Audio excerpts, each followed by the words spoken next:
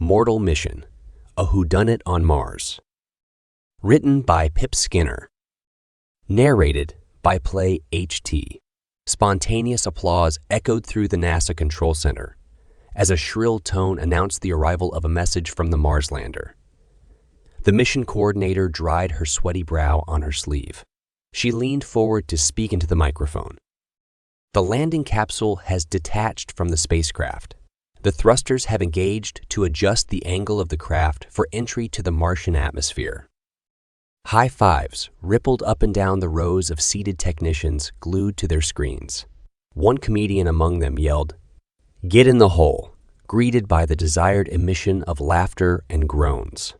An animated sequence showing the surface of Mars and the planned trajectory of the capsule through the atmosphere played on the main screen at one end of the launch room. The faces of the assembled press corps loomed up against the glass of the viewing gallery, jostling for an unobstructed view of the operations room for their cameras, searching for the money shot. The landing capsule is on its way to the surface. "It's already there by now. There's an 11-minute delay," said Chuck Gomez, crime reporter and sometime roving correspondent for Space Monthly. "We'll know shortly."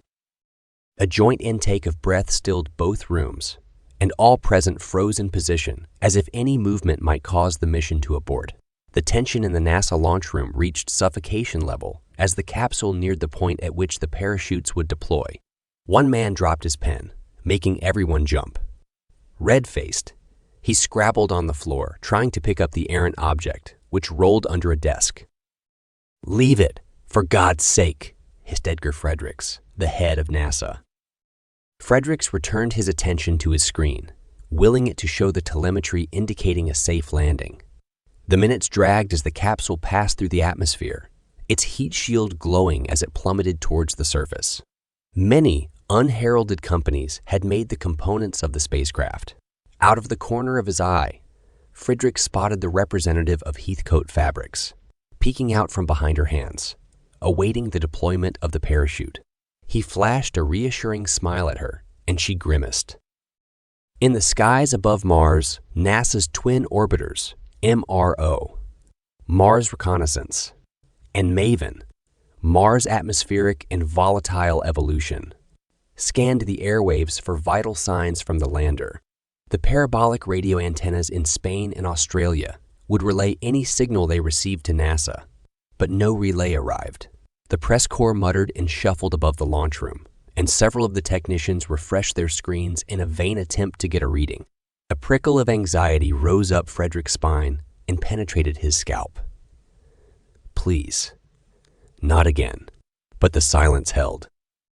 Behind the long glass window separating the press gallery from the launch room, arms holding cameras aloft drooped and feet shifted in embarrassed impatience.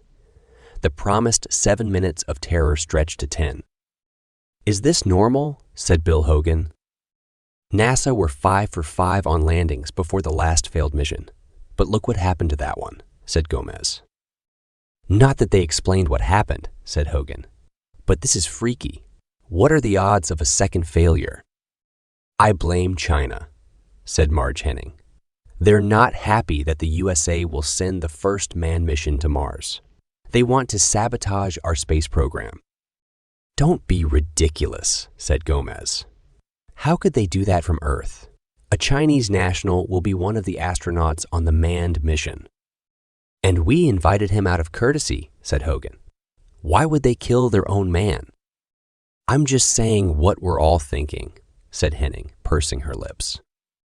"Speak for yourself," said Gomez, who moved away from her, rolling his eyes and twisting his finger at his temple.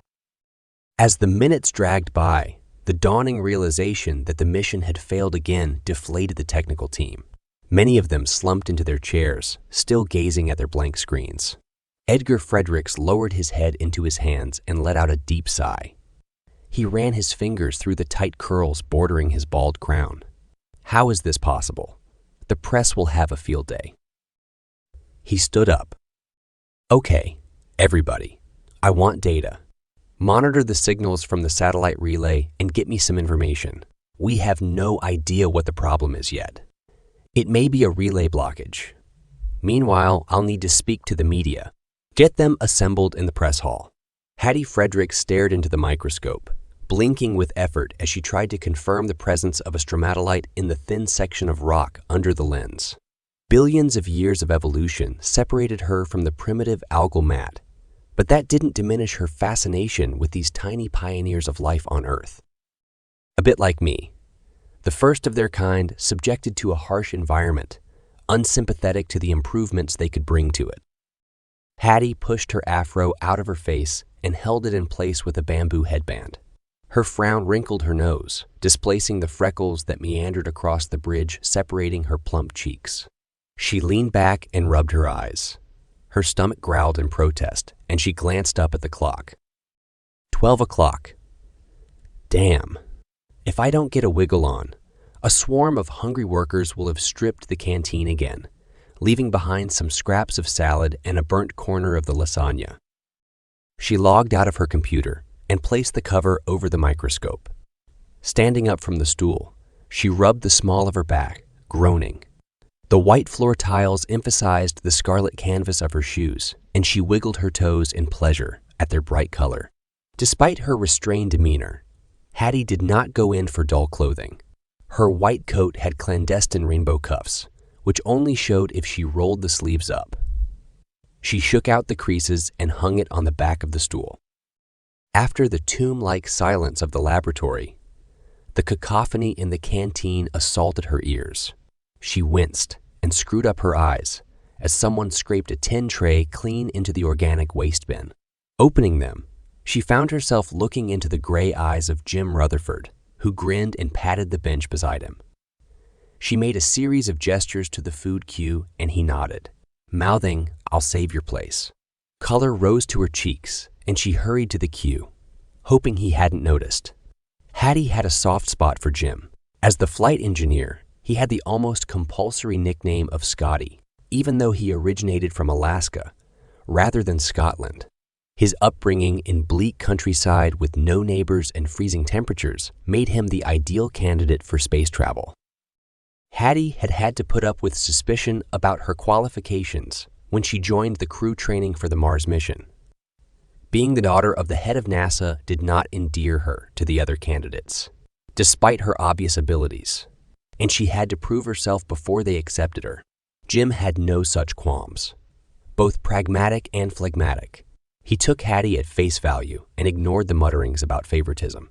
She had impressed him with her mechanical skills and ability to think outside the box, and he dedicated free time to developing her flying and docking skills. "Repetition is the key," he said. "Make muscle memory." Hattie stood in the lunch queue, her stomach rumbling, and looked longingly at the dish of fries. They were definitely not included in her latest diet. Instead, she pointed to the salad and a portion of steamed fish. The lady serving the food raised an eyebrow, but did not comment. Hattie swiped her card on the automatic cashier point and collected her cutlery. She took her tray and sat opposite Jim. He frowned at the contents of her lunch. "You don't eat enough to keep a mouse alive," he said. "Lucky I'm not a mouse then," she said, crunching on a piece of raw carrot and keeping her diet to herself. He rolled his eyes and cleaned his plate with a piece of French bread. "I'm making the most of my food now, before I have to eat space rations," he said. "I don't have that problem," said Hattie, trying to keep the reproach out of her voice. "You don't know that. Weirder things have happened. Look at NASA's attempts to collect the Perseverance samples over the last couple of years. Who would have predicted 2 successive failures?" "Bad luck comes in threes," said Hattie. "I'm not sure being chosen for this trip was so lucky." Jim looked up to see her eyes crinkling and wiped his mouth with his hand. "Hilarious. I don't think." "Sorry, I didn't mean..." "It'll be fine. They've been planning this mission for years. The sample collection has just been tacked onto it." Jim rubbed his chin. "I guess after 5 successful landings in a row, we were due a failure or 2.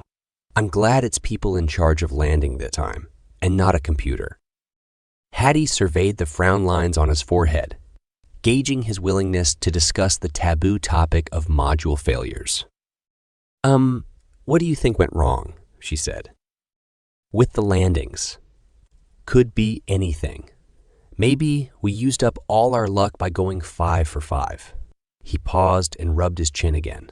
"Anyway, this time our spacecraft has a completely different configuration. The type of Starship we'll be using has been tested on a 6-month sojourn around the moon and on its surface with no glitches. We've also sent 5 separate Starship modules ahead of us to carry the life support systems to Mars with no errors so far. And I'm able to fly our spaceship in case of gremlins, which makes it safer.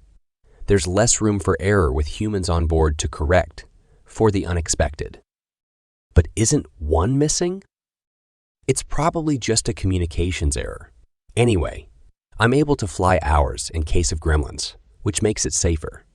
There's less room for unexpected errors causing accidents with humans on board." "I guess so," said Hattie. "Presumably that's why we all had to learn to fly too. It's going to be exciting for you all. We'll be asleep for most of the trip. I'm not sure how exciting that's going to be. More exciting than staying here, I'll bet. At least you passed all the training modules with no problems. There's a big chance you'll be the one to go if there's a last-minute issue. Except for the time I had an attack of claustrophobia in my spacesuit in the dive tank and had to be fished out. Maybe. Thanks, Scotty." Jim stood up. "See you around, short stuff." "Less of the short," said Hattie, but he had already gone. She stood up to get a coffee and couldn't resist adding a couple of chocolate biscuits to her saucer. "That's the problem. I've got no willpower. How could I be an astronaut with my lack of gumption?" "Do you really need those biscuits?" said a voice. Hattie didn't need to turn around to know who it belonged to. Serena Hampton, tall, willowy, silver spoon firmly wedged in her mouth. She had been selected as second officer for the Mars mission due to her leadership qualities. She also had a master's degree in geology and doubled as the mission science officer. Hattie had watched her breeze through training, jealous at the consummate ease with which she overcame the hardest of tasks. While Hattie had hidden her phobia of running out of air, and the thought of diving in a spacesuit made her feel sick, Serena never showed any sign of being fazed by the rigors of training. Her leadership qualities were never in doubt, and the men all followed Serena with their eyes too.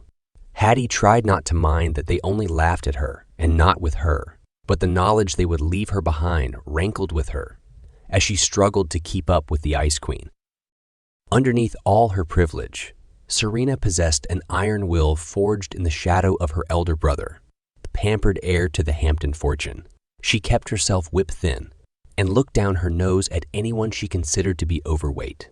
Self-absorbed and bitchy, she did not qualify as a team player. How did she fool the recruiters? There might be no I in team, but Serena didn't go out of her way to make Hattie feel good. Maybe money talked. "They're not for me," said Hattie. "They're for Scotty." "Hasn't he left?"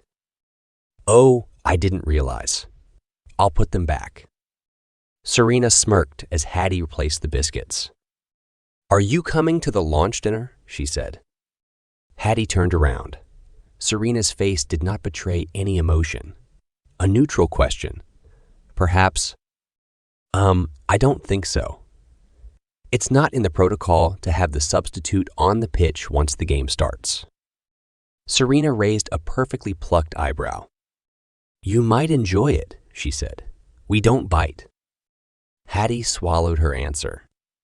"Maybe," she said, and Serena stalked off. Despite the invitation, Hattie couldn't escape the feeling Serena looked down her nose at her. It wasn't as if Hattie lacked qualifications to be an astronaut. Hattie had started out in mechanical engineering only to be seduced by a supplementary course in geology. She swapped majors and graduated first in her year in natural sciences, majoring in geology and winning a prize for her thesis on the origin and classification of fossil stromatolites or marine algal mats. She had only chosen the thesis in the first place because she got to spend 3 months at Shark Bay in Western Australia. But the persistence and tenacity of these organisms impressed her. She also did an advanced scuba diving course, which counted as a necessity for astronaut training. While she passed the course, she had almost drowned in an incident on the reef, which left her traumatized.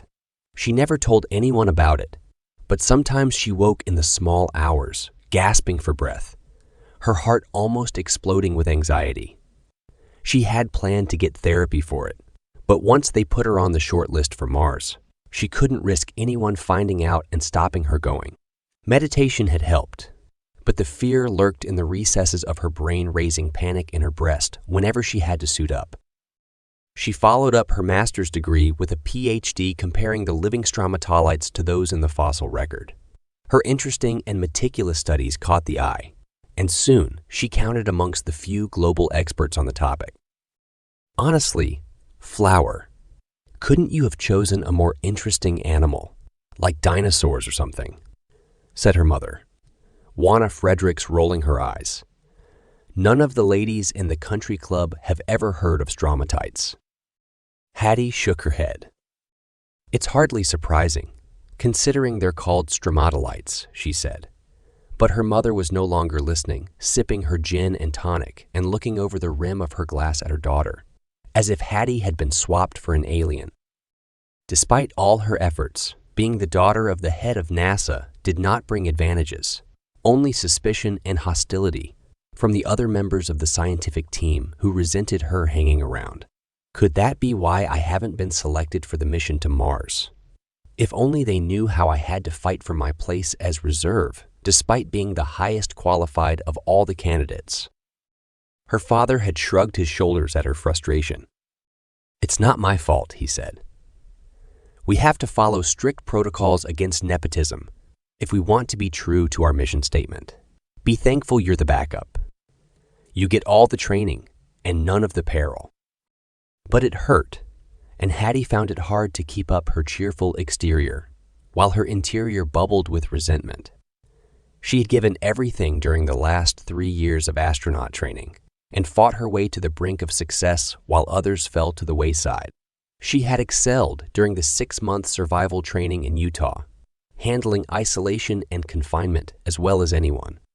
Her practical side had come to the fore as they learned how to repurpose materials to create shelters and to change rovers into motorcycles. Her childhood first aid classes had given her a head start in their triage module, and her calm nature in the face of trouble had impressed the instructors. But artificial intelligence, AI, had read her resentments with other members of the crew, and she had to suffer the indignity of anger management courses and deep therapy to make her release her frustrations. Was it any wonder she got annoyed?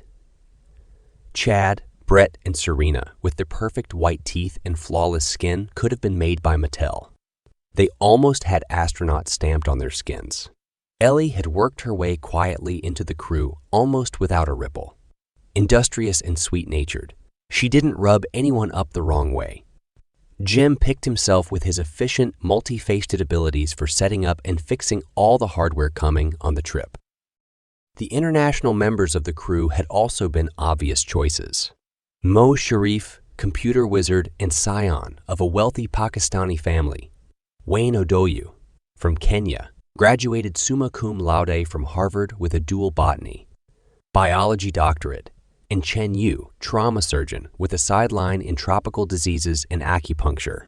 Hattie couldn't fault the final choices, and in reality, she couldn't compete with Serena's cool exterior and calculated charge to the top. The more obvious it became that Serena would beat her to the earth science slot, the more frustrated Hattie became. In the end, AI picked Serena because of Hattie's flaws and despite Serena's. I have only myself to blame.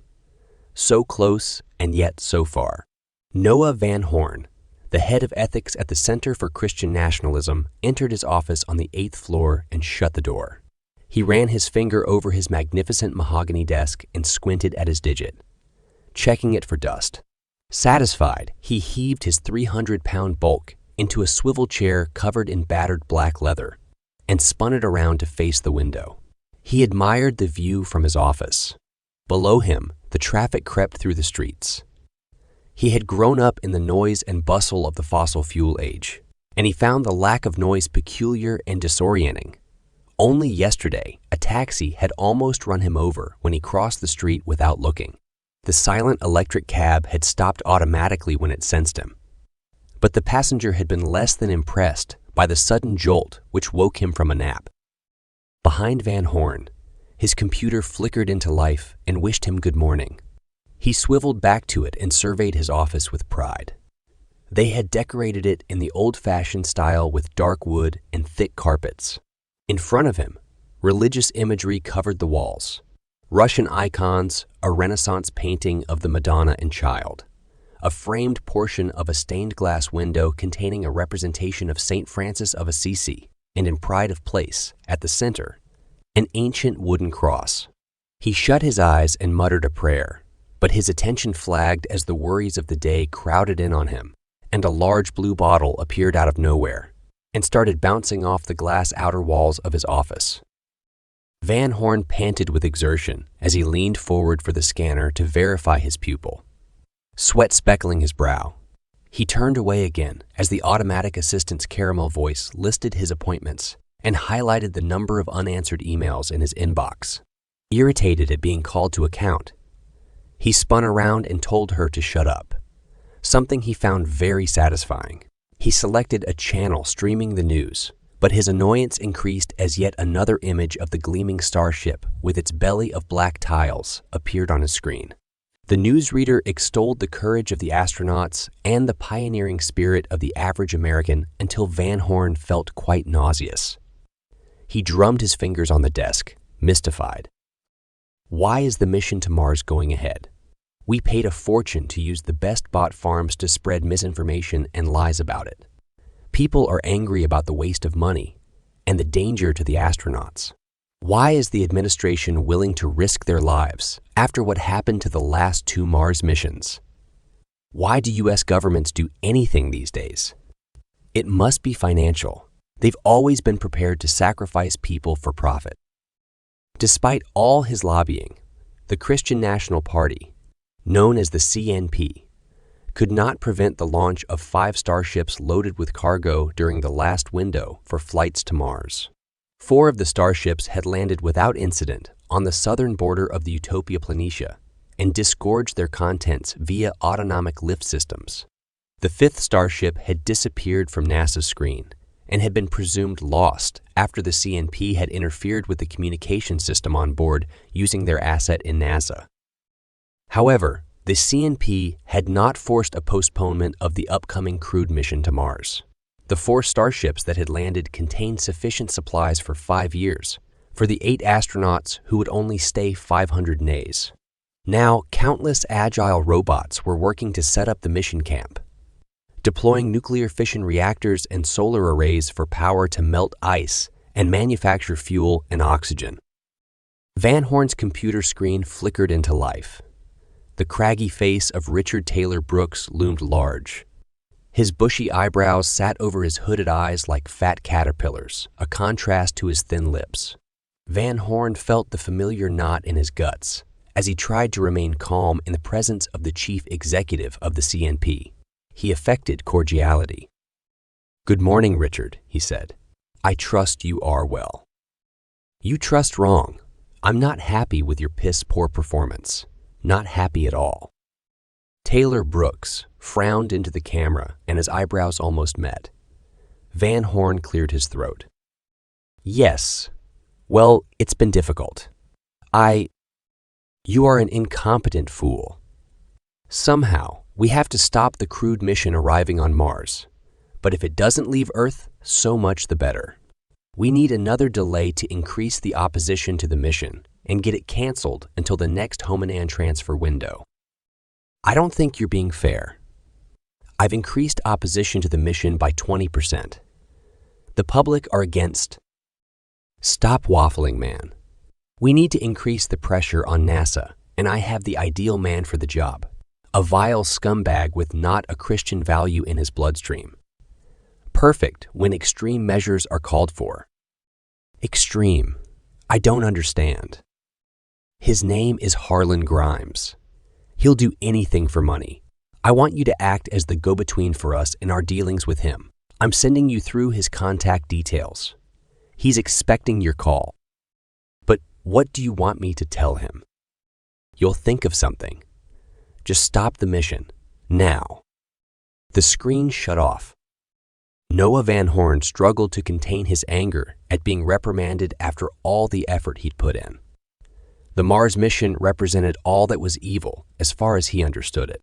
If ancient, or God forbid, extant life existed on Mars, it would sweep away any pretense that the Earth was unique and chosen by God as the only place in the universe to contain life. He created man in his own image. What if they found sentient beings on Mars? How did that fit with God's teachings? Van Horn felt as if they were intent on desecrating all he held holy, all he had believed in. As a child, he had admired and followed several famous conservative preachers and had bullied his mother into subscribing to their channels. That was before she died in a car crash, taking his little brother with her. His father never mentioned her again, nor did he reveal her intention to abandon her religion, and he and his son continued like nothing had happened. Noah Van Horn soon got used to the idea that he would never see his mother or his brother again. He had washed cars and cut lawns in the days before robots took over, to save money to go to Christian rallies. He grew up as the apple of his father's eye, the perfect son. What did kids do to earn their pocket money these days? Design NFTs. Code video games. He felt like a fossil in this fast-changing world. His religious fervor had not dimmed, but his dream of a return to past values did not mesh with modern technology and the proliferation of genders. Van Horn had enrolled in religious studies in university, but had quit in fury when he realized he would have to learn about religions other than Christianity. One lecturer even asked them to consider whether evolution was part of God's glorious plan, ever expanding and changing, and challenging men to do the same. Van Horn had stood up and walked out. He never returned. He looked for something more solid, more constant, less blasphemous, and found it in the Christian Nationalist Party. They understood his longing for the old values and took him in and molded him into a fervent disciple. He threw himself into the defense of Christianity as written in the Bible, and soon found a new enemy, the cult of the Green Dragon, as environmentalism became known. He refuted science as an explanation for the workings of the planet, and he vowed to eradicate the teaching of Darwinism from schools. Creationism became his mantra, despite his brain telling him that the Earth must be more than 6,000 years old.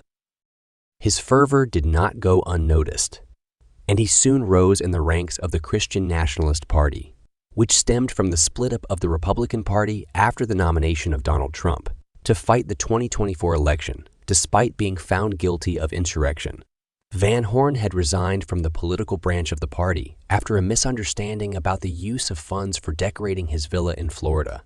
But despite this and his relative youth, he had kept his position as the head of ethics in the Center for Christian Nationalism.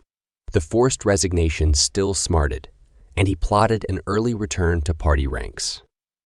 The door of his office opened, and Grace Desrays, his personal assistant, came in with a tray. She wore a bright pink linen shift dress with cap sleeves and vertiginous beige heels. Her pretty face and curvy figure brightened up even his darkest moments, and her choice of delicate perfume made his head spin. She wore Arcana perfume oil, and when he bought her some for Christmas, he found it contained frankincense, rosemary, lavender, neroli, and verbena. Alchemy like her. The cute way she wore different colored Alice bands to push her neat afro off her face made his heart sing. He couldn't imagine how a girl from high society had ended up in his office, but he thanked God for her every day. "Is that my coffee?" he said. "White with 2 sugars," she said. "Just how you like it." She placed the cup on his desk and walked out, leaving a faint smell of her perfume, which Van Horn breathed in like life itself. Could he bear his job without the ray of light she brought into his life? He sipped his coffee and ate the delicate, sugared cookies she had placed on a side plate. He sighed in pleasure at the treat, trying not to wolf them down in an instant. When he had finished, he clicked on the contact sent to him by Taylor Brooks. "Call Mr. Grimes," he said, wiping his head with a pristine linen handkerchief and leaning back into his chair, which groaned in protest. Moments later, Harlan Grimes's rodent-like features filled the screen, pockmarked and greasy under his ludicrous comb-over. Why didn't he get plugs or something? Van Horn grimaced and then forced out a smile. "Mr. Grimes, I believe our mutual acquaintance has reached out to you about doing something for us." "Morning, Noah. And what would that be?" said Grimes.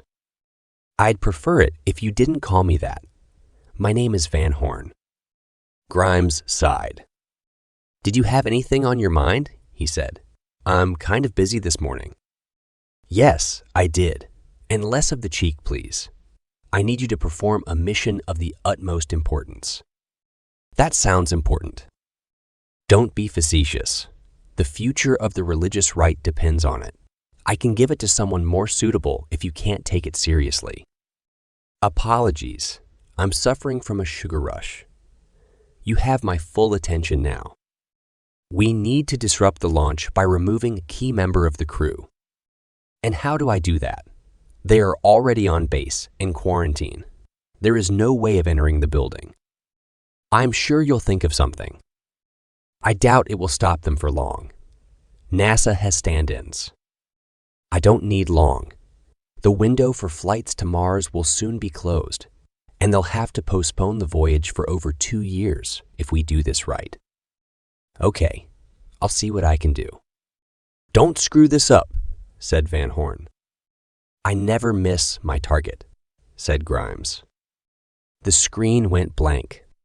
Van Horn sat staring at it for several minutes before taking out an electronic pad to doodle on. The muscles in his cheeks worked as he pressed the stylus into the interface, which emitted a warning beep in protest. He sat back and chewed the end of the stylus in revenge. As launch day loomed, the misery of being left behind permeated Hattie's whole being. Her instinct to hide away in the laboratory made it hard to avoid the excited talk about the upcoming Mars mission. Sullen and withdrawn at home, she shut herself in her room to avoid her mother's well-meaning, but grating platitudes. Her interest in space began at an early age. Since her days staring through the telescope of their neighbor, Morty Reasoner, she nurtured the ambition of proving that Mars had harbored primitive life, and maybe still did. It became an obsession, especially when the missions to retrieve the Perseverance samples from the surface of Mars had failed. She longed to be the one to analyze the samples, a hope crushed by her exclusion from the final selection. A burning resentment of the unfairness of life soured her sunny outlook.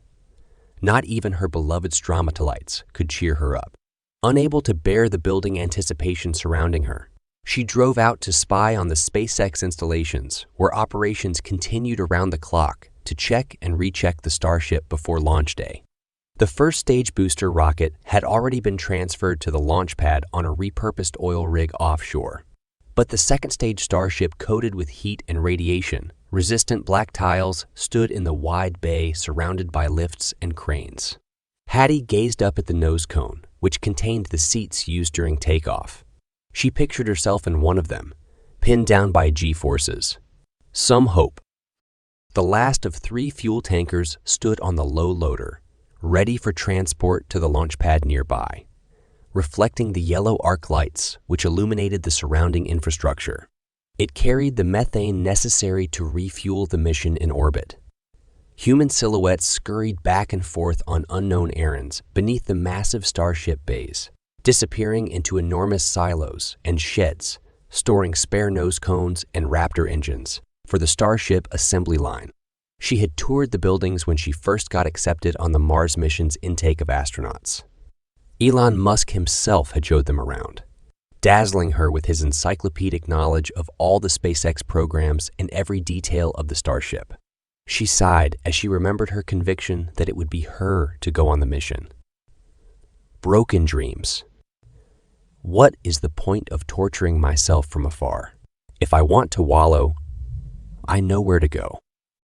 She returned to the car and increased the volume on the retro rock and roll. She streamed when she drove anywhere. The surround sound cocooned her as she headed south on auto drive, her eyes shut to keep out the world. The palm trees lined her route like large cannabis plants. How strange it used to be illegal when it offered so many medical applications. Thank goodness I wasn't born 30 years ago.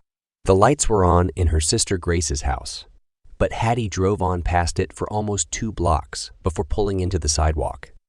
She sat there for 20 minutes before she gathered the courage to get out of her car. The streets were well lit as she made her way to her sister's house, but no one else ventured out, and she reached Grace's house unseen. She strode up the path to the front door, trying to generate confidence. The doorbell chimed, and Hattie could hear the muttering of her sister's voice in the hallway. Grace opened the door. "Are you mad? Coming to my house? Did anyone see you?" "No, they didn't. And hello to you too." "What are you doing here?" said Grace. "As if you didn't know," said Hattie, crestfallen. Grace smirked at her distress. "I forgot you didn't make the grade, Miss Wannabe Astronaut. Are you looking for sympathy?" Hattie shrugged. "Can't you ever say anything nice? I thought you were a Christian." Grace raised an eyebrow. "God will strike you down one of these days. What do you want anyway?" "I wanted to see you. Is that a sin now?" Grace rolled her eyes and opened the door wider. "Come in then." Hattie sniffed the air. The aroma of fresh-baked brownies overcame her instinct to turn around and leave again. How did her sister stay so slim? She walked into the sitting room, feeling self-conscious about her tight trousers, stretched over a stomach which had swelled since she started comfort eating in her misery at getting left behind. She sat in a corner of the sofa, shedding her shoes and drawing her legs under her. Grace's face softened as she observed her little sister trying to shrink into the sofa. "Do you want a brownie? It's a bit late for coffee, but I have some decaf." Hattie smiled. Brownie love. The nearest her sister ever got to affection these days. They used to be so close before the Christian right got its claws into Grace. Her conversion from the carefree teenager who loved to spend long nights drinking and dancing with her sister to the severe 29-year-old with a fanatical puritanism took mere months. Her sister was the life and soul of the party when Hattie left for Australia to finish her thesis. On Hattie's return, she discovered a different Grace, recruited by the Christian right, emitting the fervor of the newly converted. The shock devastated Hattie. In one fell swoop, she lost her wingman and confidant, replaced by someone who resembled an inhabitant of Gilead. Now the shock had dissipated, replaced by sadness, but she hadn't ceased to hope for a change of heart. "How's work?" said Hattie, savoring a bit of fresh brownie. "The same as ever. Smiting the sinful and punishing the non-believer," said Grace in an uncharacteristic jibe at her position of personal assistant to Noah Van Horn in Christian Nationalism's ethics office. "And you?" "Staring down the microscope at microorganisms," said Hattie, "and trying not to be jealous of the other astronauts." "You're lucky you're not going," said Grace. "I've heard many rumors about the mission." Hattie stopped eating and examined her sister's expression. Grace's brown eyes avoided hers. "What do you mean? What have you heard?" "Oh, nothing. Just people mouthing off." "What about?" "Oh, you know. The dangers of exploration. Poor people are starving and we're spending money on space. The Christian right has one of the newest, most expensive buildings in New York. How come they don't help them? God punishes sinners. They must have done something wrong to be punished. You don't believe that, do you? Don't let's fight about the same old stuff. I'm glad you came over. It's been too long since I saw you." Grace sat beside Hattie on the sofa and put her arm around Hattie's slumped shoulders. "You're so brainy. Why don't you put your talents to work for God instead? we could do with some less robotic recruits. I already work for God. He gave me a brain and I'm using it to improve the future for mankind. What's wrong with that? Grace frowned. But there is no life on Mars, she said. God created the earth to be the exclusive manifestation of his works. He made man in his own image. The Bible doesn't mention life anywhere else. It's just not possible. But isn't that why we're going? To find out if alien life has begun on another planet in our star system. Your friends should have the courage of their convictions. Anyway, life on another planet doesn't disprove God. It just proves our lack of understanding of his works. Perhaps we are too stupid to understand his grand plan. Grace shrugged. The fundamental doctrine is unchanging. God is infallible. Hattie sighed. Can I stay with you tonight? She said. I don't think I can bear to be alone. Grace pursed her lips. Okay, but don't tell anyone you stayed here. My work colleagues think I'm an orphan. They've no idea I have an apostate for a sister. Seriously? Is that why you're using Mom's maiden name? It's so I can avoid awkward questions about you and Dad. Stay here. I'm just going to put sheets on the guest bed. Can I help? But Grace had gone, shutting the door behind her. Hattie felt a flutter of sympathy for her sister and her absurd double life. If she believed all the fundamentalist stuff, why didn't she disown her family forever? Maybe blood was thicker than water despite everything. Her instincts told her Grace was becoming less enamored of the strictures and doctrines of the Christian right. But she would wait her out. No need to poke the bear. She will tell me when she is ready to leave that behind. The door opened and Grace put her head around it. Your room is ready, she said. Thank you, sis. Sorry to be a wimp, but I'm off to bed now. Pretending to be happy for my fellow astronauts is exhausting. Ask God for strength and humility. I find it helps. I will. Thank you, said Hattie. See you in the morning. She climbed the stairs and let herself into the spare room. Tears filled her eyes as she spotted her childhood lamp projecting the starry night sky onto the ceiling. She slid beneath the Star Trek-themed sheets, also from her childhood, and lay on her back, watching the constellations change and the planets fade in and out. Why did Grace keep all this stuff?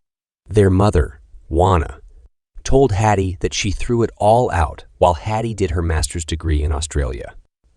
Hattie had been heartbroken, but Juana did not have a sentimental bone in her body. When I was a child, I talked like a child. I understood as a child. But when I became a woman, I put away childish things, her mother said when Hattie complained. Where does it say my mother threw away my things? Said Hattie. I threw away Grace's toys too, but she didn't fuss. She took everything to the dump. But she didn't, did she? Hattie smiled and hummed the tune to Star Trek in her head, to boldly go where no one has gone before. She shut her eyes and pretended to be in a sleeping pod on the Starship. A drowsy prayer issued from between her lips, but she didn't ask for humility. She asked for a place on the mission. Scotty told her stranger things had happened, but had they? Chuck Gomez ran up the stairs to the conference room in the astronauts' building. His shirt stuck to his back under his faux leather jacket. He snuck a look at his watch. Bang on time. No need to panic. He stopped outside the hall and ran his hands through his mop of brown hair. He grinned at the prospect of the press conference. Would there be any surprises? Unlikely with NASA in charge. How would the crew appear? Nervous, excited. This should be interesting. The heavy double door groaned under his push and swung open to reveal a packed hall. His eyes darted back and forth across the lines of seats, but a self-satisfied back occupied all of them. Stragglers stood at the back of the hall, fiddling with their all-in-ones. He patted his pockets and the reassuring shape of his right, and the rain notebook took his pulse down a couple of beats. Other journalists made fun of his old-fashioned paper notebook, but he took it on the chin. I'll keep it. Thanks. A notebook doesn't run out of charge, day or night, and it won't stop working if I drop it or dunk it in a puddle. He wasn't a Luddite. Like everyone else on the planet, he owned an all-in-one, not the latest model, but serviceable. He had also purchased a bale of notebooks in an online auction, which he reckoned would see him out, and salvaged a box of HB pencils from a warehouse where he had covered the story of a murdered girl. He shifted from one foot to the other to take the weight off, and then he spotted a space on one sidewall, much nearer the front. Maybe he could get a question in after all. He edged towards the gap with his fingers crossed that it would still be there when he arrived. Too late. He realized the other journalists had left a space because of a swinging door, which opened onto a passageway to the building's kitchen. The door swung open towards him as he got there, almost knocking him over and causing a ripple of laughter amongst the nearby journalists. He leaned against the wall and put a foot out to stop the door swinging past 90 degrees. The odor of fresh-baked pastry curled around the door, tantalizing him. As usual, he had failed to fuel up before the meeting, and his stomach rumbled in protest. A pretty journalist heard the growl and sniggered at him. "Hungry?" she said.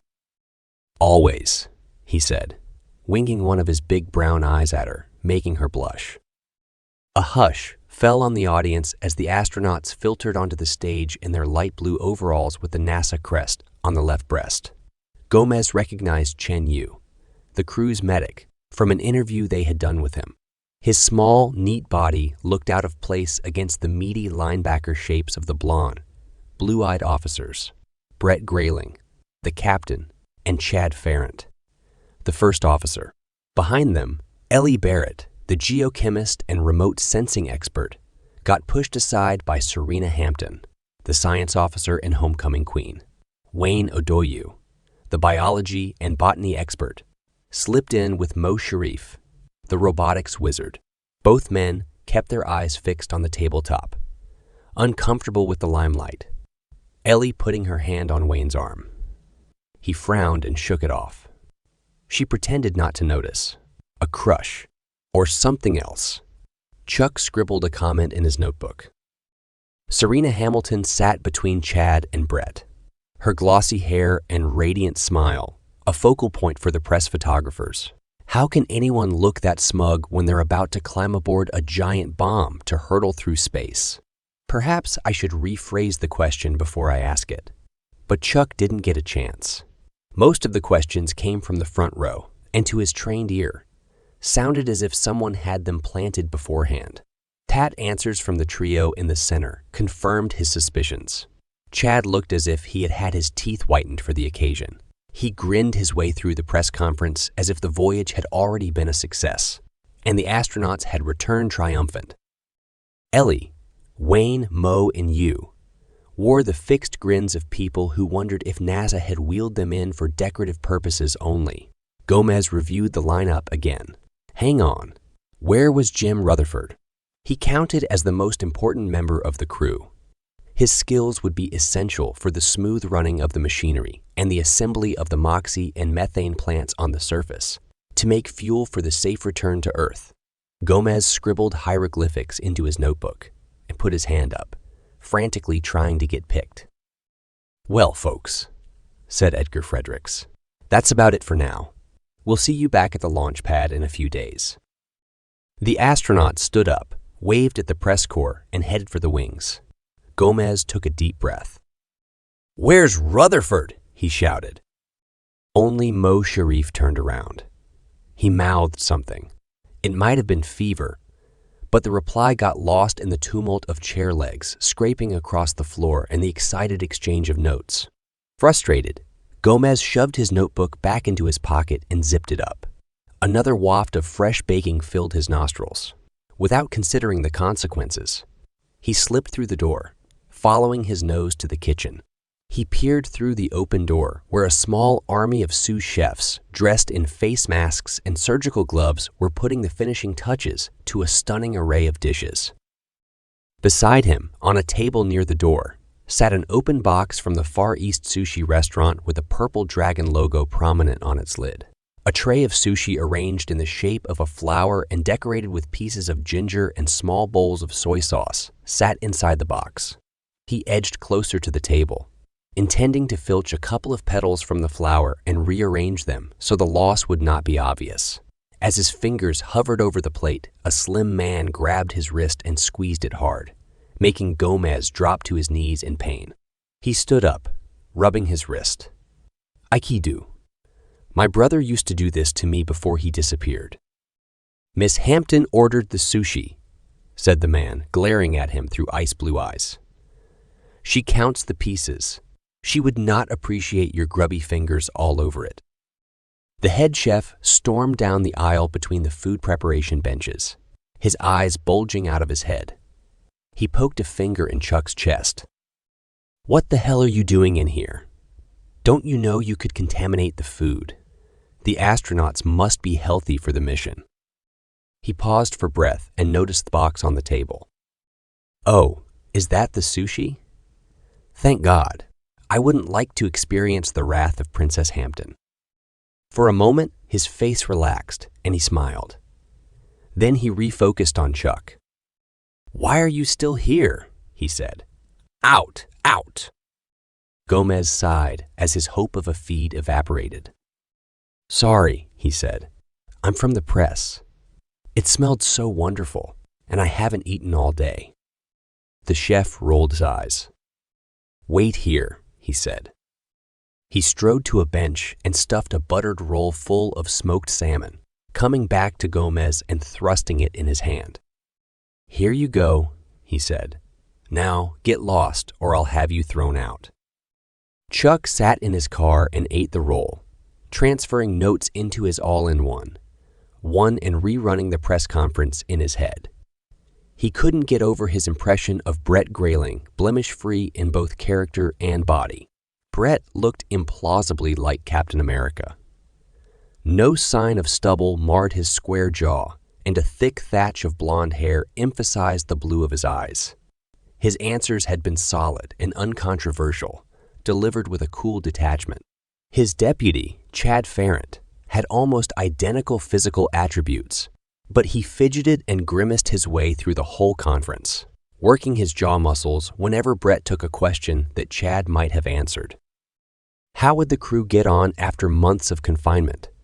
Chuck had heard rumors that NASA had shoehorned certain members into the mission to suit the requirements of the United Nations, and others for the massive corporations who funded the mission. Only Brett and Scotty had spent time on the surface of the moon. The others had been to Mars simulation camps in the desert and in the tundra. It seemed like an enormous risk to send a young and untried crew on the most important space mission of the last 100 years. But the resilience of youth weathered long exposure to the rigors of space better, and their ability to regenerate compared to older crew members. Too late to worry about that now. I wonder if I can get another roll from the kitchen. Noah Van Horn stared in horror at his screen. The hypocrite preached fire and brimstone with the best of them, but he couldn't keep his hands off the teenage sons of his flock. Only 6 months ago, Van Horn arranged a large payoff for the livid parents of a young blonde parishioner. They kept the incident out of the media, but the youth refused to repent and had to be sent away for aversion therapy. Not a pretty business. This latest disaster summed up his dilemma. How could religion compete in a world with 20 genders and sex on tap? At least the cancel culture of the early 21st century had ebbed a little after people retaliated for being told not to wear cornrows in their hair, and saraced to parties by reporting their neighbors to the police for activities such as dyeing their hair blonde or eating Chinese food. The tit-for-tat nature of the complaints swamped the courts before they reinstated equilibrium and some modicum of free speech and behavior. But the religious right experienced pressure from all sides, especially after President Harris stacked the Supreme Court with left-leaning judges who legalized all drugs, liberalized abortion, and mandated a third sex. The influx of different religions didn't help, he mused. Muslim refugees from strict Sharia, run countries, and Catholics from Latin America formed large proportions of the population. They formed impenetrable, multicultural ghettos with their own vibrant cultures and beliefs. The doctrine of the Christian right didn't appeal to people who had escaped from similar restrictive regimes. As their influence shrank, the threats from the outside multiplied. The new moon base had quashed their long campaign to label the moon landings a lie. Conspiracy theories lost their charm once Elon Musk conceived the brilliant idea of taking some of the prime culprits to the moon and around the Earth, smashing their conviction and converting them to the wonders of space. The resulting press conference had been one highlight of the 2020s. Van Horn countered this revelation by releasing videos accusing the ex-conspiracists of accepting large bribes. But momentum had been lost. The public became obsessed with space, enabling the government to proceed with its plan to claim the metals on Mars for the United States of America. The public were dreaming of aliens, but their leaders were wide awake to the potential of the red planet. He pressed his intercom. "Miss Desrays, can you come in, please?" Did he detect a sigh? Miss Desrays appeared intolerant of his determination to see her face to face, despite all the modern technology available to him. She had no idea how much he longed to have her sit on his knee, so he could stroke her slim figure and sniff her delicately perfumed hair. What soap does she use? The authorities had banned strong perfumes in public because of allergies, and they went the way of peanuts and other triggers. Van Horn had a contact if he required any contraband, but his religion prevented him breaking the law. Van Horn would have loved a carton of cigarettes, so he could smoke by the sea when no one was watching. But being beholden to that slippery scumbag did not figure in his plans. He owned an electronic cigarette, but nothing rivaled the hit he got from a lungful of smoke and the nostalgia that came with it. Grace entered the room, her cornrows plaited with pink and purple beads. Her loose linen dress hid her curves, as was correct for work, but he spotted her in the street one weekend in antique blue jeans and a flowery shirt, which hugged her figure in all the right places. "Yes, Mr. Van Horn?" She enunciated his name with care and stood looking at the floor as far from him as possible, her fingers interlaced and a pulse throbbing in her temple. He stared at her for a moment. "Why have I called her?" "Are you interested in space travel?" he said on a whim.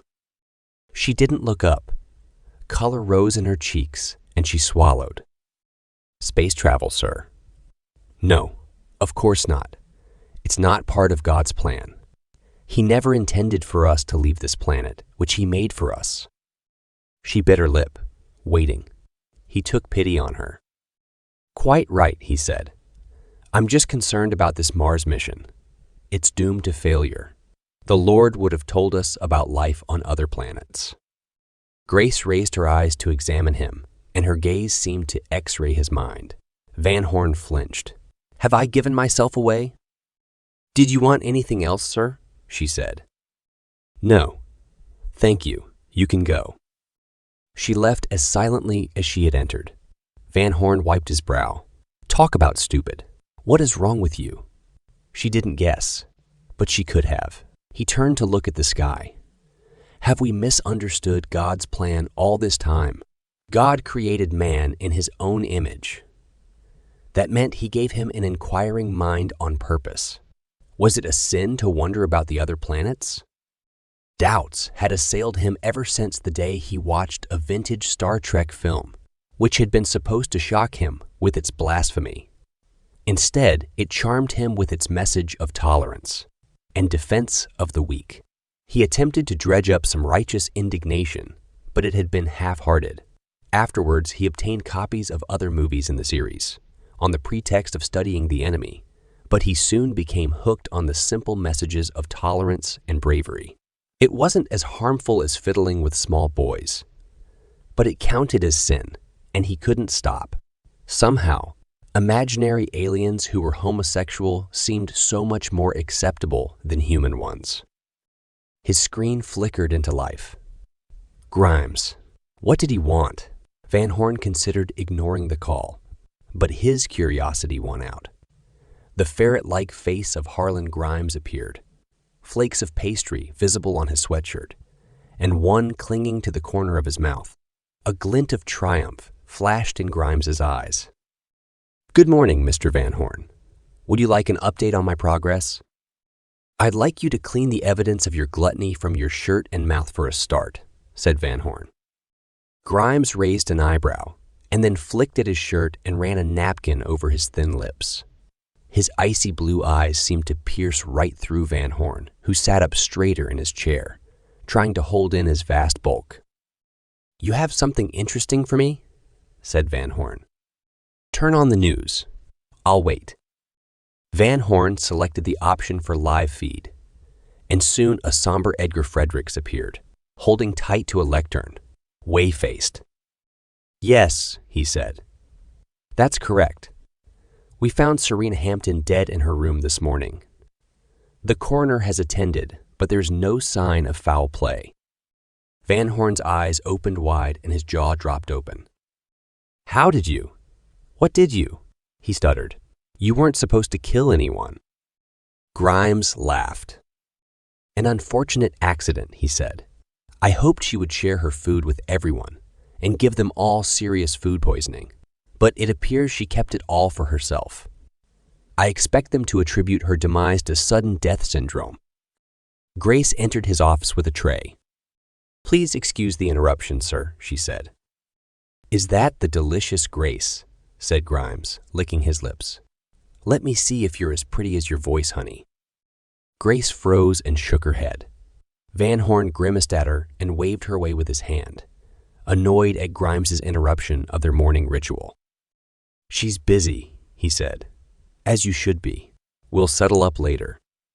"Don't forget me," said Grimes, smirking.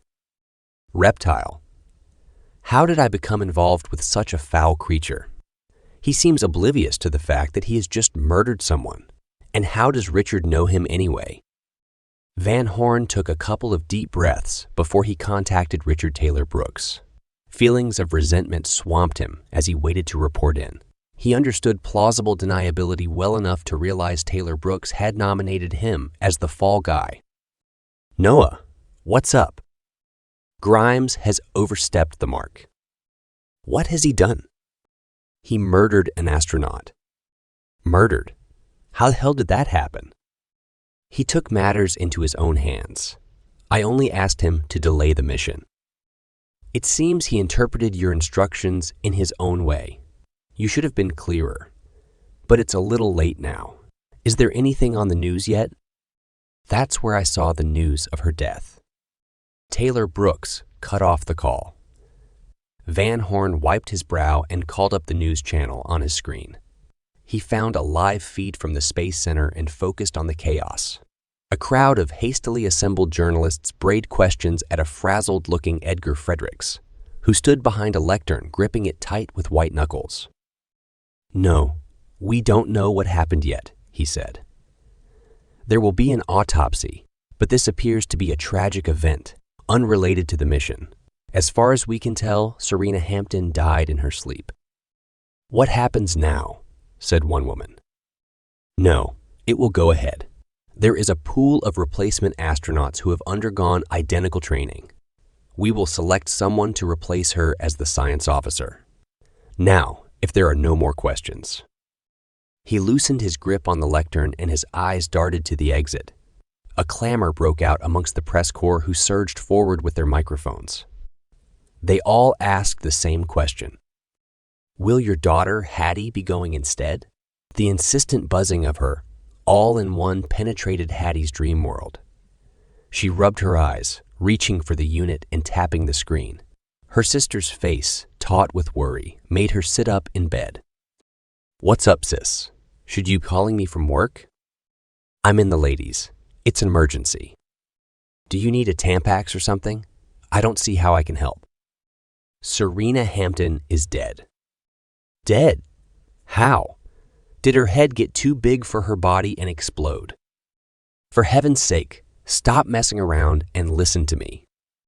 "You're serious? Oh my God, what happened to her?" "They don't know. She died in her sleep. You know what this means, don't you? Sleeping is dangerous.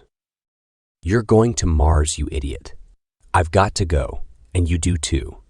They'll be looking for you, and they shouldn't find you in my house. Van Horn would be the one exploding then. Sorry, I'll leave right now.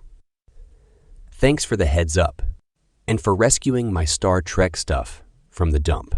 I knew you were in there somewhere. It's me I'm protecting. Get out of my house, now. Aren't you going to wish me luck?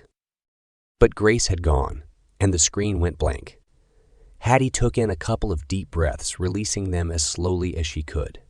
Holy moly, I'm going to Mars. Hattie jumped out of bed, her heart racing. She went to the bathroom and splashed cold water on her face. Am I dreaming? This feels pretty real. She got dressed without showering and let herself out of Grace's house, glancing around to make sure nobody saw her. She got into her vehicle and told it to go home. The traffic had lessened after the morning rush hour, but Hattie felt exposed and pressed the button to make the windows black out. Her all-in-one pinged and her mother's tear-stained face hovered on her screen. Darling, where are you? Dad and I are frantic with worry. Don't panic. I heard the news and I'm on my way home right now. They took your underwear. Who did? Some people from NASA turned up and asked me for it. Ah, they need to sterilize it. It's already clean. Yasmina will be most insulted. For the spaceship, Mum, we can't take anything to Mars that could contaminate our results. Why can't they give you new underwear? The female astronauts have refused to wear boxer shorts, and they don't make astronaut bras. Mind you, with a fifth of Earth's gravity, I won't need a bra. Don't be silly, darling. You have to wear a bra. I'll be there soon. I should warn you. A swarm of reporters have arrived outside the house. My windows are blacked out. Open the gate for me, and I will park the car in the basement so they won't see me get out. Her mother nodded and signed off. Hattie's seatbelt tightened around her chest as her heart rate elevated with the adrenaline rush. It's real. Loosen my belt, she said.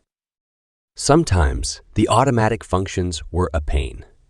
Like when your heart rate went up with anticipation of a kiss and the vehicle trapped you in your seat instead.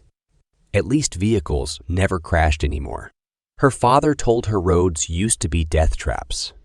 Drunk drivers, stone drivers, boy racers, people with poor eyesight or distracted by cell phones. How did they survive? Automatic cars were boring, but at least you got home safe. As her vehicle approached the entrance of her parents' beach villa, the throng of waiting reporters turned towards her as one, like a murmuration of starlings, and thrust an army of all in, uns, towards the blacked-out windows. Some of them bounced off the glass as she went by them through the gate of the villa, making her shrink back into her seat. Obstacle in the road, said the mechanical voice of her car. Proceed, said Hattie. Obstacle in the road. Proceed, damn you. Sound the horn. Loud. The sharp blast had the required effect, scattering the crowd and opening a path to the villa. Soon the gates were closing behind her, and as the vehicle glided into the bay under the house, she let out the breath she had been holding. Her mother burst through the door from the utility room of the villa as the car came to a stop, her hand on her heart, a sure sign she had palpitations, or some such mother's ailment. Hattie couldn't stop a grin creeping onto her face. Poor Juana. Born into a prominent Cuban family in Miami, she married below her, but her husband had surprised her with his ambition. He rose to become head of NASA, and now everyone, including her parents, lionized him. But Juana suffered the bitter blow of having two children who not only had the temerity to be female, but also showed zero interest in coming out into high society. Grace had joined a cult, or a something resembling one, and Hattie had followed Edgar into NASA. Hattie sympathized, but not enough to compromise. The door of the car slid open, and she jumped out. Hi, Mom. Here I am at last. Where were you? How could you worry me like that? You weren't with that Larry boy again, were you? Hattie sighed. Honestly, Mom, keep up. I broke up with him about 18 months ago. I slept at Grace's house, actually. The casual phrase made her mother clutch Hattie's arms and peer into her face. You saw her? You saw my baby. How is she? Grace is fine, and still almost 30. She'll always be my Chiquita Gordita. Neither of you has permission to grow up. Hattie followed her mother into the kitchen where her father waited, his face neutral, as if it were just another day. Hello, said Hattie. I hear they need a spare astronaut. Seems that way, said Edgar. You have to agree to go first, though. Hattie shook her head. I don't think I will. I have a concert next week I don't want to miss. Juana sobbed theatrically. Edgar put his arm around Hattie's shoulders and looked into her eyes. You don't have to go, you know. No one would think any the less of you if you backed out. They have candidates from other nations who are also ready and willing to go. I know, but I've been waiting all my life for this opportunity, and I want it more than anything. If I turn it down, they won't ask me again. How could you be so cruel? Said Juana. After all I've done for you, throwing away your life on account of Star Trek. Please try to understand, Mom. It's because of all you've done for me. I'm ready for this. I never fitted in down here. Perhaps I'll find my destiny in the stars. Do something, Edgar. Stop her. Now, sweetheart, don't fret. It's no different to her being in Australia. You can record video chats for her, and she'll come back all excited, but without the dirty laundry for once. But it wasn't quite the same. No one mentioned the fact that space tried to kill anyone who ventured there. Bombardment with dangerous radiation altered gravity fields, playing havoc with body fluids and structures. The absence of hospital treatment in case of emergency are all potentially fatal. The tiniest leak or crack, which goes unnoticed, could develop into a life-threatening situation. Space debris could write off the Starship while it refueled in upper orbit. The Moxie plant on the surface of Mars could malfunction along with its two backups. A rover could break down far from the habitats or fall down a crevice, taking the crew with it. The Starship could fail to take off from Mars or get damaged in a meteor shower in space. When do we leave? Said Hattie. We need to launch during the next 10 days if we want to follow the home and transfer orbit to Mars. But you'll have to go to the astronauts building tomorrow anyway. They need to carry out medical and dental checks on you. You'll need to reintegrate with the crew and be tolerant of their reactions to you joining them. They've had one nasty shock already. Edgar smiled to show he was joking. But Hattie heard the message loud and clear. She had always aspired to be part of a close-knit team, but somehow her choices resulted in her being alone often. Are you going to let him insult me like that? She said to her mother, who held out her arms in answer. My funny little one, she said, kissing Hattie's forehead, all grown up and off to explore the universe. Chuck Gomez stared at the screen in disbelief, his piece of toast hovering halfway to his mouth. He put it down again and watched intently as the newscaster recounted the shocking events. A young woman struck in her prime, just before the biggest adventure of her life. They suspected sudden adult cardiac arrest syndrome. Weren't astronauts screened for that? If not, they should be. A picture of a pretty young woman in a bright, flowery shirt flashed up on the screen. Isn't that Edgar Fredericks' daughter, Hattie? What an extraordinary thing to happen. The daughter of the head of NASA heading to Mars on the first ever mission. He abandoned his breakfast, grabbing his notebook and his all-in-one, and stuffing them in the pockets of his jacket as he left his apartment. Vehicles jammed the freeway going into town, but Gomez had no trouble traveling out to the beach where the Fredericks had their villa.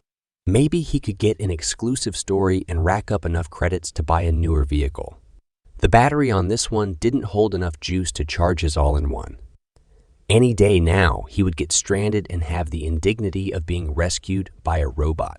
He couldn't afford the recycling costs of a new battery. Never mind a new vehicle, but if he got an exclusive on Hattie, well, that could be lucrative. He rubbed his hands together and then smoothed down his thatch of unruly brown hair pulling his shirt down over his trousers to cover the coffee stain he had made at breakfast. Will I be able to speak to Hattie? Or just her parents? Juana had a reputation as a bit of a snob, but she came from immigrant Latino roots, just like him. Maybe they would find common ground. The large cluster of journos at the gates of the Fredericks' villa interrupted his cozy imaginings. So much for an exclusive. He'd be lucky to get a shared quote. He told the vehicle to stop about half a block away, outside an old-fashioned house with pink walls and a green metal gate with rusty hinges. In the garden, an old woman struggled to move a heavy plant pot. "Can I help?" said Chuck, jumping out onto the pavement. She peered at him through rheumy eyes. "Do I know you?" she said. "No, but I promise I won't harm you." We'll see about that. Come in then." Chuck let himself through the gate and walked down the crunchy gravel path. "Where shall I move it to? My name's Chuck, by the way." "Chuck? What sort of name is that?" "It's short for Carlos, Mom." "Ah, a Latino boy." "I'm Sybil Reisner. Just pick it up and follow me. My gardener didn't turn up today, and I'm desperate to repot the shrub before it dies." Chuck picked up the pot and followed her into an ancient greenhouse, built as a lean-to against the southern side of the main building. As they entered, the smell of tomato plants hit Chuck with a powerful memory of his grandmother in Colombia.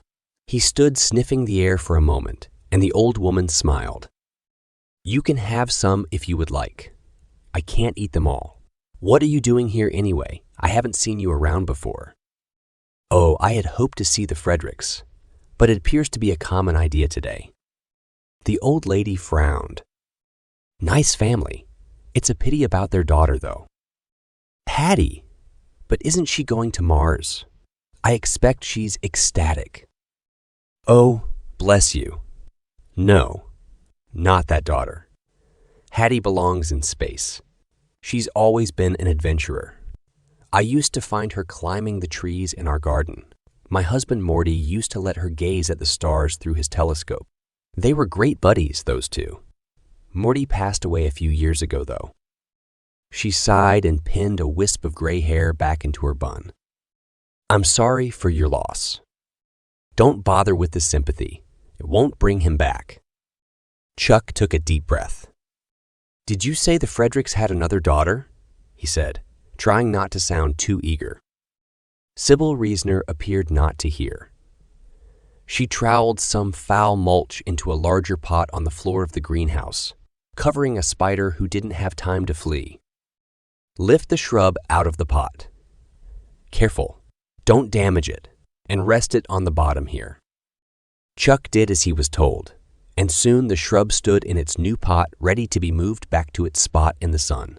He picked it up with a grunt and staggered back outside. "There now? Isn't that better?" said the woman. "It looks great," said Chuck. "I wasn't asking you," said the woman, caressing the leaves of the shrub. The other daughter," said Chuck. "Can you tell me anything about her?" "She went all religious on us. A crying shame. Grace used to be such fun, much like her sister. They both had green fingers. They planted a lot of the flowers you can see in my garden."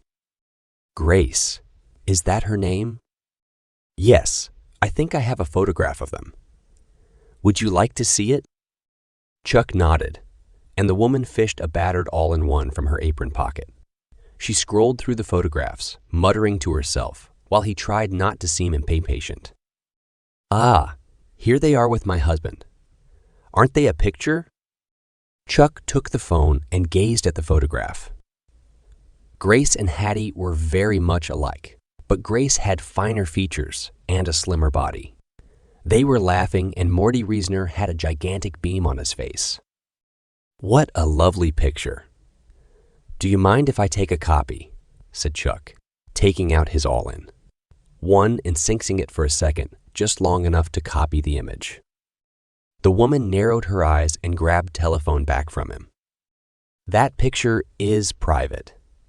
You don't have the right to copy it or use it. Are you one of those horrible journalists?" Yes, but I would never do that without your permission. I'm just interested in the Fredericks family. Vermin, I should have known, she said, shoving him. Get out of my garden. Go on. Shoo. Chuck backed away.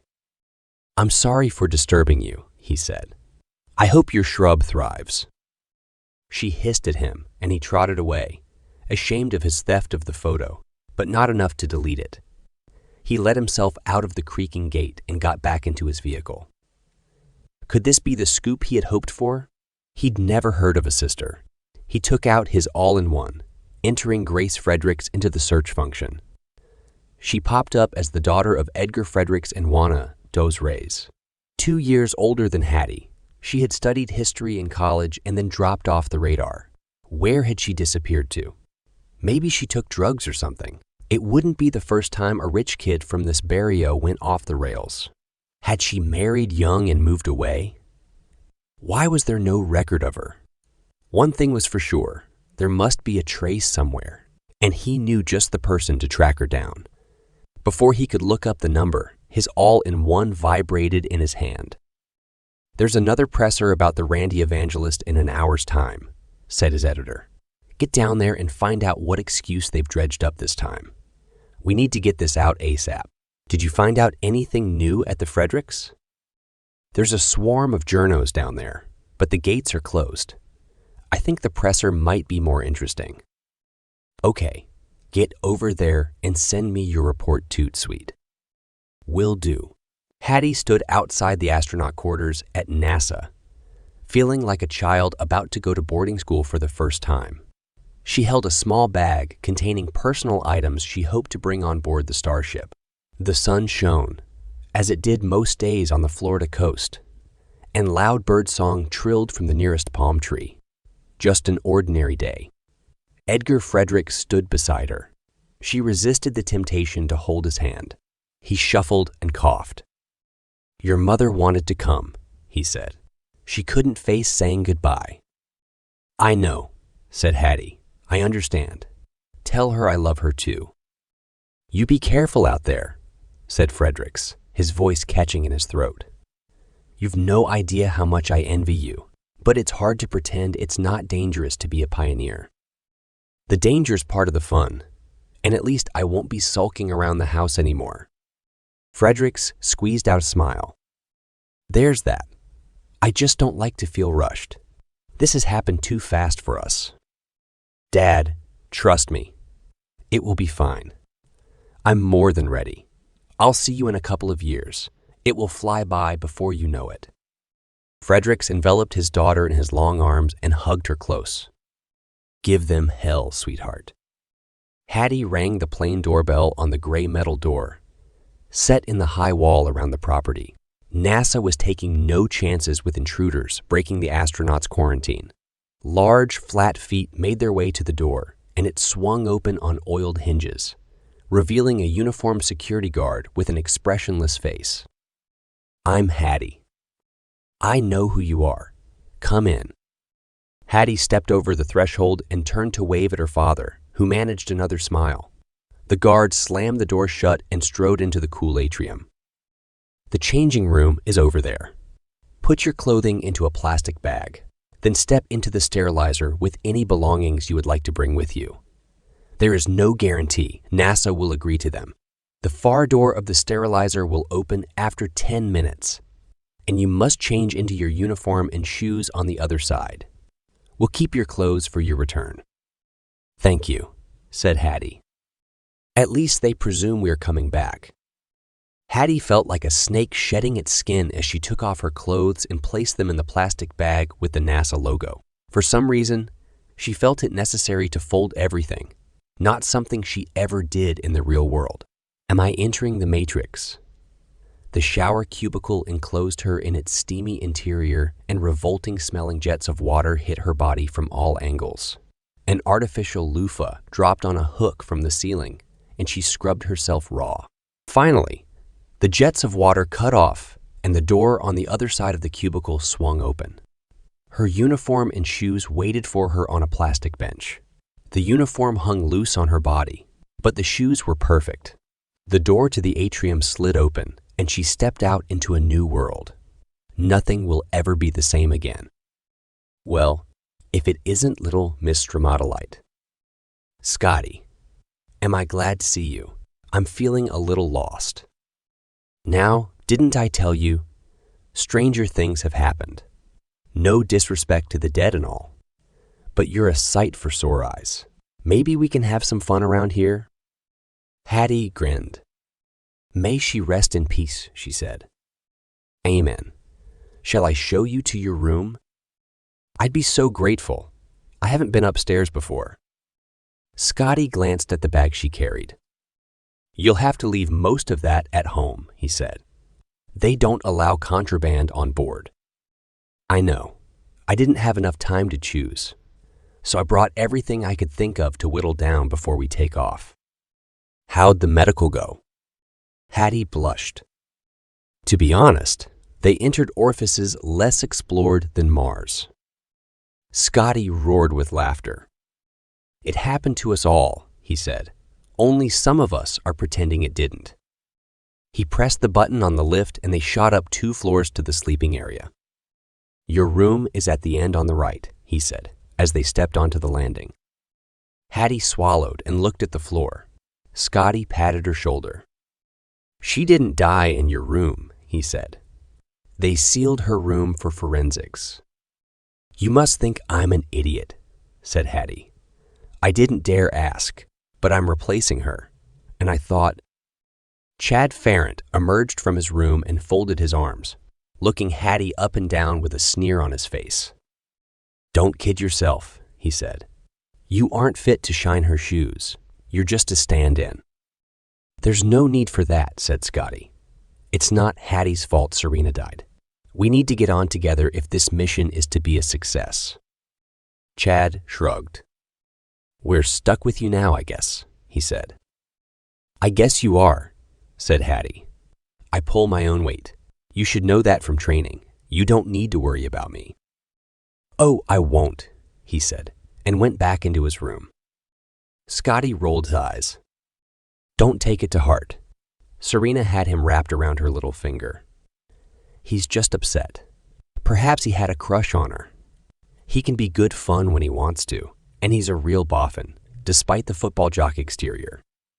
Serena's death must have been shocking for all of you. I'm sorry. We'll get over it. Here's your room. Get settled in. Dinner is at 7. We eat in the first floor common room. Hattie entered the bright room and sat down on the bed. She emptied her bag onto the cover and sorted through it to calm herself down. Shampoo, toothpaste, toothbrush, a statue of Buzz Lightyear with a secret compartment in the base. Given to her by Grace, before religion parted them. These days, she would have given her a statue of some obscure saint. Hattie, all in one, contained hundreds of books, and as much music as would fit in the memory bank. Chocolate to celebrate their Mars landing.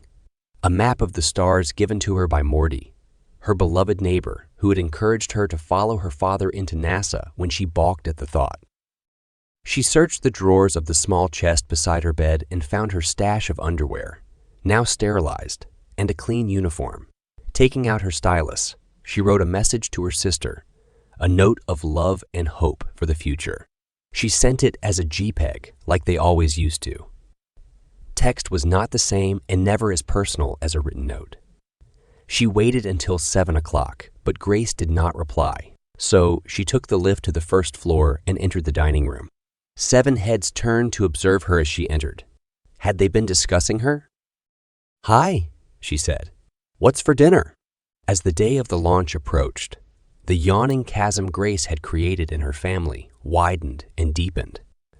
She longed to contact her parents and share their emotions, but such a move would jeopardize the new life she had invented for herself.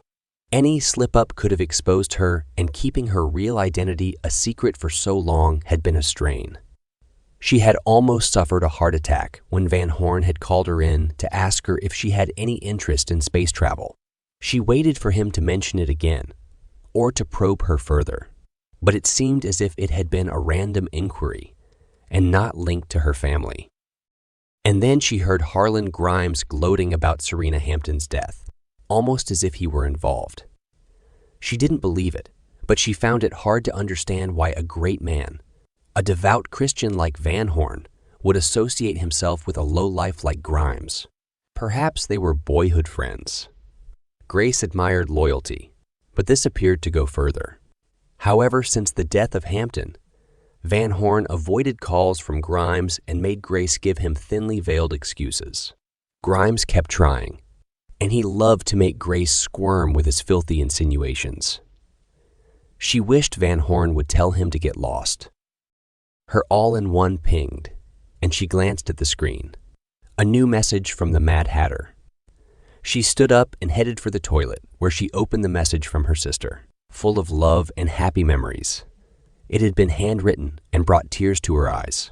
How lucky they were to see each other before Hattie had had to enter quarantine with the other astronauts. If it wasn't for Grace's loyalty to Van Horn, she would have gone to the launch. Not that she condoned it, but she wanted to pray for Hattie as she set off on her amazing adventure. But what excuse could she use in order to be absent for the day? And wasn't it a sin to lie? Was she being tested by the devil? Grace had harbored doubts about some precepts of the religion ever since the first days of her association with the fundamentalist church. She loved the purity of its doctrine, but worried about the arbitrary nature of its inclusions. She had often bought Van Horn a shrimp salad, but weren't shellfish forbidden? If the Bible was the literal word of God, why did he make a man lie down with his daughters? The organization had spent a huge amount of time and energy trying to disprove laws of science, which Grace thought showed his greatness rather than going against his wishes. Even the trip to Mars struck her as the beautiful proof of man's innate curiosity to explore the universe God created. But Van Horn told her it was blasphemy to travel into space, and the elders agreed with him. As the years had passed, Grace felt more and more torn between her love of the church and her reverence for science. Hattie's open disappointment with her choice to join it had been wounding, but their bond had not been completely severed. They had begun to communicate again, but now Hattie would be gone for years, and unless Grace went back to her parents' house, she might never hear from her again. Some days she considered resigning, but most days she dedicated to the service of the church without complaint. To her great relief, her quandary about going to the launch solved itself when Van Horn announced that the office would be closed for a deep clean on that day. Grace did not suspect him of any ulterior motives, although the coincidence surprised her. She could melt into the crowd if she wore a disguise and stayed away from her family. Her heart filled with joy as she sent Hattie a message. "I'll be there. Don't forget to wave."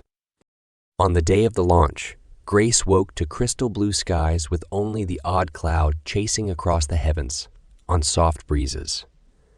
She put on a linen dress and took her lightest hooded coat out of the cupboard. She pulled the hood over her head, slipped on a pair of large sunglasses, and checked out her reflection in the mirror. It made her giggle. She looked like a spy from an old movie, or a celebrity trying to go shopping without being recognized. Was Hattie a celebrity now? Would she ever see her again? A sob caught in her throat and she shook her head to dislodge the thought. Everything would be fine, and Hattie would come home safe. She parked as close to the launch pad as she could and pushed her way through the crowds, staring at the beautiful silver Starship, which gleamed in the sunlight on the rig platform out at sea. The astronauts should be strapped in by now, counting off their final checklists. I'd pay $1 million to hug Hattie and wish her luck. Grace wiped her brow as the sun beat down, and she got jostled by the excited crowd. Her disguise did not feel like such a good idea now. She longed to throw off the coat and get some relief from the heat. Surely no one will see me or recognize me. It's been years since I disappeared from my own life. She glanced around, gauging her chances of being discovered, and out of the corner of her eye, she spotted Van Horn. She spun around, pulling the hood further over her head, her heart thundering in her chest. What was he doing here? He might be on a mission from headquarters. It didn't seem likely. They had issued a prohibition banning followers from the launch. Maybe they had sent him to monitor the launch to prevent members from attending? Grace tried to move away, but a murmur of dissent came from the tight-packed crowd. "Come on, lady. It's about to take off. You'll be in the way." She recoiled from their criticism and, keeping her head turned away from Van Horn, refocused on the launch. The minutes passed and an expectant silence fell on those assembled. Panic seized Grace's heart in a vice-like grip. She struggled to breathe. "Countdown so soon. Please don't go, Hattie. I'll come home, I promise." 10, 9, 8, chorused the crowd. The Starship shook and roared, and bright orange exhaust fumes billowed from the Raptor engines. 7, 6, 5, 4, said Van Horn, oblivious to Grace, so near to him in the crowd. 3, 2, 1, mouthed Grace, as the ground shook under her feet, rattling her to the core. The Starship tore itself from the launch pad, as if reluctant to take off, accelerating away into the blue. Grace waved frantically, hoping Hattie would spot her among the mass of cheering people and know that Grace loved her. "Godspeed, Hattie. Come home safe to me." She watched with her heart in her mouth as the Starship gathered speed and became smaller and smaller until it resembled a lost star. The crowd thinned out, and soon she found herself almost alone on the grassy bank. She sneaked a glance behind her, but Van Horn had gone too, so she took off her coat and let the sea breeze cool her. She removed her sunglasses and hung one plastic arm over the neck of her dress. Tipping back her head, she strained to see the tiny dot in the wide sky, but it had disappeared. A shadow passed over her face. She lowered her head to see a man standing in front of her, looking at her and back to his. All in one, with studied concentration, his checked shirt wet at the armpits and gray-flecked stubble on his chin. "You're Grace Fredericks, aren't you?" he said. The shock of being recognized left Grace dumb for a second. She stared at the man, trying to remember him. How does he know who I am? He smiled at her bewilderment.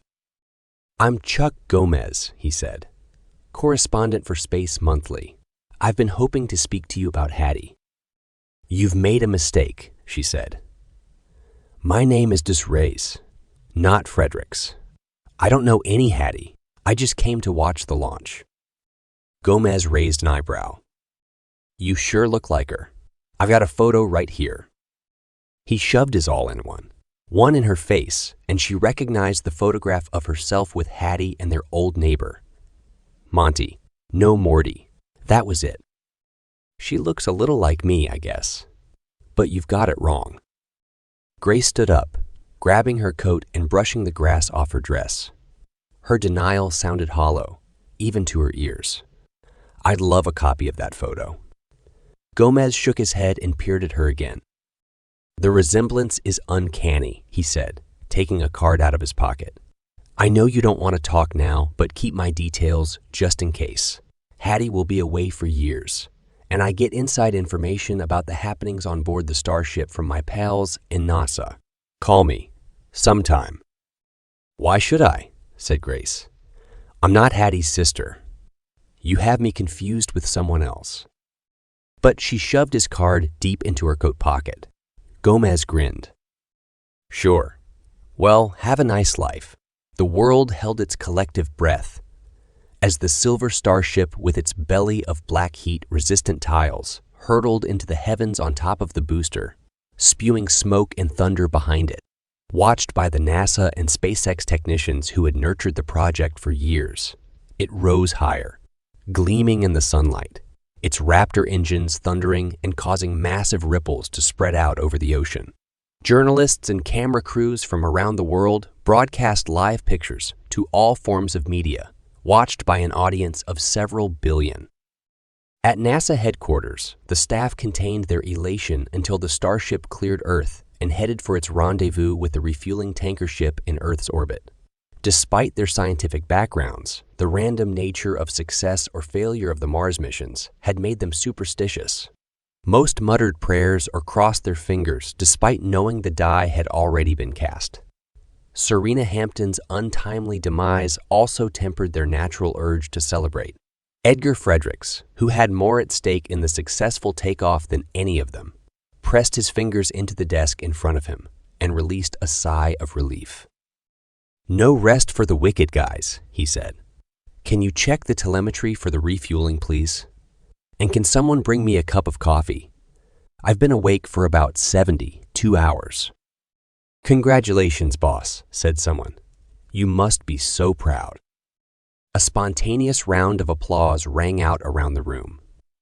Some people stood up and cheered. Fredericks blinked and struggled to contain his emotions. "Thank you," he managed. "Hattie is depending on you, as am I." Inside the Starship, emotions were also high.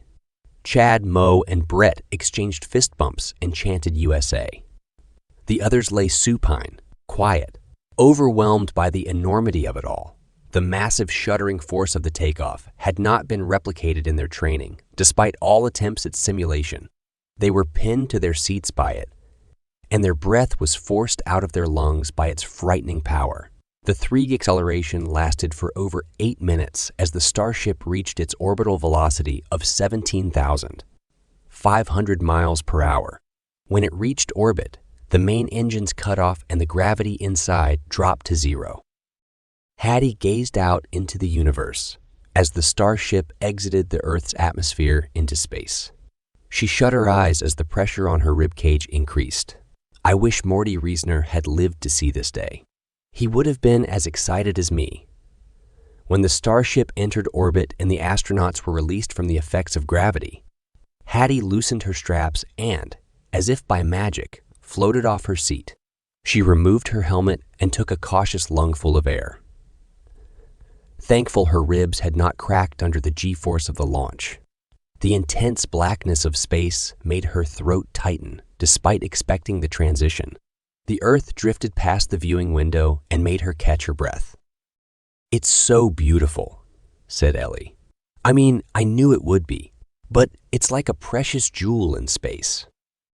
Hattie nodded, dumb with the intensity of her feelings.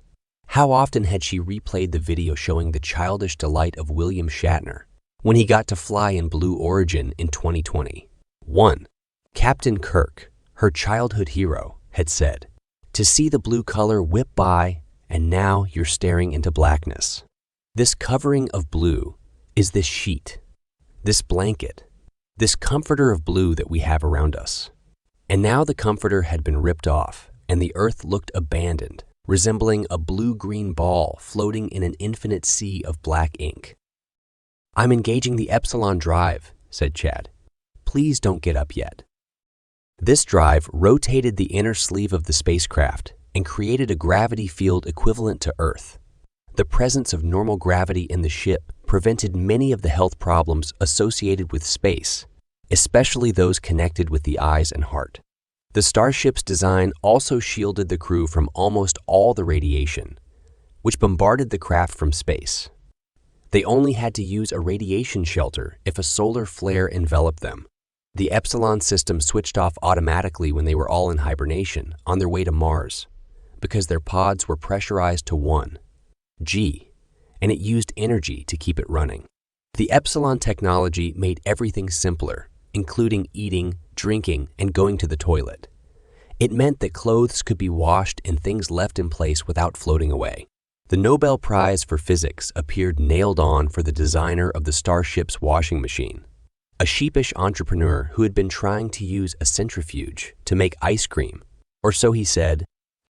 Once gravity had been restored, Brett, Mo, and Scotty prepared the Starship systems for automatic refueling in orbit. They sat at the console on the command deck, monitoring the screens, which had a continuous stream of readings from all over the Starship. The consoles were embedded in the all-white surrounds of the deck, almost blinding in its brilliance. The whole Starship had an inner sleeve, which prevented radiation from entering the living quarters. A tubular staircase ran down the center of the Starship with several exits at each level, making it as easy to use in zero gravity as induced gravity. Hattie and Ellie stood at the picture window, gazing out into space. Ellie put her arm around Hattie's waist. "We're outnumbered," she said. "We need to stick together. To tell you the truth, I didn't like Serena much. It's very sad that she's dead, but I had nothing in common with her." "I would like that," said Hattie. "I feel like a bit of a fraud, to be honest, an outsider." Ellie's blue eyes opened wide. "A fraud? But you're a famous scientist, and you're not an outsider. Scotty likes you a lot too." Hattie squirmed. "Scotty said that?" "Well, not exactly, but I know he thinks it. We've been good friends since the start of training. I know it's hard for you to slot in after spending most of your time in the other team, but everyone's really nice and they are all amazing scientists. Give them time to get used to you. Serena's loss hit them hard, especially Chad. He needs time to adjust." Ellie's heart-shaped face moved closer to Hattie's chubby one as she searched Hattie's brown eyes for confirmation. Hattie grinned. "Well, they don't have a lot of choice now, do they? We're all trapped together in this tin can for months. It's lucky we get to sleep for most of the first 8 months. No tension or discord while we're all comatose." But Hattie wondered how they would all get on when they woke up. Her father had told her politics had intruded into astronaut selection, and he had worried that national governments might exert pressure on their crew members. The case of the 3 Russian astronauts who wore spacesuits in the colors of the Ukrainian flag during the war in 2022 had not faded from memory. The world had feted their gesture in the international press, but on their return to Earth, they disappeared and had not been heard from again. "But isn't a UN mission above politics?" Hattie had asked. "Politics and religion influence every decision made on Earth," said Fredericks. "It doesn't do to be such an idealist." But she couldn't help it, and now her faith had been vindicated. She would fulfill her life's ambition despite all the obstacles. She could hardly wait. A barked order from the bridge interrupted her musings. "Okay, everyone, helmets back on and strap in again. We're going to refuel." Brett and Scotty sat at the control panel monitoring the sequence as the Starship maneuvered alongside the tanker. "Prepare for refueling sequence," said Scotty. "Roger that," said Brett. They both sat waiting to confirm the transfer. "What's the delay?" said Brett. "The secondary seal on the fuel inlet has not opened," said Scotty. "I'll run a diagnostic." Hattie felt a drop of sweat wind its way down her cheek. "I had hoped to travel further than this," muttered Yu. "It's just a glitch," said Wayne. "Calm down." "I am calm." Fredericks' voice echoed in the cockpit. "We can see no reason for the fault in the quick disconnect system. We'll keep trying on our end. Scotty, can you suit up, please? You may need to go outside to do some old-fashioned mechanical checks on the entry valve." "Is that safe?" said Hattie. "I have a degree in engineering," said Scotty, causing everyone to laugh. "I'll come with you," said Chad. "There's probably something that is jammed and you might need help." "Okay, get suited up and select some tools for the job. Then run through the safety checks and hang fire until I give you instructions," said Brett. Scotty and Chad shinned down the central staircase to the elevator level where the suits were stored. They stood in the automatic bays and waited for the machine to apply their suits and seal them tight. They put on their tanks and sat with their helmets on their laps, going through the safety protocols and waiting for instructions. "We are go for the spacewalk," said Brett's voice. "I know you've done this many times before, but don't get careless. If we can't find the cause, we'll be going back to Earth." The 2 men opened the massive protective door to the airlock.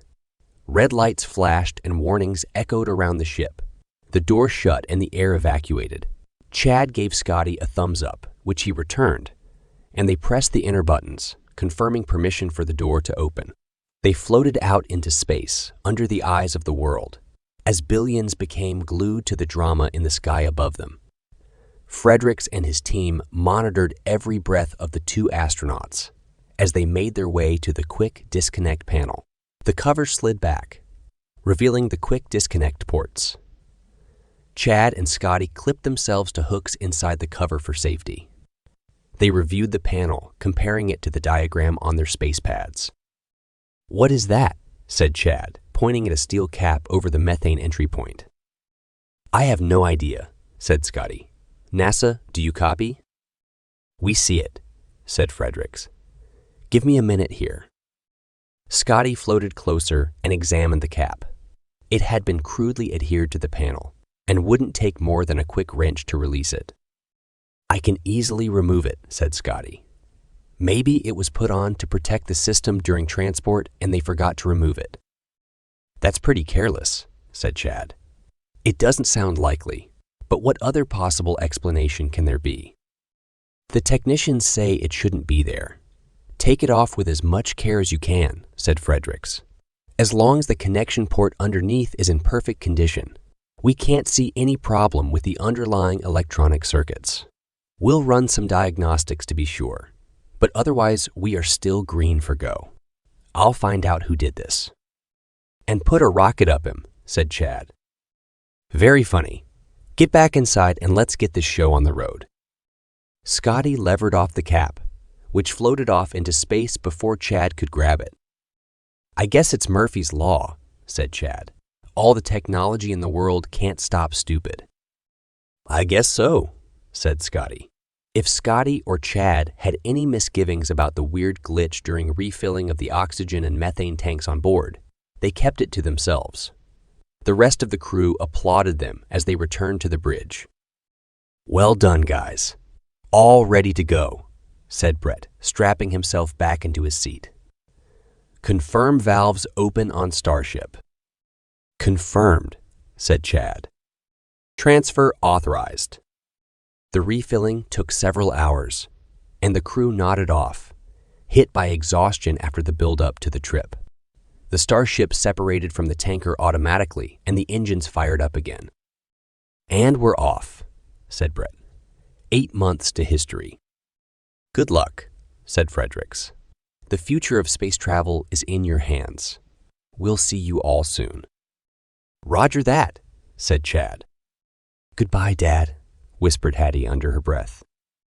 When all systems switched to automatic, and the Starship had set out on its 9-month journey, you stood up, somewhat unsteadily, and waved his arms. "I'll prepare the hibernation pods on the sleeping deck. Hattie, do you want to give me a hand?" "Of course," she said. "I love putting people to bed." "Putting them to sleep more like it," said Wayne. "By telling them anecdotes about stromatolites," said Mo. He winked at her as he pulled off his helmet. Mo had already shown a keen interest in developing an algorithm for the simple identification of fossilized stromatolites. "Artificial intelligence can do anything," he told her. It was a pity he was such a jock and laughed at Chad's jokes. Hattie followed you down the stairs to the sleeping area, 1 level below the command deck. It had been located there to remove it as far from the noise of the engines as possible. The narrow bunks with integrated desks and personal storage had been distributed around the outer wall, and they had placed the hibernation pods around the central console, like petals around the center of a flower. Everything gleamed white, which irritated Hattie. They could have used other colors. A plaque on each hibernation pod spelled out their intended occupant and their role on board above a digital display monitoring the life signs of the occupants. There had not been time to replace Serena's nameplate, but it had been removed, and a sticker with science officers printed on it in large black lettering had been stuck on instead. "Home sweet home," said Yu, patting his pod. "Let's hope yours isn't haunted." Seeing Hattie's face fall, he added, "Don't mind me. My sense of humor is fatal at the best of times." "Enough with the death jokes," said Hattie. Once he set to work, Yu's mood became somber, and the Jekyll and Hyde nature of his character struck Hattie, frivolous 1 minute, deadly serious the next. They worked for the best part of an hour until all the syringes were ready, containing the exact amount of sedative required by the physiology and weight of the recipient. Yu checked the life support systems on each pod, ticking off a checklist on his all-in-one. "Thank goodness for modern medicine, eh?" said you. Imagine having to put up with Chad and Brett for 7 months. He looked around to make sure nobody had heard him. Hattie made a zipping motion over her mouth. What made you want to be an astronaut? She said. You should have been a comedian. The name you means the universe. My parents had ambitions for me. But what did you want? I had other dreams, but I had to shelve them. I'll tell you about Chinese culture another time, said you, avoiding her inquiring glance. Okay, we're ready for the first victim. The crew came down to the sleeping deck one by one. Mo insisted on exchanging high fives and chanting USA with Brett and Chad before he got into his pod. You rolled his eyes at Hattie and mouthed bravado. Before long, they had locked Mo and Scotty into their pods, safe and sound in the land of Nod, as you put it. Next to go down were Chad and Brett, who entered comas with no dramas. Ellie hugged Hattie before she got into her pod. See you soon, girlfriend, she said. Hattie smiled, but the thought of using Serena's pod had made her nervous. She didn't believe in ghosts, but Serena didn't like her. What if she objects to me using her pod? When Ellie had been sealed in, Wayne came forward for his turn and Hattie grabbed his arm. Will you swap pods with me? She said. Chad and Brett are always teasing me. I don't want to sleep between them in case I have nightmares about them. Wayne's face showed what he thought of this odd request. Would he have reacted better to her fear of ghosts? But he grinned. I don't care who sleeps either side of me. After all, we'll be in a medical coma. Thanks. Sleep well. Wayne climbed into the science officer's pod and lay down while you connected him up to the heart monitor and drips. He shut his eyes and took a couple of deep breaths. He fell asleep before you had administered the drugs. Sleeping like a baby, said you. You're next. Hattie's stomach gurgled loudly, making them both giggle. They hadn't been allowed to eat for 24 hours and had been subjected to pre-flight enemas to clean out their digestive systems. Hattie craved oblivion to rid herself of the hunger pangs that assailed her. There would be no control over her diet in space. NASA nutritionists would monitor and calorie control their intake for optimum health. Their pods would also be monitored to make sure they survived the hibernation. She hadn't been so heavily supervised since kindergarten. Of course, she said. See you on the other side. Hattie clambered into Wayne's empty pod. Her heart thundered in her chest as she anticipated the lid being closed. Somehow, she had got through training without anyone spotting her acute claustrophobia. But now, she would have to control it. She smiled at you. I can't wait to wake up again. I've got so many experiments to do, she said. It's really happening. She lay back, trying to slow down her breathing. In her hand, she gripped the note from Grace, to infinity and beyond. You noticed her look of panic. There's a button on the inside if you need to get out, he said. Hattie smiled. Thanks. I'd forgotten. She shut her eyes and held out her arm. This will hurt a bit, said you. He slid the needle into her vein and pressed the plunger on the syringe. The cold fluid made Hattie wince. But before she could complain, she blacked out. You shut the lid of her pod, and then did a circuit of the other pods, double-checking the seals and taking notes of the readings on the central console. When he felt satisfied with his checks, he got into his own capsule and sealed the lid from the inside. He slid the drip into his hand and opened the tap. Sweet dreams. Everyone, he slurred. Back on Earth, Chuck Gomez settled in to watch replays of the launch and listen to the commentators outdo themselves with superlatives about the first manned mission to Mars. His frustration at his abortive attempt to interview Grace had faded away with each glass of malt whiskey on ice. At least she had taken his details. And who knew how curious she might get as time passed without news of her sister? Chuck liked leverage. He felt guilty about cloning the image from the old woman's phone, but now he hunted ahead of the pack. Surely a large payday featured in his future? Juana and Edgar Fredericks relaxed on the swinging chair on their porch. From there, They could see Sybil Reasoner up on the roof terrace of her house, gazing at the stars through her husband's telescope. "Do you think she can see Hattie?" said Juana. A board creaked on the veranda. They were not alone. A slim figure approached and sat between them. Grace took their hands, and they all sat looking at the night sky. Nobody dared break the silence. On the viewing platform of the neighboring house, Sybil Reasoner sighed and put the cap back on the lens of the telescope. She opened her all-in-one and looked again at her favorite photograph of her dead husband. He looked back at her, debonair, smiling with the corners of his eyes crinkled up. She stroked the screen and a tear slid down her cheek. "I hope you're seeing this, Morty," she said. Chuck yawned and arched his back, stiff from sitting at his desk for hours. He chewed the end of his pencil for inspiration, but nothing would come. The manned Starship had set out for Mars nearly 6 months before, and there were only so many articles he could write about the public expectations surrounding the mission. Grace had not contacted him after their unexpected meeting at the launch, but he planned to have another go at interviewing her now that the astronauts were due to wake up. His knowledge of her ties to Hattie would no doubt be sufficient to persuade her. The astronauts had been in a state of stasis for the whole journey, essentially a medical coma which preserved their supplies of food and water for their stay on Mars, and even last for the journey home. When they could be awake, the return voyage would be used for experiments and monitoring of the effect of space travel on the astronauts, or at least those who survived. Chuck did not discount the possibility of them all suffering unfortunate ends after what had happened to Serena. Much better press coverage for death and glory. My boss would love that. He stood up and stretched again. "What's it like to be asleep for so long?" "Do you dream?" Chuck suffered from a chronic lack of sleep, and he had fantasized about volunteering for the trials of coma drugs for long space voyages.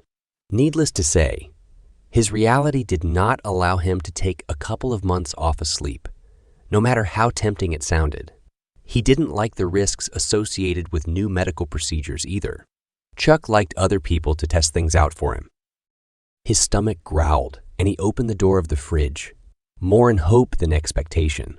Apart from the essentials, like beer and, well, more beer, it echoed with emptiness. The simplest thing would be to order lunch and wait for it to be delivered. But for once, Chuck decided to eat out. He had long wanted to try a new downtown dealie, where, rumor had it, the pastrami rolls were to die for. He grabbed his all-in-one and stuffed it in his pocket with his notebook and pencil. He sent a message to his car in the basement car park and waited to be picked up from the lobby of his building. The car rolled into view and dropped him outside the dealie a short time later, but the lights of the restaurant were out and the doors locked. A neon notice on the door contained an apology to regular customers about the closure due to a bereavement. Disappointed, Chuck looked around for an alternative and spotted a sushi restaurant across the street. Sushi. He hadn't eaten sushi for ages. I could really fancy some California rolls and shrimp tempura. He dashed across the road with his head down, hoping not to be caught jaywalking by one of the myriad Seek TV cameras scanning the street. He peered through the steamy windows into the sushi restaurant. The joint oozed class, and most of the tables were occupied, which always spoke volumes about the quality of the food served. The prices on their menu made him blanch, but he felt faint from hunger already, so he pushed the door open and stepped inside. There was more internal space than he had imagined, and soon a blotchy-faced waitress had seated him at a corner table where he could spy on the other diners without being observed.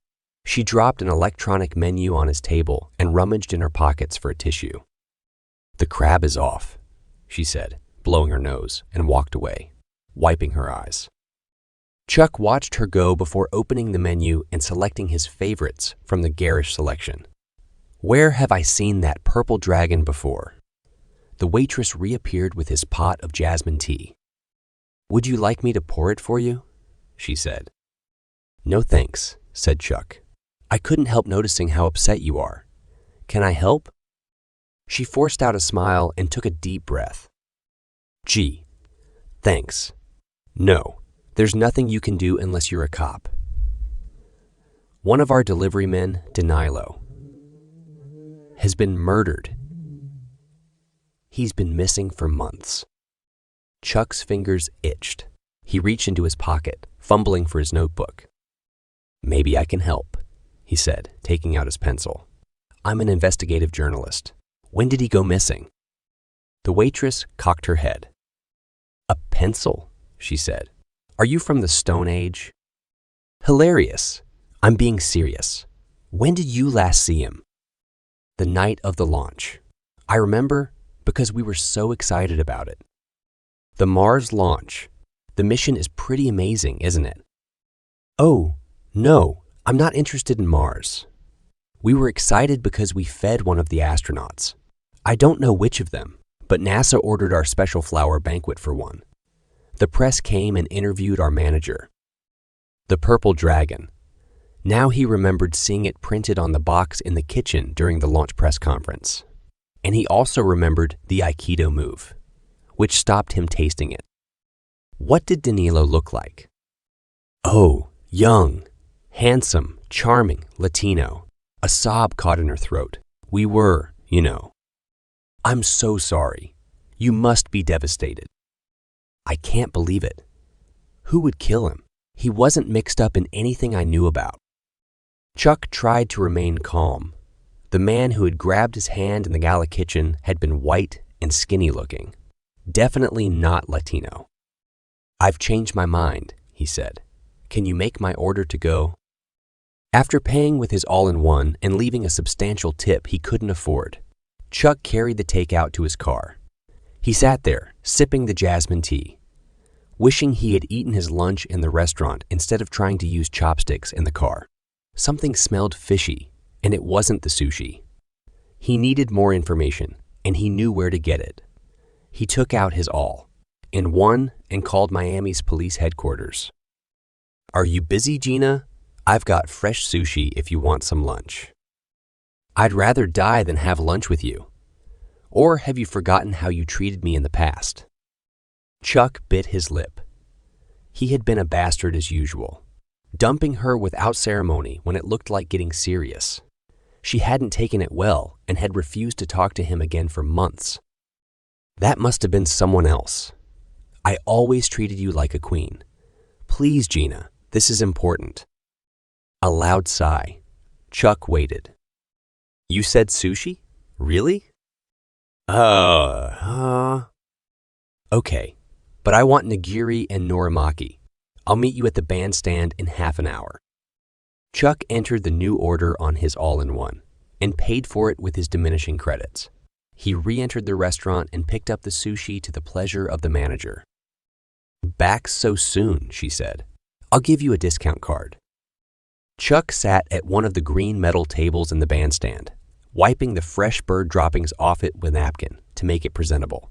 He waited for almost an hour before Gina turned up.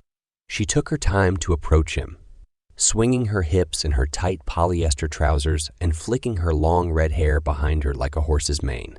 Her green eyes narrowed as she spotted him, and she gave him a look that froze his balls. No romance then. He took his punishment without complaint and beamed at her as she approached. Hello, stranger, he said. Long time. No see. And whose fault is that? Hand over the sushi. Gina opened her box and ate with pleasure, smacking her lips and wiping them with a napkin, which came away stained with her bright red lipstick. Wow, this is great. It is good, isn't it? I only found the place because the dealie had been closed for the day. Gina wiped her mouth and took a sip of Chuck's jasmine tea. She looked over the top of the cup through narrowed eyes. Okay, so what do you want? What makes you think I want something? Gina snorted and stood up, but Chuck grabbed her arm. Okay, he said, I need some information. She sat down again and faced him. About what? Serena Hampton. The astronaut. I thought she died of sudden adult death syndrome. So did I, until today. What do you know? Nothing yet. It's only a gut feeling so far, but I need help. A gut feeling, huh? She feigned indifference, but he had hooked her. Gina Flores loved a mystery. I need to know the results of the autopsy. The real results. Can you get them for me? He said. It's important. Gina frowned. I know the coroner, but he's old school.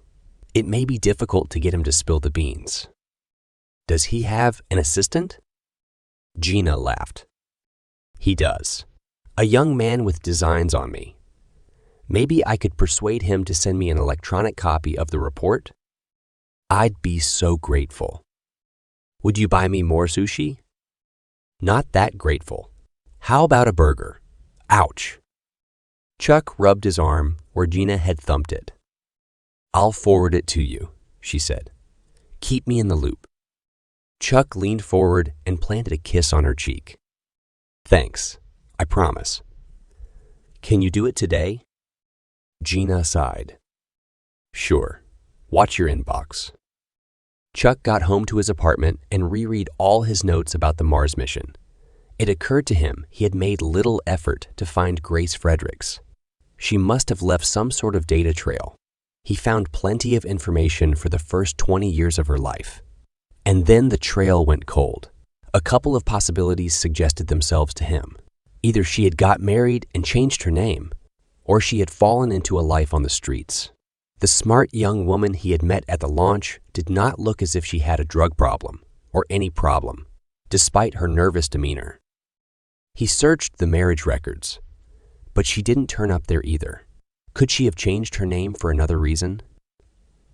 Was she hiding from someone? How on earth can I trace her? Then he remembered the pseudonym she had given him, Grace Doss Reyes. What if? He typed the name of Grace Doss Reyes into his all-in-one, along with her age. Bingo! Her face came up on the screen and he recognized the row of freckles running over the bridge of her nose. The Christian National Party. No wonder she changed her name. They would never let someone from a scientific family work in their headquarters. Did she really believe all that crap in the Old Testament? It didn't feel right. He cloned her address onto his all-in-one, intending to visit her and get an interview that evening. Suddenly, a message notification flashed up on the flat screen in front of him. Gina. Had she found out already? He tapped on the screen and it opened. He skimmed the contents. Chuck, what the hell have you got yourself mixed up in? There's something unsavory going on. Someone poisoned Serena Hampton, but they kept it quiet so as not to delay the launch. They'll fire me on the spot. Or worse, if they realize that I've seen the report. I recommend you forget about the autopsy if you want to keep your job. Gina. He scratched his chin and read it again. Vindication. His scalp prickled. This could be the biggest scoop of my career. I can buy more than a new battery for my car if I pull this off, he replied to Gina. Thanks, honey. That's all I needed to know. P.S. Are we still on for a burger? Hattie tried to open her eyes, but they felt as if someone had superglued the lids together. She moved her right arm, and it flopped against the edge of the pod. A wave of panic swamped her. Where the hell am I? Have they buried me alive? She hyperventilated. Then the pod opened with a click, and her ears hurt as the pressure normalized. She grabbed her nose and blew gently to make her ears pop. Then she sat up, groggy with sleep, and looked around, her stomach churning. Chen Yu hovered at the end of her pod, his face grave. Hi, did you sleep well? She said. Not really, he said. Can I help you out? Sure. Where are the others? Oh, they're still asleep. I only woke you because you helped me to load the pods and I needed a witness. He rubbed the back of his neck and wrung his hands together, avoiding her inquiring glance. Hattie released the sleeping bag and pulled her legs out of it. Yu pulled her to an upright position after she swung a leg over the side of the pod. Nausea threatened to make her vomit, but she clung to his arm and took a couple of deep breaths. I feel terrible, she said. Is this normal? I'm surprised you can stay upright, he said. It took me several minutes. So what's up? Said Hattie. Have you seen a ghost? You tried to smile. I may have done. NASA woke me because they got a warning signal about one of the pods. I opened it as fast as I could, but the 15-minute delay in the transmission proved fatal. What do you mean? Said Hattie, now wide awake. It's Wayne. He's dead. Dead? Oh my God. Hattie took a couple of deep breaths and then glided around the circle of closed pods, grabbing onto the handles until she came to the one with the science officer sticker. You pressed the release button to open it. Wayne lay inside, serene, his short afro pressed into the pillow and a peculiar bluish sheen to his skin. But how did he die? Said Hattie. Asphyxiation, I imagine. Something happened to his oxygen supply. Hattie leaned against the next pod, trying to take in the news. What do you mean, something happened? I'm not an engineer. I'm a doctor. He died from a lack of oxygen. Look at the color of his skin. Hattie touched Wayne's cheek, still warm, and sighed. Poor Wayne. Have you told NASA? I sent them an encrypted message. I'm waiting for instructions. Hattie put her hands over her face. What on earth is going on? Why would someone try to kill me? This can't be a coincidence, she said. What can't? Said you. I swapped pods with him, remember? They've already killed one science officer. I'm the one who's supposed to be dead. Don't overreact. It's a horrible coincidence, not a murder. Besides, we were still awake when he got into his pod, said you. And I put you into yours. So the only person who could have killed Wayne is me. Hattie stared at him open-mouthed. But you didn't, did you? Of course not. How can you even ask me that? Why would I wake you up instead of the others? I knew it was Wayne in there and not you. Sorry. I'm so shocked. Maybe the pod had a fault. Don't you think they checked it 1,000 times before we set out? Yes, but this is new technology. Perhaps Wayne reacted badly to the drugs. I don't know, said you. It's a mystery, but not one I can solve on board. We should keep Wayne's body in the freezer room until we get home so they can do an autopsy. Will you help me? Hattie nodded. As they struggled to put Wayne into a body bag and seal him in, scenarios for the death flooded her brain, but nothing seemed to make sense. You knew Hattie and Wayne had swapped pods, but what conceivable motive did he have for killing Wayne? And if he didn't kill Wayne, she couldn't ignore the fact that Wayne died in the science officer's pod. Alarm bells were going off in her head. But could the coincidence just be bad luck? And what would the others think? Once they had stored Wayne's body at the back of the freezer, you made coffee, and they sat strapped to their seats in the canteen on the top deck, sucking it out of their cups. How long were we asleep? Said Hattie. About 6 months. The others will wake up next week, so there's no point getting back into the pods again. We might as well use the time to get fit. At least there'll be no queue for the equipment. A buzzer sounded in the control panel and you opened an encrypted message in his inbox. He read it twice, shaking his head. What does it say? Said Hattie. They found a fault in the software of Wayne's pod, and they regret the tragedy. Blah, blah, blah, blah. He rolled his eyes. They want us to keep Wayne's death a secret for now. The mission can't take any more adverse publicity after the Serena episode. Maybe they're suspicious too. They need time to check the data feeds. Maybe. My guess is that Wayne will perish in an accident on the surface, a true African hero. Wow, you're cynical. What do you expect? This voyage is about cold, hard cash, just like everything else the government undertakes, said you. And the science. What about the amazing discoveries we'll make on the surface? You shrugged. There is no room for idealists. Our governments are looking for resources for our electric futures. They don't give a toss about life on Mars. Why do you think Brett is here?" "Brett? Isn't he an engineer? I thought he intended to build the first habitats and the Moxie plant with Scott." "He's a senior mining engineer. He's supposed to assess the red planet as a resource for commodities for the United States." "But this is an international mission," said Hattie. "I don't trust Brett. My government thinks he will try to steal the planet for the USA." "But shouldn't we stop him?" "From what has happened so far, I think staying alive is our key priority. Don't you?" Hattie nodded. "If I were you," said you, "I'd learn the lie of the land. Serena had the lab set up for her requirements, but you may need something different. Log any changes you need in the task file, so Mo has something to do when he wakes up." Hattie chose one of the sleeping cabins and unpacked her sparse possessions.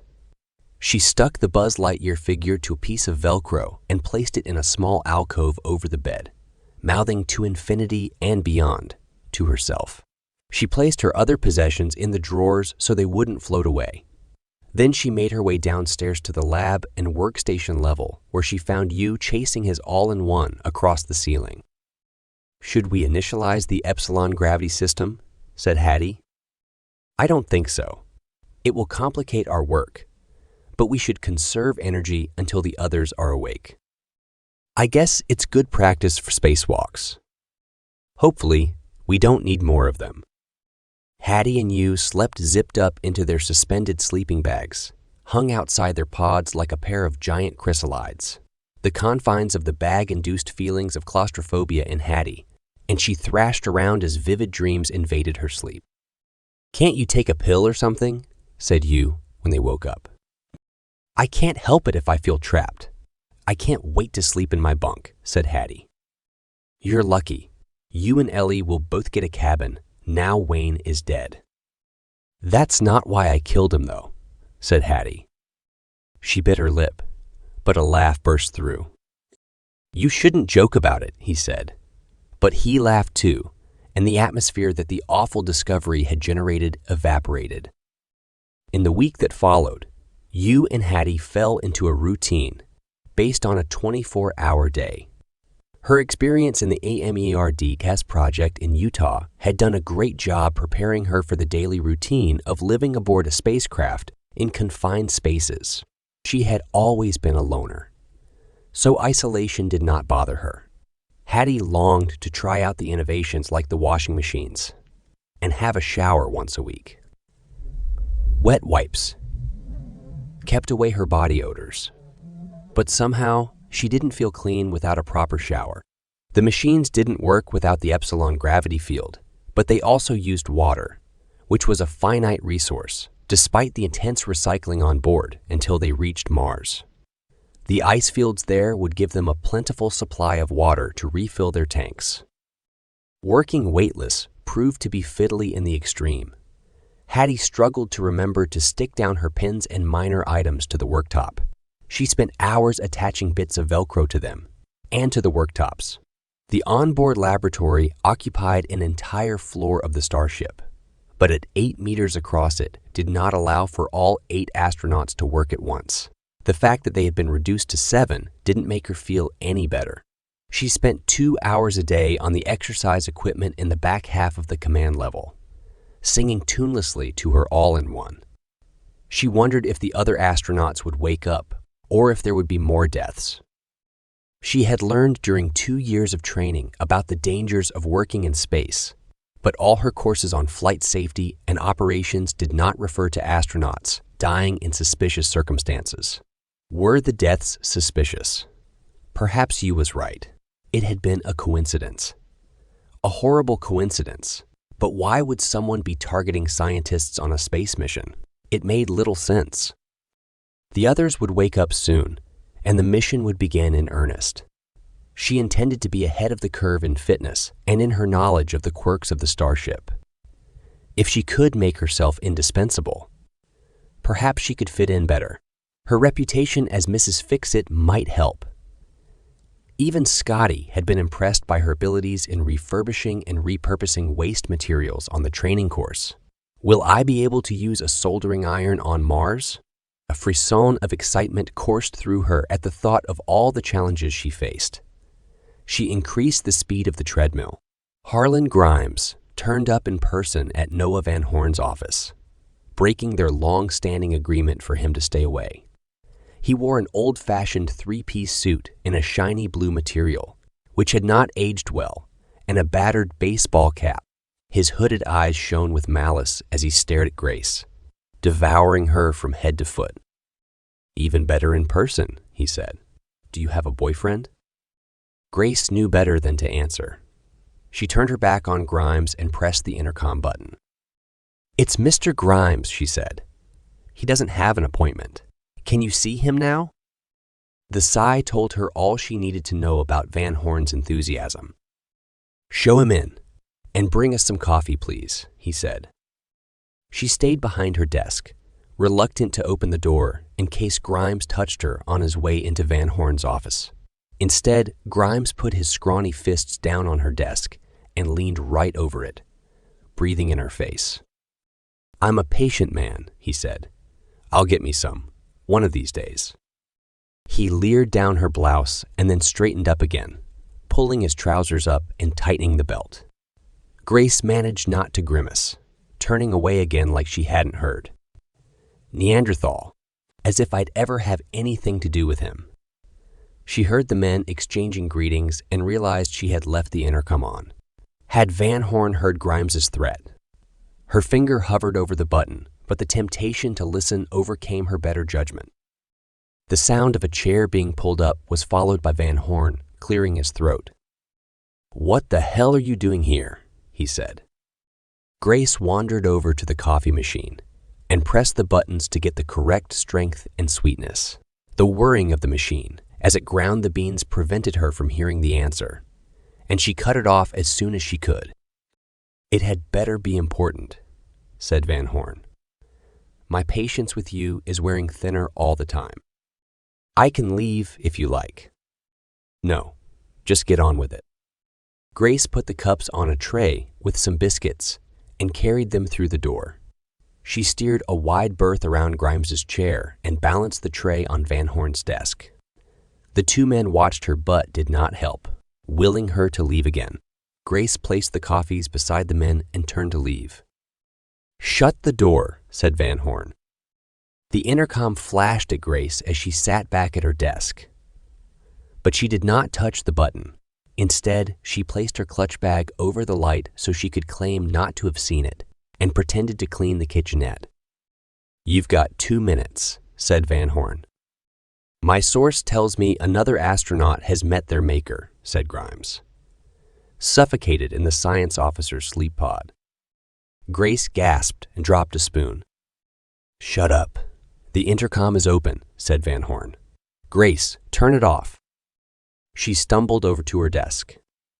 "Yes, Mr. Van Horn. I'm sorry. I was washing the cups, and I didn't realize." "No harm done, Gracie. Just turn it off." Grace reached out and pressed the button. She sank down into her chair, her heart thundering in her chest. Hattie, it can't be. How does Grimes know anyway?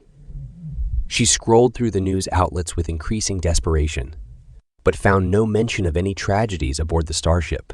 But why would Grimes lie? Forced to wait until he left, she tried not to hyperventilate with shock. Just as she felt she could bear it no longer, the door opened and Grimes came out. "You shouldn't listen to other people's conversations," he said. "You're looking a little peaky. I'd soon put some color in your cheeks." "I didn't listen. I forgot to turn off the intercom." "Sure." He winked and strode away with a backward wave of his hand. Van Horn appeared at Grace's desk, his brow furrowed, and scrutinized her. "What do you think?" he said. "About what?" said Grace, keeping her voice light and steady.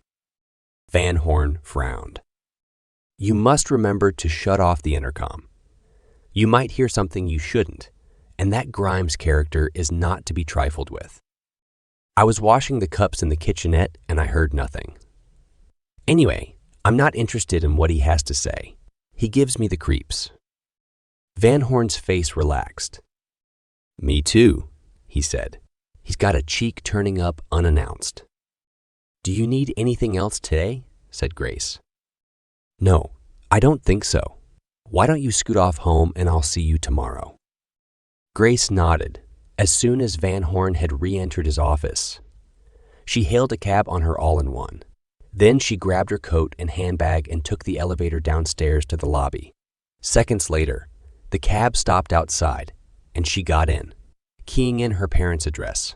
She resisted the temptation to call them, and instead continued to trawl through the news sites for news of the Starship in mounting distress.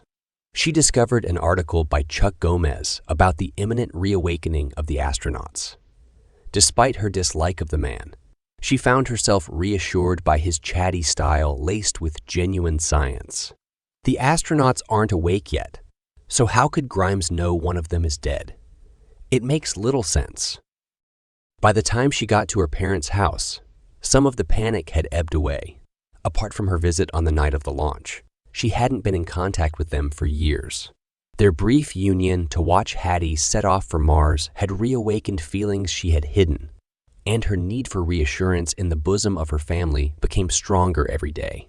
She longed to tell Van Horn the truth about them, but how could she continue her work at the Kenpie if they found out who she was? She got out of the taxi and walked into the garage, pushing her way into the kitchen through the side door of the house. Yasmina had her back to Grace, and her bottom swayed to the mamba playing on the music system. Grace tiptoed across the floor and tapped her on the shoulder. Yasmina spun around in fright. Her surprise turned to joy as she saw Grace.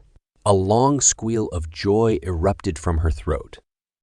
Miss Grace, you are home. She put down the iron and enveloped Grace in a hug that smelled of laundry and lavender. Her cheeks were damp. Where's Mom? Said Grace. Your parents are on the porch, having a cup of mint tea. Shall I tell them you are here? No need, said Edgar Fredericks, appearing at the door. We heard your squeal out there. I thought they had murdered a favorite character on your telenovela. Yasmina giggled. No, they are all alive. Thanks be to God. Shall I bring you a mint tea too? Yes, please, said Grace. She hardly dared to look her father in the eye, but he didn't stand on ceremony either. He held out his arms, biting his lip as his eyes swam in unshed tears. Come here, Gracie. Your mother will be so thrilled to see you. When Grace walked out onto the porch, Juana stood up with her hand to her mouth to stifle a gasp. She tottered forward on her Cuban heels and embraced her. Grace relaxed in the warm glow of her mother's love. But then she stiffened. What if Grimes knew something they didn't? Juana held her at arm's length. What on earth's wrong, darling? Has something happened to you? Sit down, Mom. I heard some disturbing news today, and I'm terrified it might be true. I thought Dad should know. Juana and Edgar sat back on the swinging chair, and she sat opposite, wringing her hands. Spit it out, said her father.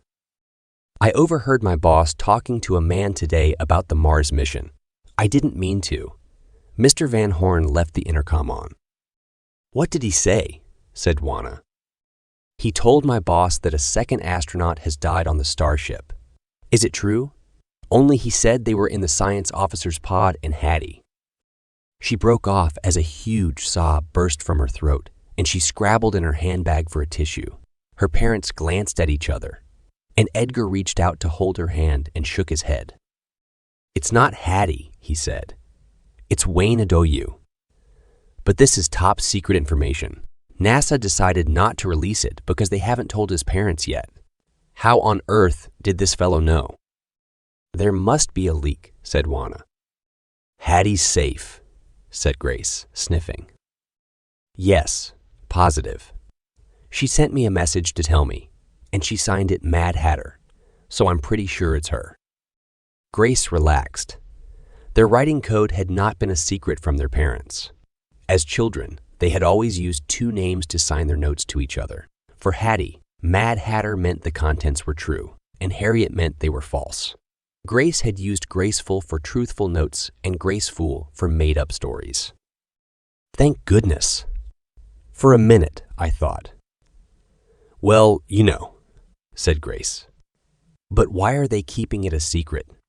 They should release the news as soon as possible, or people will think there is something wrong. What happened anyway?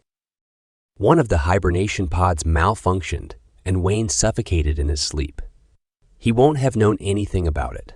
We are doing extensive investigations to check what could have happened. But so far, it seems it's just an unexpected accident. The pod just turned itself off. But the other pods are still functioning. So how come Hattie sent you a message? Isn't she still asleep? We woke Chen Yu up to deal with the situation, and he revived Hattie to help him, said Edgar. But when will you tell his parents? Said Juana. We were going to wait until they got to Mars and invent an accident, so Wayne could be a hero. But if this man knows about his death, the news could get out before we are ready. What is the man's name, Grace? Grimes, Harlan Grimes. Edgar sighed and stood up. I've never heard of him. He doesn't work at NASA. Perhaps he has a source. Anyway, I'll worry about him later. I'd better go back to work and tell them about this. We'll have to inform Wayne's parents and write a press release. The pressure on us to cancel the mission will only increase. Shouldn't you consider it, said Juana. 2 people have died and our little girl is on board. There's no proof that either of these deaths could have been avoided. Serena died of a heart attack unrelated to the voyage. The pods were checked over and over, and no one could have anticipated one of them switching itself off. It won't happen again. We'll change the software when they wake up. He scratched his head. And space is dangerous. We knew that. Hattie knew it too. She wanted to go. Unless I have proof of serious issues with the Starship, the mission will continue. Juana sighed. I wish Hattie had stayed on Earth. I can't help feeling something terrible will happen out there, she said. Can't you recall them? It's too late now. They wouldn't have enough propellant to get home. They have to get to the surface of Mars to refuel. It's in the lap of the gods then. I'll tell Yasmina to cook only for me and Grace. You are staying, aren't you, darling? Of course, said Grace. Chuck's all-in-one started to vibrate and hop across the counter, emitting an annoying beeping sound. He sighed and stretched out to grab it, knocking over his coffee, throwing the contents onto the carpet. He muttered an obscenity and rolled his eyes. Who could it be at this hour? He peered at the screen. Saul Taggart. They hadn't spoken in years, not since a drunk Chuck had kissed Saul's wife, Helena, at a NASA party. What did he want? Chuck tapped the screen and balanced the unit on the counter while he mopped up the coffee. Chuck, is that you? I can't see your face. Yup, just dealing with a spillage. Give me a minute. Thank goodness. I didn't know who else to call. I'm surprised you chose me, I have to admit. Water under the bridge. She left me, you know. Ran off with her personal trainer. I should have known her sudden interest in exercise didn't add up. Sorry to hear that. I presume you haven't called to talk about your marital problems. Saul sniffed. She's back now. It didn't work out. Now, there's a surprise. What can I do you for? Can you meet me for a drink? I've had some terrible news, but it's not something I can talk about online. It's confidential. Chuck had been about to refuse, but now his fingers were itching again. A sure sign of a scoop. Confidential, maybe. Newsworthy, possibly. Saul worked as an engineer on the Mars mission. Could he have inside information on the Starship's progress? Sure. What about the foxhole on the corner of 14th Alton? We can sit in a quiet corner undisturbed. I'm on my way. Chuck loved the foxhole. The upstairs section allowed you to spy on the downstairs bar without being observed, and the snug couches gave you privacy if you wanted it. The barman upstairs recognized him and gave him a thumbs up. Chuck bought a low-alcohol beer, unusual for him. but a precaution in case he missed something vital from Saul's story. He took out his pencil and doodled in his notebook. Could this have something to do with Serena Hampton? He could hardly contain his impatience. Saul appeared at his side, sweating with exertion. Chuck stuck out his hand and grasped the damp paw offered to him. "Do you want a drink?" he said. "Just some iced water for now, please," said Saul. The barman gave another thumbs up and served Saul, who gulped down half of the glass, slopping water down his chin. He grabbed a napkin from the bar and wiped it dry. "Do you want a refill?" said the barman. "No, thanks. What are you having?" he asked Chuck. "A low-alcohol beer," said Chuck. "One of those," said Saul, "and let's sit down over there where no one can eavesdrop." Before they were seated with their beers, Saul made a show of looking back down the stairs and checking the other booths. He sweated profusely, and a large damp patch appeared on his back. Chuck had never seen Saul in such a state. This was no trivial matter. He reached into his jacket and took out his all-in-one, which he slid onto the table. He tapped the record button, covering the unit with a napkin. "You didn't tell anyone you were meeting me," said Saul, sliding onto the couch. "No, of course not. I've never seen you so jumpy. What's bugging you?" Saul wiped his brow and lowered his voice. "I've worked at NASA my entire career, and I've always strained every sinew to ensure I did my best work. I may not be much of a politician, but no one has ever had any complaints on the technical side." Chuck nodded. "Anyway, for the past few years, I've been working on the hibernation pods for the Mars mission. We've tested them until we're blue in the face. They have fallback after fallback. They are, to all intents and purposes, infallible. I heard about them. They're an amazing innovation." Saul allowed himself a smile. "They are astonishing technology. They allow the astronauts to sleep through nearly the whole voyage to Mars without the loss of bone or muscle density expected from microgravity. You also avoid the psychological effects of being shut up in a relatively small space with the same people for 7 months. It's amazing. Who'd have thought it? So what's the problem?" Saul dropped his head into his hands and sighed. "Oh, God, Chuck. What am I going to do?" "About what?" "Someone died, one of the astronauts, in their pod." Chuck's eyes opened wide. "Another astronaut dead. They haven't even got to Mars yet. At this rate, none of them will make it home. How did it happen?" "That's just it. I have no idea. They tell me the pod deactivated and suffocated the astronaut inside, but that's theoretically impossible." "What do you mean by impossible?" "One of the fail-safes for the pod is that any loss or change of pressure inside the sealed pod will cause it to open. It shouldn't have stayed shut. Someone has tampered with it. Or that's what I tried to tell them at NASA, but they won't listen to me. The section head is trying to blame me for the accident. I'm ruined. When people find out, I'll lose my job, my career, everything." Chuck took a sip of his beer and scribbled in his notebook. Saul grabbed his arm. "You can't use this," he said. "It's top secret, off the record." "Who died?" said Chuck, ignoring him. "I don't know, but they told me the pod number." "And?" "It belonged to the science officer." Chuck slapped his forehead. "Holy shit. I can't believe it." "Neither can I. I'm 55. I'll never work again after this debacle." Chuck looked at Saul, expecting to see a wry smile, but self-pity leaked out of his every pore. "That's a tough break, buddy," he said. "Do you have any proof of this failure?" Saul avoided his inquiring glance. "I'm not supposed to have any personal copies of the data." But what?" "I've printed all the logs and taken them home. I'm not sure anyone else understands them, and only I can tell if something odd has happened." "And have you found anything?" "No, but I haven't reviewed them all yet. Please keep this to yourself." I had to tell someone. But I shouldn't have told you. It's off the record. All of it. Chuck patted him on the shoulder. You can trust me, but I need you to tell me if you discover anything strange. Can you do that? Okay, I'll call you once I've reviewed the data. Good, now I've got to go. Another stop before I sleep tonight.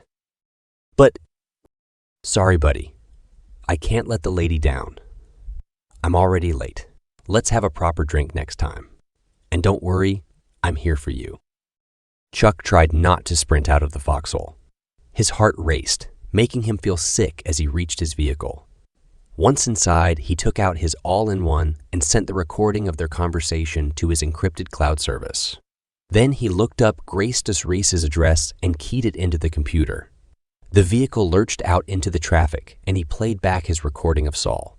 He shook his head at some parts. How can a man be so unaware? People are dying, and he's worried about his job. The car drew up to the pavement outside Grace's house. He could not see any light through the shutters, but he tried the doorbell anyway. He could almost feel Grace's eyes upon him through the camera as he wavered on the steps. Grace, it's Chuck Gomez. We met at the launch. I've got to speak to you. I know who you are, she said. Go away. I'm not at home. It's vital. I talk to you right away. You can't. I'm at my parents' house, and don't you dare turn up here either. Grace, please, this is a matter of life or death. What's the problem? I have to tell you in person. Oh, do you? What a surprise. I'm serious. I found out something today that directly affects you and your family. And you think I don't know about it? Chuck paused. You've heard about the pods? Yes, it's terrible, but it doesn't affect us. It doesn't. No, and I'd be grateful if you'd stop trying to get a story out of me. You're so transparent. Now go away and don't come back. But who told you about? Leave, or I'll call the police. Right now. 1, 2, 3. He walked back to the car. How did she know about the pods? Presumably Edgar Fredericks had told her. But what was she doing there? Weren't they supposed to be estranged? He shook his head. What can I prove? Nothing yet. I'll have to wait until Saul gets back to me. Then maybe Grace will listen. Meanwhile, perhaps Gina would like that burger. It was time to reanimate the rest of the crew. Hattie had enjoyed her time with you and dreaded the inevitable fallout from Wayne's death. Can't we just leave them asleep for another couple of weeks, she said. We have to follow protocol, and we don't know how long they can survive in a coma. There is no choice, said you. Let the carnage begin, said Hattie, but start with Ellie and Scotty. We need allies. I think Mo will be okay too. Can't we just leave Chad and Brett asleep? You giggled. You're terrible. Let's do Mo first. We won't tell them about Wayne until they notice. He tapped the screen on Mo's pod, and the lid opened with a hissing sound as the pressure released. Then he moved on to Scotty and Ellie's pods. Soon they sat up, looking disoriented and groggy. Welcome back, said Hattie. What's that horrible taste in my mouth? Said Mo. Yuck, I feel appalling. Are we nearly there yet? Said Scotty with a feeble smile. I can't feel my legs, said Ellie. Or is it my arms? You gave the crew a few minutes to acclimatize, and then he checked their vital signs for any irregularities. Satisfied they had all emerged unscathed from their pods, he opened Chad and Brett's pods next. The two men sat up and looked around, their movements in uncanny harmony. Hattie shook her head in wonder. They looked like perfect robots emerging from molds. Good morning, Commander Grayling, said you. I trust you slept well. Not bad, Dr. Chen. I've got a bit of a hangover now, though. How do you feel, Chad? I've got a foul taste in my mouth, but otherwise not too awful. Everyone climbed out of their pods, and Scotty floated towards the control panel on the wall. Attention all crew members. I'm going to initiate the Epsilon gravity drive now, he said. Enough to keep the tea in our cups and to convince us we've lost weight. We will shortly be subject to gravity. Please don't float upside down or you will land on your head. The system whirred into action, and Hattie felt her limbs sinking until she stood on the floor of the cabin. She took a few tentative steps and found she could walk without help. You also looked steady on his feet. The others struggled to stay upright. Their knees and ankles wobbled, and they looked like puppets on strings. Hattie smirked. Thank goodness for my exercise routine. Maybe put it on half power for now, said you, until we have gained back some strength. Scotty, who had sat down on a stool, pointed at the panel. Hattie, can you lower the gravity to 50%, please? I can't stand yet. Hattie went over to the panel and slid the indicator downwards.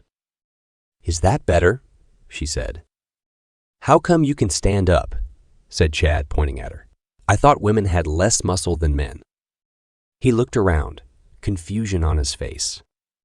Where's Wayne? Aren't you going to wake him up too? I'm afraid that won't be possible, said you. What do you mean? Said Chad. He passed away. What? When? Why didn't you tell me? Said Brett. About 10 days ago, NASA woke me up to tell me there had been a malfunction in Wayne's pod, but by the time I got there, he had suffocated. This one, said Chad, but why haven't you sealed it or something? Not that one. Wayne slept in the science officer pod and Hattie slept in Wayne's pod. I don't like the sound of that, said Brett. What on earth's going on? There's no conspiracy, said you. Hattie asked to be moved and Wayne offered to swap. Isn't that right, Hattie? Yes, said Hattie. I was afraid of ghosts. I can't say that. So you should be dead instead, said Chad. Well, I would be. Yes, if I hadn't swapped, but it wasn't my idea, Wayne offered. What does Earth say? Said Brett. They say it is an unfortunate and unexpected malfunction, and they are looking into it. That's some coincidence, said Chad. That's what I thought. You were the last man to see him alive then, said Brett. Yes, I was, said you. How dreadful, said Ellie, who had gone pale, to lose another crew member so soon. It's tragic, said Scotty, and unexpected. What could have occurred? I'll check the systems, said Mo. I should be able to figure out what happened and make sure the error doesn't reoccur on the way home, if we need to use the pods. If it was an error, said Chad, it feels more like sabotage to me. I've never been comfortable with this international crew idea. You don't know who to trust. What if someone interfered with Wayne's pod? And what does that mean? Said you. We wouldn't be here at all without African or Chinese input. The pods are not an American invention. And look where that got us, said Chad. 6 months into the voyage using no precious supplies, said Mo. He stared at Chad, who did not flinch. Brett put a hand on Chad's shoulder. Steady on there. We only just woke up. Our brains will be scrambled. These deaths have shaken us. It's only natural to be unsettled, but they chose us for our abilities, not our nationalities. Where we are from is irrelevant. It's where we are going that counts. He puffed out his chest. Everyone needs to calm down and get on with their allotted tasks. I suggest that those of us who just woke up take it easy for a few days and concentrate on gym work to build up their muscles again. Meanwhile, we need to review all the data and act based on the facts. Where is Wayne's body? We stored it in the freezer for autopsy when we get home, said Hattie. If we get home, said Chad. This is like that Agatha Christie movie. Scotty laughed. Come off it. This is the first voyage of this length, and whether you like it or not, enormous risks exist. There is no guarantee anyone will make it home. Why do you think none of us have families? It's damage limitation, he said. We may not be married, but we all have families, said Ellie. Okay, that's enough. Chad, I suggest you have a session with AI to calibrate your reactions to this tragedy. We need to start work right away. Conspiracy theories distract us, said Brett. Chad pouted. Okay, Commander, he said. Scotty, can you come to the command deck with me and review the systems, please? Meanwhile, Hattie, I presume you have got a head start with our experiments. Please, can you show Ellie where you are with them? Hattie nodded and smiled at Ellie, who looked as if she might faint. Brett continued. Mo, I need you to review the data from the pods. Report exclusively to me, please. I don't need any rumors making the rounds. Hattie caught his eye and flashed him a look of appreciation. Scotty had been right about Brett. He might be a pain with his overt waving of the flag, but he had a calm head, the right man to be in charge. Brett looked away without acknowledging her. She rolled her eyes. So much for being neutral. Brett and Scotty sat on the command deck, flipping through the screens and reviewing the systems from the cargo decks through the radiation shelter and into the crew decks. Brett sighed and snorted, as if he had something to say. Scotty spun his chair to face him. Okay, spit it out, he said. Look, I know you're fond of her, but I can't help wondering. About Hattie. Seriously? Well, think about it. Who profited from Serena Hampton's death? Who should have been in the science officer's pod? There's only one person involved with both incidents. But what plausible motive could she have? It makes zero sense to me. Anyway, you would have had to be complicit, and I can't imagine what they have in common. I agree. So far. Listen, Scotty, I wouldn't be doing my job if I didn't at least check for a motive. You like Hattie, and I'm pretty sure she trusts you. Can you monitor her for me, just in case? I guess so. I won't enjoy spying on her, though. Don't spy on her. Just report anything odd to me. Please. Sure, it can't do any harm. Mo is bound to uncover a glitch in the software, and it will all blow over. We'll be relieved and move on. But until then, despite the loss of Wayne and the lingering suspicions among the crew over his death, life aboard the Starship soon adjusted to the planned 24-hour day. Hattie and Ellie took on most of Wayne's practical experiments, and Mo agreed to deal with the data end of things. Hattie's scientific background mirrored Ellie's, and she found her easy to work with. They liked the same music too, so the laboratory soon hummed with jazz and blues music. Now that's my kind of music, said Yu, appearing at Hattie's side. I wondered if you girls needed any help. I have a grounding in chemistry from my early years in university, so I could pitch in and help with testing the geochemical sensors if we get instructions from Earth. That would be amazing, said Ellie. We're snowed under here with the extra work from Wayne's tasks.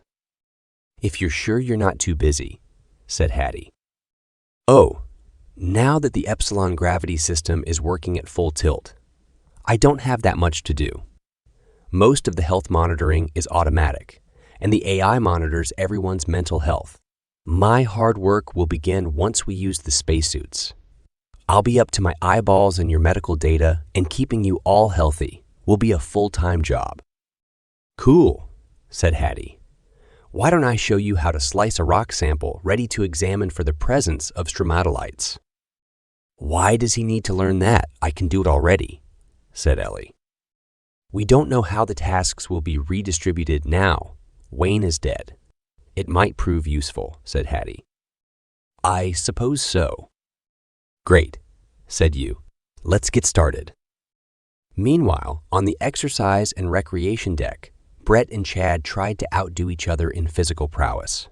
For the first few days, they had been as weak as kittens, and Hattie had delighted in besting them with as much nonchalance as she could muster. That woman is getting on my nerves, said Brett. She's just getting her own back, said Scotty. Soon you'll catch up and overtake her again. Why not let her have some fun? You never stopped riding her on Earth. "I guess revenge is sweet," said Brett. "It's true. I was hard on her. But I tested everyone to make sure they could take the pressure. Wayne's death may not be the only one on this mission. 500 days is a long time to survive in such harsh conditions with zero experience. We will need to fight for each other on the surface, and it may get rough down there." "Do you still think she might be involved in Wayne's death?" "Not really. Once I got over the shock of losing a crew member, I realized how unlikely it seemed. But the failure of the pod is still a complete mystery. Earth has not provided us with the data we need to analyze the fault. They told me that some sort of blackout had erased it. They may access the backup in time, but it's not a priority for them with so much else going on. Have we picked up a signal from the Mars base yet? We should soon be able to communicate with the vessels, which have already landed on the planet." "No, not yet. But Earth tells me they are resetting the communication system after the solar flare we had last week. At least we know the radiation shelter works well. It's rather cozy for 7 of us, but at least we didn't have to stay in there too long. It worked well as a drill. We should try to rehearse for a series of scenarios soon, so we're not caught on the hop. I'll let you know as soon as they restore communications. We can get a pinpoint Jeeps fix on the landing area the robots have constructed for us. We should pick up the signaling beacon soon, if we program the coordinates into the console in the next day or 2. It's hard to believe it's finally happening. I've spent so many years dreaming of this," said Brett. "To boldly go and all that." "Me too. It's surreal. All the systems are ready to go. First, we have to land the module on the surface. Once that's achieved, we can concentrate on getting the Starship to base." Scotty scratched the stubble on his chin and glanced at Brett, who had a faraway look in his eyes. "I bet you can't wait to be the first. On Mars, I mean." "Someone has to try out the spacesuits," said Brett, grinning. "I could also be the first to die on the planet if they don't work." "I hadn't thought of that." "I have. A lot. Chad will film the event. We're going to plant the stars and stripes before anyone else on board gets a chance of beating us to it." Scotty's eyes widened. "Hey, wait just a minute. Aren't you supposed to claim the planet for humanity and use the flag of the United Nations? I thought that was the whole point of the mission." "You thought wrong," said Brett. "I have instructions to claim the planet for the U.S. All those massive mineral deposits will be ours. There will be an almighty ruckus back on Earth." "Are you so naive? The USA paid for the starships and all the training and equipment for a reason. As usual, the international community was quite happy to let us pay more than our fair share. They screwed us for years in the United Nations and NATO. Now we get to take what we paid for. Who's going to stop us? The Martians might have something to say about this. Maybe they don't want to be a colony of America." Brett laughed. "Hattie says the only Martians are single-celled algae. I think my ex-wife used to drink smoothies made out of them. I don't imagine they'll put up much of a fight." Scotty frowned. "Haven't you seen the blob? Those slimes can be vicious." "I'll take my chances. Anyway, I don't have a choice. Some of the world's richest corporations paid for this mission for a reason, and it wasn't to get their names in the news. They want payback, and for payback, they need ownership. The intent cordial is toast the minute I land on Mars." "Do the others know?" "No, and I trust you not to tell them. I'm in command here. It won't be a long discussion if it comes up. As a patriot, your duty lies with our country and nothing else. That's why only Chad and I will go to the surface. I will blame it on the death of Wayne and the shrinking crew numbers. I'm going to leave you with the calm." Despite his faith in Brett as commander of the mission, Scotty had serious misgivings about the plan to claim the planet for the USA. He had no interest in politics, but the enormity of this decision went against his principles. The apparent coincidence between the 2 astronauts' deaths had spooked him. While he understood the risks of coming to Mars, He had not expected casualties before they even landed on the planet. His logical mind twisted on itself as he tried to make sense of it all. He returned to the command deck and resumed his calculations for the main Starship landing at the Deuteronolis Mensae on the platform constructed by the robots, which had landed with the unmanned starships. The platform had a similar structure to the one they had taken off from on Earth, but they had reduced its height for accommodating the two-stage Starship without the first stage. It had a simple, mechanical hoisting mechanism running up the tower and a pair of arms on a swivel to lift the living quarters section off the top of the Starship and deposit it on the low loader after it had been detached from the cargo bay and lower fuel tanks. Robots would tow the living quarters to the partially constructed hub and connect it to an airlock. The Mars hub would comprise a central hub with an airlock to the outside, connected by passageways to the Martia habitation modules and the laboratories formed by the top sections of the landed starships, except the one they would travel back in. Mars had loomed into view, and in a short time they would enter orbit around the planet. To save fuel, the Starship would perform an elliptical orbit around the planet and lower the apogee by making passes through the upper Mars atmosphere and dropping to a lower Mars orbit each time. Brett and Chad would then take the Mars module down to the surface first and plant the flag. They would establish themselves in the Mars hub. If that went well, Scotty, Hattie, Mo, you and Ellie would land the main body of the Starship on the surface and join Brett and Chad. A lot of things had to go right to even start this mission. Scotty crossed his fingers for a safe landing. He shrugged and returned to his calculations. The Starship landing on the surface of Mars would expend most of the remaining fuel for the Raptor engines, meaning that the Saboteur and electrolyzer plants would be key to producing the propellant needed to return to Earth. They would have 500 days to accumulate the methane and oxygen needed, plenty of time if the plants ran correctly. But any major glitches might narrow the window for takeoff. He chewed his stylus. This would be a major challenge. 4 of the original 5 starships had made a safe landing on the planet, but one had gone AWOL, since it carried one of the 3 Moxie plants. This reduced the margins for error on their mission, but it did not qualify as a fatal blow. The missing starship might have landed safely, but be suffering from a glitch in the communication software.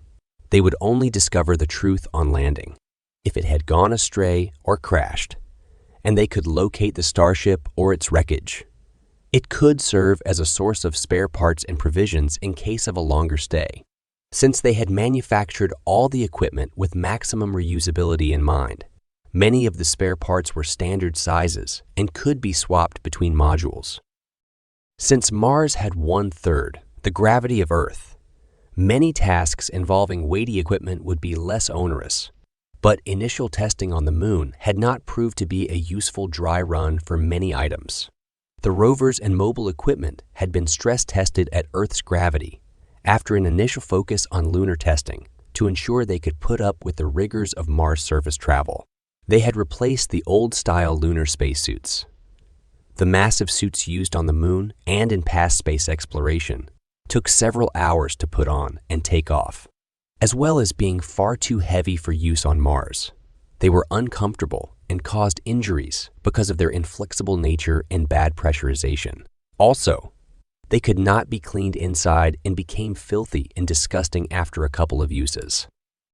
Scotty remembered the first time he tried on the new generation spacesuits. They had morphed from a personal spacecraft into a wearable garment. They resembled diving suits, fitted using laser scanning and printable using the onboard machine when they needed replacing. The genius in their design came from the pressurization based on the technology used to measure blood pressure. When he first put on his suit and it tightened around him, Scotty felt as if a boa constrictor had him in its coils and was attempting to squeeze the life out of him. But he soon got used to it. The lack of atmosphere on Mars would make the suits a lot more comfortable. And the liquid oxygen tanks, which were made from Taurin fiber, also lessened the load to be carried. Once he had satisfied himself that all the fail-safes were in place, Scotty went to find Mo, who had suffered more than most with his reacclimatization to gravity. He could be found most days lying on a couch in the recreation area, muttering as he reviewed the infinite data streams generated by the mission. As a certified jock, Mo had taken his fragility hard. He kept trying to prove how macho he was, despite enduring the derision of the others. Mo may not have acclimatized well, but he had an IQ that flew off the charts. Maybe he had an answer to the riddle of the hibernation pod. Despite everyone's attempts to move on, an atmosphere of doubt and mistrust had permeated the relationships aboard the Starship, and it would be nice to have a solution to put minds at rest. Chuck waited on the side of the road for the robot recovery service to recharge his car's battery. His foul mood did not improve when he heard his all-in-one chirping inside the car. What now? I'm not late for the meeting yet, but his boss liked to pile on the pressure. Maybe he'd give me an advance to work on the scoop about the astronauts. The story of the second death has not yet broken, and I'm in prime position to publish it first. Sighing, he reached inside and removed the phone. Saul Taggart. Fantastic. Maybe he has a scoop for me. He swiped the screen and stuck the phone to his ear. Hello, Saul? A loud sob echoed from the speaker. He took the all-in-one down from his head and focused on the video screen. Helena Taggart. Still beautiful, despite the Botox and whatever she had done to her lips. Helena, it's me. Chuck, are you okay? It's Saul. The police found him. What do you mean, found him? In the dock. He's dead, Chuck. That's terrible. Did he drown? Someone shot him. Oh God, what am I going to do? Are you at home? Where else would I be? With your personal trainer, perhaps? Stay there and don't move. I'll be over as soon as I can. Chuck put his all-in-one in his pocket, but removed it as it vibrated again. A text message flashed up on the screen. Another hour to wait for the mechanic. They must be joking. He tapped on Gina's number. Her sulky face appeared on the screen, surrounded by a halo of unbrushed hair. Yes, she said. Hello, doll. You look fabulous today. Can you do me a favor? 20 minutes later, a grumpy Gina pulled up beside his car. Why don't you get rid of this old thing? She said, patting his car. How could I do that? It's got sentimental value. Remember the time you and I... Stop right there. Don't you dare remind me of my misspent youth. What's the hurry anyway? Won't the bots be here soon? They might tow it away for good, and I need to get somewhere fast. Can you give me a lift? Sure. I'm here now, aren't I? 15 minutes later, they pulled up in front of Saul and Helena Taggart's house, a colonial-style bungalow set at the end of a road lined with similar houses fronted with palm trees and elephant grass. Gina's eyes opened wide when she saw the name on the mailbox leaning drunkenly at the side of the pathway leading to the front door. Saul Taggart? But didn't you guys have a fight? They found him dead in the harbor, and I think it's got something to do with Serena Hampton. I'm going to speak to his widow. Do you want to come? Gina frowned. I don't know why you're getting mixed up with this. If the two deaths are linked, you may be in danger. You don't expect me to ignore a story like this, do you? Gina sighed. I guess not. You go in by yourself. I didn't know him, and anyway, don't you two have a past? Not really. I kissed her once when I got drunk. Gina rolled her eyes. All the more reason. Can you get a cab back? I've got to return to work. Do you want to get together later? I think I'm onto something big. Didn't I tell you to stay away from this story? The reaction I got when I tried to see Serena's autopsy frightened me. I've got a terrible feeling about this. Chuck shrugged. It's my job. You saw the state of my car. I can't even afford a new battery. A massive story like this one could get me back on track. I can't pretend it's not happening. What if someone comes after you? What if I break the biggest story since the re-election of Donald Trump? Please help me with this. Gina pursed her lips. I've got to go now, but you can call me later and fill me in. She took off before Chuck could reply. He waited until her car was out of sight and then opened the mailbox. Finding nothing, he followed the path to the front door, where he straightened his hair and assumed what he hoped Helena would construe as the expression of a man in mourning for a friend. The doorbell rang out in the hall, which echoed with the sound of high heels clattering on a parquet floor. Helena Taggart opened the door, the tracks of her tears marked with mascara, which had run down her cheeks. Her eyes lit up when she recognized her visitor. "You're here," she said. "I knew you'd come." She leaned into him and gave him a hug, her breasts loose in the short nightdress under her lacy nightgown. She smelled of sweat and a strong perfume, which made him sneeze and pull away, fumbling in his jacket for a handkerchief. "I thought those were illegal." He blew his nose loudly. "I can't believe the news about Saul," said Chuck, sniffing. "It's all so sudden." Helena held the door open for him and ushered him into the lounge. She sat on an enormous, squashy couch and patted the cushion beside her. Chuck ignored her and sat on a beanbag next to the couch, almost falling backwards as it shifted under his weight. If Helena was disappointed, she didn't show it. She wiped her eyes and sighed. "Thank you for coming," she said. "I didn't know who else to call. It's not like Saul had many friends, and I know you two made up despite our naughty dalliance." "How does a drunken kiss qualify as a dalliance?" Chuck raised his eyebrows in answer and searched for something to say. He looked around the room for inspiration, made nervous by her inquiring glance. The door to Saul's study hung open. "May I?" he said, indicating it with his chin. "Sure, he won't mind now that he's gone." Grateful for the distraction, Chuck struggled to his feet and wandered over to peer inside. The large wooden desk usually had a thick covering of books, papers, and documents surrounding a rather old-fashioned laptop perched on a block of wood cut from a massive rail sleeper. The wireless keyboard and mouse still sat on the almost empty desk, but a gap in the thick dust told him something was missing. Saul's workstation had been removed. Chuck could feel his heart rate increase as he surveyed the scene. He turned around to ask Helena about Saul's missing laptop and found that she had draped herself along the couch in a way that suggested she had been expecting him to comfort her. He suppressed an internal shudder. Why did I ever kiss her? I must have been blind drunk. Saul had promised me the results of some research he'd started on, a thing at work. Do you know where his computer is? Chuck's rejection of her open invitation did not faze Helena in the slightest. She pulled her nightgown around her and slipped off the couch. His laptop. He told me he had some private work to do. I didn't realize it was with you. It was confidential. I guess he died without finishing it. I would like a copy of whatever he finished, though. Oh, I'm sorry. They took it away. A chill ran up Chuck's spine. Who's they? He said.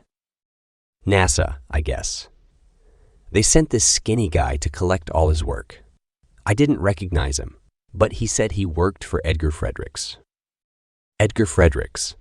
Okay, look, I'm sorry, but I've got to go. This research is vital, and it shouldn't fall into the wrong hands. Chuck fumbled with his all-in-one and called a cab on the app. That's all right, Chuck. I don't think you understand how to comfort a grieving widow anyway. Helena winked at him, and he blushed. Chuck paused at the front door. I'm sorry for your loss, he said. Saul was a good guy. He was a selfish shit. At least I've got insurance policies on him. That's the saving grace. No wonder they got married. They deserved each other. The taxi Chuck had ordered arrived almost immediately, and it took him to NASA headquarters. On the way, his all-in-one sounded and he glanced at the screen. Whoops. He tapped the screen and held it well away from his ear. Boss? Where the hell are you? Sorry, Earl. My car broke down again on my way to follow a lead, and now I'm in a cab on my way to another. Again, that's the second time this month you've stood me up. Get rid of that pile of junk before I do it myself. If this story comes together, we'll both be buying new cars. I've got to interview someone in about 5 minutes. Can we take a rain check? This better be good. You'll be the death of me one of these days. It's monumental. I promise to fill you in as soon as I can. Today. That could be tricky. I don't care how tricky it is. I want you in my office this afternoon. Okay, boss. The cab pulled up outside the administration department of NASA, a bland, stuccoed building with dark windows, and Chuck made his way to reception. He smiled at the receptionist and received a snarl in return. I need to speak to Edgar Fredericks, he said. Do you have an appointment? She looked him up and down and waited. Not as such, but he needs to see me. Like a hole in the head, I imagine. He's busy today. Can you please tell him my name is Chuck Gomez from the press corps, and I know about Wayne Adoyu? The receptionist sighed and tapped her screen. Yes, Mr. Fredericks. So sorry to disturb you. There's a man here from the press corps. He says he knows Wayne Adoyu. I know about him, not I know him, hissed Chuck. He needn't have worried. The receptionist's eyebrows flew up, and she turned to him again. 5th floor, last office on the right. Chuck took the lift to the 5th floor and found Fredericks' office with no problem. The plain interior and cheap desk of the director took him by surprise. Fredericks looked up and examined Chuck from under his impressive eyebrows. I recognize you, he said. Aren't you the correspondent for Space Monthly? Among other things, said Chuck. I also do some crime reporting. And is that how you found out about Wayne? Not exactly. Saul Taggart was a friend of mine. Fredericks sighed. Saul. That explains it. What on earth happened to him? I don't know. The police think he might have been mixed up in something. Like what? He couldn't have been more of a goody two-shoes. His job meant a massive amount to him. He wouldn't have risked losing it. What did Saul tell you about Wayne? Said Fredericks. That one of the hibernation pods had failed. Saul thought people would blame him for the tragedy. Fredericks scratched his head. No one blamed Saul, but we still haven't figured out what happened. Did he say anything to you? No, but he had promised to let me know if he found anything. Fredericks narrowed his eyes. Why are you so interested? Is someone paying you for an exclusive? We can put a court order out to stop you from publishing. Whoa, there. Don't jump the gun, said Chuck. I'm on your side. Of course, I'd like the story. And to tell you the truth, I expect you to promise it to me now. However, that's not why Saul's dilemma and his unexplained death have brought me to your office. I need your help. What sort of help? I believe Serena Hampton was murdered, and her death may be linked to Saul's. Frederick's eyes opened wider. But she died of a heart attack. I'm afraid she didn't. Someone poisoned her. The guy who brought her the sushi at the launch dinner was not the usual delivery man. Incidentally, the delivery guy just turned up dead too. The guy who brought the sushi? No, the real delivery guy. He disappeared on the night of the dinner, and someone took his place, but they only found the real delivery guy's body a few weeks ago. Serena ate poisoned sushi. But what proof do you have? Not proof exactly. I met someone who knew the real delivery guy and described him to me. That made me suspicious because I remembered seeing someone different deliver the sushi on the night of the launch dinner. So I decided to read Serena's autopsy, just in case. A source managed to find out that poison was the real cause of death. But when I tried to get a copy of the autopsy, I got a warning to back off. But why? Who would murder an astronaut? I don't understand. I'm not sure, but now Wayne Adoyu has died too, and the person investigating the cause of his death has turned up floating in the harbor. Something stinks. We have a saboteur. Jesus, what about Hattie and the rest of the crew? What can I do to help? I need the data Saul was working on. The data. He took it home. But his widow said you sent someone to collect it, and he took Saul's laptop too. Fredericks turned pale, and he dropped his face into his hands. But we didn't send anyone yet, he said. Maybe the same person who murdered Saul took the information to stop us from examining it? That means at least 2 people are involved, because he couldn't have sabotaged the pod. This is getting worse by the minute. We must warn the crew.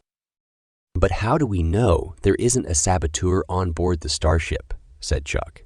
How do we warn the other crew members without alerting him too?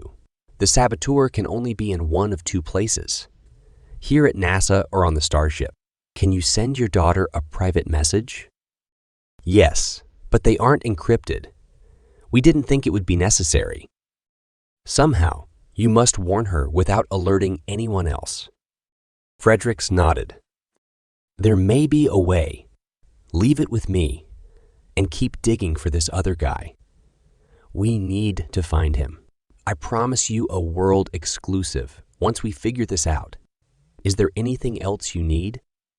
Can someone give me a lift home? My car broke down and got towed. Brett Grayling stood, legs apart, and hands clasped behind his back in a classic leader's pose. He examined the assembled crew with his piercing blue eyes. Beside him, less composed, Chad scratched his neck, leaving red wells on the surface. Hattie and the rest of the crew waited for their orders, anticipation having reached a peak, as their orbit around Mars had stabilized. Brett coughed and cleared his throat. As you know, he said, the original plan for first contact envisaged a crew of 4 boarding the Mars module and taking her down to the surface of the planet. However, in view of our reduced numbers, NASA orders have changed. Chad and I will go alone on the first attempt at landing, since we are expendable. He paused to allow for laughter, but blank stares met his grin. We are proud to have been selected for this incredible challenge. Ellie raised her hand. Excuse me, she said. Why not 3 astronauts? We've only lost 1 crew member, and landing the module is less dangerous than landing the Starship. And why 2 Americans? Said you. Only one of you should go. The other astronauts should be representatives from the rest of the globe, like Mo and me. Those are our instructions, said Brett, his jaw tightening. It's nothing to do with our nationalities. This is a first for everyone. Why don't we draw straws? Said Mo. That would be fairer. I understand why the commander should go. But why should Chad? He should take command of the Starship in case something happens to the module. Hattie nodded, even though she didn't like Chad. He's got a point, said you. We've all trained for years to get this chance at being the first. The module should have an Asian representative. I don't know what difference it makes, said Scotty. Brett will be the first person to step onto the planet, and we all remember the name of the first man on the moon. But how many people know the name of the second man? Buzz Aldrin, said Ellie. Let me rephrase that, said Scotty. How many people who are not astronauts? Ellie scowled. Chad scuffed his foot along the floor. Do I get a say? He said. Of course, said Brett. I think Ellie's right. We need to work as a team to stay alive on Mars. Resentments can fester if they're not aired. I don't mind landing the Starship. It's a massive responsibility, but I've trained for it countless times. Brett's eyes opened wide, and he turned to glare at Chad, who shrugged and dropped his head. But NASA, he said. NASA is many million miles away. They can't make judgment calls for us. It's not sustainable.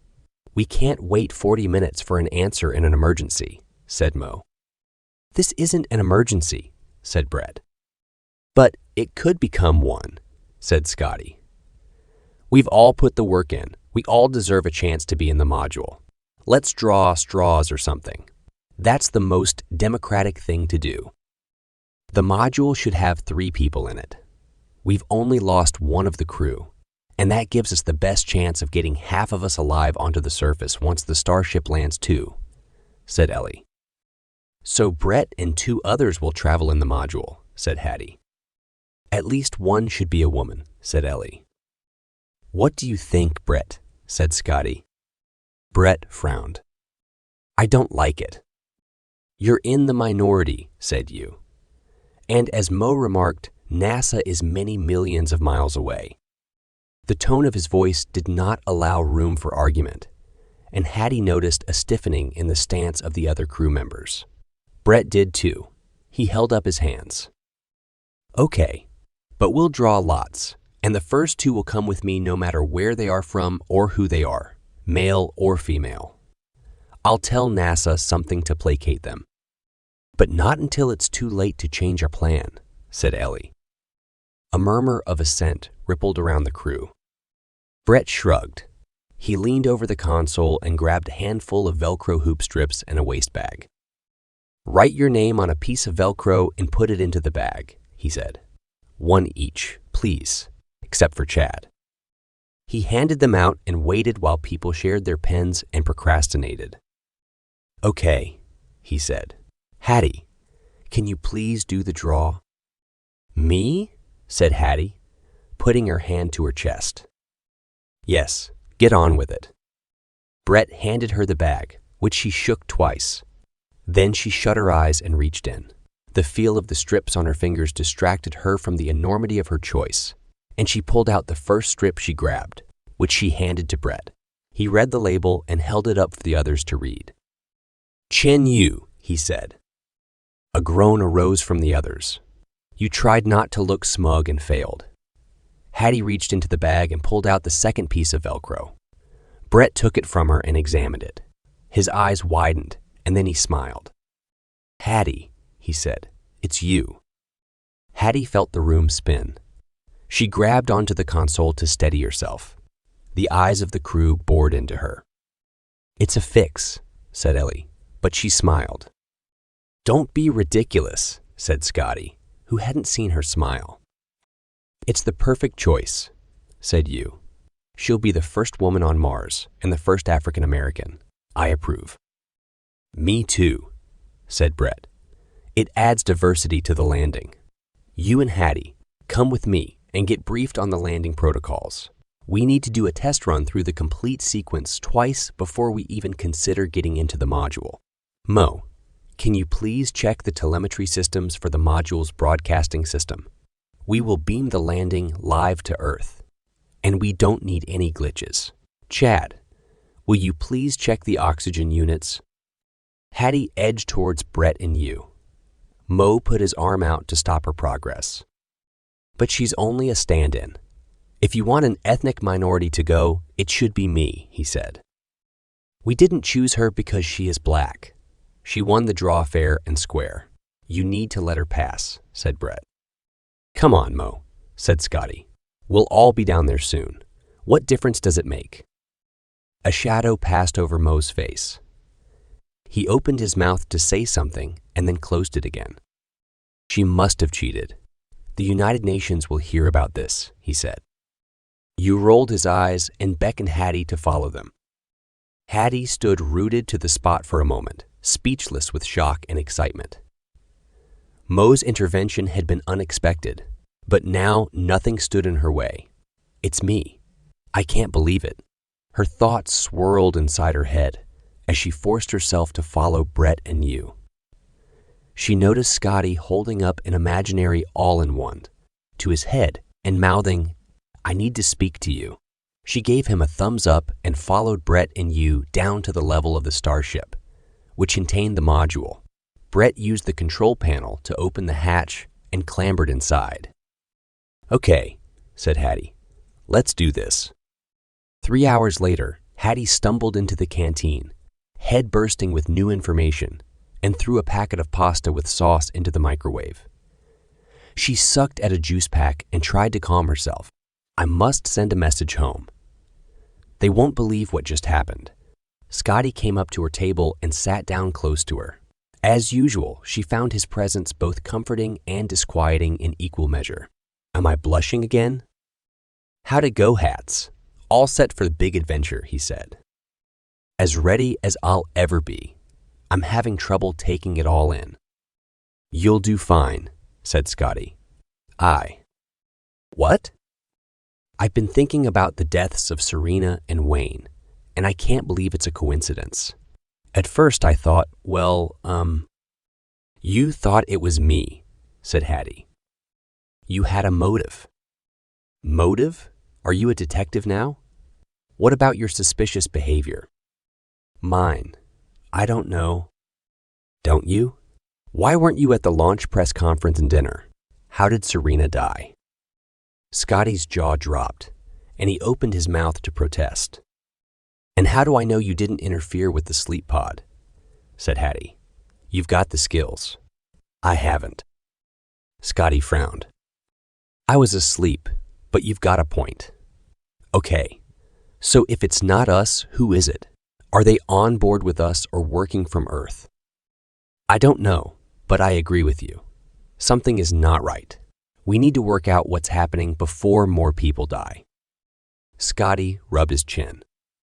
There's something else you should know before you launch. Brett is planning on claiming Mars for the United States of America instead of the United Nations. I just don't want you to be surprised. Surprised? But that's terrible. I must stop him. See, I knew you'd say that, but you can't. They have planned it since the outset. And you knew? Brett told me when we woke up from our hibernation. I don't agree, as it happens, but there's not much we can do. And I thought Mo and you were being paranoid. They don't know about this, and you're not permitted to tell them. Once he plants the flag, it will be too late. But this is wrong. Can't we stop him? Look, the politics will get sorted out on Earth, not up here. Just make sure you plant a UN flag beside the stars and stripes. They can't stop you, and once you've planted it, the Earth feed will show you doing it. Okay, I'll take one with me and attach it to the rover's antenna. That's my girl, said Scotty. Be careful down there. I couldn't bear this trip without you along. Me neither, said Hattie. Get the Starship landed safely and keep an eye out for suspicious behavior. We'll be waiting for you. Hattie shoved her feet into her tight boots and fastened the clips with shaking hands before backing into a suiting bay. She took a deep breath, trying to let it out evenly with her eyes shut tight. You've trained for this. Visualize a sunny day. Breathe in and out. She pushed her heels against the wall and pressed her palm onto the scanner. Initiating spacesuit fitting for Hattie Fredericks. Please do not move. The AI's calm voice soothed her nerves. You can do this. The console beeped a few times. The rings at the bottom of the inner layer of the spacesuit pushed into the top of her boots and sealed with a clunk.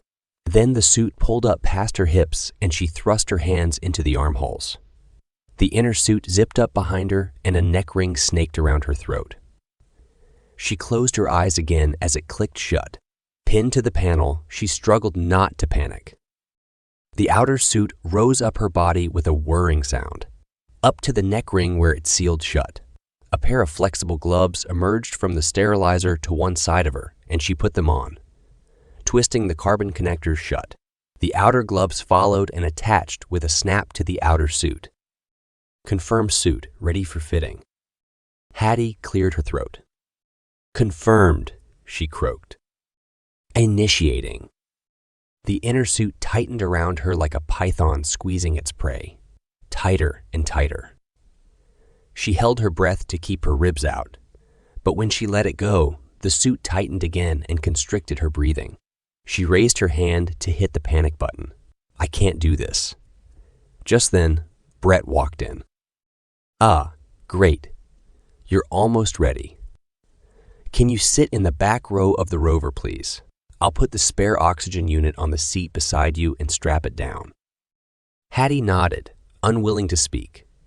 She placed her hand on the scanner for release and almost fell out of the suiting bay with relief. God, that's tight, she said. I had a pair of jeans like this once. Brett lifted her helmet from the console and put it over her head, pressing the button on the side to open the visor. "There you go," he said.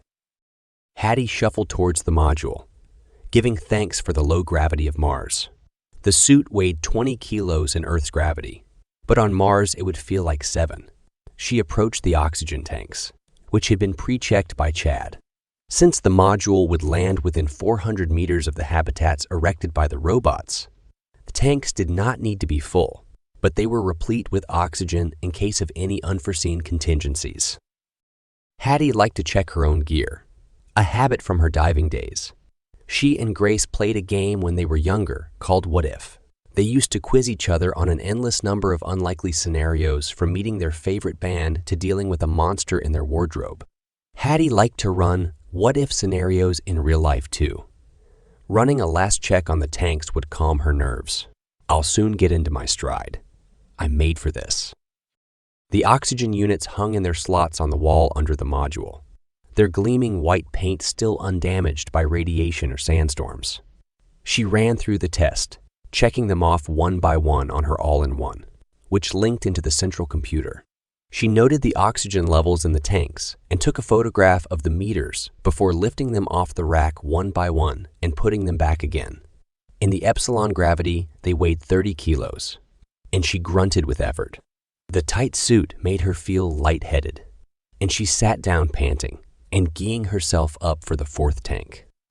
She forced herself to stand just as Brett appeared.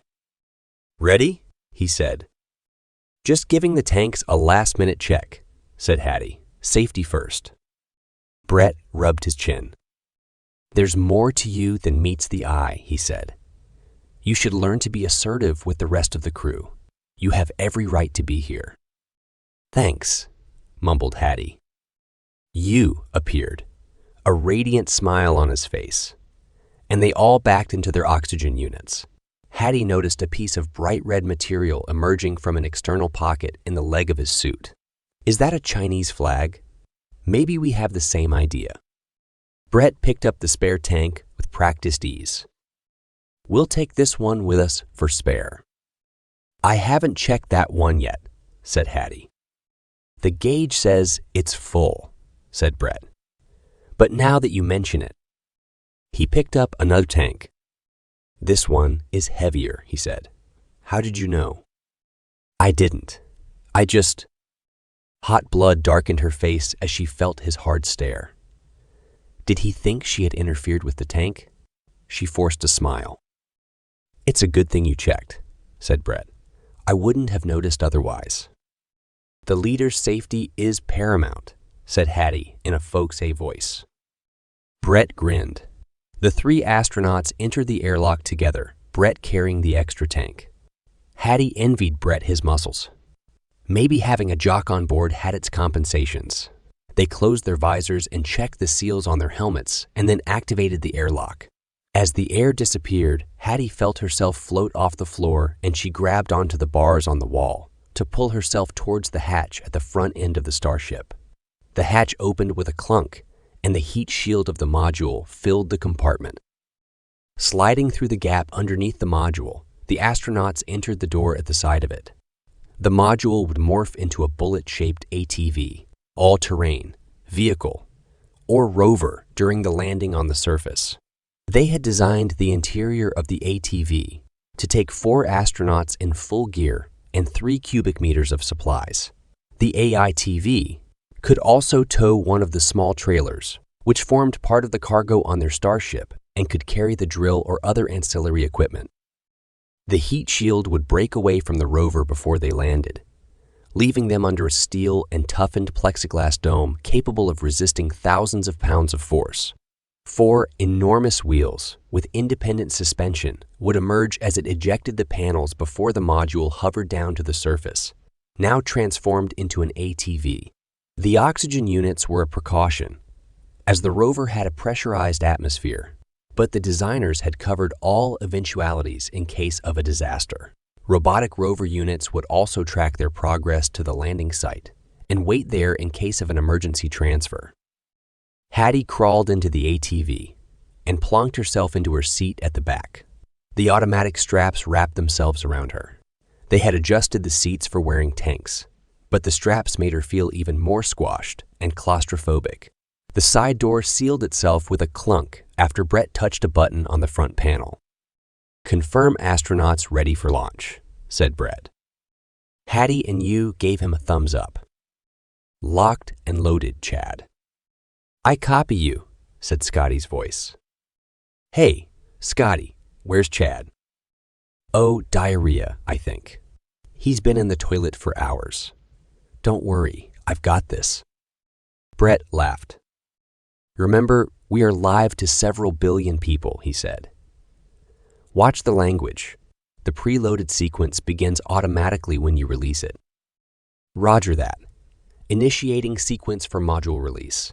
Bon voyage, folks, and happy landing." The nose cone of the Starship opened in slow motion. Hattie willed it to speed up. The spacesuit made her nauseous. The cone stopped opening halfway, and they sat squashed into the rover as the minutes ticked by. "Brett, we have a problem," said Scotty. "The automated sequence has stopped.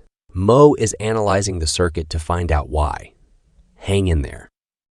Hattie's heart rate rose again as she fought the confines of the spacesuit and her growing panic attack. She could only see the back of Brett and Yu's helmets. Were they also having trouble staying calm? In space, many decisions were life or death. "Roger that," said Brett. "I need a pee now, though." "That's what space nappies are for," said Scotty. Despite herself, Hattie had to stifle a guffaw. The minutes passed. She calmed herself with some deep breathing and tolerated her discomfort. She took out her all-in-one to distract herself and found she had received a private message from her father, probably wishing me luck. But it was an image from Grace with a message which read, "I'm sure everyone is doing their utmost to keep you all safe up there. Remember, the astronaut deaths were both accidents. Love you, Grace Fool."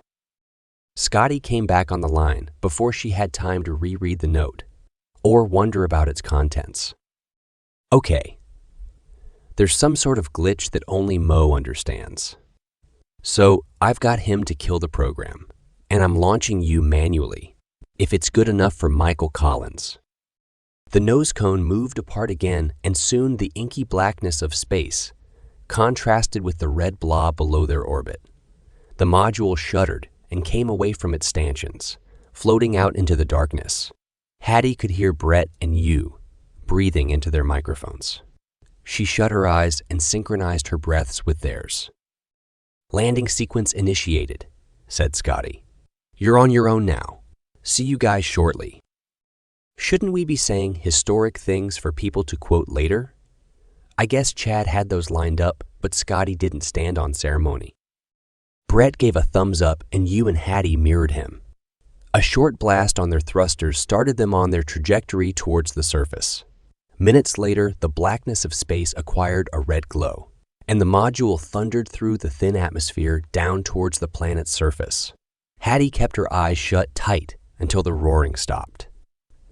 7 minutes is a long, long time. She tried to cross her fingers, but her gloves were too thick. Finally, the parachutes deployed, jolting the module and slowing it down. "Aren't we going too fast?" said Yu. "It's our angle of approach that may be problematic," said Brett. "Scotty, do you copy?" "Hearing you loud and clear," said Scotty. "Execute Protocol 6, please. We'll tell you when to remove." "Understood. Protocol 6 and out." "What's Protocol 6? said Hattie. "That wasn't part of the training." "Communications block with Earth. They have half an hour to play with as we are ahead of the official schedule in case of mishaps." "Mishaps?" said Yu.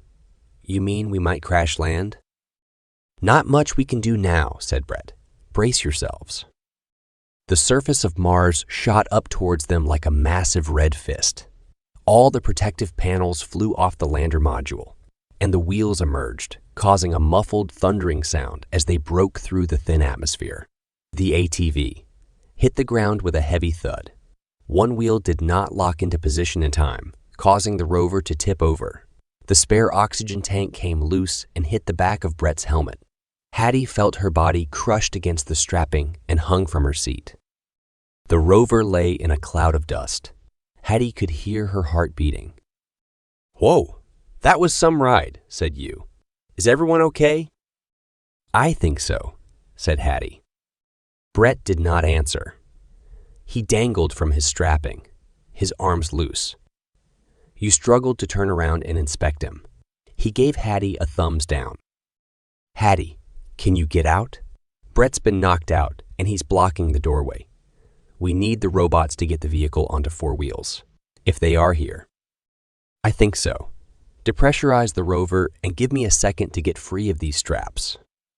Yu checked Brett's visor and then his own. "Is your visor down?" "Yes, ready," said Hattie. Yu tapped on the control screen and the pressure in the cabin dropped. Hattie pressed the release button on her restraints and fell onto the door against the ground. She pushed her boots against it and straightened up to press the exit button on the door above her helmet. The door opened with a hiss. She climbed up the seats and pulled herself out, lying panting for a second, half in and half out of the vehicle. "Very elegant," said Yu's voice in her ear. "Don't kick Brett on your way out." "Is he okay?" "I don't know. The tank knocked him out, but he's coming around." Brett grunted and moved his head. "Okay, I can see the robot rovers coming over the ridge. I'll take one over and get the module upright." Hattie slid off the vehicle and landed in the red dust.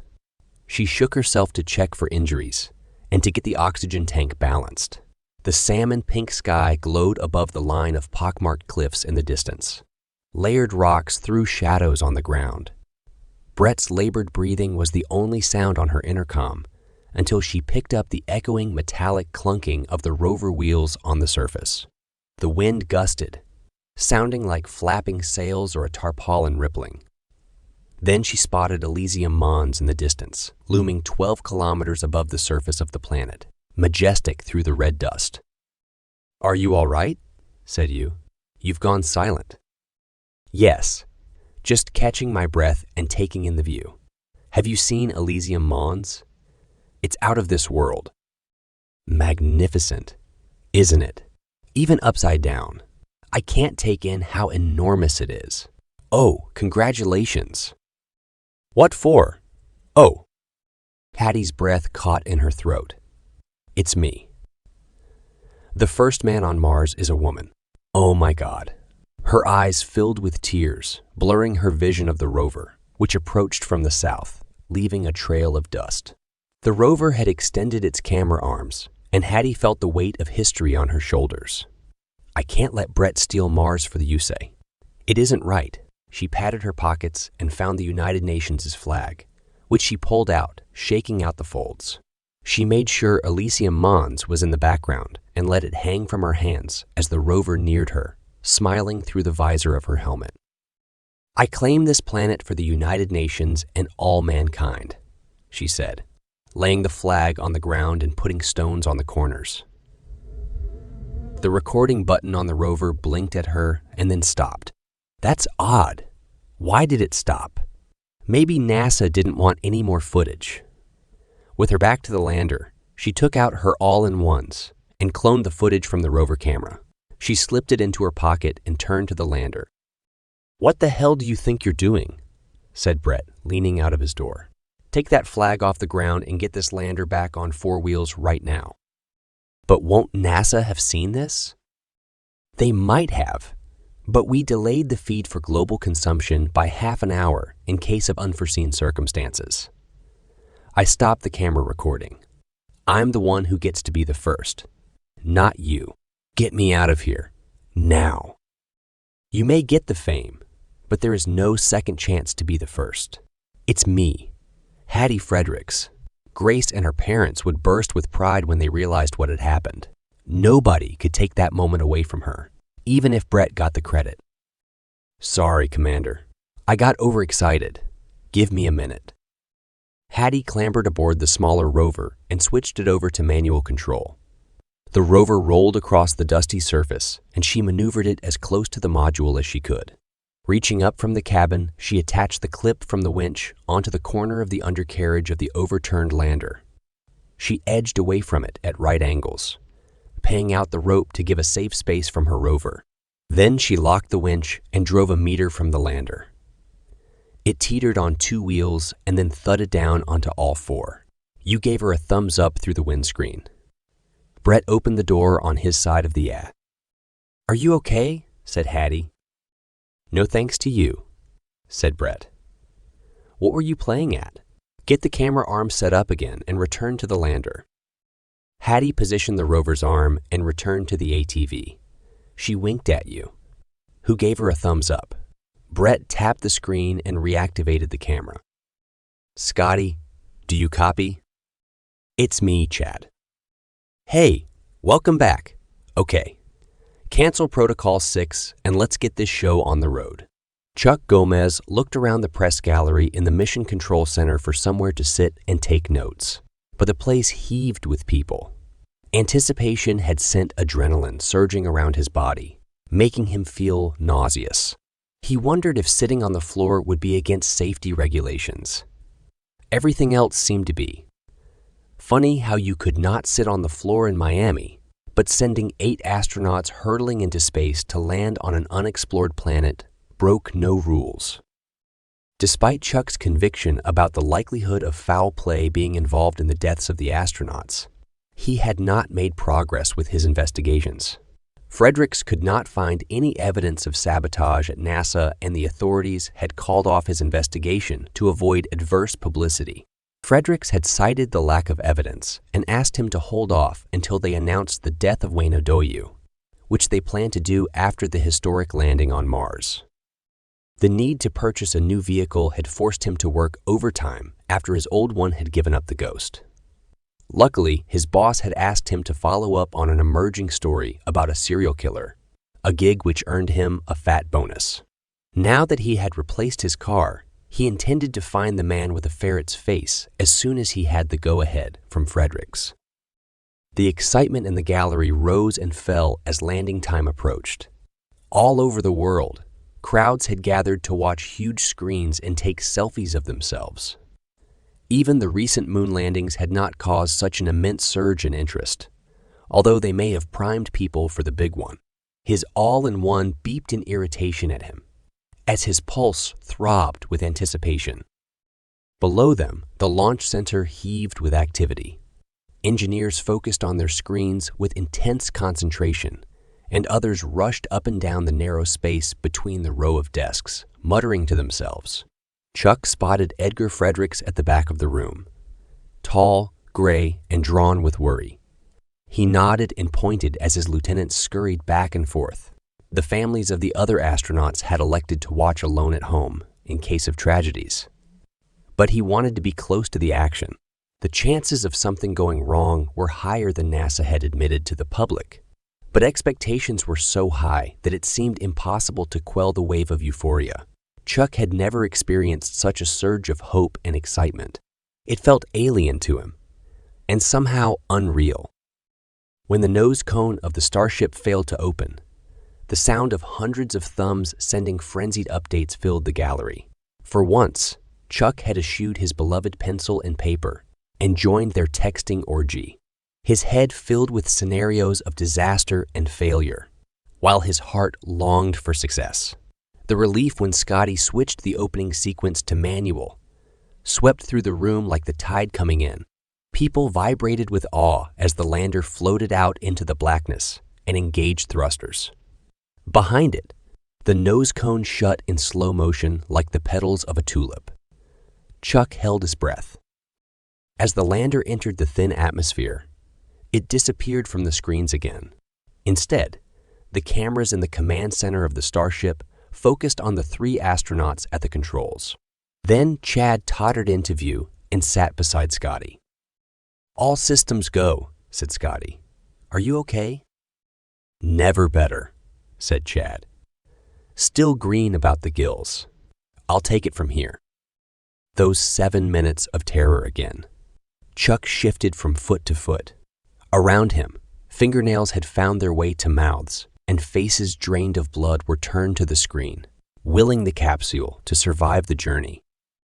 "Landing party. Are you receiving me?" said Scotty.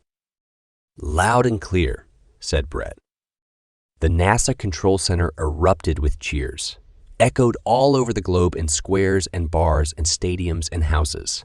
Tears of relief mixed with cheers at the astronauts' houses. "They're not down yet," thought Chuck. The screens around the center flickered as the focus changed back to the view from the capsule, which transmitted fuzzy pictures of the fast approaching surface. Aren't they going too fast? Suddenly, the feed disappeared. Bewildered journalists waited for answers. Chuck felt as if someone had punched him in the gut. Down in the control center, the engineers and analysts looked at each other in shock and tapped on their screens as if trying to eliminate a plague of ants. Edgar Fredericks, gray with unshared worries, clapped his hands together to attract attention. "Okay, folks, nothing to worry about. We've lost the feed for a moment, but we'll soon get it back. They're over 50 million miles away, and I lose the signal for my all-in-one if I go to the storage room." Nervous laughter followed this remark, and heads, which had lifted, bent down over their keyboards again. Chuck tried to sit down on a thin window ledge, but slid down to the floor where he sent an update to his boss. Out of habit, he took his pencil out of his pocket with his notebook to doodle and pose hypothetical questions to himself. What if they had crash landed? Could the robots bring them to safety? And what happened if they were dead? The euphoria of the last few minutes had evaporated to be replaced by worried whispering and hissing of questions. Time stood still as they waited for a sign of life from the lander or the Starship. Just when all seemed lost, the screen flickered and showed a massive puff of dust. The feed jumped to show Brett Grayling striding towards the camera from the ATV and planting a flag on the surface of Mars.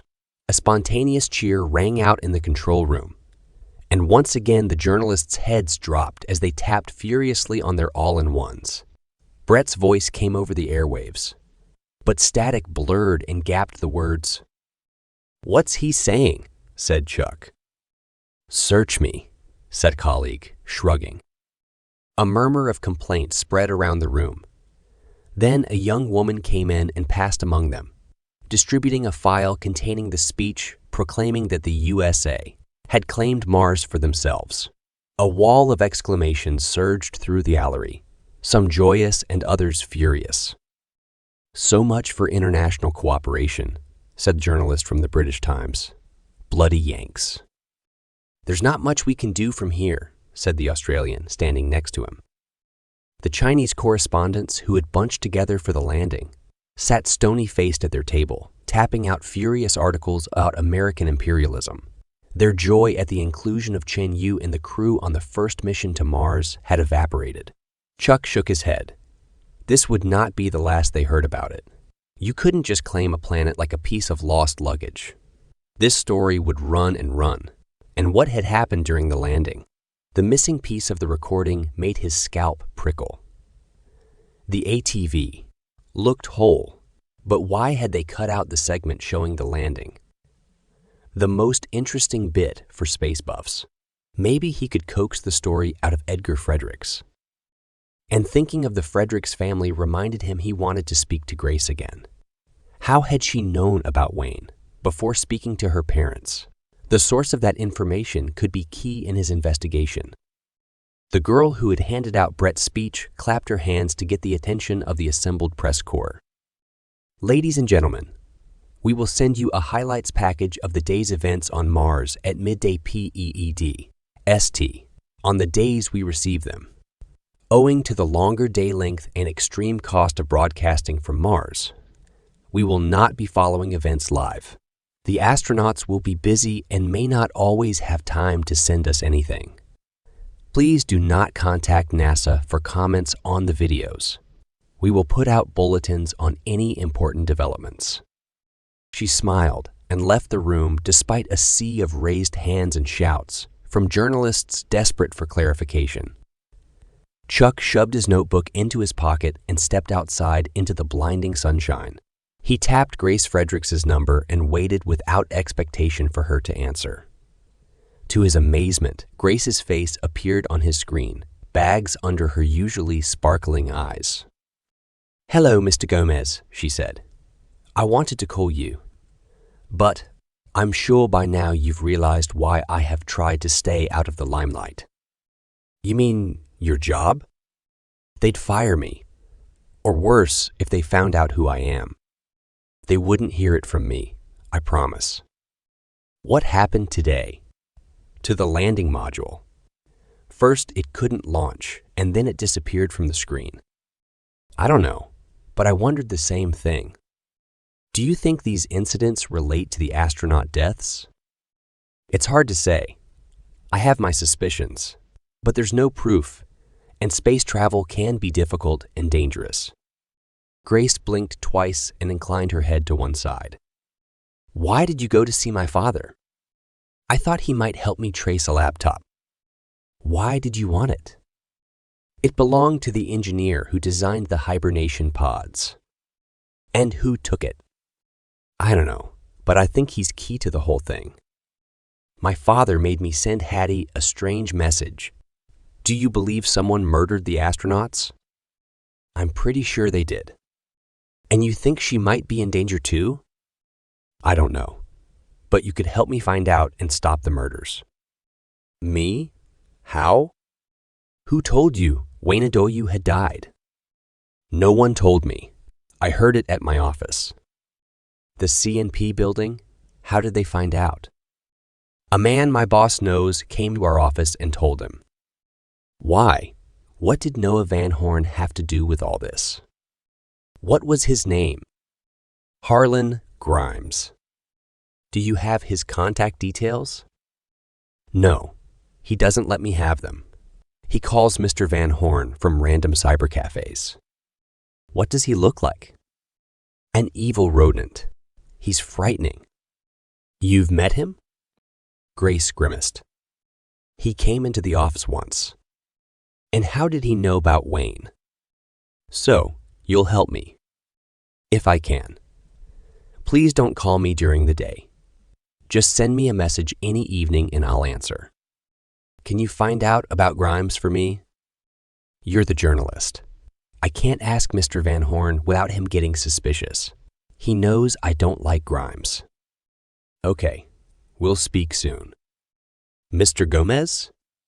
"Chuck, call me Chuck." "Okay, Chuck. Please do everything you can. Hattie may be up there with a murderer." "Leave it to me." Hattie and you watched as Brett strode a few meters from their vehicle, carrying the short carbon fiber flagpole and the American flag. He threaded the flag onto the pole and placed it on the ground. Then he positioned the camera arm on the other rover to point out at the horizon. "He's not the first," said you, switching the channel to private. Hattie grinned. "Don't tell him that. I'm going to pretend it never happened." "But you filmed it." "I'm pretty sure that part of the recording will get wiped on Earth before it's broadcast." "You're still the first." "We're the first," said Hattie. "All of us." You switched the rover channel on, and Brett's voice reverberated around the cabin. Hattie and you listened to him claim to plan the planet for the United States of America. You clenched his jaw and Hattie rolled her eyes at him, but they did not comment. After planting the stars and stripes into the red soil and addressing the people watching on Earth, Brett stumbled back to the rover and leaned panting against the side. "How'd I do?" he said. "I think they got the message," said Hattie. "Congratulations." "How are you feeling?" said you. "I don't feel so good," said Brett. "That oxygen tank hit me pretty hard. Hattie, can you drive?" He got into the back seat with you, and they passed the spare oxygen tank to the front seat.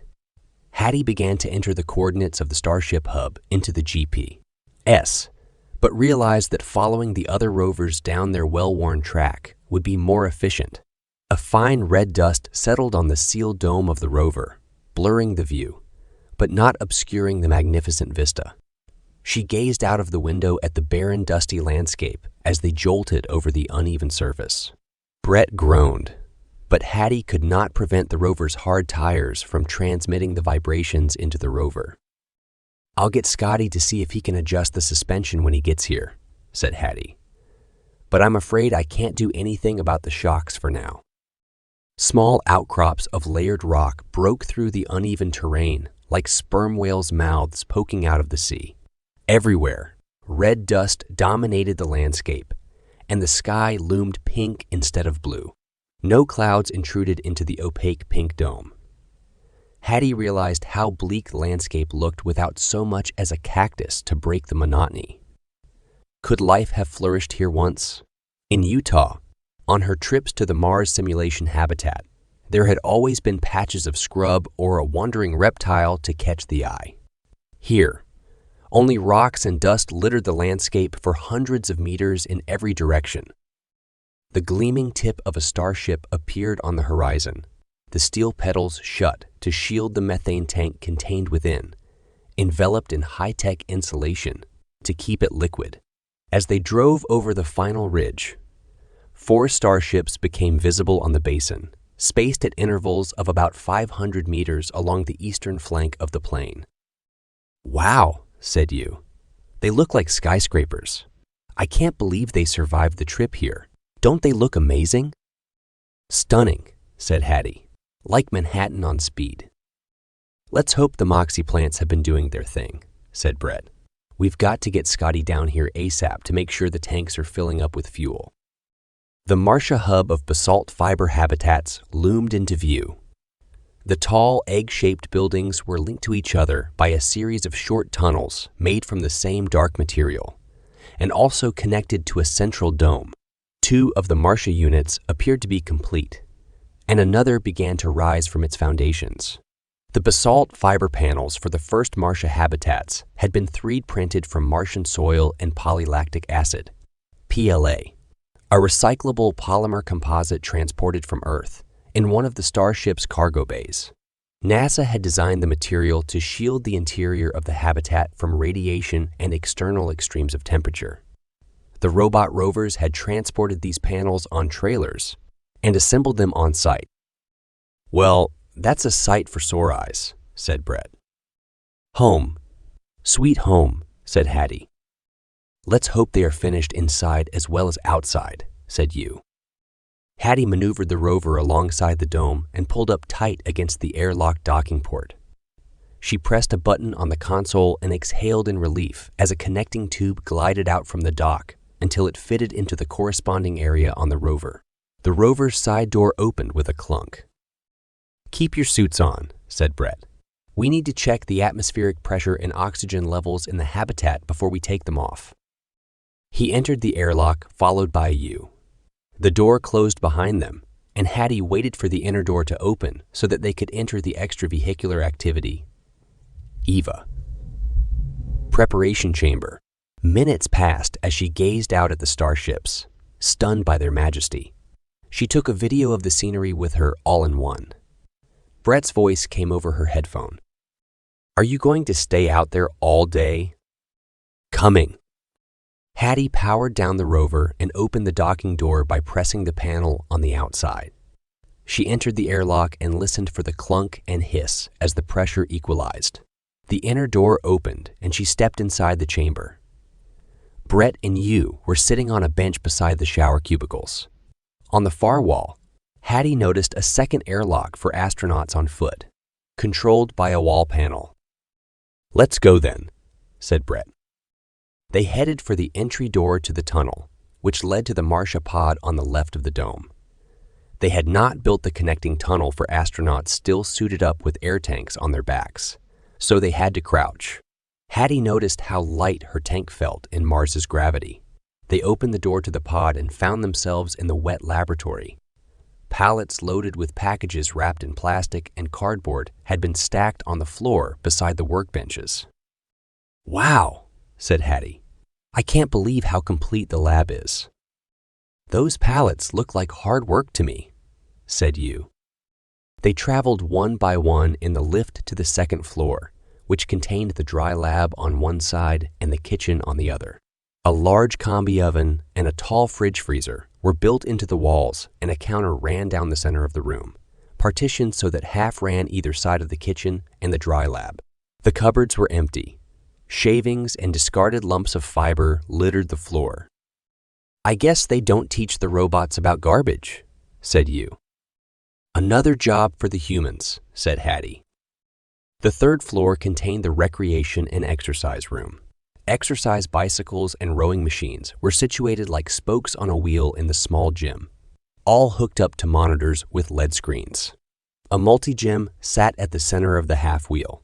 A faux grass partition separated the gym from a Rex room, with couches and what appeared to be a beverage machine. Maybe vitamin drinks. "As if we're going to need to exercise after the days we have planned," said Hattie. "Cool interiors, though," said you. "It's amazing how well the dual-shell construction maintains constant temperature and pressure," said Brett. "We'll be safe and comfortable in here." "It's weirdly normal," said Hattie. "Just lacking windows." "Come up here," said you, who had risen to the top floor. Hattie smiled when she saw the neat sleep pods and the smart showers on the top floor. A large water-filled skylight beamed light onto a sitting area with plant pots in it. "I love it. Can I stay here forever?"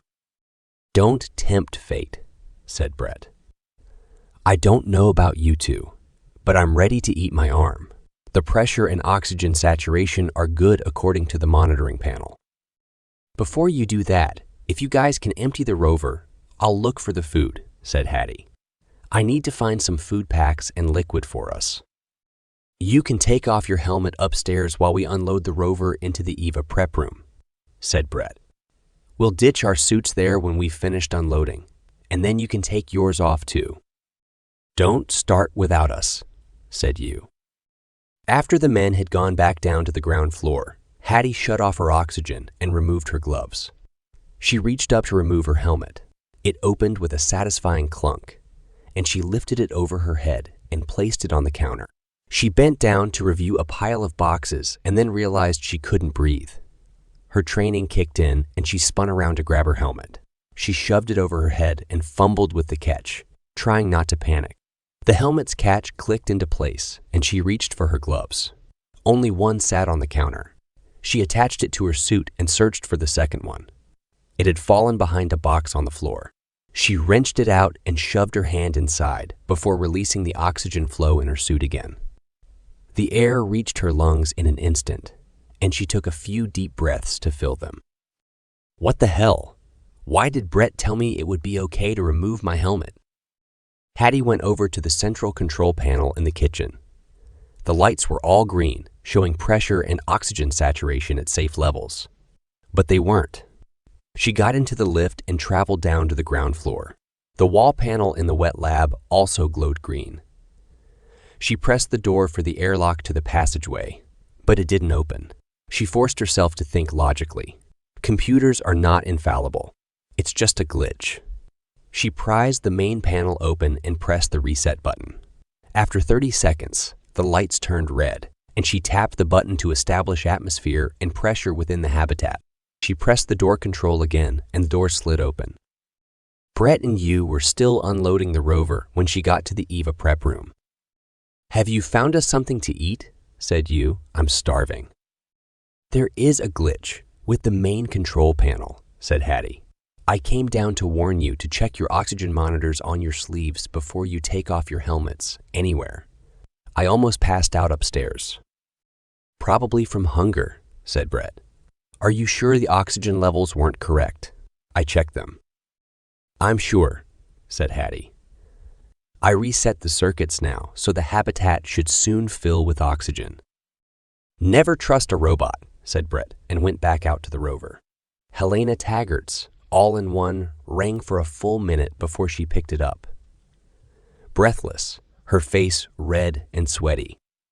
"Yes, it's me, Chuck. What do you want? I'm in the middle of my yoga class." "Should I call you back later?" "No, tell me now. Do you remember the man who took away Saul's laptop?" "I guess so." "Did he tell you his name?" "No. He only said he had come on behalf of NASA. Well, he might have. I just don't recall." "And what did he look like?" Kind of skinny." Anything else? Not really. Oh, wait, yes. He had ice blue eyes like the underside of an iceberg, and teeth like a rat. Chuck swallowed. Harlan Grimes. Again, he's the key. Thanks, that's useful. Helena rolled her eyes. The police don't think so. They say he doesn't exist. And the forensics? Why don't you ask them? Helena snorted and hung up. Chuck sighed. Another person he would never see again. Not that he cared. So, Harlan Grimes, where are you? Chuck trawled through the internet using every method he knew. He tried not to be annoyed when Harlan Coben kept coming up, but not a trace of Grimes. It should be easy to find someone with such an unusual name, but Harlan Grimes did not materialize. Chuck chewed his pencil. If Harlan Grimes was an assumed name, this could be a lot harder. He wanted to ask Grace Fredericks to help him, but she had been adamant, and he needed to stay on good terms with her. Also, while the CNP remained in the role of suspect, he preferred to use her as a conduit for information in the future. He knew someone who could help, whether she would remain to be seen. As usual, he had failed to keep his promises to her, and she kept score. Gina, it's Chuck. Hey, long time no here. I thought you were going to take me out to dinner. And I am. Soon. I'm busy right now. Busy? How romantic. What do you want this time? Don't be like that. I will take you out when I make a fortune on this story. And pigs might fly. Gina sighed. Chuck waited. Well, go on then. Tell me. Remember that time you took me to Saul Taggart's house? To see his wife. How could I forget? Now, don't get snarky with me. She's not my type. And I am? Sure you are, said Chuck. Half meaning it, I found out who stole Saul's laptop, and I think he's the same guy who killed Saul. And you want me to? This guy's like a ghost. I've tried every trick in the book to trace him, but there is no one of that name registered anywhere in Miami. Can you ask your friend on the murder squad if they got any forensics on the guy? Fingerprints or DNA? Something that might identify him? But they fished Saul out of the harbor. The DNA will have washed off. Where are they going to get fingerprints? Chuck ran his fingers through his hair. Grace had told him that Harlan Grimes had been in her office, but that was weeks ago. Any prints would have been obliterated by the cleaners. On the other hand, Helena Taggart's house had a layer of dust an inch thick. Maybe Grimes had left his prints on Saul's desk. Helena probably hadn't been in there since. What if I could tell them where to go? The Taggart's house?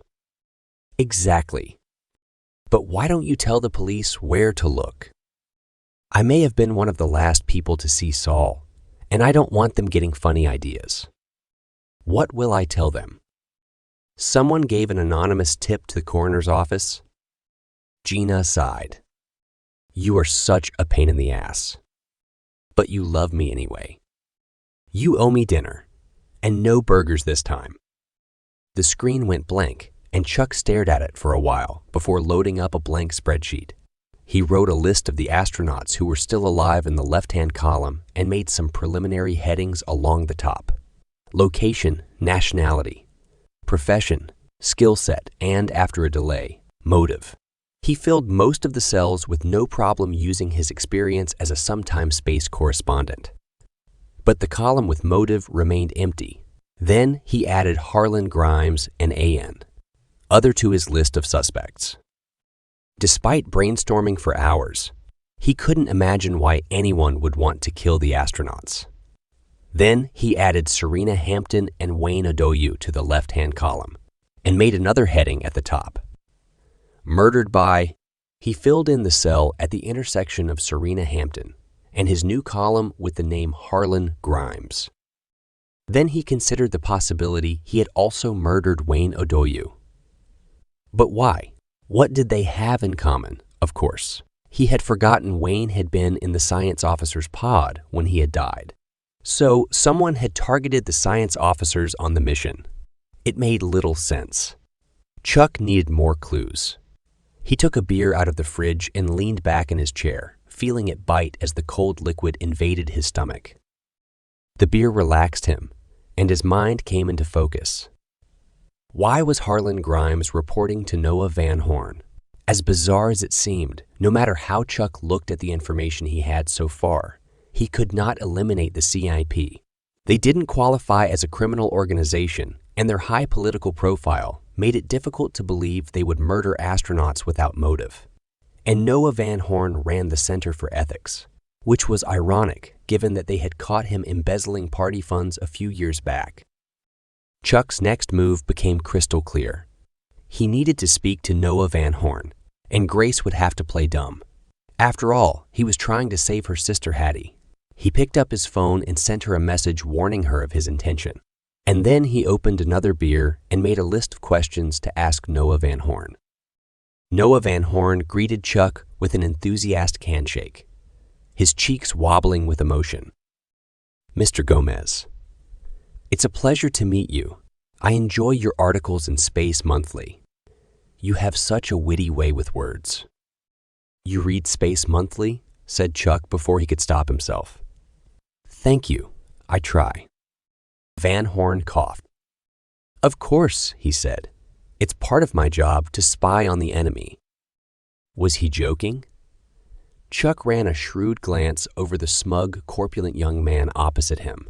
Somewhere in there is a handsome Star Trek fan, trapped in layers of propaganda. "Naturally," he said, and waited. As he had guessed, Van Horn couldn't tolerate a silence. "What can I do for you?" said Van Horn, interlacing his fat fingers and flexing them. "I'm rather hoping for a flattering profile to get me back into politics." "And I'm sure I can oblige." "Next time," said Chuck. "This time I have some questions for you about a man I'm trying to locate. My sources tell me you are in contact." "They do," said Van Horn, his eyes widening. "Would you like a cup of coffee?" "Sure. Black, 2 sugars." "Miss does raise. Can you bring us in some coffee, please?" Chuck pretended to have forgotten his unanswered question and looked around the room, taking in the opulent fittings. "That's an amazing icon," he said, pointing. "South American, isn't it?" "Colombian." "Yes, it's magnificent. Are you from there?" "My parents came to Miami from Ecuador, but I'm a native through and through." "One set of my grandparents were Dutch," said Van Horn. "Makes sense," said Chuck. The door opened and Grace shuffled in with a tray. Without raising her eyes, she placed a coffee in front of Chuck and offered him sugar. "Miss does raise is Cuban," said Van Horn. "Oh," said Chuck, "that's nice." He could feel Van Horn's eyes boring into him as he stirred his coffee. "Is that all, Mr. Van Horn?" said Grace. Chuck noticed her hand trembling. "Hold it together there, Gracie girl." "Thank you. Now, where were we?" "I need to find a man called Harlan Grimes," said Chuck. Van Horn took a large sip of his coffee, which scalded the back of his throat. Tears came to his eyes as he choked. "Who?" he said, avoiding Chuck's inquiring glance. "Harlan Grimes. He's murdered at least 3 people I know of, and I don't think he's finished yet." Van Horn went pale and picked at his nails. "And you think I can help?" "I think someone is trying to sabotage the Mars mission, and the CNP is a prime suspect." "That's libel," said Van Horn, reddening. "You have no proof, and I have never met this Grimes character." "Please," said Chuck. "More people will die." Van Horn staggered to his feet. "I'd like you to leave," he said. "Now." Chuck stayed in his chair and sipped his coffee. He sighed and stirred it again as if he could get more sweetness from the long-dissolved sugar. Van Horn, who wasn't used to people ignoring his orders, wavered and then flopped back into his seat. "Do you believe in God?" said Chuck, frowning. "What sort of question is that?" Van Horn spluttered and shook his head. "Of course I do." "So do I," said Chuck. "But we follow the 10 Commandments where possible in the Catholic Church." Van Horn froze, a plump rabbit in the proverbial headlights. "And I don't," he said.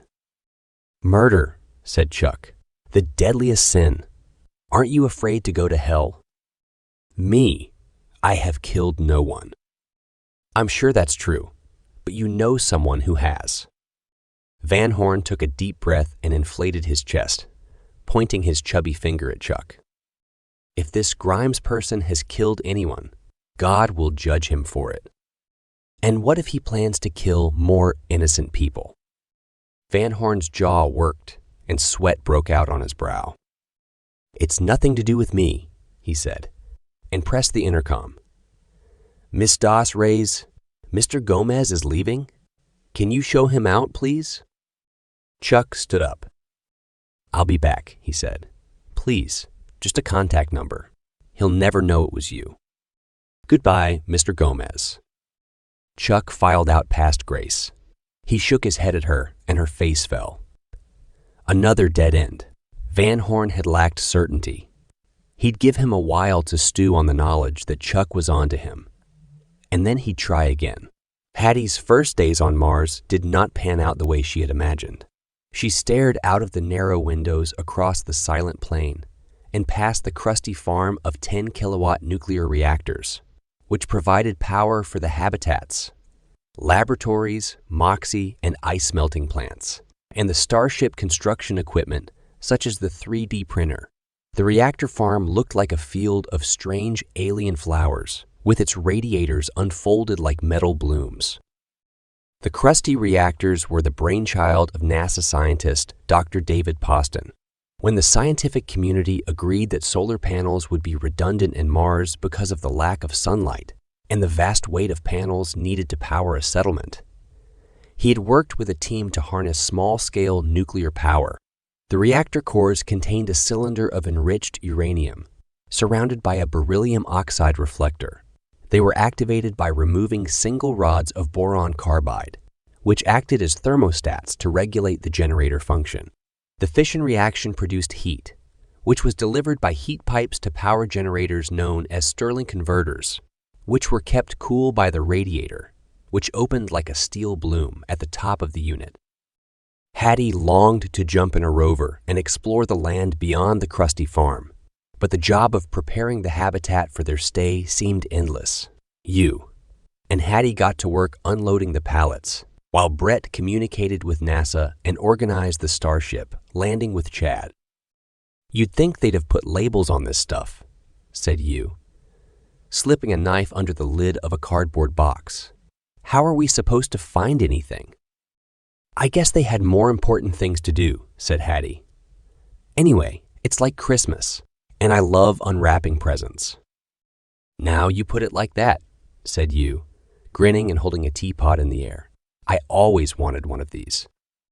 It soon became apparent that the first pallet contained the kitchen equipment and workstations for the first floor, but they could not find any food.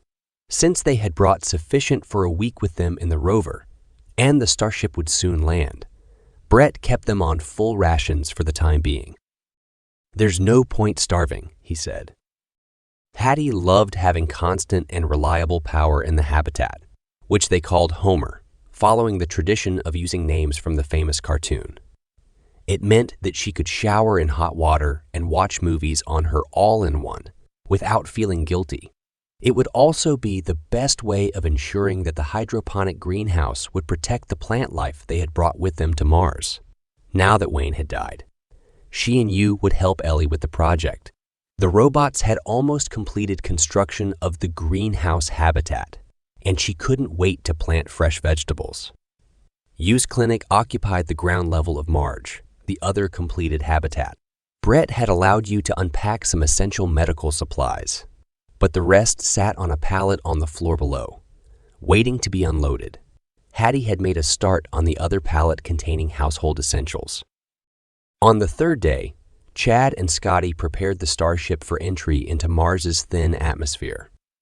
The land-based crew became solemn with unspoken worries as Chad and Brett reviewed the protocols for landing. The Starship would land in automatic mode using identical criteria to the other 4 successful landings. Neither the crew on board nor those already on Mars could do anything to affect the result. As the time for the landing drew close, you, Brett, and Hattie suited up and left Homer in the rover. The odd bullet-shaped vehicle nosed its way through the dunes and stopped on a ridge, overlooking the plain where the 4 other starships had landed. "It will look even more like Manhattan now," said Hattie. "Or gardens by the bay in Singapore. Those crusty units are like mini super trees," said you. "I'd like to take my wife on honeymoon there," said Brett. "As if anyone would marry you," said Hattie. As evening approached, the external microphone picked up a muffled sound like large sails flapping. "The wind has picked up," said Brett, "but it won't affect the landing." "Brett, are you receiving me?" said Chad. "Loud and clear, buddy. We're about to enter the atmosphere and should be with you in 7 minutes. Copy and good luck. We're putting the champagne on ice." Hattie held her breath and shut her eyes. "Breathe, Hattie," said you. "You can't do that for 7 minutes." Hattie let the air flow into her mask and gave him a rueful grin. "I can hold my breath for 3 minutes, you know," she said. "Seriously?" said Brett. "I don't believe you." "It's true," said Hattie. "I practiced for years. My sister and I used to have competitions. We were so stubborn, my mother used to find us turning blue." "You're still stubborn," said you. "I had a mule who stalled less than you do." "No way," said Hattie. "Anyway, I like to call it perseverance." "That's enough, guys," said Brett. "Let's just relax. They'll be here in a minute." Behind their rover, a couple of robot-driven ones had pulled up and were waiting. Brett, Hattie, and you gazed upwards through the glass dome of the rover, and the enormous bulk of the Starship appeared, blocking out the sky, engines on full thrust as it righted itself and sank towards the ground. Even on Mars, the roar of the engines almost deafened them. Massive clouds of dust rose and enveloped the craft as it neared its landing place.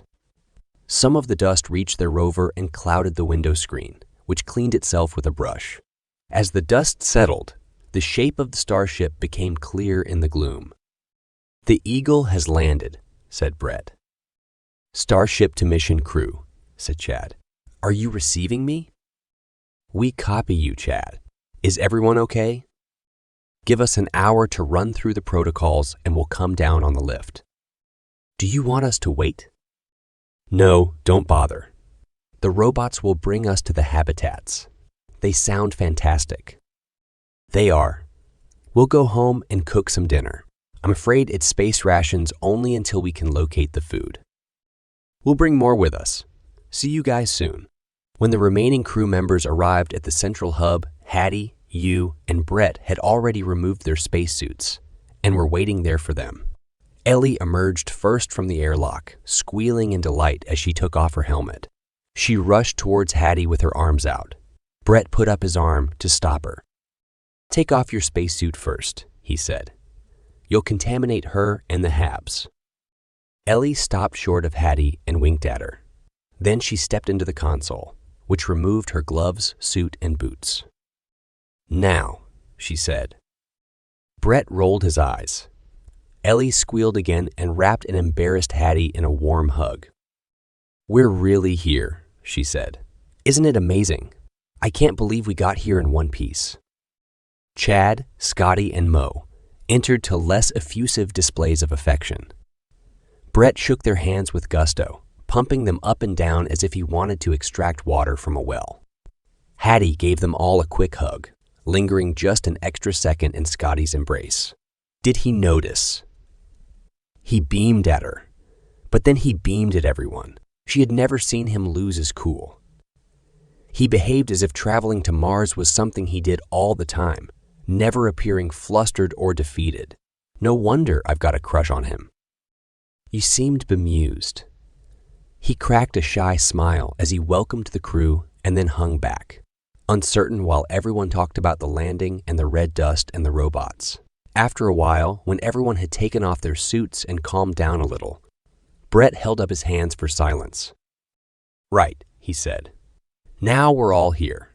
We need to assign people to their habitats. There are 2 complete residential habs ready. At present, we are all living in Homer." "Homer?" said Chad. "Like The Simpsons?" "Yes. The NASA scientists who named the kilopower farm Krusty have continued the theme. Anyway, as I was saying, we have been living in Homer for convenience.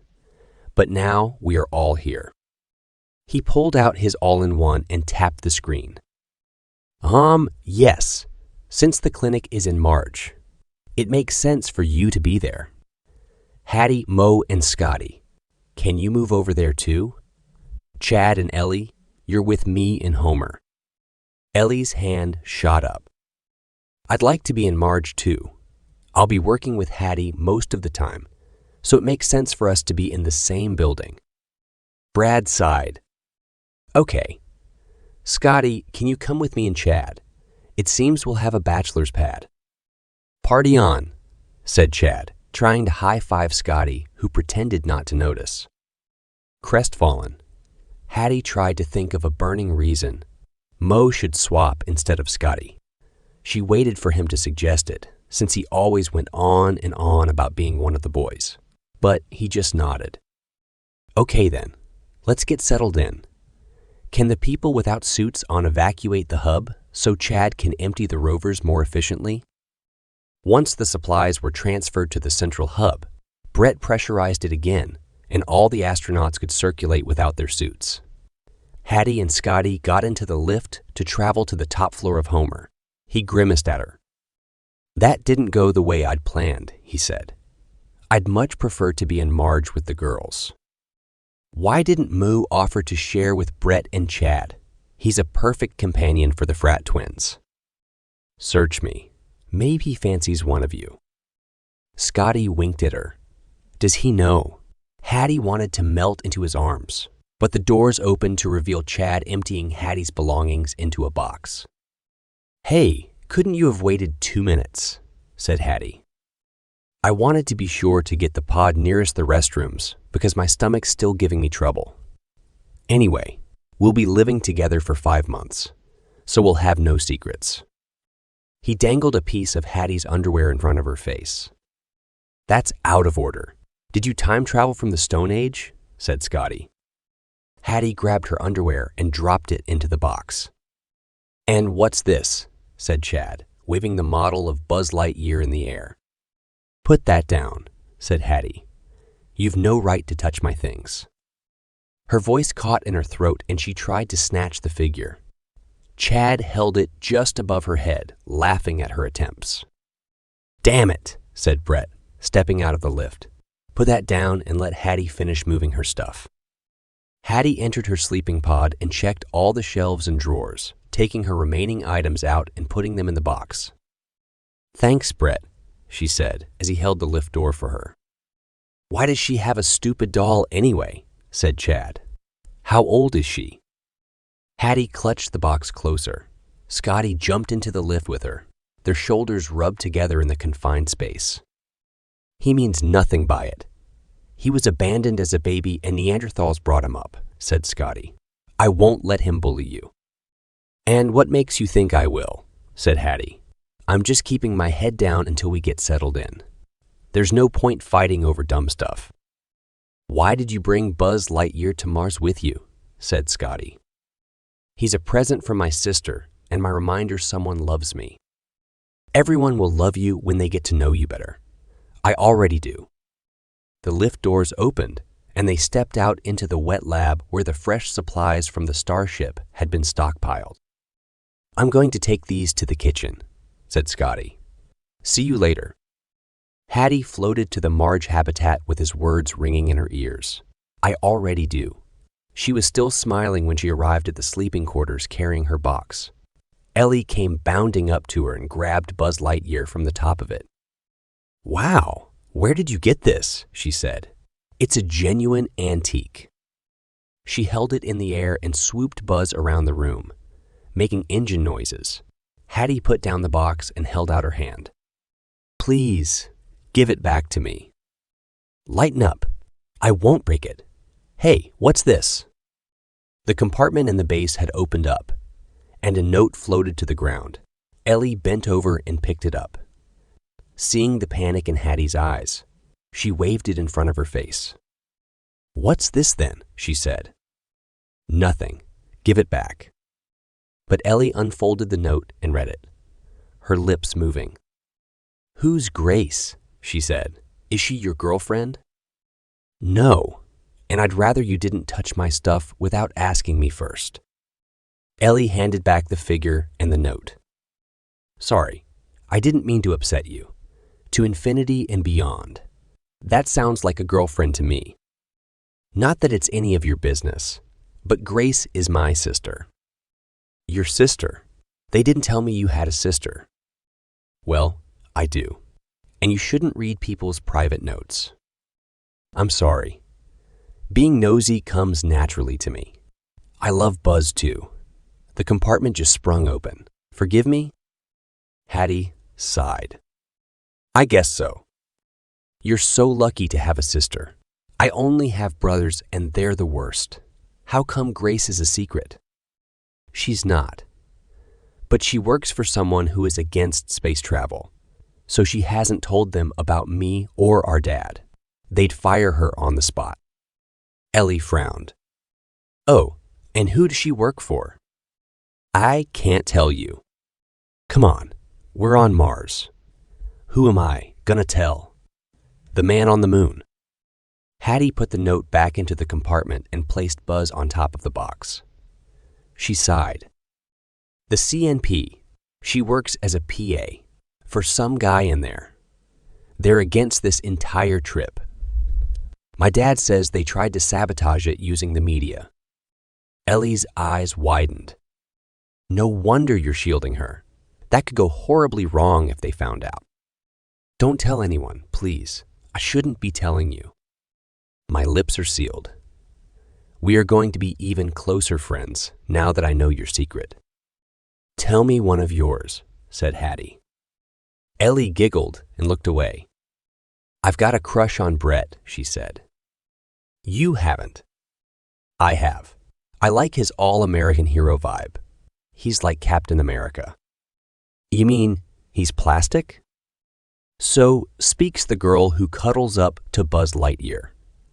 Get unpacked and let's curl up and watch a movie. This whole Mars thing is weirding me out. I need to pretend I'm back at home on a Saturday night. You stay in on a Saturday. No wonder you like Brett. All you need is a pinafore and some curlers. That's what you think, despite Hattie's longing to collect the samples from Hephaestus rupees, where the Perseverance Rover had left them for collection. The need for fresh food to supplement their diet took priority over Eve's. Wayne's death and the consequent lack of manpower forced her to spend her first weeks on Mars inside the greenhouse with Ellie. The greenhouse was another Martia structure, shaped like a fat shark fin containing both conventional and aquaponic growing systems, besides space devoted to crop research studies. Climate controlled through a propane heater and swamp cooler.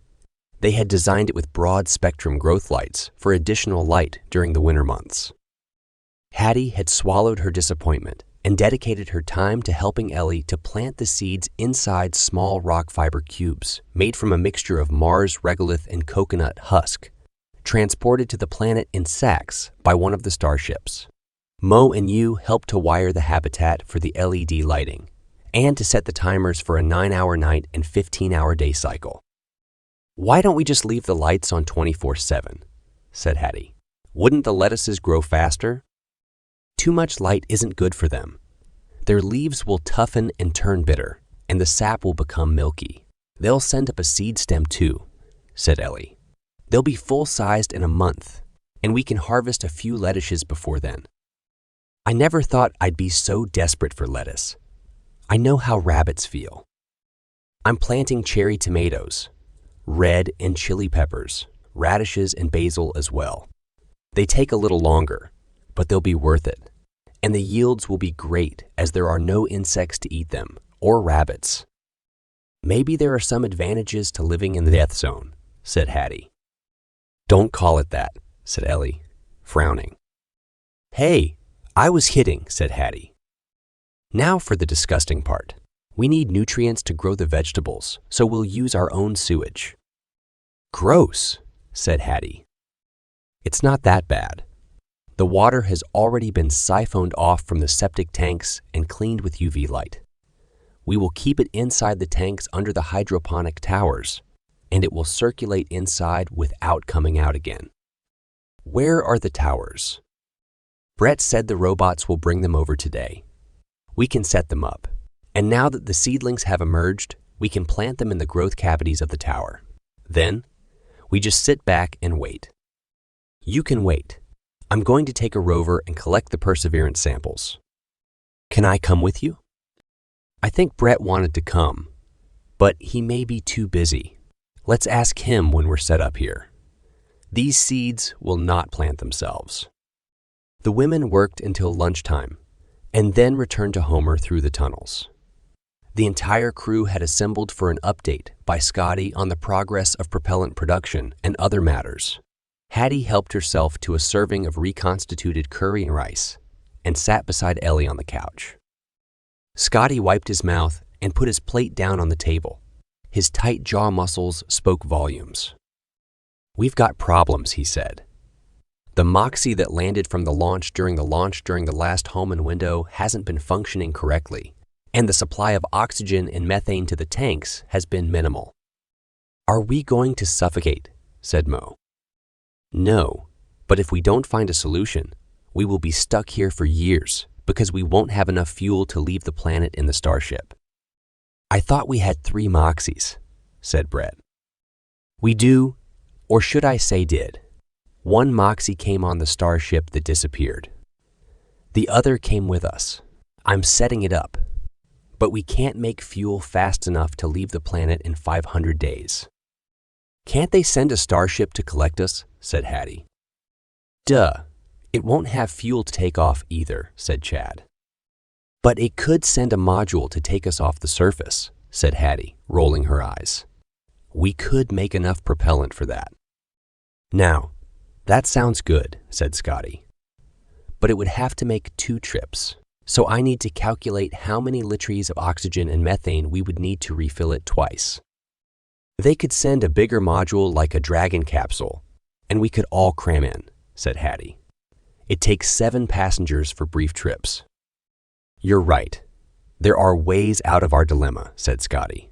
But I thought it best to alert you so we can work on several right now. I'll alert NASA so the boffins there can concentrate on it. How about the racers? Are they digging the ice out from under the regolith? Said Brett. The what? Said Ellie. The racers. They have buckets at both ends to anchor them to the ground when they dig. If they only had 1 bucket, they couldn't get traction in this gravity. Duh, said Chad. You should know that. I knew. I just forgot their name. You need to stop pointing out everyone's failings and start working for the team. You've been behaving like a child since Serena died. Please get with the program, said Brett. Chad swallowed and shrugged. Sorry, Ellie, he said. Brett's right. I have been a jerk to everyone. I promise to do better. We're all in this together, said Ellie. Good. Let's go out to the quarry and check on the diggings, Scotty, said Brett. Can I come too? Said Ellie. We're finished for the time being in the greenhouse. Mother Nature has to get working on the seeds now. What about me? Said Hattie. You can help Chad finish setting up the wet lab. You is working on getting the clinic organized, but he's self-sufficient over there. Chad sighed.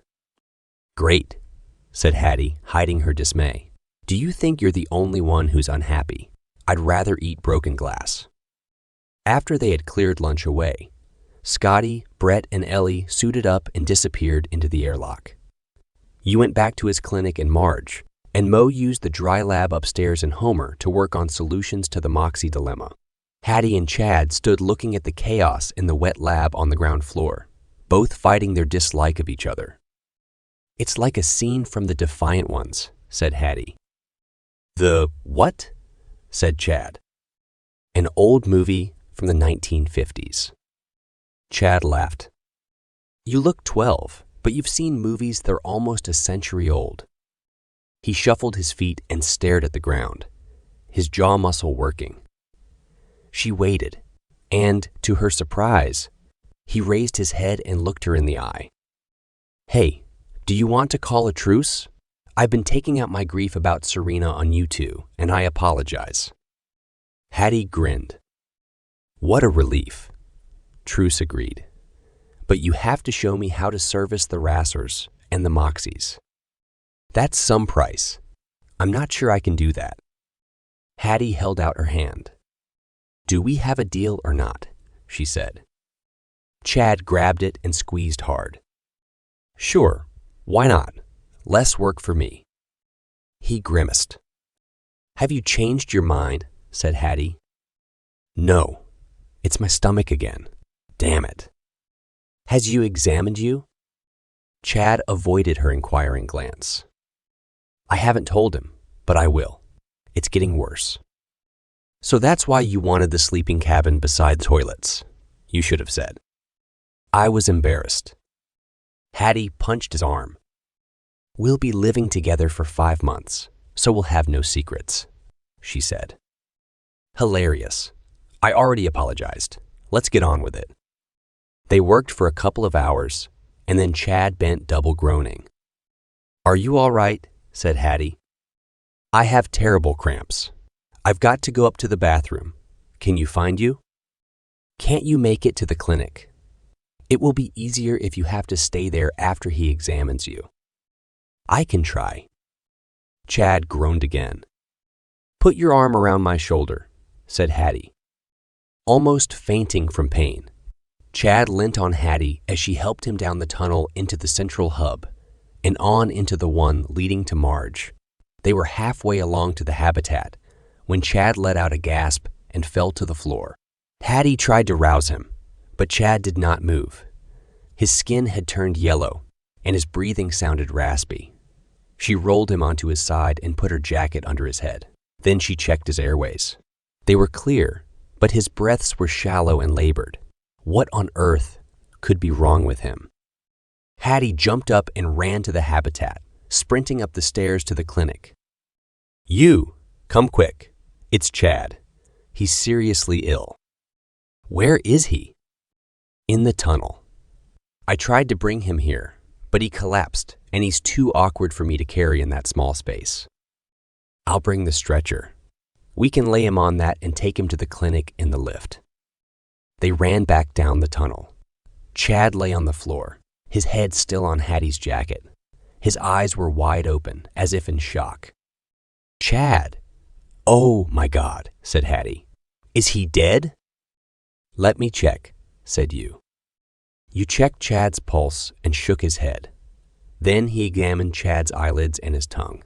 Hattie slid to the floor. "No," she whispered. You sat down beside her. "I'm afraid he's gone," he said. "But he can't be," said Hattie. "He's so young and strong. What happened?" "I don't know," said you, rubbing his chin. "How long has this been going on?" "He had severe diarrhea when we took off in the module.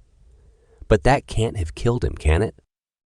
It's the origin of the cramps that worries me. He may have been poisoned." "But how?" "I don't know, but I think it's deliberate. It can't be a coincidence after Serena and Wayne. I examined Serena, after she died. I wasn't supposed to, but I sneaked into her room.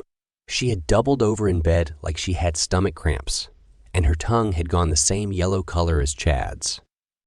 "But didn't she die of a heart attack?" "Maybe not." Hattie grasped his arm. "You mean someone's trying to kill us all?" "Yes. And worse than that, you and I are being framed." Hattie and you cleaned Chad's body and dressed him in a new uniform. "He looks even more like Ken now that he's dead," said you. I think Barbie dumped him 30 years ago, said Hattie. What are we going to do when the others return? They'll never believe us. They might if we had the results of Serena's autopsy, said you. But how do we get that? Ask your father. He must suspect something's wrong by now. And with Chad dying, he'll be certain. My sister sent me a note when we took off from the Starship in the module. I've been so busy, I never reread it. Maybe she knows something. We could ask her. Hattie took out her all-in-one and scrolled back to the message. She gasped. What? Said you. Oh my God, I didn't notice before. We were taking off, and the module got stuck, and I received the message, but I didn't get a chance to read it properly. And then we landed, and... What does it say? Said you, grabbing her arm. It says I'm sure everyone is doing their utmost to keep you all safe up there. Remember the astronaut deaths were both accidents. Love you. Graceful. And? She signed it Graceful, but I didn't notice at the time. So? It means she's lying. The opposite is true. It's a game we played as children. She knows the deaths were murder. That means my father does too. Why haven't they told us? Perhaps they were afraid of who might see the message, write to her. And if whoever is killing us intercepts it, we don't know it's anyone in the crew. The cause of all the deaths originated from Earth. What if they go after Grace? I never thought of that, but we have to do something. Or Brett, and the others will think we killed Chad and Wayne. I can send Grace a message and sign it with Harriet. She'll know it's a lie. Do it now, before they get back. Hattie made a picture of her message to Grace. It read, everything's fine here. No problems with Mars crew. Chad's stomachache was not fatal, and he's livelier now. It was lucky Serena's autopsy didn't show problems, or we would still be on Earth. Tell Dad. Lots of love, Harriet. She pressed send. Will that do the trick? I hope so. My father will guess something's wrong. And when they hear from Brett that Chad is dead, he'll be sure. Until then, we've got to persuade the others not to harm us. Why would they do that? I know what I do. I discovered someone planned to kill us. But why are they doing this? And who are they? I don't know yet. Maybe Grace can find out. She's super smart. Like you then. I can't believe this is happening to us, said you. It's a nightmare beyond my imagination. My parents were so proud of me, and now I may never go home. They covered Chad in a sheet and walked back to the central hub where they sat on the shower bench. The clunking sound of the airlock alerted them to the arrival of the others. Hattie bit her lip. Here they come, she said. Wait for them to get into the suit consoles. They'll be trapped there while we explain, and let me do the talking. Brett, Scotty, and Ellie entered the hub, jostling each other and giggling.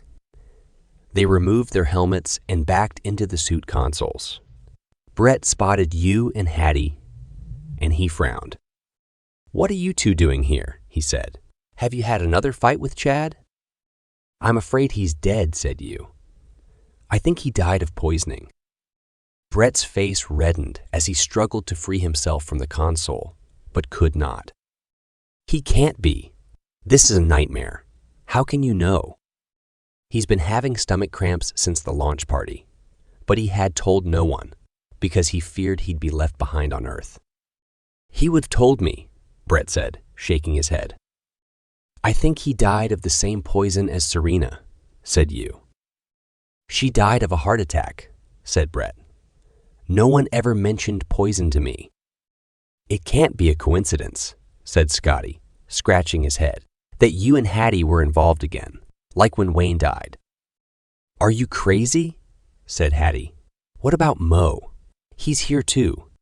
What conceivable motive could we have? You only joined the crew a few months ago from China, and as for me, you only joined because Serena died, said Ellie.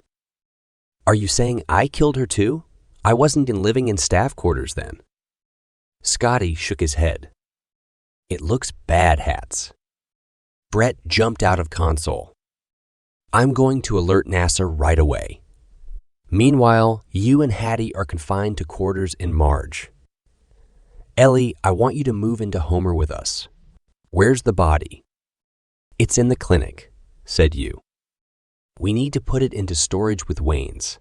Scotty, can you organize that? But someone poisoned Serena, said Hattie. Who did? Said Brett.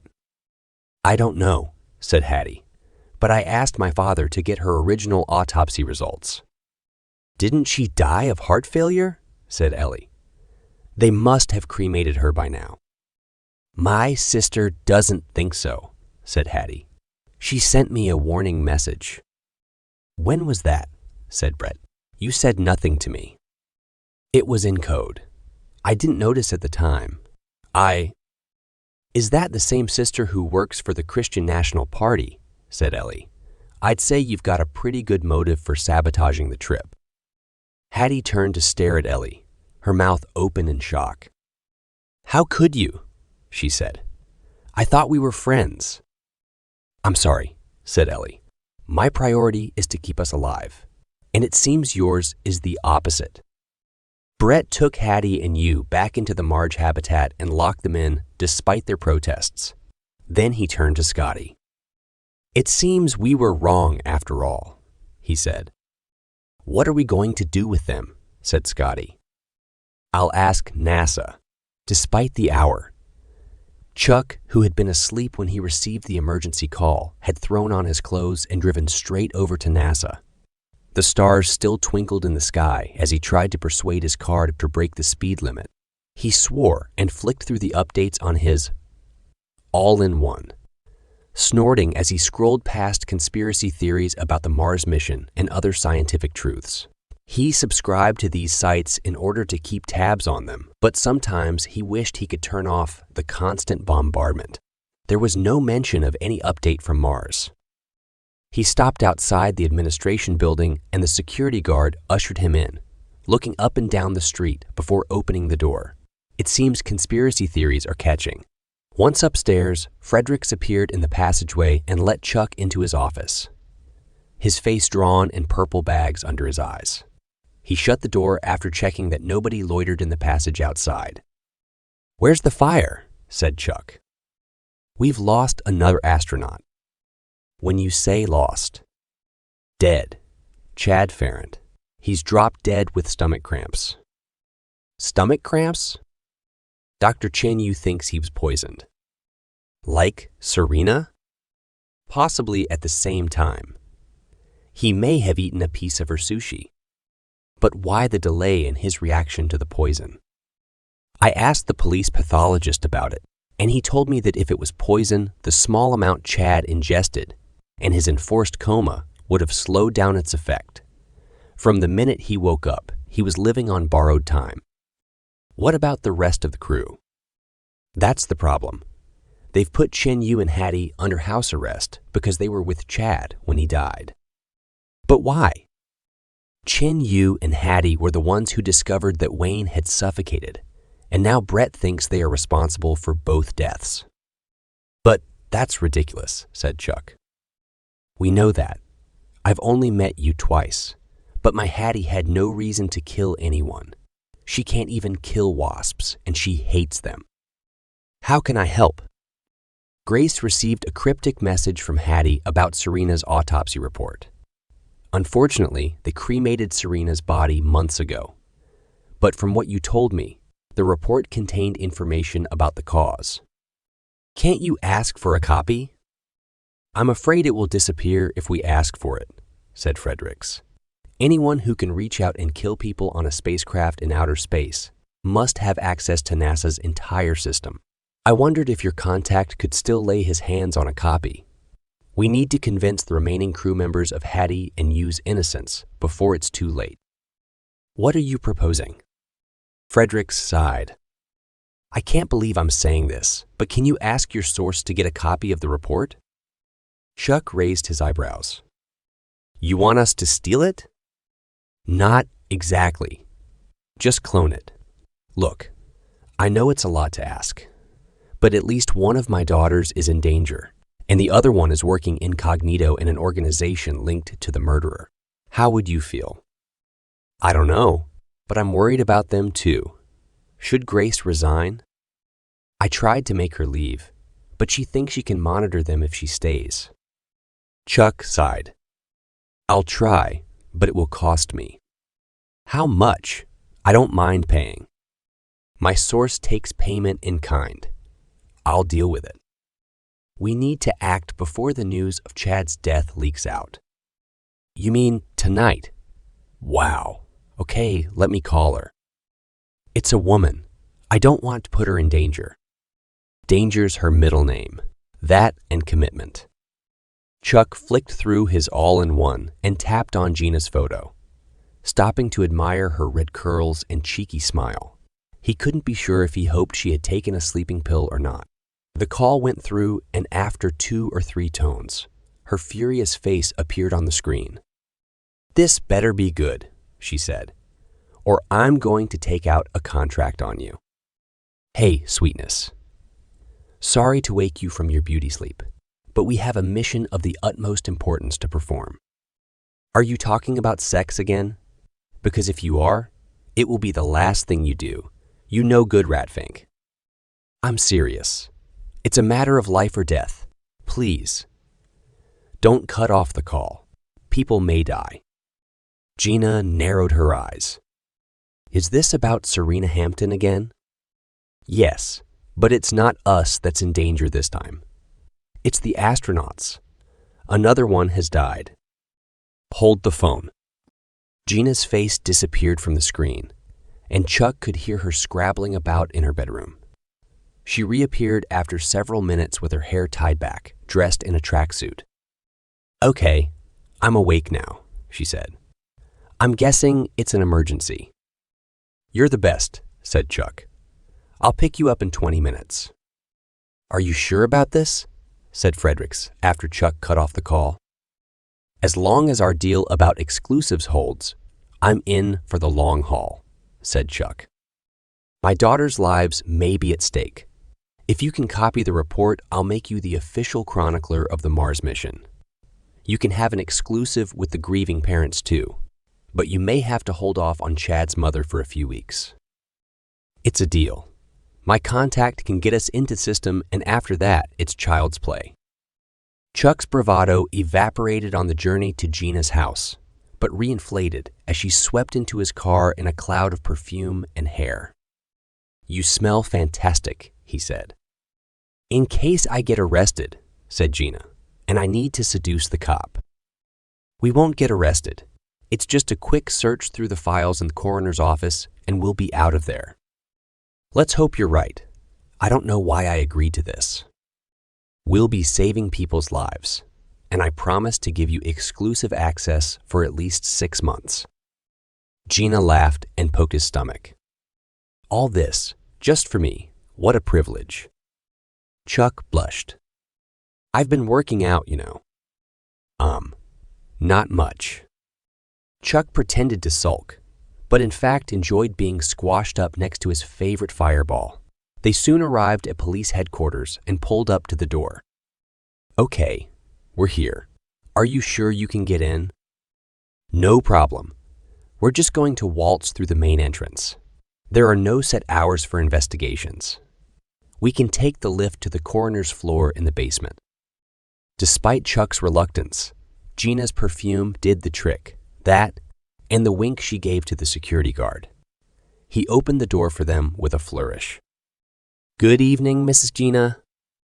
Good evening, George. All well, I hope? All's quiet around here tonight. Did you forget something? Yes. I just need to clone a couple of files for a press conference. This is Chuck Gomez, who writes crime articles. Is it okay if he comes in with me for a minute? I don't know about that. Hey, wait. Mr. Gomez, I recognize you. I love your articles about the astronauts. Thanks, George. I do my best. Don't touch anything in there. I wouldn't dream of it. Gina pulled Chuck's arm. Let's go then, she said. Time's a-wasting. They got into the lift and traveled down a floor. "Let's hope George isn't watching us on his panel," said Gina. "I think he had a telenovela on his security screen," said Chuck. "There's not a lot of action at this time of night." The lift shuddered as it descended to the coroner's floor. Chuck wondered how they would explain themselves if it got stuck between floors. His meeting with Saul Taggart, and then his later visit to Saul's widow, had marked Chuck out as a person of interest in Saul's murder. A particularly zealous junior detective sergeant had interrogated him for hours without getting anywhere. Gina had roared with laughter when he related the details to her. "Well, you are kind of shady looking," she said, making him cross as he was going for the look of a mysterious, dark stranger. The eerie glow of background LED lighting illuminated the corridor to the coroner's door, which opened without a fight. "Shouldn't it be locked?" hissed Chuck. "I thought this would be trickier." Gina shrugged. "Maybe he forgot. He is getting on in years." They crept into the office of his assistant, and then Gina spotted the light under the door. She put her hand over Chuck's mouth and pointed. His eyes widened, and he opened his palms in question. Gina crept behind the assistant's desk and turned on the screen. She keyed in a password and entered the system. "Don't ask," she whispered. "It's so we can see what they're doing in there." The screen came on and Chuck gasped. "It's Serena's autopsy report. Someone is altering it. What do we do?" "The old one will still be stored on this computer until the new one is saved. I hope I'm in time." Gina's fingers flew over the screen, opening and closing folders at a speed even Chuck couldn't follow. "Okay, get ready to clone," she said. Chuck tried to establish a connection to the screen, but the battery of his all-in-one had conked out. He shook it. "Damn, not now." Gina rolled her eyes at him. He looked around in desperation and spotted a cable hanging from the back of the screen and stuck it into the all-in-one. Thank goodness for universal connections. Now that qualified as civilization. "Now," said Gina, who had not appreciated Chuck's maneuvers. "It's now or never. Clone it." "Done," said Chuck. Gina sighed with relief and shut down the screen. She examined Chuck, who hyperventilated with anxiety. She opened her mouth to comment when the sound of someone moving around inside emanated from the office. The legs of a chair scraped across the floor. "Hide," hissed Gina, and they both dove under the desk. Chuck had Gina's rear end in his face, a situation he would normally have enjoyed, but his blood ran cold as the door opened and the silhouette of a skinny man stood out in the light for a second, before he walked swiftly to the door, locking it on his exit. "Shit, we're locked in now," said Chuck. "No, we're not. Since the chief got locked in his office over the weekend during a power cut, all doors can open from the inside, but we can't lock it. They'll know someone came in." Gina gave Chuck a pitying glance. "They'll know anyway. I used my passcode on the police computer. You'd better be right about this, or I'll be toast." "You're the one who told me Serena didn't die of a heart attack." "I didn't say that. I said someone told me to back off investigating it, if I knew what was good for me." Chuck shrugged. "We'd better both be right then. A toaster has 2 slots. The door to Marge opened with a clunk and Brett stepped inside to find Hattie and you hard at work, unloading the last pallet of medical supplies. Hattie looked up to see who it was, but you kept his head down, muttering to himself. "I received a message from NASA this morning," said Brett, "about Serena's autopsy report." You stood up with a box in his arms. "And?" he said. Brett swallowed. "They say someone poisoned her and that it's likely Chad died of a smaller dose of the same poison." Hattie and you waited. "Look, I'm sorry, okay?" said Brett. "I need to keep everyone safe. It's my duty. And you've got to admit, you two were in the wrong place at the wrong time." "Have you told the others?" said you. Yes, we'd like you to come to Homer and have coffee with us. We need a reset if we're to work together. Please. I told you, Hattie said. You didn't trust me. How can we work with you? I don't see we have any choice, said you. Let's have coffee with the others and see how it goes. We're all adults here, and it looked bad. Hattie rolled her eyes. She and you followed Brett back into Homer and up into the kitchen. A smell of cookies wafted down the lift shaft, and Hattie's mouth filled with saliva at the long-mourned treat. She tried not to look around for them as she entered the room. Ellie ran to Hattie and hugged her, but she remained rigid. I'm so sorry, she whispered. I baked cookies for you with my secret stash of cookie mix. You have Buzz. But I have Betty. Hattie stepped back. You should never have mentioned Grace. I can't believe you did that. Ellie sighed and dropped her arms. I thought I was protecting the crew from a murderer. What would you have done? Hattie relented. The same, I guess. I'll get the cookies. Hattie glanced across at you and watched his features crease into a giant beam, and Scotty shook his hand. We've got this. And then Scotty shuffled up to her, and she fought back tears, which he wiped from her cheeks. Can you ever forgive me? He said. I must have been mad to believe such a thing. We would have been the dumbest killers in the history of murder, said you, making sure we were the prime suspects both times. I hadn't thought of that, said Mo. It could have been me last time, though. He grinned and slapped you on the back. Ow, said you. Why do you have to be such a jock? If you injure the doctor, who will cure you?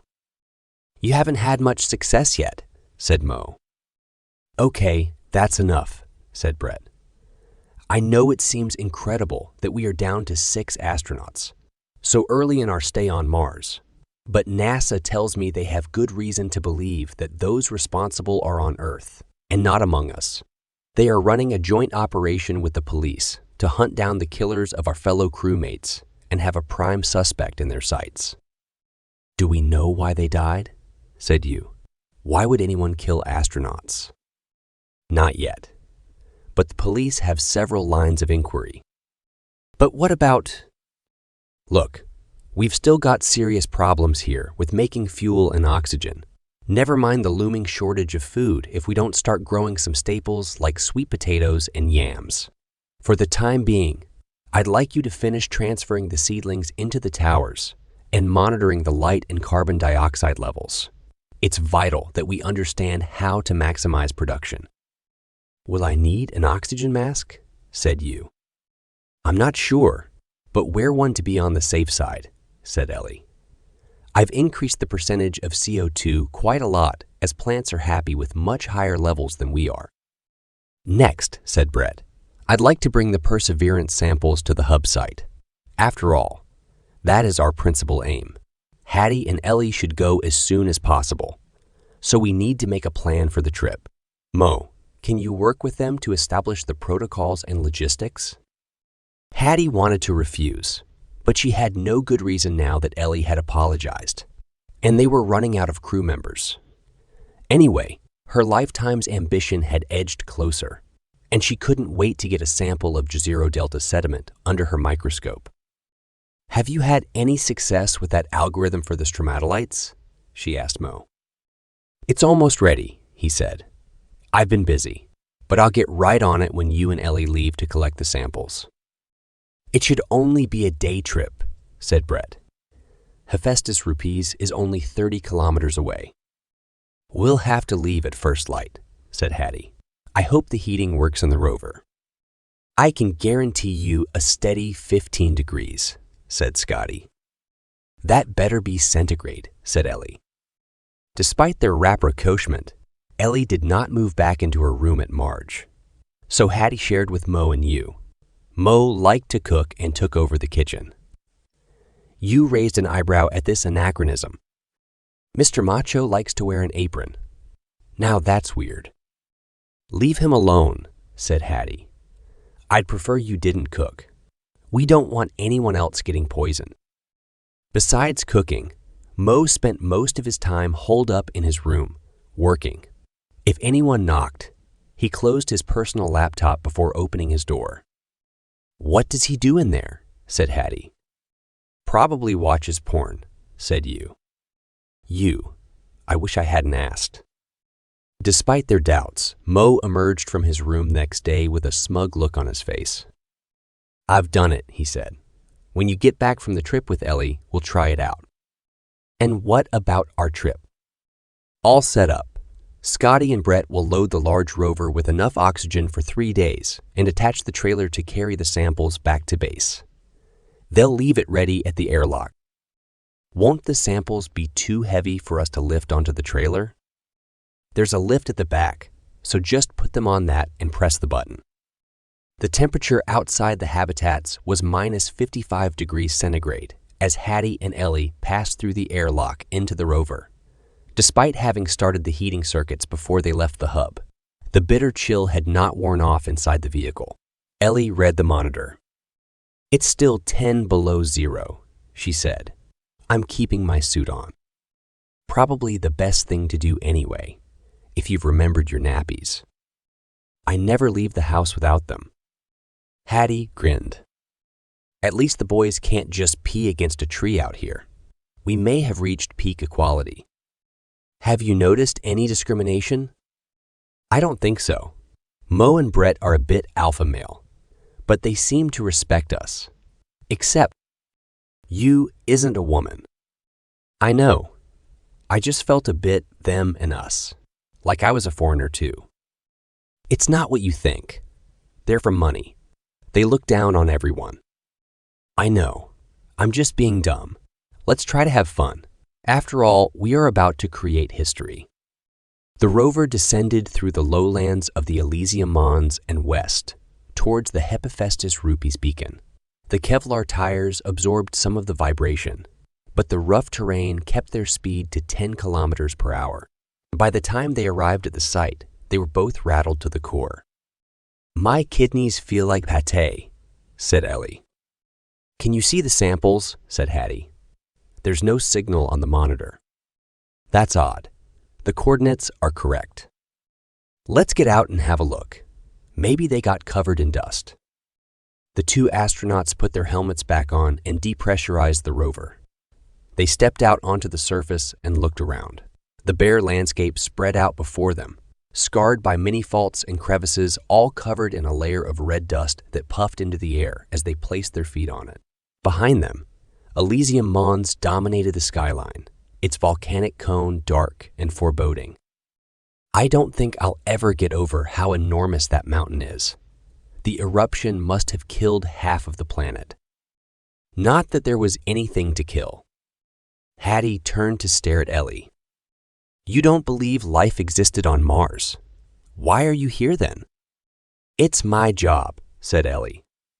Taken aback by Ellie's cool reaction, Hattie did not comment further, but her mind filled with questions. She took out her all-in-one and checked their coordinates. "The beacon should be about 50 meters north of here," she said. "I'm going to look for it." When Ellie didn't answer, Hattie followed the trace until she almost fell into a crevice in the rocks. She teetered on the edge and took a cautious glance downwards. The box containing the Perseverance samples sat on a narrow ledge just over half a meter down from the surface. The crevice continued below it, bottomless. "Over here and bring the ropes with the carabiner clips. We'll need to pull the box out of this crevice." Hattie lay on her stomach and attached the clips to the sample box. She passed the ropes to Ellie and stood up again, panting with effort. "Okay, pull slowly," she said. The box slid up to the surface with no trouble, and they pushed it clear of the gap. Hattie spotted something glinting on the edge of it and bent over to inspect it. She heard a grunt, and Ellie fell over her into the crevice. "Ellie, what the hell?" Hattie lay down again and peered into the hole. Ellie had her forearms on the ledge where the box had been, and her legs dangled into the void. Her eyes were wide with terror.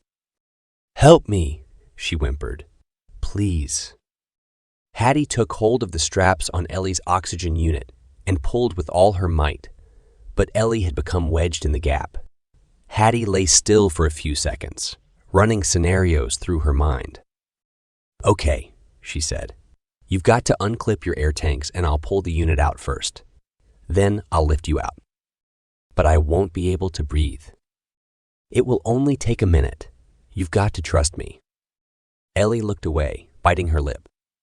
"I don't know if I can," she said. "You're going to die, either way, in that case." "I'm sorry, it's just..."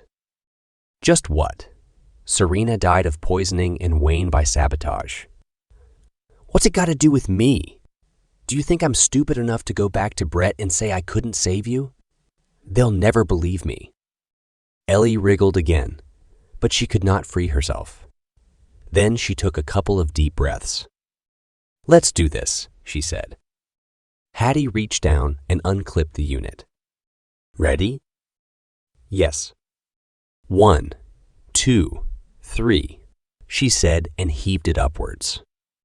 The unit slid out and Ellie scrabbled to hold onto the ledge as her body swung free. Hattie heaved the unit onto the ground and reached down again. "Take my hand," she said. Ellie grabbed it and pushed herself up with her other one, trying to get her knee on the ledge. The effort of holding her breath had turned her face puce. Hattie could feel her shoulder muscles stretching, and she grimaced with effort. Ellie made a desperate shove and got her knee in place. She stood up and levered herself onto the surface, seizing the emergency mouthpiece from the side of Hattie's oxygen unit and attaching it to her helmet. She took several deep breaths and her face returned to a normal color. "I'm sorry I doubted you," she said. "I'm an idiot and I panicked. Please, can you help me replace the unit on my back?" Hattie bent down to pick it up, and a sharp pain ran down her arm. She gasped as she lifted it and slid it into the frame, where it linked back to Ellie's helmet. "Are you all right?" said Ellie. "Something's damaged," said Hattie. "It hurts like hell." "Let's get home then. Aren't you forgetting something?" "Oh, the samples." "Can you get the rover? I'll wait here." Ellie crossed the dusty meters to the rover and got inside. Hattie waited for her to drive it over, holding her throbbed over. Out of habit, she examined the rocks on the ground and saw a piece that caught her eye. It was volcanic, but it had vesicles in it, the prefect sample to test MOSAP. The vesicles might look like stromatolitic texture in a thin section on a slide. Smiling, she put the sample in her outside pocket to examine later. When she raised her head, she noticed Ellie sitting inside the rover staring at her with cold eyes, her face blank. "She's going to leave me here." But then the rover jolted forward over the short distance to Hattie and the box of samples, and Ellie parked the trailer right beside it. She started the lift at the back and placed the box of samples on the lift bed. "Get in then," she said. "We haven't got all day." Shaken and trying to ignore the searing pain in her shoulder, Hattie got into the rover. Ellie pressurized the cabin and they took off their helmets. "Phew. That was close," she said. "You saved my life back there. I hope your shoulder is okay." "No problem," said Hattie. "You would have done the same for me." But would she? Would any of the others? Who can I trust? As they drove home, Hattie's doubts only grew. Chuck parked his car on the corner of the street where Grace Fredericks lived. Gina, his usual partner in crime, had been suspended from work for her role in their escapade at the coroner's office, and she had since blocked his calls. This struck him as unfair, since he had used his influence with Fredericks to get her reinstated almost immediately. He doubted she could bear to be out of the loop for long. It would cost him dinner, but he could afford it after his article on the deaths of the astronauts got national syndication. To his surprise, he had been invited to a meeting between the police, now investigating Serena Hampton and Chad Ferrant's murders, and a NASA team including Fredericks, who were still chasing the origin of the corrupted file, which had caused Wayne's hibernation pod to shut down. Chuck had given a presentation on his leads in the investigation, but had neglected to include Grace. He could not explain to himself why he shielded her. She had not been polite to him so far, but her confusion and vulnerability at finding herself so close to the epicenter of the murders had touched him in places he usually kept hidden. Besides, she was his in, with Van Horn. In summary, said the chief of police, we cannot be sure if the killings resulted from a grudge, or whether they will stop now. We will concentrate our efforts on finding this Harlan Grimes character. His fingerprints belong to someone who is already deceased. It is likely he had them forged to put us off his trail. So we are back to square one. But can we be sure no more murders will occur among the crew? Said Fredericks. My astronauts have enormous daily task loads and perils to deal with, without having to worry if one of them is a murderer. Edgar, we know you are worried about Hattie. It's doubly difficult for you. But as far as we know, the threat of danger comes from Earth.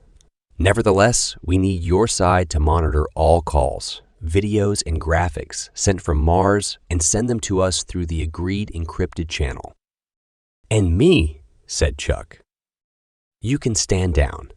I appreciate your input, but we need trained investigators from now on. You might muddy the waters if you interfere. After the meeting, Chuck had felt a tap on his shoulder. Edgar Fredericks beckoned him outside into the oven like parking bay. They stood in the sweltering heat. The air was thick with the harsh chirping of insects. A rivulet of sweat ran down Chuck's back. First, said Fredericks, I don't know how to thank you for retrieving the autopsy report. Because of you and Gina risking your lives, my daughter is safe on Mars. He shrugged. Well, as safe as it's possible to be on a planet that's trying to kill you. No need to thank me, said Chuck. I'm just glad we got there before they changed it. The police are looking into it, but Harlan Grimes is still at large. We'd have had no proof without it.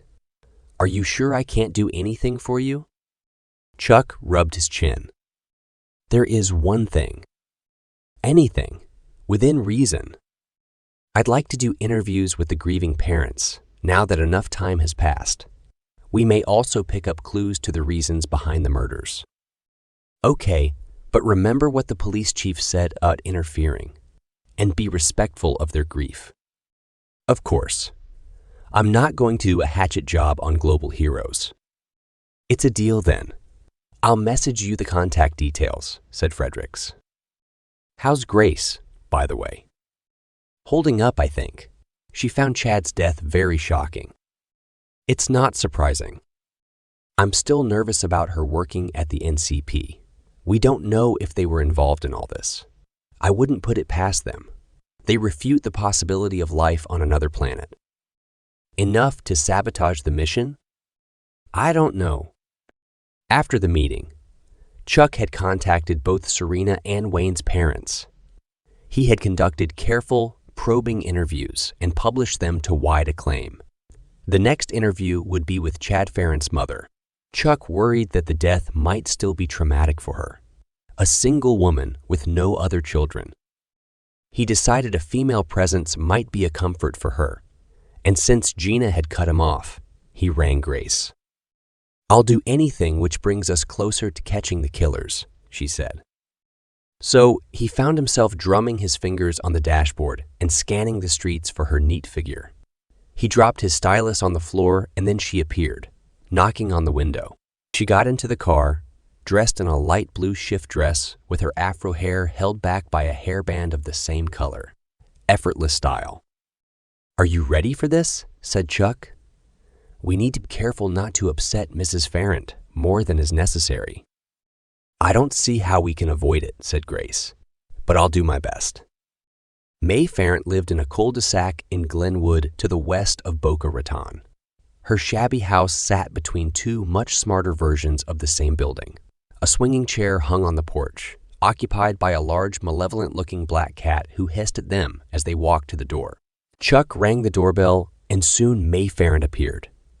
Her gray hair unkempt and hanging in filthy hanks from her head, her face destroyed by grief. She coughed, and a cloud of bourbon breath mixed with toothpaste wafted across them. almost obliterating the odor of her unwashed body. "Mr. Gomez?" she said, "and who's this?" "I'm Grace Fredericks. My sister Hattie is an astronaut on the mission to Mars."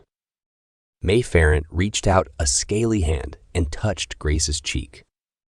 "Oh, my dear," she said, "you must be so worried."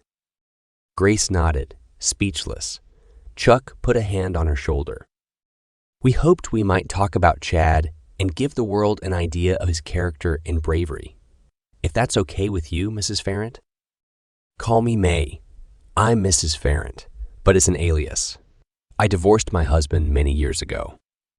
"Sure. And my name's Chuck, by the way. My son belongs to the world now, doesn't he? I don't know what I can tell you that hasn't already been published, but I'll do my best. Please sit down." They sat on the chintz couches covered in black cat hair and sipped homemade lemonade with far too much sugar in it. Grace's nose wrinkled in disgust at the cat hairs as she furtively tried to brush them off before sitting down. May Farrant didn't seem to notice. She balanced on the edge of her chair as if she would flee or dash out for another gulp of bourbon. "Where do you want to start?" she said. "Did Chad always want to be an astronaut?" said Chuck. "Always. But he kept it secret at first." "Secret? Why?" She wagged her finger at them. "My husband, Grant, was a member of the NCP." She slumped in her chair, shaking her head. Grace tried not to react, but Chuck saw the look in her eyes. May Farrant continued. "Grant didn't believe in space travel. He forbade Chad to watch or read anything about it. But when I left him, I didn't see the point of crushing the boy's interest in space. I saw it as child cruelty and Jesus wouldn't like it, but put nothing about the CNP in the article. I ran away. I don't want them to find me." "Of course not. Tell us more about Chad." May Farrant had a lot to say about her son's childhood. Chuck could hardly keep up with the stream of stories, all of which he could use in the article, but none enlightening as to the cause of his murder. After half an hour, Grace excused herself to go to the toilet. She didn't need to go, but her stomach had reacted to the lemonade, and she needed an antacid pronto. She found the restroom at the end of the upstairs corridor and stepped into a germ's paradise of stained bathroom fittings and a moldy shower curtain. The empty towel rail made her realize she had entered the wrong room, but she spotted a filthy medicine cabinet on the wall. She opened it with caution, fearing a cockroach could leap out of it. She scanned the shelves for an antacid, and an old bottle of Tums caught her eye. As she reached for it, she dislodged a photograph wrapped in a plastic bag, which someone had hidden behind it. She took out the photo and peered at it. A much younger May Farrant stood beside a smug man who appeared to be her husband, flanked by two small boys in their Sunday best. The noise of someone at the bottom of the stairs made her jump. She cloned the photograph and placed it back in the cabinet without looking at it. The Tums tablets had liquefied in the bottle, so she replaced it with a sigh. Nobody came upstairs, so she searched the other restroom and grabbed a Tums from there before returning below. Chuck had finished his interview with May Farrant and stood up as Grace entered the lounge. "Are you ready?" he said. "We have to be going. Thank you so much for telling us about Chad. He is a loss to NASA, and I hope you will accept my condolences." May Farrant waved them off, and then Chuck slapped his forehead. "Damn, I forgot to ask for a photograph. We'll have to run the stock ones." "We could go back," said Grace. "Or what?" "I found a photograph upstairs, but I don't suppose we can use it." "You did? Why didn't you say anything?" "I didn't want May to know. It seemed to be hidden. Perhaps it belonged to Chad." "Show me." Grace flashed the image up on her screen, and Chuck took the all-in-ones and magnified the faces. His eyes opened wide. "I don't believe it," he said. "Have you had a look at this?" "I didn't have time," said Grace. "Look now," said Chuck, and passed the unit back to her. Grace looked at the image again and focused on the face of the taller boy. She dropped the all-in-one on the floor of the car. I can't believe it. It is him, isn't it? About 200 pounds lighter, though. Yes, it's my boss. It's Noah Van Horn. Hattie winced as you injected her shoulder with a painkiller. Don't move, he said. I'm not an expert with muscle injury. How on earth did you do it? I wrenched it, pulling the sample box out of the crevice. Didn't Ellie help you? I thought you two had mended your fences. We have. I just don't like her much. All this enforced proximity shows people in their true colors. You grunted. Beggars can't be choosers around here. There's not a lot of choice. Brett stepped out of the lift with Ellie, and you rolled his eyes at Hattie. Here, come the cops, he whispered. How's she doing? Said Brett, avoiding looking at Hattie with her top off. She'll live, said you. It's just a sprain. Brett grinned at her. I hear you tried to hurl yourself into a crevasse, he said. Not quite. You saved Ellie's life, said Brett. Not on purpose, said Hattie. I needed help with the samples. Brett laughed. That was pretty heroic anyway. I followed my instincts.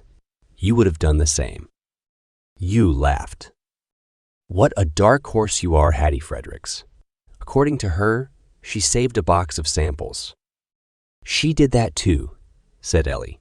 But without her, I'd be dead. No wonder she damaged her shoulder, said you. You're a trooper. Thanks. I had no choice. We need someone to wash the dishes. That's a bit harsh, said Brett. I can't believe I ever doubted you. All part of the service, Commander, said Hattie, saluting. Are you still in pain, or would you like to coordinate with Mo to get the stromatolite algorithm working?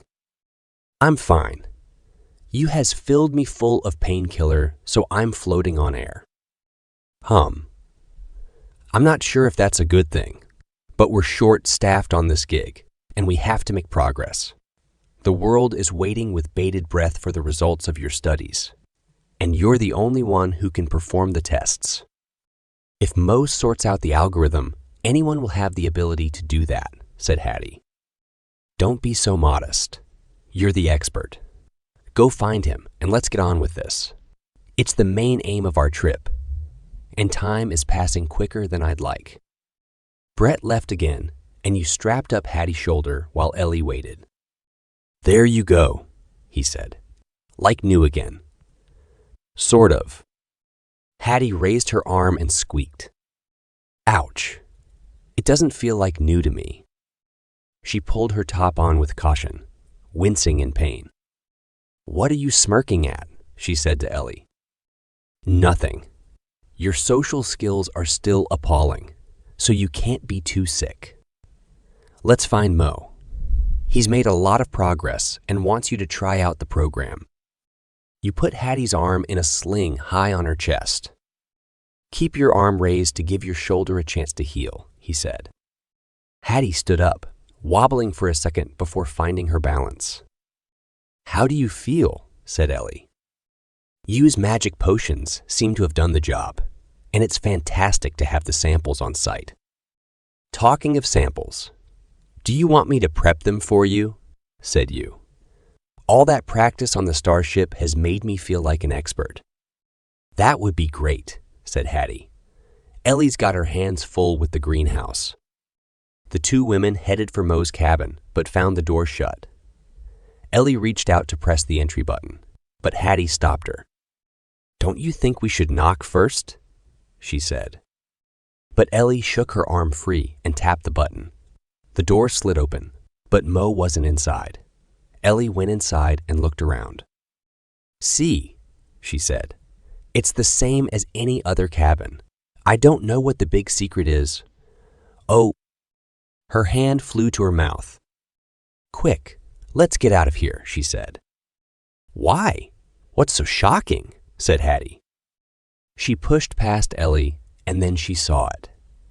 An image of a handsome young naked man with an erection filled the screen. Oh goodness, she said. I wasn't expecting that. So much for Macho Man, said Ellie. They both giggled.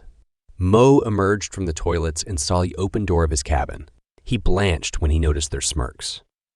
You went into my cabin, he said. Without my permission. Hattie shrugged, avoiding his accusing glance. It's not our fault the door was open, said Ellie. You're lying, said Mo. I'd never. His voice sounded thick in his throat. It's okay, said Hattie. We were just surprised. You never told us you were gay. Is that your boyfriend? Said Ellie. He looks good enough to eat. Mo blinked. Look, he said. I'm sorry I didn't tell anyone, but I have my reasons. But your actions made you suspect. All that sneaking around, said Hattie. I wondered if you had something to do with the deaths. Me? No, of course not. You were at Homer when Chad died, said Ellie. And you've got the skills to sabotage the hibernation pods. I'm not sure why we should believe you. I'd never. How did you receive that image? Said Hattie.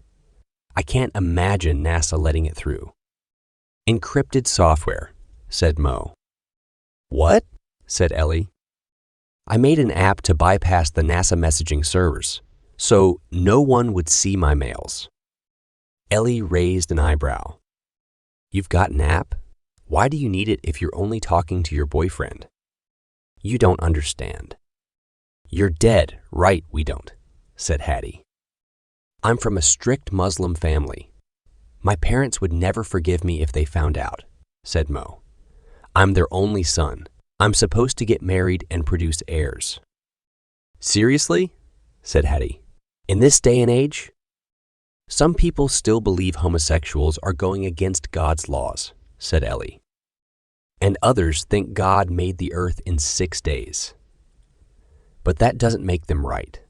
I'm sorry, Mo. We didn't mean to snoop on you. I promise not to tell anyone. But we want a copy of the app. If you can have private conversations, we want them too, said Ellie, looking to Hattie for confirmation.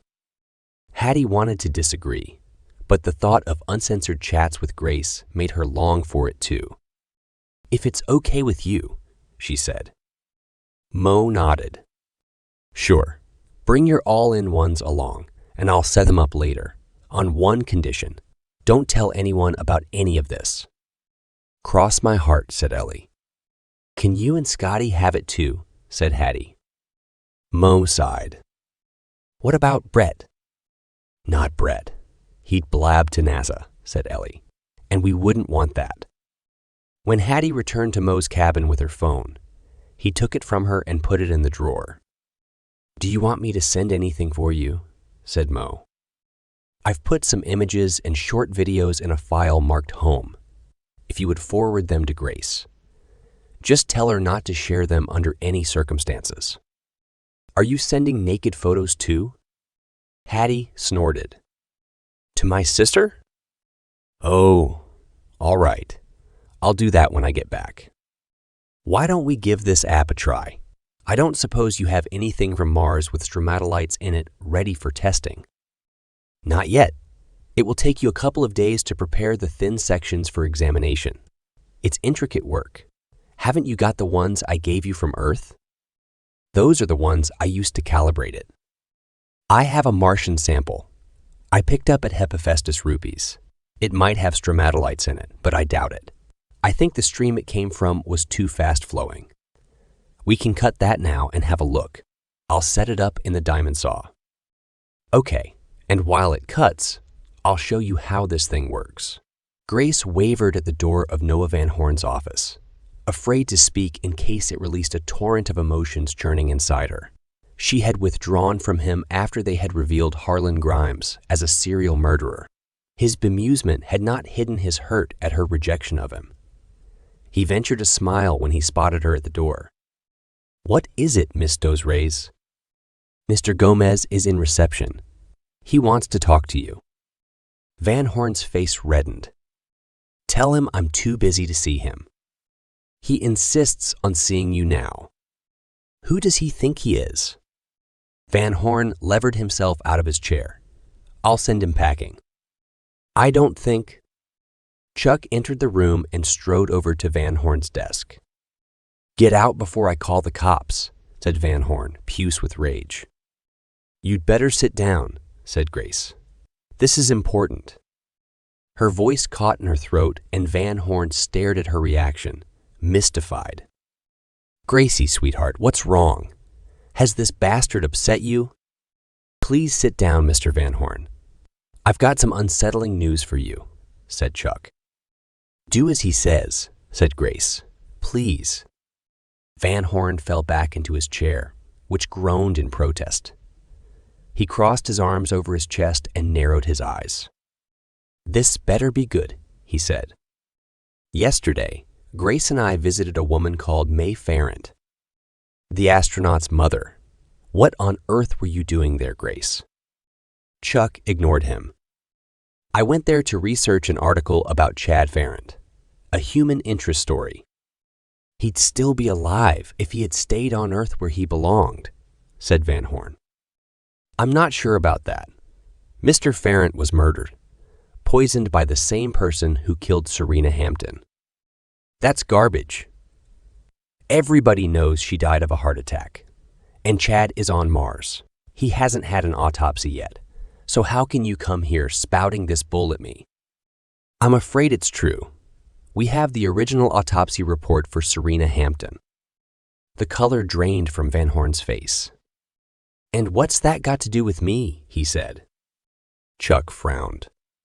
May I show you a photograph? He said. If you must, send it to my screen. Chuck fumbled with his all-in-one and recalled the family snapshot from May Farrant's house. He transferred the image to Noah Van Horn's screen, whose bluster evaporated in an instant. He stared transfixed at the photograph. But where did you get this? Are you running some sort of scam? No, Mr. Van Horn. I found it in the bathroom of Chad's mother's house, said Grace. But that's my mother and father, and... Van Horn went pale and grabbed the arms of his chair. How did she get this photograph? He said. She's in it. May Farrant is your mother, and I'm afraid Chad was your brother, said Chuck. I'm so sorry for your loss. My brother. But they told me he had died in a car crash with my mother, my father said. Van Horn rubbed his face in his hands. I thought they were dead. You must believe me. Oh my God. He slipped off the chair onto his knees on the floor. No, he said. I can't believe it. His body racked with sobs as he laid his forehead on the desk and then began to pound it on the veneer. Grace ran to stop him, and Chuck helped her guide Van Horn back into his seat. They waited while he regained his composure. Finally, he looked up again, his face puffy and tear-stained. I didn't know, he said. I swear I would never. Commit fratricide?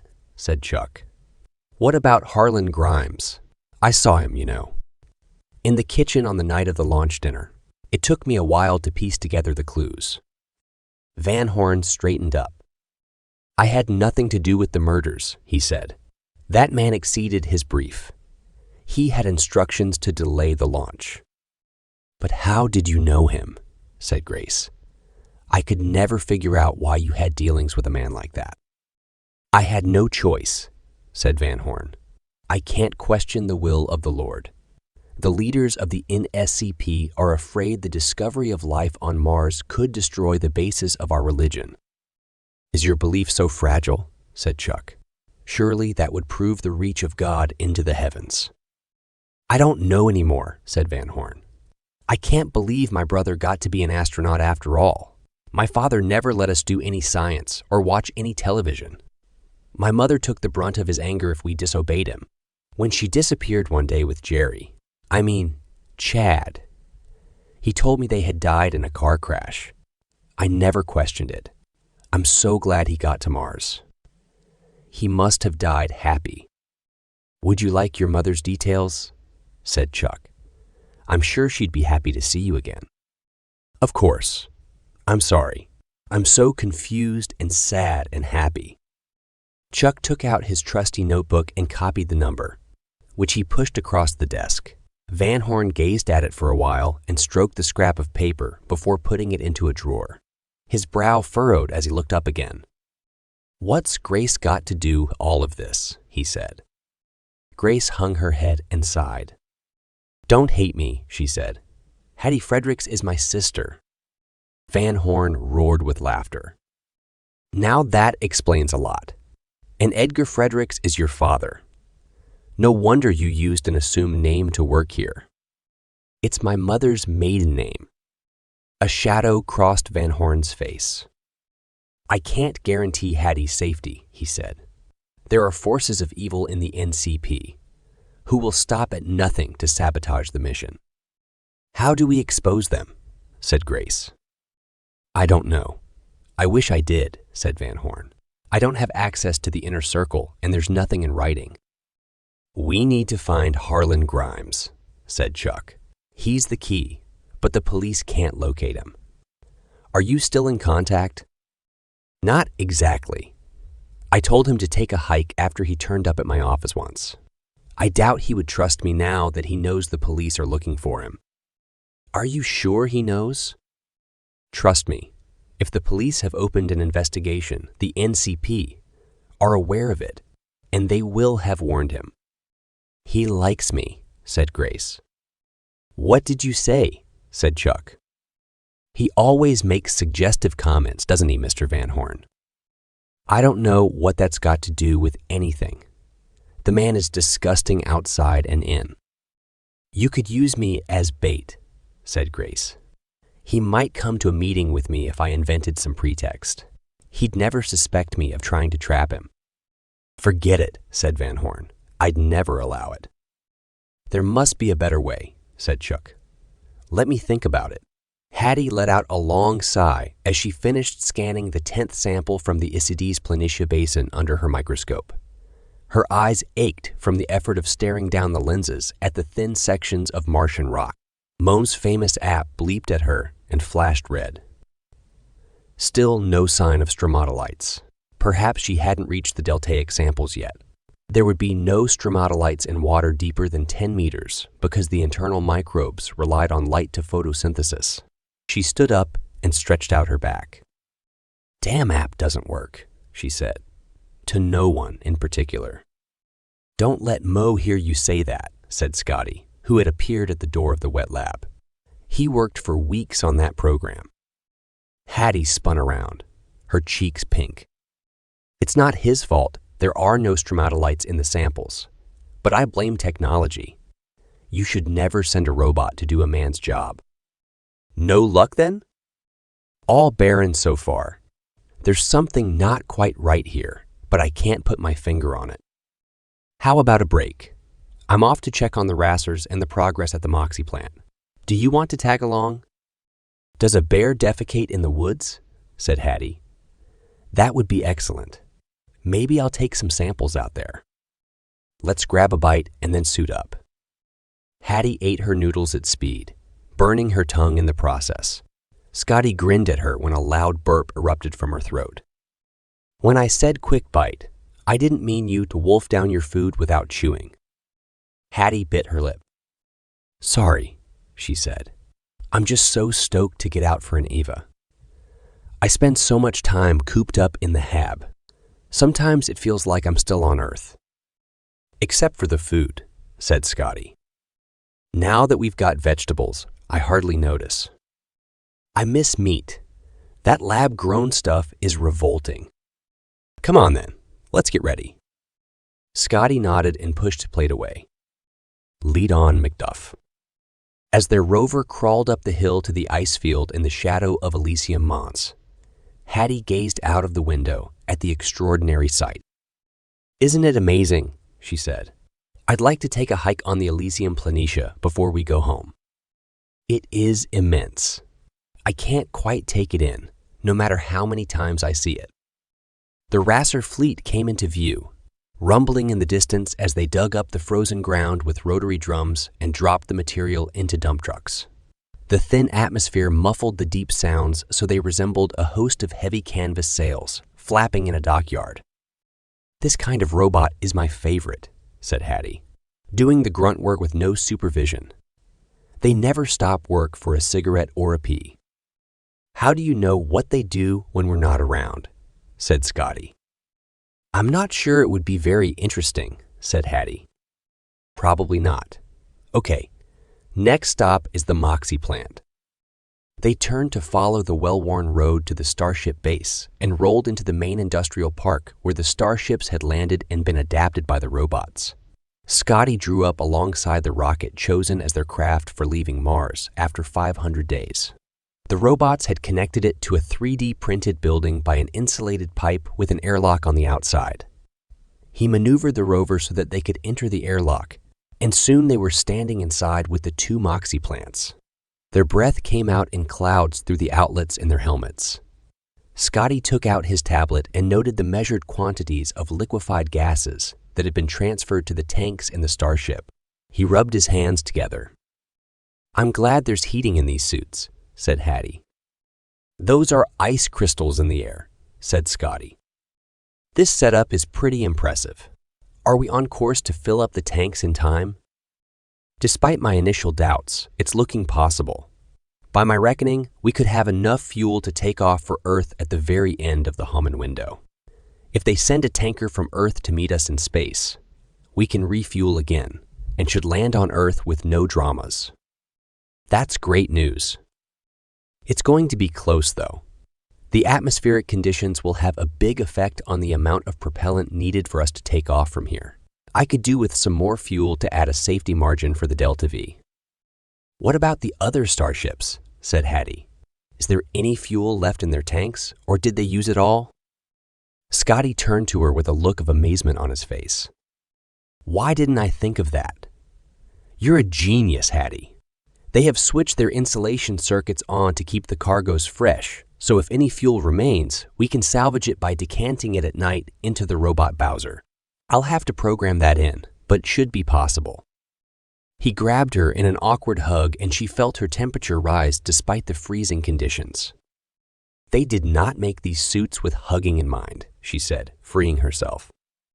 Oh, don't you worry. One of these days, I'll get you without your suit on, said Scotty. Hattie laughed. Promises, she said. She found it hard to concentrate on the journey back to the central hub. Scotty affected her like no one she had ever come across. His combination of brains, brawn, and quiet country confidence made her hormones somersault. She suspected he felt the same, but he covered his feelings with humor, leaving her guessing. As they neared the hub, still fantasizing about potential outcomes with Scotty, Hattie spotted a shape lying on the ground in the gloom of the approaching night. What's that? She said, pointing. I don't know. It wasn't there before we left. Let's investigate. Hattie screamed first. Oh my God, it's Mo. Depressurize the rover. His visor is open. There's no hurry, said Scotty in a calm voice. But he could be. But she knew. He couldn't be alive. 2 minutes was all it took if you went out without a pressurized suit on. Hattie put her head in her hands. What is he doing out here with his visor open? It doesn't make sense. The control panel of the rover beeped to show that the atmospheric pressure had equalized with the outside. They got out of the rover and Hattie ran to where Mo lay on the ground. Her first look at his pale face with red froth frozen around his nose told her they could not save him. His eyes had sunk back into his head, and his mouth had opened in a scream. Are you receiving me? You? Said Scotty. I need a stretcher out here. A stretcher? Is it Hattie? That woman's an accident waiting to happen. We should call her sick note. Hattie's fine. It's Moo. Bring the stretcher to the central hub. We'll bring him inside. Roger that. Hattie and Scotty picked Mo up and carried him to the rover. His body was light in the low gravity, as if his spirit had left only a shell behind. Hattie stifled her instinct to weep. They put him into the rover and drove to the airlock on the central hub. They dragged Mo inside and waited for the airlock to pressurize. What on earth was he doing out there? Said Scotty. A feeling of dread crept up Hattie's back, making the hairs on the back of her neck prickle in alarm. "I think I might know," she said. "Someone will have to check in Mo's room to see if he left a note." "A note?" "It could be suicide." The airlock door opened, and you, Brett and Ellie, waited in the hub with the stretcher. Their faces fell as they saw Mo's limp body. "Will he be all right?" said Brett, his face tight. "He's dead," said Scotty. He went outside and lifted his visor. "On purpose," said you. "I don't know." "Can you check his room?" said Hattie. "There might be a note." "A note?" said Brett. "Are you suggesting—" "Just do it," said Scotty. You went to Mo's room and noticed Hattie's all-in-one on Mo's pillow. The message light flashed as he picked it up. A new message had arrived into Hattie's inbox with the heading, "I'm so sorry." You ran back downstairs and into the hub where the crew was removing Mo's spacesuit. "He sent you a message, Hattie." Hattie removed her gloves and took the unit from you. She opened the message and read it out. "A few days ago, I experienced the greatest shame of my life. It is not something I can live with. I hope you will forgive me for deserting you, but I can't go on lying to you or to my family. I'm going outside, and I may be some time. Mo." Hattie's heart froze. Could he have written this after his conversation with her and Ellie? He had seemed relieved, unburdened, but not ashamed. It made little sense. She took off her helmet and entered the console to remove her spacesuit. The process seemed to take even longer than usual. She could hear the others discussing Mo's message. Ellie stood apart from them as if shocked. As the pressure on her suit released, Hattie couldn't help wondering why Mo would bother putting on his spacesuit if he planned on committing suicide. Why didn't he just enter the airlock in his uniform and walk outside if he wanted to die? She couldn't understand. "Does anyone know what the hell Mo's talking about?" said Brett. "I do," said Hattie. Mo's death had cast a gloom over the entire crew, and people went about their business without talking to each other, each wrapped in their own thoughts. Hattie discovered Mo had installed his app on her all-in-one before dying. Another conundrum. Why would he do that if he was about to commit suicide? It made no sense. It gave her a lifeline, in those sad days after Mo's death, to send private messages to Grace, who tried to cheer Hattie up. She told Hattie the danger of any more murders on Mars had receded, as they were closing in on a suspect back on Earth. But she did not mention their plan for Harlan Grimes. And Hattie did not voice her fears about Mo. There seemed no point in agitating people so far away with unfounded suspicions. Hattie tried to talk to Ellie about Mo, but Ellie had refused. "He's dead. He killed himself. What's the point of discussing it? We'll never know why he did it," said Ellie. "But the message. I don't want to discuss it." Brett had debriefed Hattie about Mo, but he too seemed unable to square the circle on Mo's suicide. "If what you say is correct, Mo's death just doesn't make sense," he said. "But what if he killed himself because of us?" said Hattie. "You shouldn't feel guilty. Mo was the one keeping secrets. Nobody can stop someone who is determined to kill themselves." Her talk with Brett did not prevent Hattie from brooding on Mo's death, but despite her anguish, she forced herself to continue work on the samples. "This quest is why I'm here, and I'm going to do my job no matter what." She doubled down on her efforts to find a sign of life in the Perseverance samples. But Mo's app and her own eyes told her no sign of life existed, fossilized or otherwise, in these red lumps of rock. No matter how many hours she spent scanning the samples, she couldn't spot any stromatolites in them. Scotty tried to cheer her up by bringing her treats from the greenhouse, but a feeling of hopelessness settled over her, as it looked inevitable that the search for life on Mars would come up empty. At least on this occasion, even Ellie sympathized. "Some things aren't meant to be. At least you have survived to tell the tale," she said. But Hattie kept going. She reviewed her data and double-checked everything. She even made a thin section of the sample she brought back from Hephaestus rupees to test Mo's app to make sure it worked correctly. The sample did not look promising either. Bland grains of sand in a silty matrix. She had just taken the sample off the microscope when the penny dropped. Her eyes widened, and she squeaked in surprise. It can't be. She put it back and upped the magnification. Instead of looking for stromatolites, she examined the grains of quartz.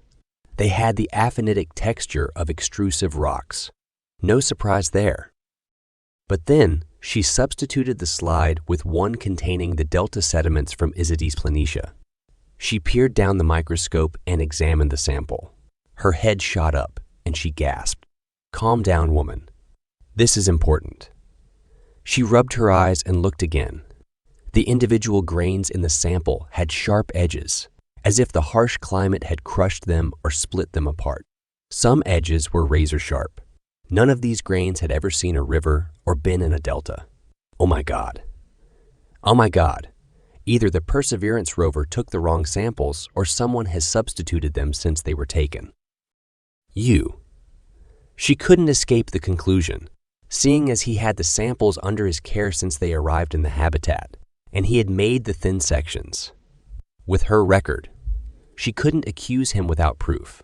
She had to be sure, since you rarely left the habitat, and then only to follow the tunnel to the greenhouse. Hattie made her way there. She looked around for a source of samples. The only rocks available in the greenhouse were those brought inside and cleaned of perch lorod for use as soil. She selected a couple of representative pieces from the pile and brought them to the wet lab. It took her a couple of hours to make some slides with them. She stuck small pieces of rock to several glass slides with epoxy resins. Then she ground the sample down to 80 microns in the vacuum before setting them on the slide, ready for observation. She took a deep breath and inserted one of them under the microscope and focused the lens on the rock sample. It had grains of volcanic rock in a fine matrix. The sharp edges and geological origin of the grains matched those in the samples she had already examined and confirmed her suspicions. You had replaced the Perseverance samples with rock from the greenhouse. But why? You was the last person on Mars she would have suspected. Was this linked to the murders? What on earth was going on? Whatever the reason, you needed to explain himself to Brett rather than to her. She had no authority over Yu's actions, and as commander of the mission, Brett would know what to do, if he believed her. To her surprise, not only did he listen to her findings, but he agreed with her conclusions. Shortly afterwards, Brett called Yu into a private meeting with Hattie and himself. He pushed the slides across the table towards Yu, who turned pale. "Would you care to explain this?" Brett said. "Explain what?" said Yu, pushing them back. "I'm not a geologist." "You swapped them," said Hattie. "They're not from Isidis Planitia. You took them from the greenhouse." You looked as if he would faint. "How did you know?" he said. "Science," said Hattie. "Why did you do it?" said Brett. "I don't understand. Are you the one who murdered the crew? And Mo?" "I haven't killed anyone, I swear. Tell him, Hattie. You had the chance and the knowledge. Mo trusted you. How did you persuade him to come outside with you? Did you drug him?" You put his head in his hands. "No, you've got this all wrong. It wasn't me." "And the samples?" said Hattie. You shrugged. "Yes, I did that, but I was coerced." "By whom?" said Brett. "Someone on Mars." "No, by the Chinese government." "But I haven't seen any emails from them," said Brett. "I don't believe you." "It's a long story," said Yu. "We've got time," said Hattie. Yu rubbed his temples. "Remember when I told you about my parents calling me Yu on purpose?" he said. "It means universe, planets, etc. Well, what I didn't tell you is that my mother is a Uyghur and my father is from Taiwan. The perfect storm as far as the authorities are concerned. Didn't China annex Taiwan a few years ago?" said Brett. Taiwan has always been part of China, according to them. My father didn't agree. He was a dissident, and marrying a Uyghur made him an outcast. So, how did you get on the space program? A childless couple who were friends of my parents took me in and pretended I was theirs. I grew up with them and went to school in Beijing. I fought for my place on the space program, and I got it. The government treated me like a prince. I am their golden boy. What happened? As soon as Mo gave me his app, I texted my real father to tell him I loved him, forgetting that the Chinese government could now read my messages too. They questioned my guardians and arrested them and both of my parents. "Oh my God," said Hattie. "That's terrible." "What's that got to do with the samples?" said Brett. "The Chinese government were furious when you planted the flag of the United States instead of the United Nations, and they were looking for a way to sabotage the voyage. When they found out about my parents, they used their all-in-ones to message me an ultimatum. Either I sabotage the results, or they will shoot my parents and my guardian and send me a bill for the bullets." "So, if we find life on Mars, your parents will die," said Hattie. "Yes. I'm sorry for ruining the experiment, but you must understand. Mo's app has a lot to answer for," said Brett. "That's why we wanted to control the communications. How long have you had the app?" "A few weeks. Mo gave it to me when I told him I had to know how my parents were. They're old and frail and—" He tailed off. Brett sighed. "Jesus, what a mess. I don't know what to tell you. The principal aim of our mission is to find out if there is, or was, life on Mars. We have plenty of time left, and I intend to keep searching." "Why don't we get NASA to blackmail the Chinese?" said Hattie. Brett guffawed. "Seriously? We have 3 murders, a suicide and an attempted sabotage, and you think that blackmail is a good idea? Hear me out. NASA, or our government, can let the Chinese know through secret channels that we have caught you in the act of trying to sabotage the Mars mission. They can demand that the Chinese government free Yu's parents and guardians and the rest of the family and allow them to travel to any other country they wish, including the United States of America. Failing that, the U.S. will release the news that China has sabotaged the first manned mission to Mars." You nodded. "I agree with Hattie. The loss of face would be too great for them to continue with this game. It is the only hope of saving my family. I am happy for you to try." "It may not work," said Brett. "It might," said Yu. "The Chinese government is ruthless, but they are not stupid." "Let me deal with it," said Brett. "Meanwhile, we have a problem. Where are the original samples?" "I threw them outside behind the hab. They're all mixed up with the local soil." "They're destroyed. What now?" "I can get new samples," said Hattie. "At Isidis Planitia?" "Yes, we have the original coordinates and a much better drill attachment for the rover than the Perseverance had. It's quite a drive. You'd have to stay the night." "I can take the large rover and a trailer," said Hattie. "It will be easy enough." "But what if you break down?" said Brett. "You'd better take Scotty." Hattie blushed. "Can you spare him?" she said. "I'll have to. I need Ellie to help me with a project I'm advancing." "What about me?" said Yu. Brett shook his head. "I should throw you in the brig for this sort of offense, but we can't afford to go down another man. I need you to run the greenhouses while Ellie maintains the Moxie and Rasser fleets with me." "You'll also have to make the thin sections again when I get back," said Hattie. Yu smiled. "It will be a pleasure." "Okay," said Brett. "Get lost, you two, before I change my mind. I have a rather delicate call to make to NASA." Despite all the efforts of Chuck and Van Horn, Grace could not be dissuaded from calling Grimes to set up a sting. Chuck organized them a meeting with Gina so she could brief Grace on the likely scenarios. They met upstairs in the foxhole at the exact table where Chuck had last seen Saul. He decided not to jinx the occasion by remarking on the coincidence, but the déjà vu made him uncomfortable. Gina turned up, looking like Boudica with her bright red hair, enhanced by some alchemy in the hairdressers and an artfully tattered dress that showed her fabulous figure. Chuck tried not to stare, but her magnetic personality drew his eyes to her. All she's missing is a breastplate and a spear.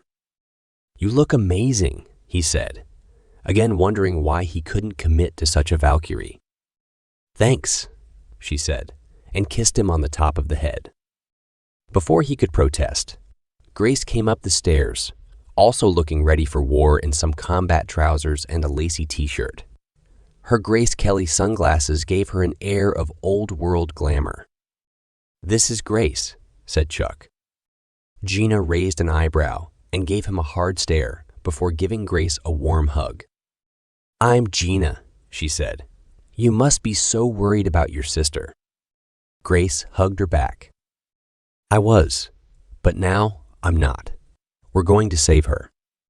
"Not so fast," said Chuck. "We need to discuss this first." Grace rolled her eyes. "I've spent 10 years living like the Virgin Mary," she said. "I'd like a little excitement for once. And what's more important than saving my sister?" Grace and Gina sat side by side on the small couch, and Chuck gazed at them. "It's like something from the Avengers," he thought. "It's not like in the movies," said Gina, swishing her mane of red hair. "Grimes has already murdered 4 people. His crush on you won't stop him from killing you if he thinks it's a trap. I've been the worst sister in the world, and now I've got a chance to redeem myself before he kills Hattie too. You've got to help me do this." "We'd like to stop him too. The police need to take this guy down before he kills anyone else." "So, how will this work?" said Chuck. "We set up a meeting in a cafe with only one entrance. Grace lures him to a corner table furthest from the door, and once he's seated, we'll come in from the kitchen and block the front entrance simultaneously."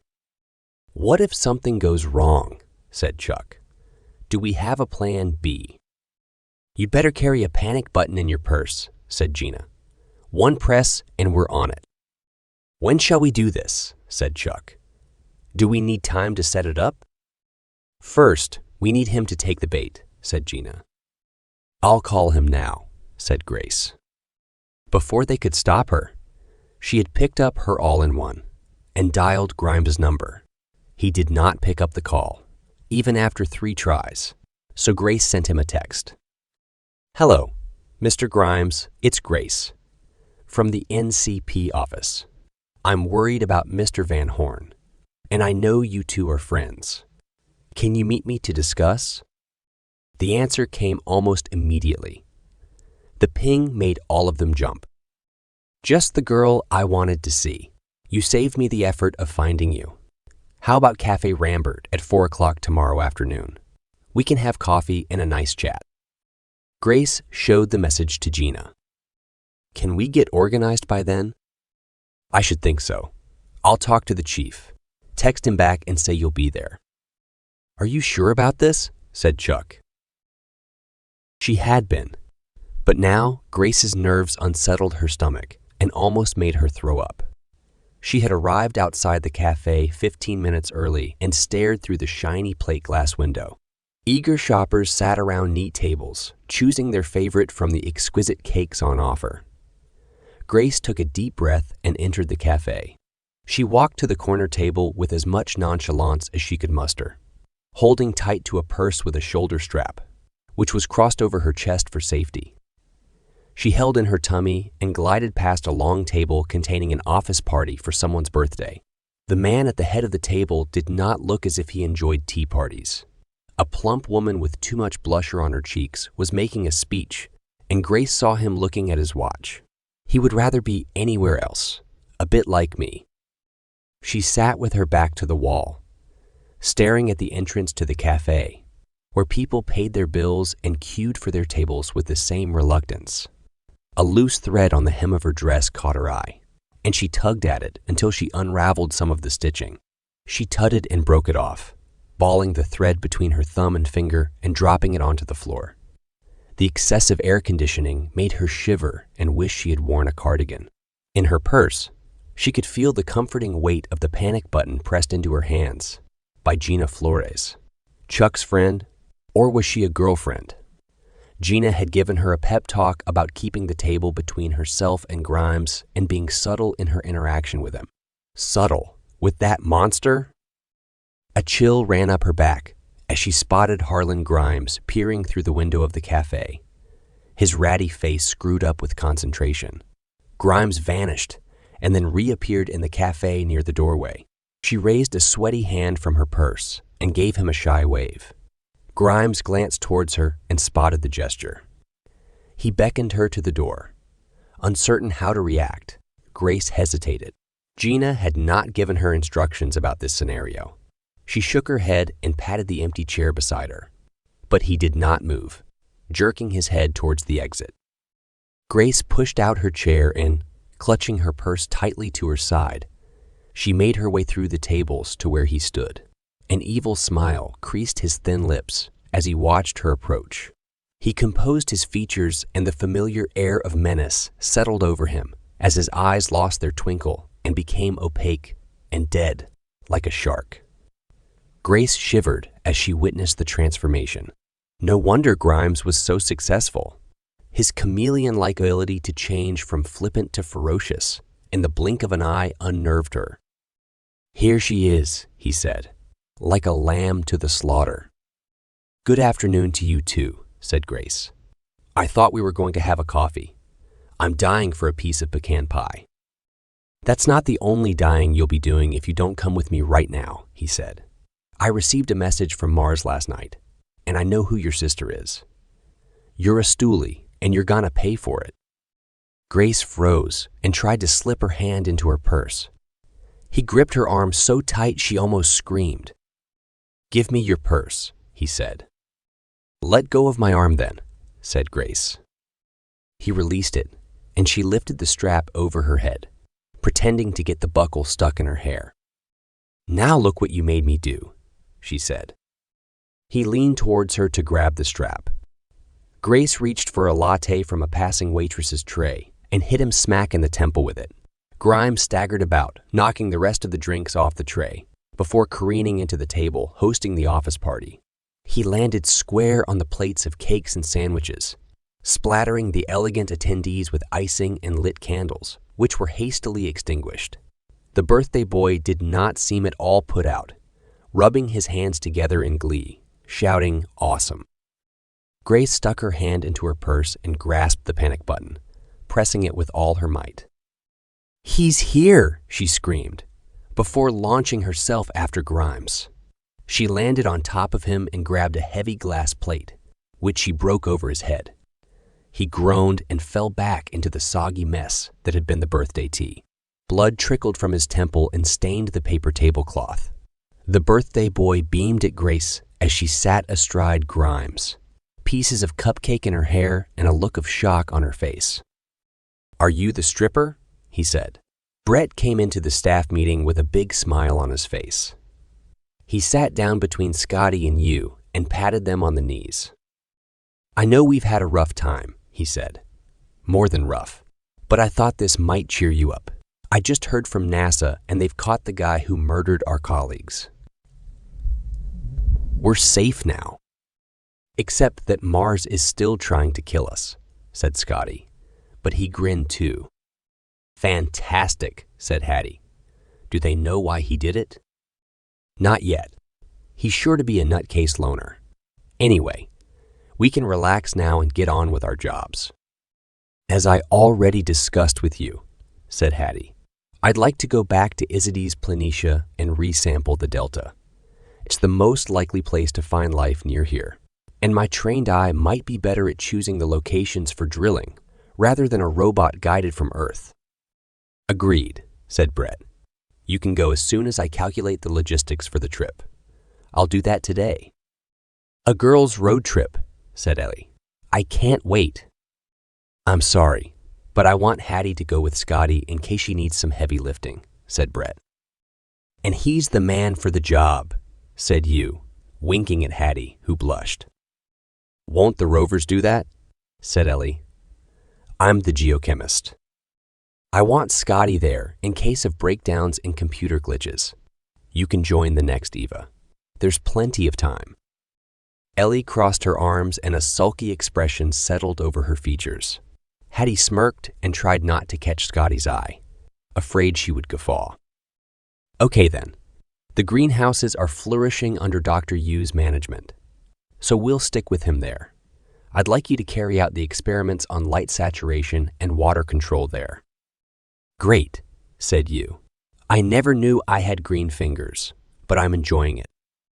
I want you with me on maintenance and Moxie watch, Ellie. Ellie nodded, sullen. At least we still have plenty of skills between us, and more than enough food. We'll be okay if we stick together, said Scotty. And if Brett doesn't cook, said Hattie. What about my rehydrated spaghetti bolognese, said Brett. I thought you were the murderer, said Yu. Hattie looked around at the laughing faces of her companions and noticed Ellie still sulking. She elbowed her. Next time, she said. It's a big planet. Ellie sniffed. You don't kid me. I know you prefer Scotty. It took 2 days to get ready for the trip to Isides Planitia. Brett and Scotty found the drill attachment in Starship 3 after a long search and rigged it up in the center of the large trailer. They also loaded an array of solar panels, as well as extra oxygen and fuel in insulated tanks. That should keep you going indefinitely, said Brett. I reckon it will take us a day to get to the furthest point from here, and then we'll work our way back along the delta. I imagine it will take us a couple of days to drill out the samples with the rig. It's about 10 times as powerful as the one Perseverance had. It's risky to embark on such a long EVA, but what are we here for otherwise? Said Brett. Don't worry about us. Just keep the Moxies running and the rest will look after itself. I guess so. I'm a little jealous of your trip. Why don't we organize an EVA to Elysium Mons when we get back? I'm sure we can think of some scientific research to do up there to make it worthwhile. Isn't the InSight rover up there somewhere? Maybe we can download the information that didn't get transmitted after the comms unit failed. Now you're talking. And the girls can take samples of the rocks and do some ground truthing of Mars geology. What about you? We can't leave him behind. He'll never forgive us. Maybe we'll take 2 rovers and stay the night. Anyway, let's park that for now and go over our checklists. Don't forget the portable toilet. I'll put that on the trailer and you can drag it into the pressurized pop-out tent attached to the rover. The next morning, Hattie and Scotty suited up for the trip. Brett and Yu came to wave them off, but there was no sign of Ellie. Still sulking then? Said Yu. She'll get over it, said Brett. Have a good time and be careful out there. Hattie had butterflies in her stomach from excitement, and she gave Brett a nervous wave as they entered the airlock. Do you want to drive first? Said Scotty. I couldn't sleep last night. I don't want to drive us off a cliff. Great, said Hattie. Get strapped in. I'll put the coordinates of the Jezero crater into the dashboard. A road trip, said Scotty. I haven't done one of these since I went to a rock concert as a teenager. We don't need the coordinates for most of the trip, said Hattie. If we head past Hephaestus Rupees and then swing down southwest into the Isides Planitia, we're almost there already. And remember what happened last time you went to Hephaestus Rupees. Keep your eye on the road. It wasn't me who fell down a crevice. But Scotty had taken off his helmet and shut his eyes in an excellent imitation of a man who didn't want to talk. Hattie grinned, and with one last glance at the Habs, she set course for Jezero Crater. Her internal monologue kept her entertained as she avoided rocks and potholes and hummed to herself.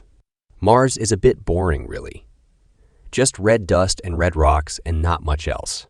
The only excitement came from avoiding the cracks and crevices in the surface and the occasional raised plateau with what looked like caves in its walls. They were probably lava tubes and unlikely to contain any sign of ancient life, but they might be worth exploring sometime. She waited until Scotty stirred before proposing a driver swap. They put on their helmets and depressurized the car so they could step out and stretch their legs. "It's not the most comfortable way to travel," said Hattie. "I'm still not used to having a diaper instead of pissing up against a bush," said Scotty. "You'd be hard-pressed to find a bush around here." "That's true. I can't wait to stop for the night and get cleaned up. I have a large packet of compostable wet wipes." Oh, the glamour of space travel. I bet no one on Earth realizes what goes on in a spacesuit. "We mustn't forget to film our exploits at Jezero," said Hattie. "It will make great viewing back at home." "Not all of them, I hope," said Scotty, grinning. Hattie didn't dare catch his eye. By the time they arrived at Jezero Crater, the temperature had plummeted to -60 Fahrenheit. "Lucky these suits are thermoregulated," said Scotty, dragging the portable toilet into the pop-up tent. "I'm not sure how warm the tent will be. I vote we change and clean up in the tent, and then seal ourselves into the large rover for the night. There's plenty of room in here if we fold down all the seats." "Sounds great. You go first and they'll cook in there after I brush up." "Excellent. What's for dinner?" "Mac and cheese and tin pears with condensed milk." "A feast. How did you persuade Brett to give you the condensed milk?" "I didn't." Hattie laughed. "Okay, see you shortly." After dinner, they lay on the large mattress made by the seats and looked at the sky through the picture window. The blue sunset stunned them into an awed silence. Despite their proximity, Scotty did not show any inclination to carry out his threat to hug her or to touch her. After a while, the expectation made Hattie nervous, and she tried to introduce humor to break the ice. "Blue sky at night, shepherd's fright," she said. "Do you always joke when you're nervous?" said Scotty. "We don't have to do anything just because we are alone at last. Although I'd really like to if—" Hattie leaned over and pulled him in for a kiss. He smelled like sweaty liners from the inside of a spacesuit, but it didn't put her off. She did too. The dry Martian atmosphere had dried and cracked his lips, but they felt soft and warm under hers. Passion permeated through her body like hot tea on a cold day, and her moan escaped into the night, ending their long kiss. Hattie opened her eyes to find him gazing at her, his pupils huge and black with desire. It made her shiver in his arms. "Are you cold?" he said. "We could crank up the heating, or I could find something to cover us." "Stop talking and get undressed," said Hattie. Scotty laughed. "Did you turn the comms off? Otherwise, Hot Mike is going to get a whole new meaning." They took off their clothes and then lay facing each other on the cushions. Scotty reached out and stroked Hattie's stomach, sending a thrill through her entire body, which made her jump. "Are you enjoying this?" he said. "You're not the only one who's nervous. You know, I haven't done this for a while." "I hadn't realized how much I missed being touched," she said.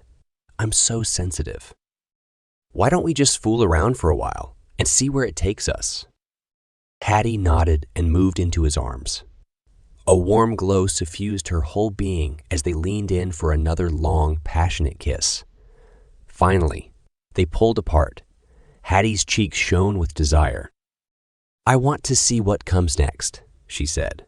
The next morning, Hattie woke to find Scotty had already gone to the pop-up tent to wash up. She sat up blinking and hugged herself with glee. The fact she had only slept for a few hours did not diminish her enjoyment at remembering the night before. Their mutual passion had melted any boundaries between them, and while she slept, their friendship had expanded into the hidden corners of her heart. She had never been in love before. But this felt different to her. Maybe she had found someone to share life with, at least for a while. "Hey, sleepyhead, rise and shine and throw on your liner," said Scotty. "I've brought you some coffee and porridge. Shouldn't I get suited up first? And get porridge inside it?" True. They ate in silence, giving each other shy glances as the tendrils of the last night's passion circled around them, almost visible in the early morning sunshine. They put down their bowls and had a last warm embrace. Then Hattie carried out her ablutions in the tent and put her spacesuit back on, knowing they wouldn't be able to touch again all day, but also that they still had another night together. Soon, they were both ready for action.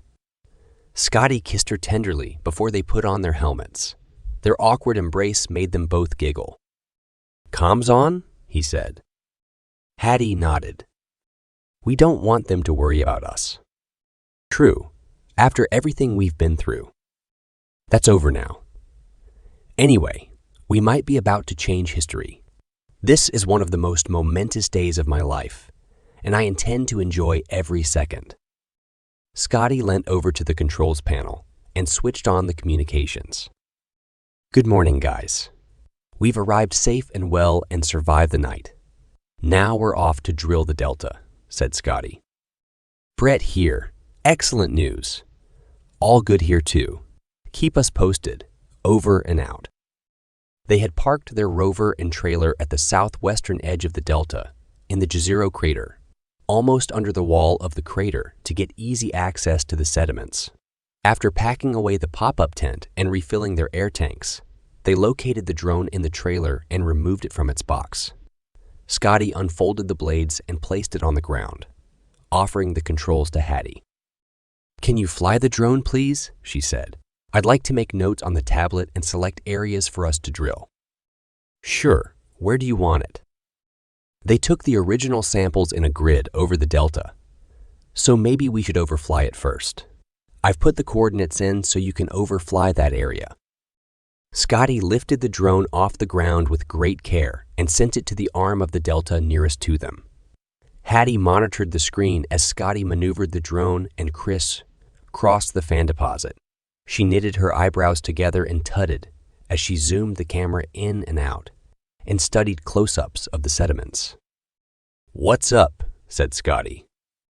"The cyanobacteria, which form the stromatolite reefs, need clear, shallow water to photosynthesize, and they build the reefs upwards, a bit like coral polyps. But they're plants.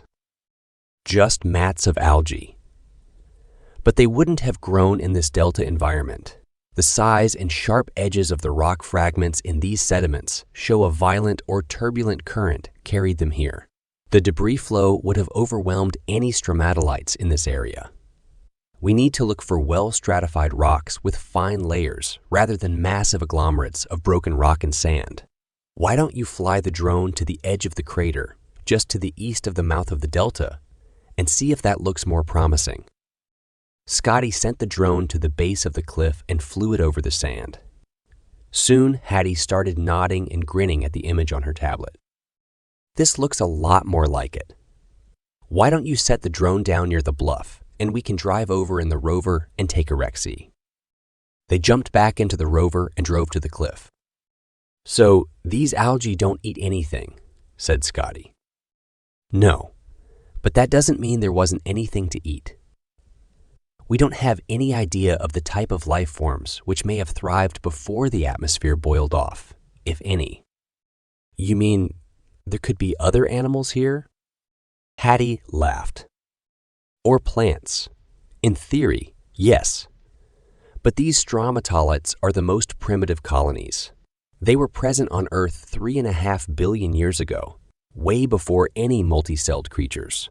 They pumped out oxygen into the sea for 2 billion years, and when it became saturated, into the atmosphere. Stromatolites started life on Earth. Why don't I know that? I thought they were just boring microbes like the ones in my smoothies." "They can't sing or dance," said Hattie. "They haven't evolved for billions of years as far as we know. But finding them would be the first step to establishing the reality of life on Mars. Because they leave trace fossils behind." "Yup, stone cauliflowers my tutor called them." "And if we find them?" "All hell will break loose on Earth. One thing's for certain, we'd never have to beg for a budget anymore."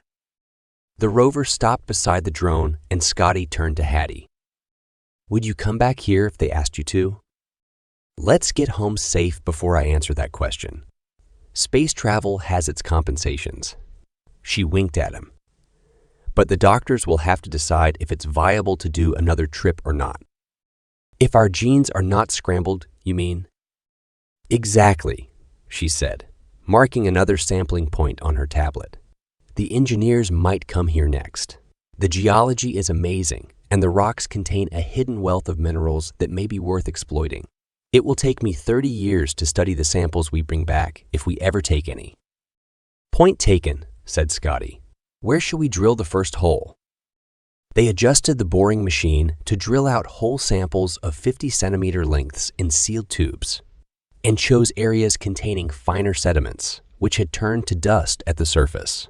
Hattie gave her tablet to Scotty so he could monitor and make notes on the sampling. Then, she took her hammer and all-in-one and headed for a place where the floor of the crater had been uplifted like a slice of layer cake, showing the laminations from the floor of the crater. She took scale photographs with her all-in-ones and made notes on the grain size and roundness and the quantity of matrix around the grains. Some laminations were mud or silt consistency, and their grains were not visible. On Earth, I'd have licked that to see which it was. She took samples of the different layers, storing them in special sealed Kevlar bags, and taking meticulous notes so she could reference them to the log she had drawn on her geology app. The work demanded total concentration. Her modern gloves made it less awkward to do this detailed work, but her hands still ached from the pressure inflicted on her fingers. She worked her way methodically down the column until she got to a mudstone overlaying a fine-grained sandstone, showing a transition to a deeper water environment.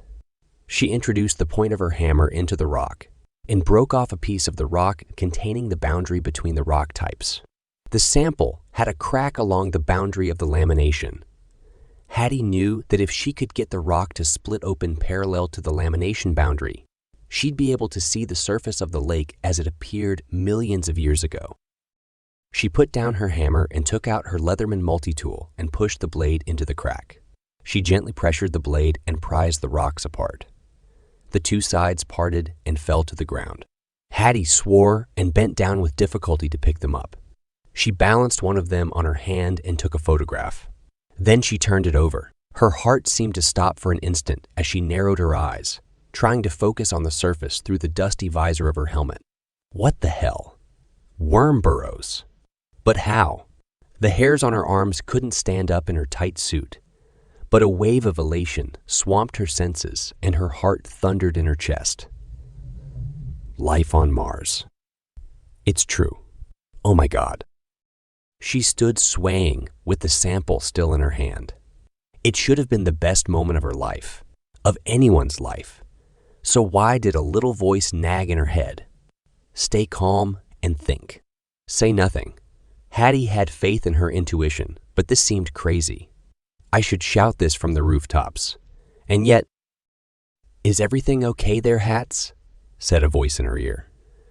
Your heart monitor is racing. You. Trust him to be supervising them so closely. He reminded her of how close they were to being deceived already on this voyage.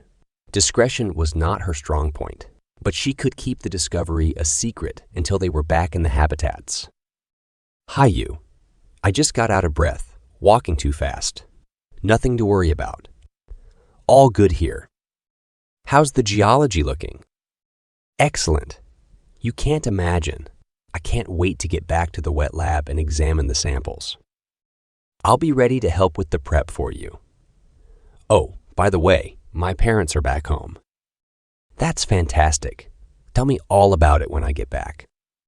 She put the two halves of the sample together again with all the care she could muster and wrapped them in a Kevlar bag, unable to explain to herself why she didn't want to tell anyone about the greatest discovery in the history of space travel. But until she knew who had killed the others and why, she felt as if showing anyone the sample could sign their death warrant. The fossil represented a deadly danger to all of them, rather than a scientific discovery. She put the sample into her front pocket and zipped it in. Somehow, she refocused on the job in hand, although she patted her pocket a few times to check if she had dreamed it or not. Finishing her log, she radioed Scotty. Hey, buddy. I'm wrapping up here now. How's the drilling going? Good timing. I've got 10 samples for you, and I wanted to move the rover to another spot a little further away. Brett needs deeper drill core samples from the center of the crater. I thought if we drilled those out this afternoon, we could set up camp there and drive back to the settlement tomorrow. Great. Let's go then, said Hattie. Come and pick me up. Are you okay? You sound funny. It's the lack of atmosphere. I'm sure we can fix that, he said. They set up the drill at the part of the crater where the sediments which filled it were at their thickest and set it going.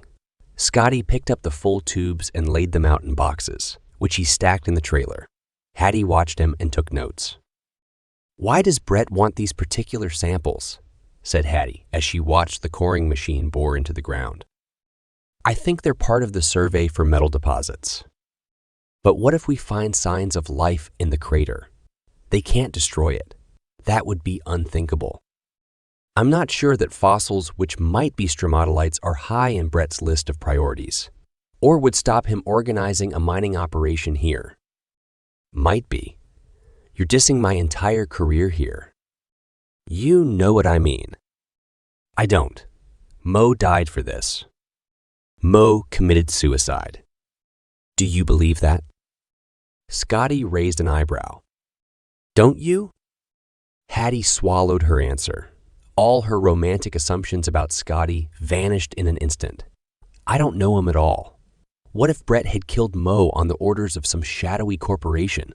What if Scotty had only cozied up to her to monitor her discoveries, and Ellie was alone with you and Brett? What if they chose her to die next? She didn't suspect any of this. A wave of remorse hit Hattie for doubting her friend. They should have stuck together like Ellie had first proposed. Hattie's hand flew to her chest where the reassuring shape of the rock sample calmed her panic. She had intended to whisper her secret into Scotty's ear after their dinner. But the idea now seemed preposterous. And as for having sex again, she let out a pantomime groan and grabbed her helmet with both hands. What's up? Said Scotty. Fizzy vision, I'm afraid. I'd better get camp set up and take an early night. I'm in for a massive migraine. Noah Van Horn gazed out of the window in his office, mulling over the events of the past few days. In his hand, he held the scrap of paper from Chuck's notebook with his mother's telephone number on it. He longed to hear her voice, but feared she would despise him for being a member of the organization which had orchestrated her other son's death. His own feelings about the NCP had also mutated into hate, and he contemplated abandoning his whole life and starting again. His natural cowardice stopped him from doing both, so he found himself stuck in limbo, in a job he hated, which separated him from his family. Grace knocked and came in with his coffee. She had a radiant smile on her face, which reflected the total change in her behavior with him. Since he had given them Harlan Grimes' private phone number, he returned her smile and sat down in his chair. Good morning, Mr. Van Horn.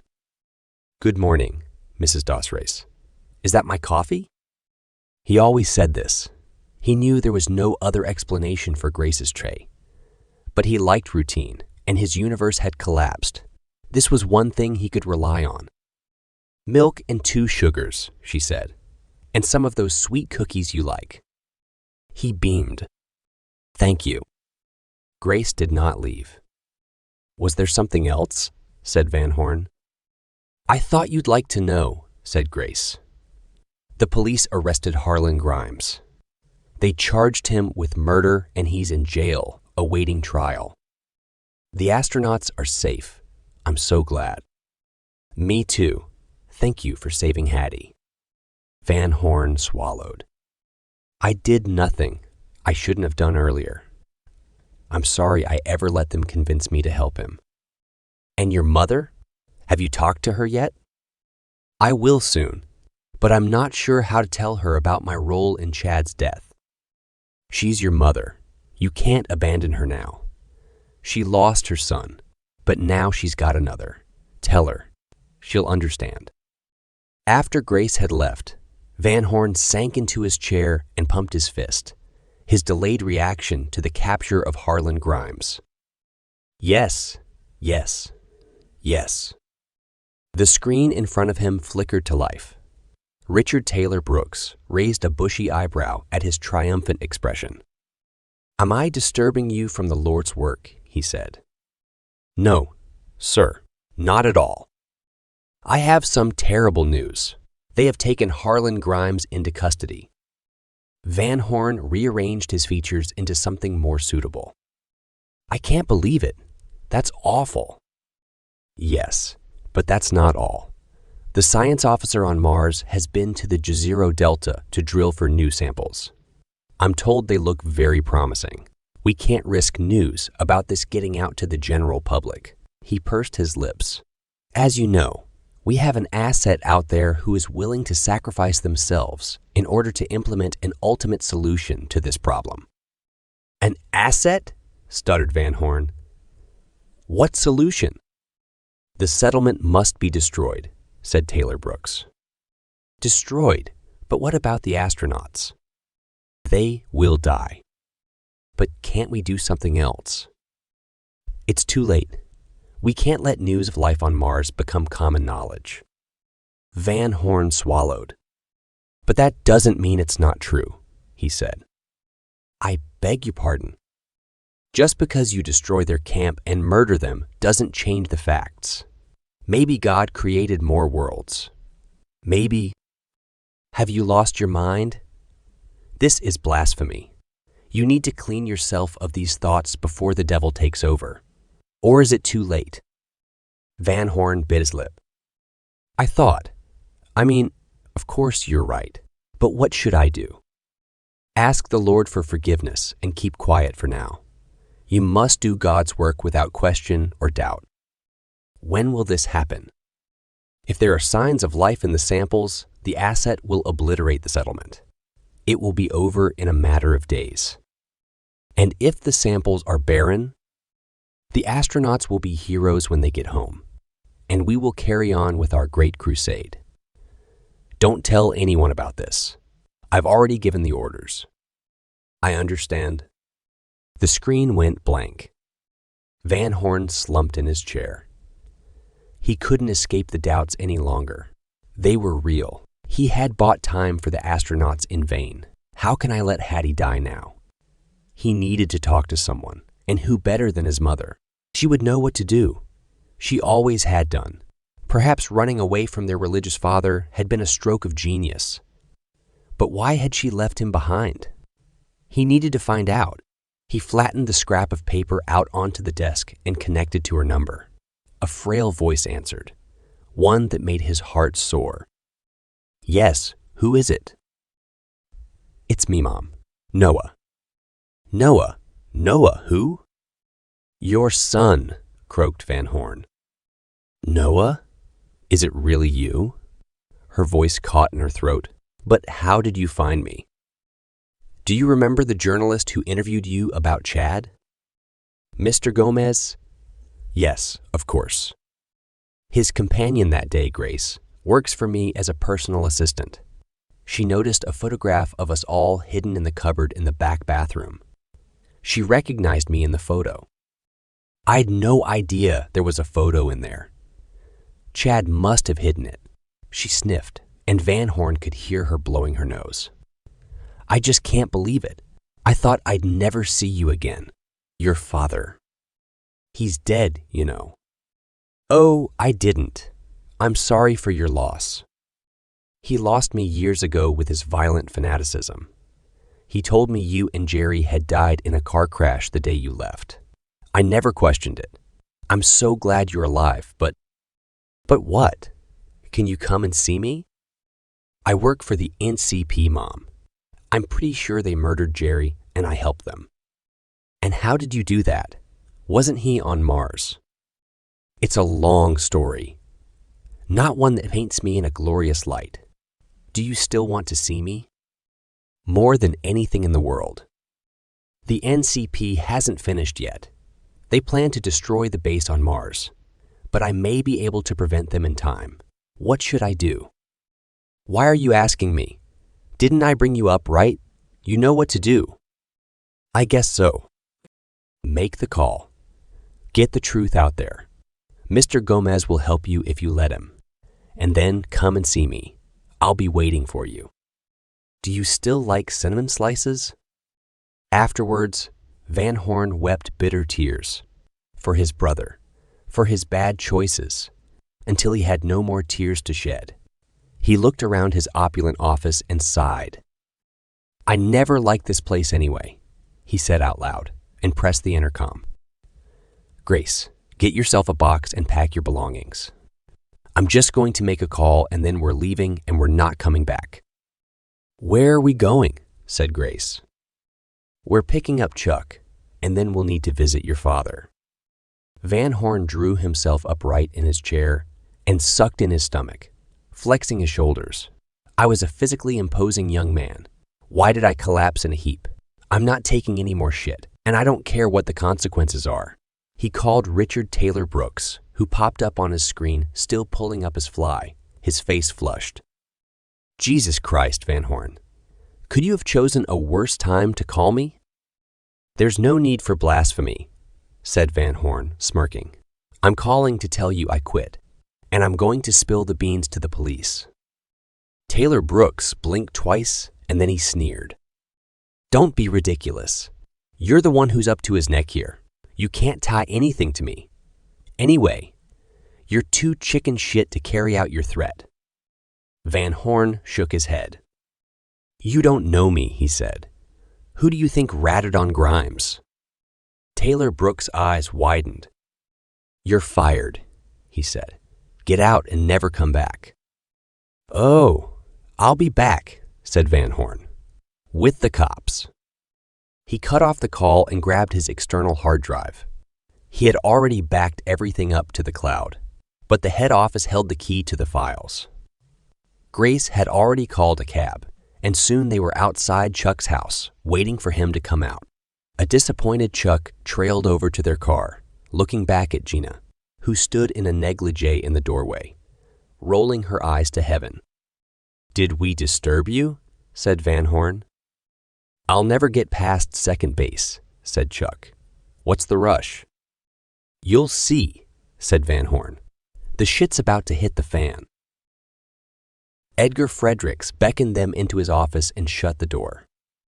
I don't believe we've been introduced, he said, sticking his hand out to Van Horn. I'm Noah Van Horn, your daughter's boss. Are you indeed? This is a pretty odd mixture of folk. What on earth's going on? The NCP are behind the murders on Mars, said Grace. Just because Harlan Grimes is behind bars doesn't mean the astronauts are safe yet. But what can they do from here? Said Fredericks. They told me they have an asset on Mars, said Van Horn. An asset? You mean one of the astronauts, said Fredericks. I guess so. Chuck scratched his head. Noah told me on the way here that the asset has been sent orders to destroy the settlement if Hattie finds proof of life in the samples, said Chuck. Then, if we want to avoid a tragedy, we need to get a message through to Hattie, said Fredericks. She must pretend there is nothing in the samples, whether she finds proof or not. We can announce the mistake when they get home safely. We've waited centuries to find out if there is life on Mars.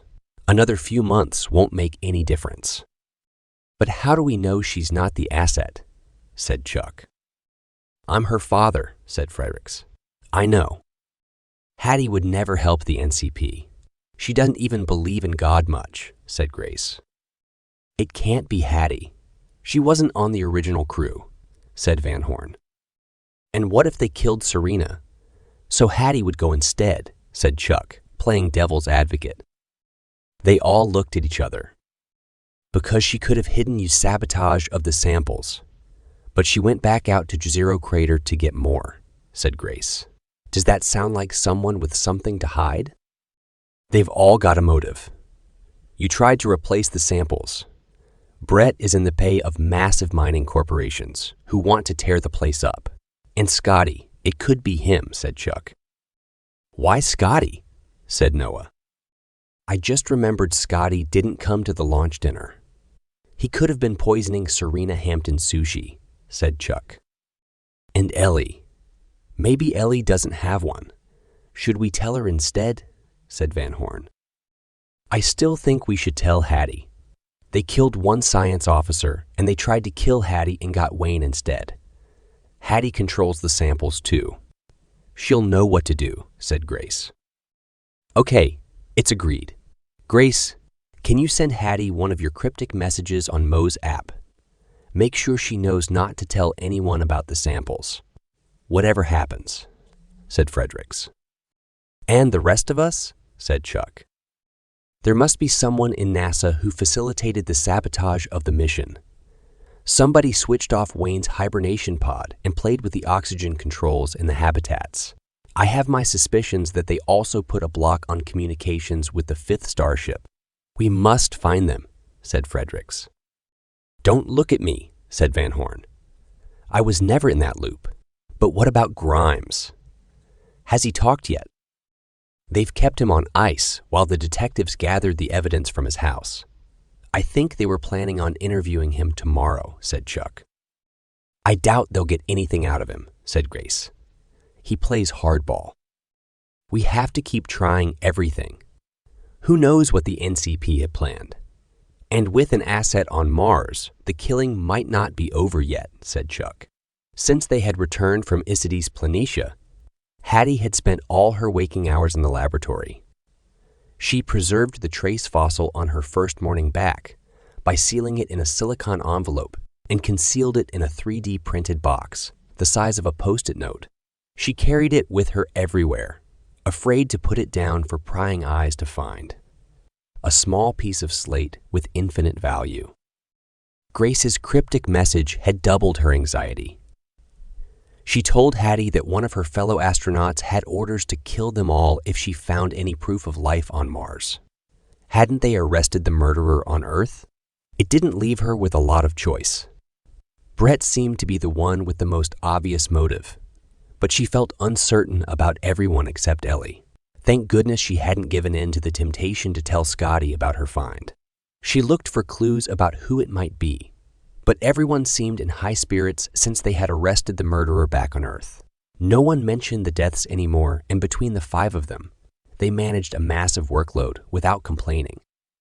The others would have loved this. What a pity they didn't live to enjoy it, said Brett one evening. We're pioneers, said you. We could be legends, said Ellie. If Hattie would hurry up and find something, we'd be famous, said Scotty. Yeah? Well, if you would get off his behind and finish the thin sections, I might have a chance, said Hattie. Although she joined in the banter, the effort of not divulging her ground-shattering secret weighed her down. During the day, she disguised her anguish by burying herself in work, something that did not go unnoticed. You're no fun anymore, said Scotty. Have I done something wrong? I hoped we might. I'm sorry, but I don't want anyone to know about us. It's hard enough to get respect, and NASA frowns on relationships between astronauts. Well, if you feel like that. Don't get snotty about it. I'd like to try us out as a couple, if you're still interested, once we land back on Earth. But I can't afford to give in to my feelings here. There's too much at stake. Can you understand that? Scotty pouted. You're right. I just want to kiss you all the time. And I know that's unprofessional, but it's true. It's mutual. But please be my friend for now. I need one now with the pressure I'm under. Of course. Always. Is there anything I can do right now? I'd love a cup of coffee. When Scotty had left, Hattie continued to write up her report on the Jezero crater. She described every detail of the geology as evidenced by the laminations in the basin sediments, emphasizing their different environments and the fauna expected in such biomes on Earth. She didn't mention the trace fossil in case anyone could hack her tablet, but every time she touched the container, she pictured a primitive worm slogging his way through the sediment. He even had a name, Wilbur. She imagined the sediment raining down on his burrows. Wilbur's not gonna like that. You produced the first set of thin sections after a couple of days. He brought them into the wet lab on a tray, smiling from ear to ear. "These are the ones," he said. "I can feel it in my bones." "That's what you said last time." "Well, this time my bones are right." Hattie grinned. "You never know." But she did. She knew whatever turned up in her slides. She couldn't tell anyone about it. The solar storm raging in space had cut off all communications from Earth for the time being, so she didn't have to lie to anyone yet. What she would do once communications returned remained a mystery to her, but she now had two objectives: confirm the presence of stromatolites and investigate the possibility that more complex life forms also existed on Mars. The concept blew her mind. What would they find preserved in the muds on Mars? How complex did life forms become before they got obliterated? What could sediments of the Jezero crater be hiding? Her mind boggled. She slid the thin section under the microscope and studied the first sample, noticing the round volcanic grains and lack of matrix, which suggested constant winnowing and currents, removing the fine-grained sediment. This kind of coarse-grained environment did not preserve the delicate bodies of early life. She needed mudstones if she were to find more proof of complex life. The body forms of worms and cephalopods did not decay in anoxic environments, and sometimes they left ethereal traces behind, like those seen in the Burgess Shale. Over the next few days, she worked her way through the samples drilled out on their trip to Jezero.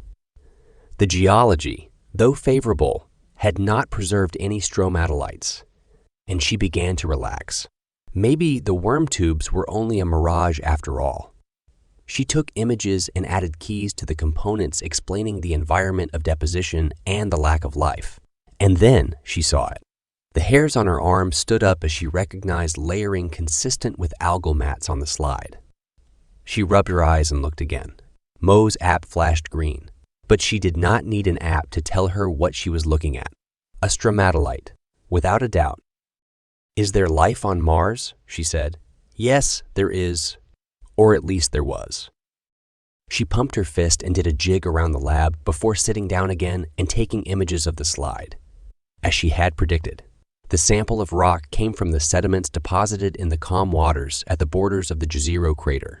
She tapped out the description on her tablet, only avoiding the use of the words stromatolite or sign of life. A noise behind her made her spin around in her chair. Ellie stood in the doorway, staring at Mo's app, which still blinked green, her face pale. "Oh my God," she said. "You won't tell anyone, will you?" "Why not? Isn't this why we're all here?"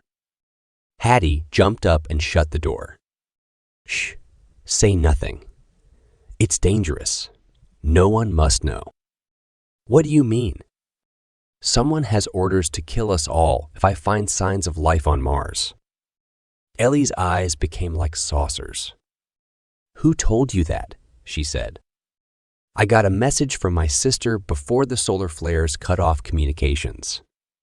The blood drained from Ellie's face. She walked over to the microscope and peered down the lens. "That's it. That's your proof. Couldn't you be wrong?" Hattie bristled. "I could be, but Mo's app and my experience tell me I'm right. Anyway, that's not the only proof." "It isn't. I don't think I want to know. It might be dangerous." Hattie took a deep breath. "You're right. It would be. But believe me, I'm sure." Ellie bit her lip. "It's a pity you can't tell anyone," she said. "We should have a party to celebrate." "Maybe we could have a party anyway. It's Brett's birthday tomorrow." "You're kidding." "Ma All-in-One told me," said Hattie. "What will we drink?" "I think he's been experimenting in the greenhouse. He's got a garbage bin full of fermented liquid he made from grain that wouldn't germinate." "Beer?" "You better ask him." "Have you got any chocolate left? We could pool our resources and make a cake." "It will probably be disgusting." So will the beer. Despite their increased workload, nobody objected to the idea of a party to celebrate Brett's birthday. Since the solar flares had blocked communications with their loved ones, the crew had become closer out of necessity. Hattie and you still slept in Marge, but all the meals and socializing happened in Homer. Scotty wanted to move to Marge, but he couldn't come up with an excuse. "It's for the best," said Hattie, even though she hungered for another night with him. "There's a long time remaining before we go home," said Scotty. "I may not last." You produced a Kevlar bin full of a green liquid with scum on the top and announced Shadow Chin, ready for drinking. Brett tried a glass, pronouncing it quite disgusting and burping loudly. "Honestly," said Ellie, "are we having a frat party?" "It's my party, and I can burp if I want to," said Brett. "Anyway, we can't be adults all the time. It gets boring." "Hattie burps anyway, so we won't notice the difference," said you. "It's better than farting," said Scotty. All the crew contributed some of their precious stores to make a cake for Brett and a dressing for the salad from the greenhouse. You had come up trumps by growing the first tomatoes and peppers on Mars, as well as various types of lettuce and some tiny radishes. A frozen chicken they were saving for Thanksgiving got taken out of storage and readied for the oven. "Real meat," said Scotty. "My mouth's watering." Ellie spent the evening before the party watching chick flicks with Hattie on the couch in Marge. They had become closer again since Hattie got back from Isidy's Planitia. Ellie sighed. "For heaven's sake," she said, "I could write the scripts for these movies." I knew what would happen from the moment she met him. "That's why they're popular. No surprises and a happy ending," said Hattie. "What about you and Scotty? Did anything happen out there?" "Out where?" "You don't fool me. You shared a tent for 2 nights. Didn't you share bodily warmth?" "Sort of. It's complicated." "Why? He likes you and you like him." "I'm not sure of his motives. Sometimes I feel like he's the bad apple." "But the other day, you said it could be Brett." "It could be you." "Me?" Ellie jumped up, her face thunderous and her eyes flashing in anger. "Why are you accusing me?" Hattie roared with laughter. "You, not you, dumbass." Ellie rolled her eyes. "Only kidding," she said. "We're all paranoid these days," said Hattie. "I thought the worry was over, but now we're back to square one. I knew Mars would try to kill us. I never thought an astronaut would." "It'll soon be over," said Ellie. "Maybe your sister got the wrong end of the stick. They must feel paranoid too, being too far away to help us." "Maybe." But Hattie didn't think so. Grace had been quite explicit, but Hattie couldn't find out who it was, because communications were down.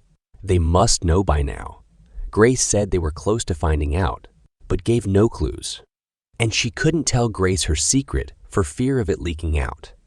"It's up to me. If the killer doesn't know I found life, he won't act." Even with the burden she carried, Hattie looked forward to Brett's party. When it came, it brought out the best in everyone. The smell of roast chicken and the supply of alcohol made it seem more real. They only had their NASA uniforms to wear, but Scotty had constructed some alien headbands with antennae attached for everyone to wear. He also rigged up some flashing lights beside the space cleared for dancing.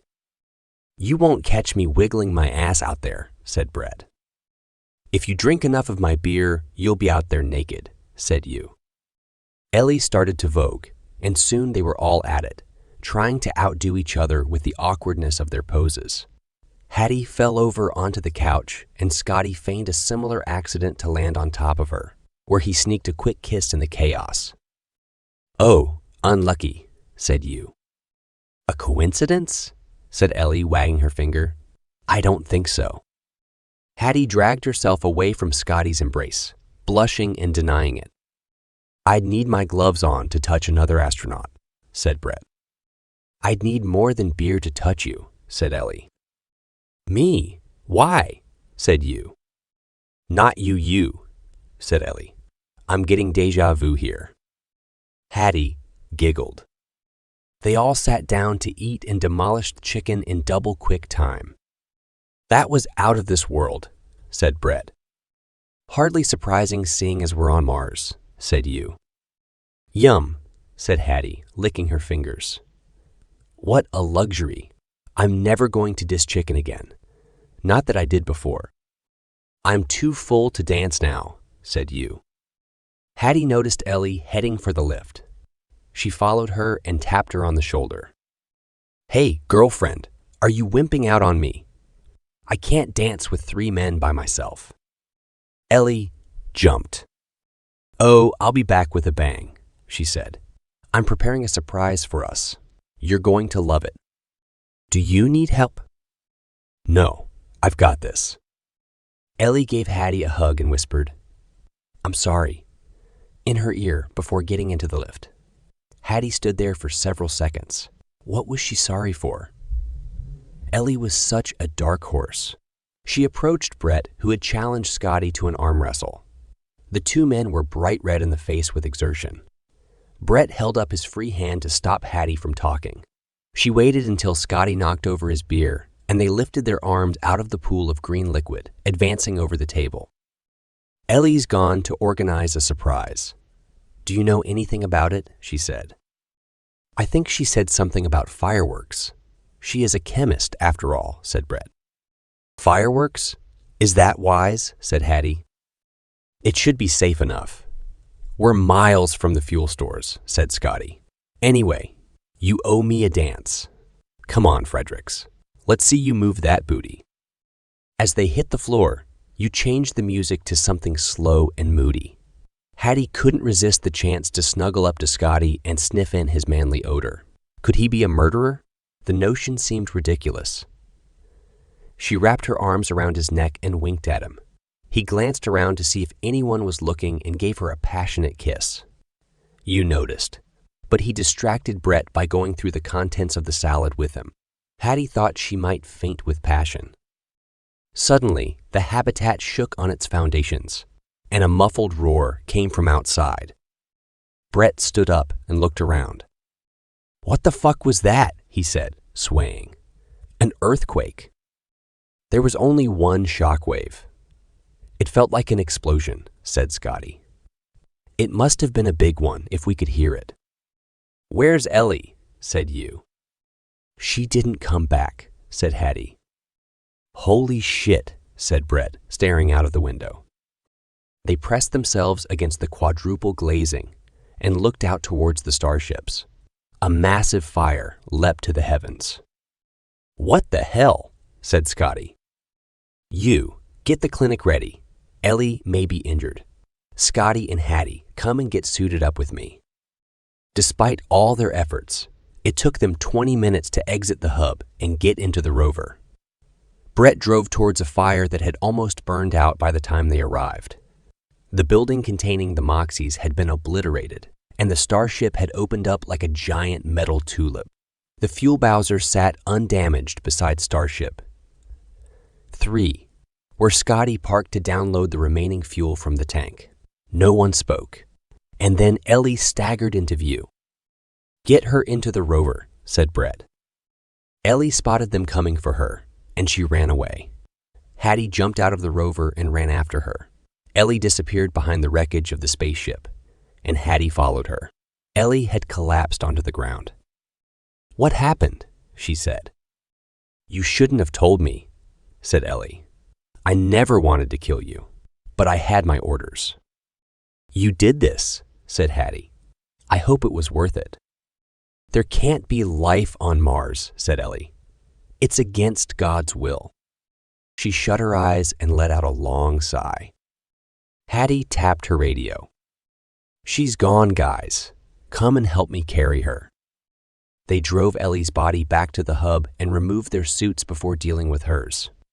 Then they carried her to the clinic and laid her down on the stretcher. Apart from a slight trickle of blood oozing from her nose, she looked like a porcelain doll. Her fair curls framed her pretty face. Be warned, said Brett. Beauty outside can hide the monster within. Hattie sniffed. She told me she was sorry, she said. I should have guessed. Don't be ridiculous, said Scotty. No one knew. A deadly rose among the blunted thorns. She had us all wrapped around her finger, said Brett. Did you get her phone? Said Hattie. It's right here, said you. Why? She can't have been working alone, said Scotty. Hattie's right. We need to upload all her communications. Won't they be encrypted? Said you. Someone will know how to read them. Nobody's safe until we find out who's responsible for all this, said Scotty. But won't they get intercepted by the same person from NASA who's been sabotaging the mission? Said Brett. Send them to Chuck Gomez, said Hattie. He's the one who figured out who killed Serena. We can trust him. Transmit the data as soon as the communications are back. Let's get to bed, said Brett. Scotty and I will do a damage appraisal in the morning and we'll make a plan. No one said anything, but Hattie knew they were done for. She lay in bed unable to sleep until dawn. Ellie had just killed them all. The grim news arrived on Earth 2 days later. Edgar Fredericks had just finished eating breakfast with his wife when he got the call from NASA. He listened, turning his back on his wife so she could not read his face. He nodded and made conciliatory noises, and then hung up. Composing himself, he returned to the table and took his wife's hand, patting it absent-mindedly as he searched for a way to tell her the news. "What is it?" she said. "What's wrong? Tell me." "We got through to Mars again at last. You need to be brave because the news is terrible. Unknown to us, the NCP had an asset embedded in the crew of the Mars mission. Astronaut Ellie Barrett sabotaged the Moxie plant 2 days ago, blowing up the reserves of methane and oxygen stored in the Starship. The explosion killed her." Juana's eyes widened in horror as she took in the news. "And Hattie?" "She's safe. They all are, but there's a problem." "They have plenty of supplies, don't they?" said Juana. "Well, they have adequate fuel because of the reserves on the other starships, and apart from a couple of melted cables, the kilopower farm will still produce plenty of power for heating and lighting in the habitats. But I'm afraid oxygen reserves, or the lack of them, are the elephant in the room." Juana choked on her coffee. "What do you mean?" "I'm afraid that without a large Moxie plant, the oxygen reserves will deplete, and the astronauts will asphyxiate. Ellie has sentenced them all to death, including our girl. But there must be something you can do. We're going to do everything we can, but it may not be enough." But she'll die if you can't fix it," said Juana, choking back a sob. "I'm so sorry, darling. It's heartbreaking, but they're so far away. We will try until the last minute, but it looks hopeless. Is there anything I can do? Will you please stay online for her today? I have to go to NASA and fight for Hattie and the other astronauts. Maybe we can come up with something, but Hattie needs you now. She needs her mother." Tears leaked down Juana's face. "Can you call Grace, please?" she said, "and get her to come. I can't face this alone. Hattie will be too brave and pretend she's not afraid. Grace will know how to talk to her." "Okay, darling. I may not be home for a couple of days. Can you hold the fort?" "Yes, sweetheart. I'll do my best. Call me if you need anything." Edgar Fredericks entered NASA and went to his office to contact the President of the United States, a call which summed up the situation. The man had wept on hearing the news about the disaster and begged Fredericks to do something. "Can't we send a rescue mission or adapt something to produce oxygen? What about the greenhouse? Plants produce oxygen, don't they? We would need acres of vegetables to keep all 4 of them alive. We don't have anywhere to grow all the plants, and the water supplies would not last. Are they all going to die? Can't we put them back to sleep until we rescue them? I'm afraid the explosion destroyed the hibernation pods. Mr. President, I'm sorry. I'm not saying we've stopped trying, but the oxygen will only last them another week. And unless we find a solution by then, this voyage will end in tragedy." The President sighed. "Oh my God," he said. "Your daughter is out there. I'm sorry. I got so caught up in this dreadful disaster that I forgot how tragic this is for you." "Thank you, sir." "Hattie's having the time of her life out there. I don't think she'd give it up to be safe. They'll make peace with the world." "God bless you, and thank you for your service to our country." "We haven't given up yet. I have the best brains on planet Earth working on a solution. I'm praying for you. Anything you need is yours. Just ask." "God bless America," said Fredericks. Afterwards, he wept alone in his office. He couldn't believe Hattie would die. She had been so excited to fulfill her dreams, and they were about to be ended by a bunch of religious fanatics. He needed to do something positive while he waited for his scientists to exhaust the possibilities of saving her. Then his all-in-ones rang. He had meant to block all calls, but in his distress, he had forgotten. He grabbed the unit, intending to refuse the call. Then he saw it was from Chuck Gomez and flashed up as urgent. Despite his distress, he answered. "Chuck, I presume you've heard. I'm not available to talk to you right now. Sorry." "Wait, don't go. I just received a large download from Hattie. She says they're the files from Ellie's all-in-one." "But why did she send it to you?" "I guess the astronauts still believe there's an NCP asset at NASA." "Give them to the police then. Their forensic data unit should be able to remove the encryption," said Fredericks. "Have the police got anything from Grimes yet?" "No. They searched his house and didn't find any links to the NCP. What about Taggart?" Chuck gasped. "Taggart. I'd forgotten. Oh my God. He's the key. We need to look at the evidence the police took from Grimes' place. Listen, leave it with me. I'll give Gina a call and ask her to look through the boxes. I'll get on it straight away. It's not over until it's over." "I'm grateful, Chuck. You were the only one who realized the astronauts' deaths were not an accident. At least you tried." Chuck cleared his throat. "Edgar, I wanted to say how sorry I am about Hattie. I feel like part of the family now, and my heart is breaking for you." "Thanks, Chuck. I know she would appreciate that. We're going to avenge her. She'll know. She'll be watching us." Noah Van Horn stood at the door of his mother's house, clutching the bag of cinnamon buns in his sweaty hand. He pressed the bell and waited for her to come out. Adrift for the first time in his life, he had shut the door on his religious past and started anew. Meeting his mother seemed like going backwards, and he wasn't at all sure of his own motives. His trepidation increased as May Farron opened the door. She looked nothing like the mother he remembered. Her gray hair and saggy neck disturbed him. He hesitated as she looked him up and down. "Don't you look just like your father?" she said. "I guess you can't help it." And then she smiled and held out her arms. When the doorbell rang after 8 o'clock at night, Sybil Reisner prevaricated. Nobody came to see her in the evenings. What if a burglar had come to the front door? She couldn't do anything to prevent him from ransacking the house. The doorbell rang again, and her natural curiosity got the better of her. She went into the hall and noticed the slight silhouette of a woman through the glass panels. Who on earth was doing house calls at this hour? She opened the door to find Grace Fredericks standing agloom, her face a picture of misery. "Why, Grace? I haven't seen you for ever so long. What brings you this way?" "Hello, Mrs. Reisner. I've been thinking about Hattie, and I came to ask you a favor."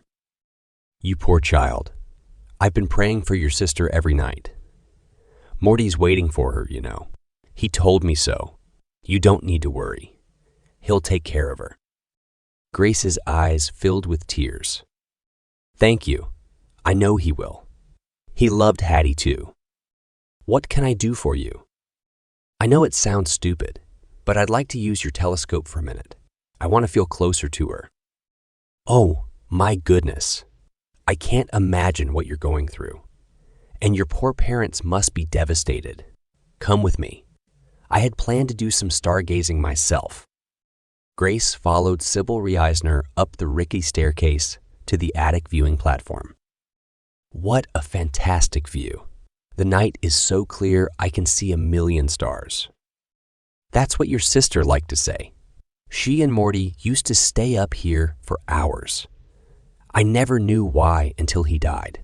Now I come up here to feel closer to him, just like you want to do with your sister. I've got the telescope pointed at Mars. You only need to adjust the focus for your eyesight. Grace bent down and looked through the eyepiece. She held her breath as the planet came into view, clearer than she imagined. "Hi, Hattie," she whispered. "It's me, Grace." Brett cleared his throat. He had massive bags under his eyes, and his slumped shoulders told Hattie all she needed to know. "Scotty and I have done a thorough review of our remaining assets, and I'm afraid it's not good news," he said. "We have plenty of food, fuel, and water for the time being. If we adopt severe rationing, we might even survive until the next Homeland transfer window," said Scotty. "But our oxygen reserves are critical. Unless we come up with something soon, we won't make it. And I'm all out of ideas, I'm afraid." "I know this is not what you wanted to hear," said Brett. "And as commander of this mission, I feel responsible. But facts are facts. NASA will inform our families when we are gone. But I suggest we all contact our loved ones and send them loving messages to remember us by." "How soon will we run out of oxygen?" said you. "Including the EVA units and storage in the rover, I estimate we have enough for about a week," said Scotty. "We can't just sit here waiting to die," said you. "There must be something we can do." "I'm all out of ideas, but the guys back home are working on it. To be honest, I don't want to give you false hope. We need to get our affairs in order," said Brett. "I will not sit here waiting to suffocate," said you. "I have to do something more positive." Hattie put her arm around his shoulders. "You is right. I don't know about you guys, but I've always wanted to go up to Elysium Planitia and have a stroll up to the flanks of Elysium Mons," said Hattie. "Who's with me?" "Are you crazy? Who wants a stroll at a time like this?" said Brett, rolling his eyes. "Me," said you. "I've been stuck inside the greenhouse for months. If I'm going to die, I'd like to go on an EVA first." "I like it," said Scotty. "If we have to go, let's leave in style. We can take the last of the oxygen up with us and let it run out watching the sunset." "I vote we take our luxuries up there and have a picnic too," said Hattie. "A picnic? Are you all mad?" said Brett. "I've got some great cookies," said Scotty. "And I've got some delicious noodles we can rehydrate," said you. "It looks like we outvoted you, Brett. It would be a pleasure to suffocate with my friends after a great day out." "I vote yes." "Me too," said Scotty. "And me," said Hattie. Brett shook his head, but he smiled. "Okay, you win. But we have to leave this place ready for the next crew before we go. We should devote the next few days to finishing our reports and transmitting all our data back to NASA. I'd like to be professional to the end." "Fair enough," said Scotty. "The rover robots are doing a good job categorizing and storing the scrap.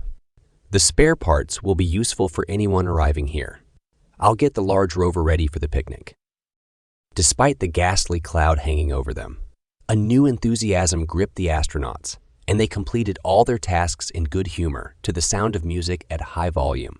They ate the most delicious things, still left in the stores with mixed salads from the greenhouse, and hung out watching old movies on the television. "My vegetables are going to outlive me," said you, stuffing a tomato in his mouth. "They'd make better astronauts," said Scotty. "Honestly, you two, are you ever serious?" said Brett. "Not often," said you. In the excitement of preparing for the picnic, they almost forgot why they were going. But when Scotty announced that the oxygen levels in the habitats would soon start reducing, their predicament became very real. They sent their final messages to NASA with a promise to transmit their last position so they could find their bodies. Since it took 30 minutes for messages to go back and forth to Earth, there was no way of having a meaningful talk with their families. Hattie transferred all of her personal photographs and files to Grace with the instruction to destroy anything that might cause a problem. She told her parents she loved them more than the universe and sent love to Mrs. Reisner. There didn't seem any point dwelling on what she was about to do. They got into the large rover after sealing the hub for the last time, pulling a trailer with the backup oxygen units on it. Enough to last until evening.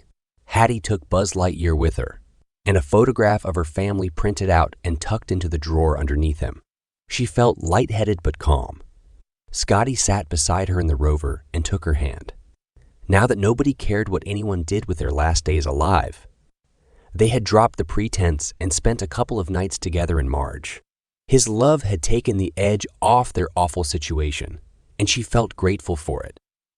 Ahead of them, Elysium loomed red and purple, unfeasibly enormous. "Would you look at that?" said Brett. "It's taller than Everest, you know." They drove to the Elysium Planitia and motored for several hours until they got to the ridge where they would watch the sunset. Then they sat in the rover with their helmets off, eating and drinking to their heart's content, and singing along to Hattie's musical collections. "Do you think the Beatles are the best pop group ever?" said you. "I like Oasis," said Scotty. "What about more recent bands like Grundle?" said Hattie. "What about them?" said Brett, and helped himself to another square of chocolate. "Who feels sick?" said Scotty. "Me?" said Hattie. "Shall we go for a stroll?" The 4 astronauts did not go far from the rover, as they were worried about having enough oxygen in their units. Brett produced the helicopter, and they all took turns flying it up the mountain slopes until you crashed it. "You owe the U.S. government about $1 gazillion, said Hattie. "It's just as well I won't be here to pay it." As the afternoon wore on, they all returned and switched units. "Last call for oxygen," said you. "Let's get a good seat for the sunset," said Brett. They mounted the ridge and watched in awe as the sun turned blue and slid down the sky. The shadows lengthened and the colors deepened around them. Elysium Mons behind them turned a dark crimson and purple. Hattie gazed out across the plain below them to the horizon and tried to take it all in. It seemed to her that she had never seen anything so beautiful. "It's not an awful place to die," said you. "Should we say a prayer?" said Scotty. "I'm not very religious, but—" "What the hell is that?" said Hattie, jumping to her feet. "What hats?" he said. "I was getting all spiritual over here and you've wrecked the mood." "That? Can't you see it over there?" The sun's rays hit something in the distance, and the resulting flash illuminated the area again. "What the hell?" said Brett. "It's something metallic," said Hattie. "Oh my God, could it be the lost Starship?" "Don't get overexcited. It's more likely to be the Insight rover," said Scotty. "But it could be. I can't believe it." "How far away is it?" said Brett. "The sensor on the robot arm on the rover could tell us," said Hattie. The 4 astronauts ran to the vehicle and jumped in. Brett drove up to the crest and measured the distance using the laser sight. He nodded and sealed the rover. "It's about a 2-hour drive from here. I wish we could check before we go over there. It might be a false hope, and the oxygen will last until we get there. But I'm not sure how much longer than that," said Brett. "A couple of hours, perhaps." "Take off your helmets. I'm going to route the oxygen from the units into the rover one by one until we run out," said Scotty. "Let me know if you are feeling sleepy or get a headache, and I'll change the unit." You started crying. "If I hadn't crashed the helicopter, you could have sent it to find out." "Don't be silly. We're dead anyway if we don't go," said Hattie. "But we have enough oxygen to return to the Habs," said Brett. "What if they have sent us a solution?" "And do what? Suffocate there instead. They can't save us now." "It's too late," said Scotty. "I vote we risk driving towards it. If we run out of oxygen, we'll fall asleep as the carbon dioxide level gets too high." It's our only chance, said Hattie. Is that the consensus? Said Brett. All the astronauts put up their hands. Put on your seatbelts. I'm going to drive like Sebastian Loeb, said Brett. Who the hell is he? Said you. Some rally car hero, said Scotty. Brett pointed the car at the point of light and put in coordinates. He removed the speed restriction and grabbed the steering wheel. Hold on, he said, and try not to breathe. We might just make it. He drove as fast as he could, taking as few risks as possible. The rover almost overturned on a few occasions as he swerved to avoid a collision, but he drove on. After about an hour, they rounded a bend and were greeted with the sight of the lost Starship gleaming in their headlights. A spontaneous cheer broke out in the rover, and they all exchanged hi. We're saved, said you. Can you message NASA, said Scotty. If they have found the guy who turned off Wayne's pod, they can reactivate the Starship communication for us. Brilliant idea, said Brett. Send the text, you, and ask them to find us some oxygen, or we're all going to suffocate. We've got to get there first, said Scotty. There's a crevasse separating us from it. We can't cross that on foot, so we'll have to go around. How much air have we got left? Said Brett. If I got out, it would last longer, said you. Don't be ridiculous, said Hattie. What if we need a doctor? It's all of us, or none of us. Right or left, Scotty? Right, said Scotty, and Brett swung the rover parallel to the ravine. I will not stop until I find somewhere cross, he said. He switched up the music. And no singing, he said. Driver's choice. Chuck tried not to lose his cool with the receptionist on the desk at the police headquarters. The new woman had taken out a nail file and worried a hangnail on her index finger with it. She chewed a piece of gum with her mouth half open. Please, can you call Gina Flores for me, he said. This is important. I'm sorry, said the receptionist. I don't have the authority. But the astronauts are in danger, said Chuck. The woman rolled her eyes at him. They're always in danger. There's nothing you or I can do about it.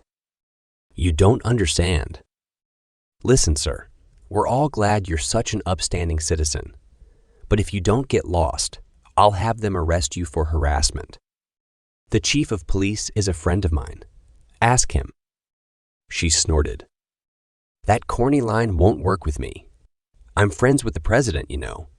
But I don't go to the White House and demand to see him when he's busy. Chuck tried his all-in-ones again. Gina. Pick up, please. Where was she? After another 10 minutes of silent standoff, the inner door opened and Gina came out, panting. Sorry, I was practicing self-defense in the gym, and I left my all-in-one on silent. Isn't that forbidden? Who's gonna know? What's the big rush? Is there a fire? It's vital that I see the evidence boxes from Harlan Grimes' apartment. We need to trace the mole who's been intercepting and passing on communications at NASA. But Grimes is a dead end. We found nothing. I'd still like to look. This might be our last chance to find out who's behind this. Can you get me in? Let me talk to the boss. You're in his good books right now. Stay here. Gina strode off, leaving him in a cloud of patchouli and lavender. The tips of her hair flicked him in the face as she turned away, but he leaned in rather than out of the way. He caught the receptionist glaring at him and tapped the side of his nose. She sat down so that he could only see the top of her resentful head. Minutes later, Gina came back. Okay, but you can't take anything away. We have a chain of custody to keep here. Chuck resisted the temptation to tell her he already knew that. I cross my heart and hope to die, he said. Gina made a disbelieving grunt and buzzed him in. He followed her through the glass-walled corridors towards the back of the building, past the rooms full of detectives and forensic teams of all shades. They arrived in a small, windowless room with a metal table and 2 chairs. 7 or 8 boxes, sealed with blue and white evidence tape, sat on the floor. There you go, said Gina. "Knock yourself out." Chuck heaved the boxes of evidence onto a metal table and wiped his forehead. "I think I need to get back into the gym," he said. Gina snorted. "And when did you ever enter a gym?" she said. "My investigations have not yielded up any proof." Chuck sucked in his stomach. "I work out," he said. "Whatever," said Gina. "Why don't you put your biggest muscle to work here and find something useful? I think you're wasting your time, though." The detectives interviewing Grimes came up with a big fat 0 in regards his NCP. Connections. The gun they found on him links him to the murder of Saul Taggart, but they didn't find anything hinting at an affiliation with the NCP. But what was he doing in Noah's office? Why did Grace hear him talking about the murdered astronauts before the news was out? I know you're fond of Grace, but has it ever occurred to you she might be lying? About what? Maybe her boss is the mastermind. Maybe we should focus on Noah. Chuck blew out through his lips and shook his head. It so isn't Noah. He has just been manipulated all his life. There's not a wicked bone in his body. Did your boys get anything out of him during questioning? Nothing. He collapsed in a heap and told us everything before we even asked him. I must admit, I can't believe he's a criminal mastermind. He's not even keen on Goddymore. So, not him then. Not him. Chuck opened one box. There must be something in here that they missed. I doubt it. My guys have been through this evidence with a fine-tooth comb, and they didn't come up with anything. Maybe they were looking for something different. What do you mean? Well, they arrested him for murder, which they believe to be linked to the NCP. It stands to reason they concentrated on communications, hard drives, data sticks, cloud storage, Grimes all in one and backups, said Chuck. They did. And while they could find evidence of several conversations with Noah Van Horn, they didn't unearth any other connections to the NCP. But we're looking for something else. Like what? I don't know, but I will when I see it. Let's take 3 boxes each, said Gina. Then we can compare notes. For the next hour, they took articles out of the boxes one by one, showing them to each other with much shaking of heads and disappointed sighs. When they finished, Chuck put his head in his hands. I don't understand it. I was so sure. Wait, what's that box over there? Oh, it's full of some computer printouts of some sort. It's all gobbledygook. Nothing there for us. Chuck froze. What did you say? Computer printouts. Oh my God. Quick, open it up and show me some of them. Mystified, Gina lifted out a wedge of paper and dropped it in front of Chuck. I know what this is, he said.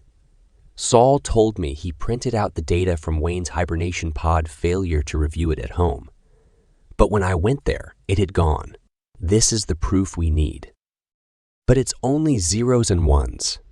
How will we ever find out? Let's go through the pages. Maybe Saul made some notes. Okay, but it's a long shot. They each took half of the paper and started their way through it. Soon, 0s and 1s seemed to float across Chuck's vision, making him feel disorientated. Suddenly, Gina banged the table. It's here. You were right. Oh my God. What? Show me, said Chuck.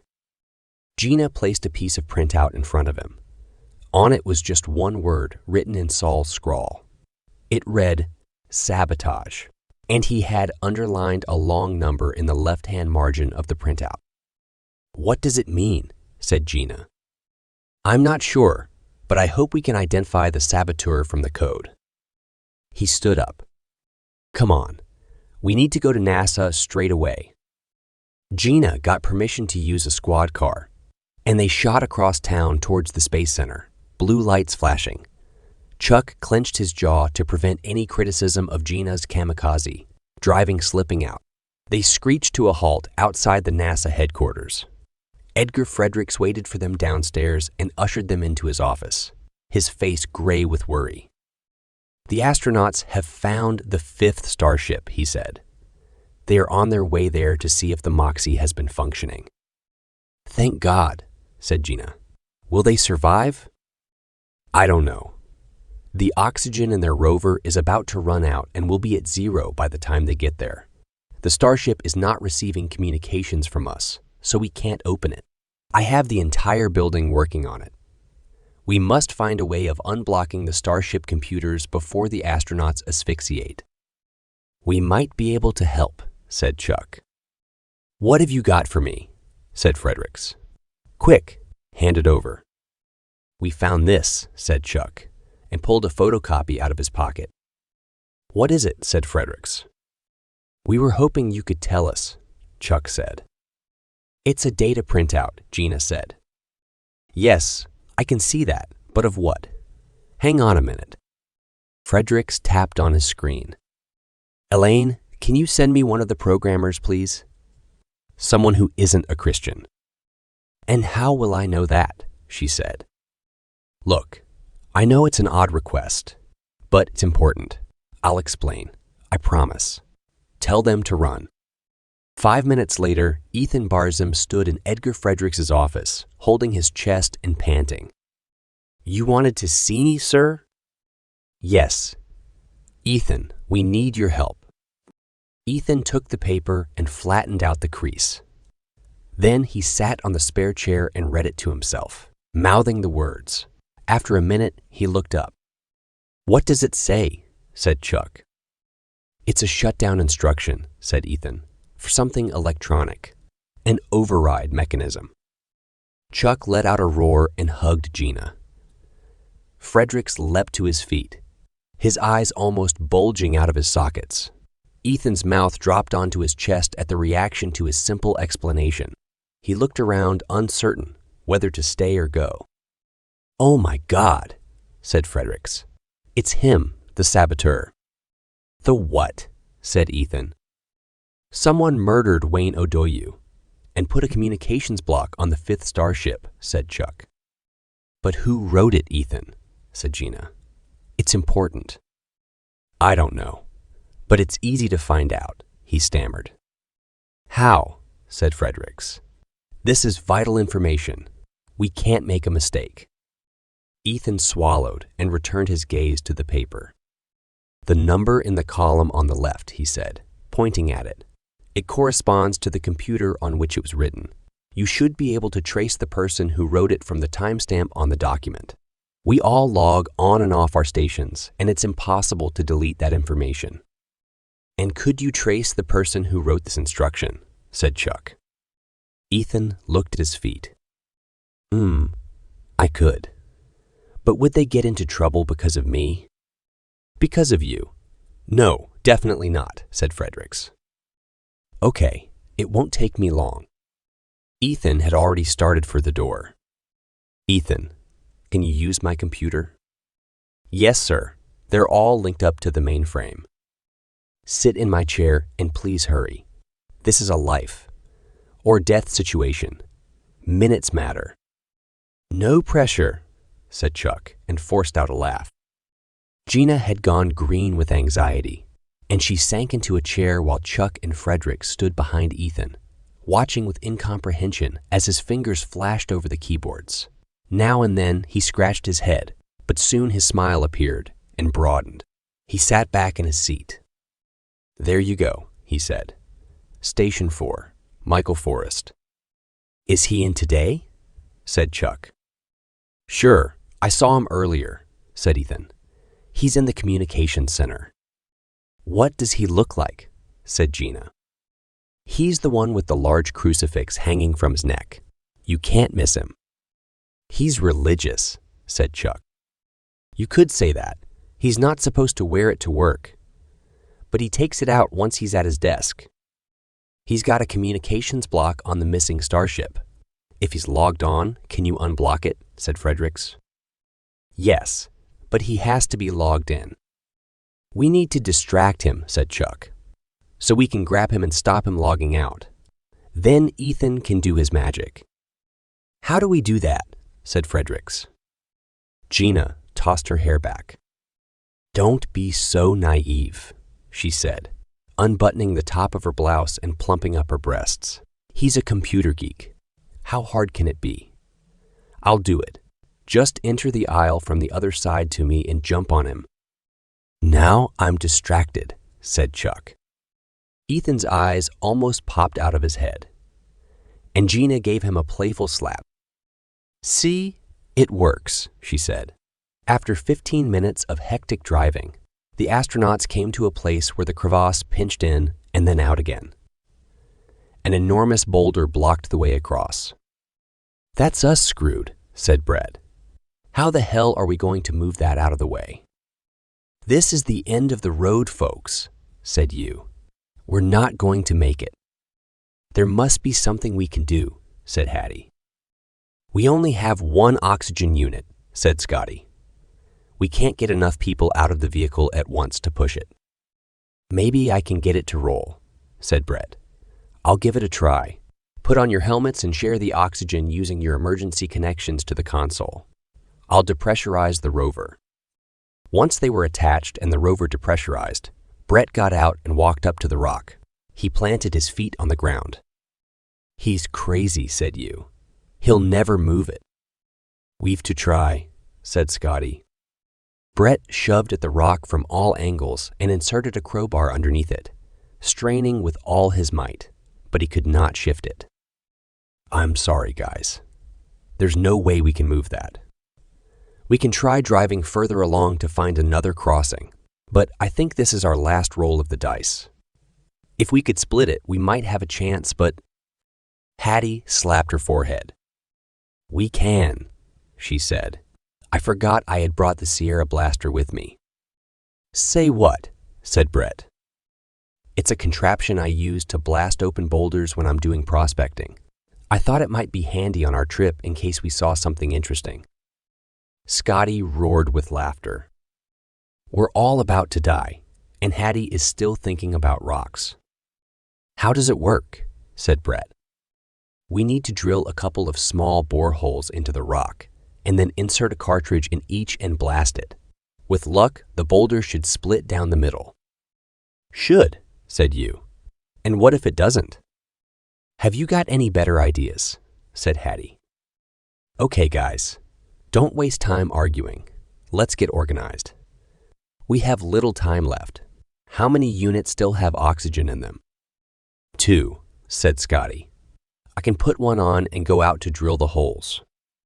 And then you can give it to me and I'll go out and blow the charges," said Hattie. "And where are we going to get drill?" said Yu. "It's part of the kit," said Hattie. Minutes later, Scotty stood outside drilling into the rock with all his might. He had to swap out the drill bits to increase the size of the hole. Brett looked at his watch. "Is everyone feeling all right?" he said. "The oxygen gauge is still in the green zone," said Yu. Scotty gave a thumbs up and came back to the rover.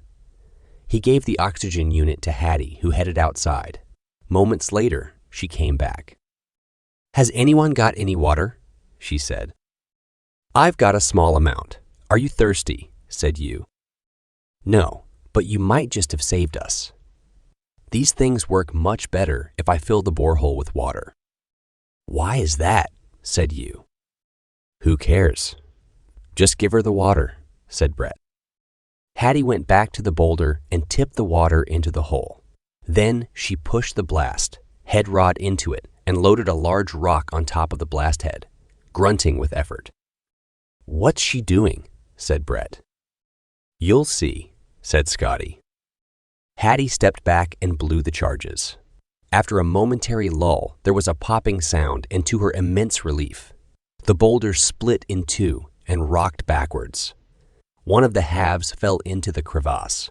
The other wobbled in the middle of the road. Hattie tried pushing it, but she couldn't budge it. "Hattie, come back. We can push that half out of the way with the vehicle," said Brett. Hattie got back into the rover and took off her unit. "You'll need to hook that up to the rover," said Scotty. "I'm getting a headache." Yu had fallen asleep, but Hattie shook him awake. "Don't do that," she said. You might never wake up.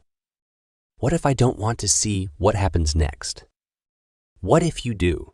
The sight of Gina flicking her red hair and sticking her ample chest out as she sashayed down the computer aisle towards him seemed to mesmerize Michael Forrest. He didn't even notice Chuck behind him before it was too late. Chuck wrapped his arms around Forrest and pulled his chair away from the computer in one movement. "Now," he said, and Ethan grabbed another chair from the vacant station beside him and started searching through Forrest's computer for the block sequence. "Leave me to it," he said. "I've got this." "It's too late," said Forrest, laughing. "They have no oxygen left. They'll all be dead in minutes." "Not if I've got anything to do with it," said Ethan. He put his head down and swiped through screens at a pace Chuck had never even imagined possible. Then he grunted and started typing. "There you go," he said. "I've removed the block. If they're still alive, they should be able to communicate with the Starship."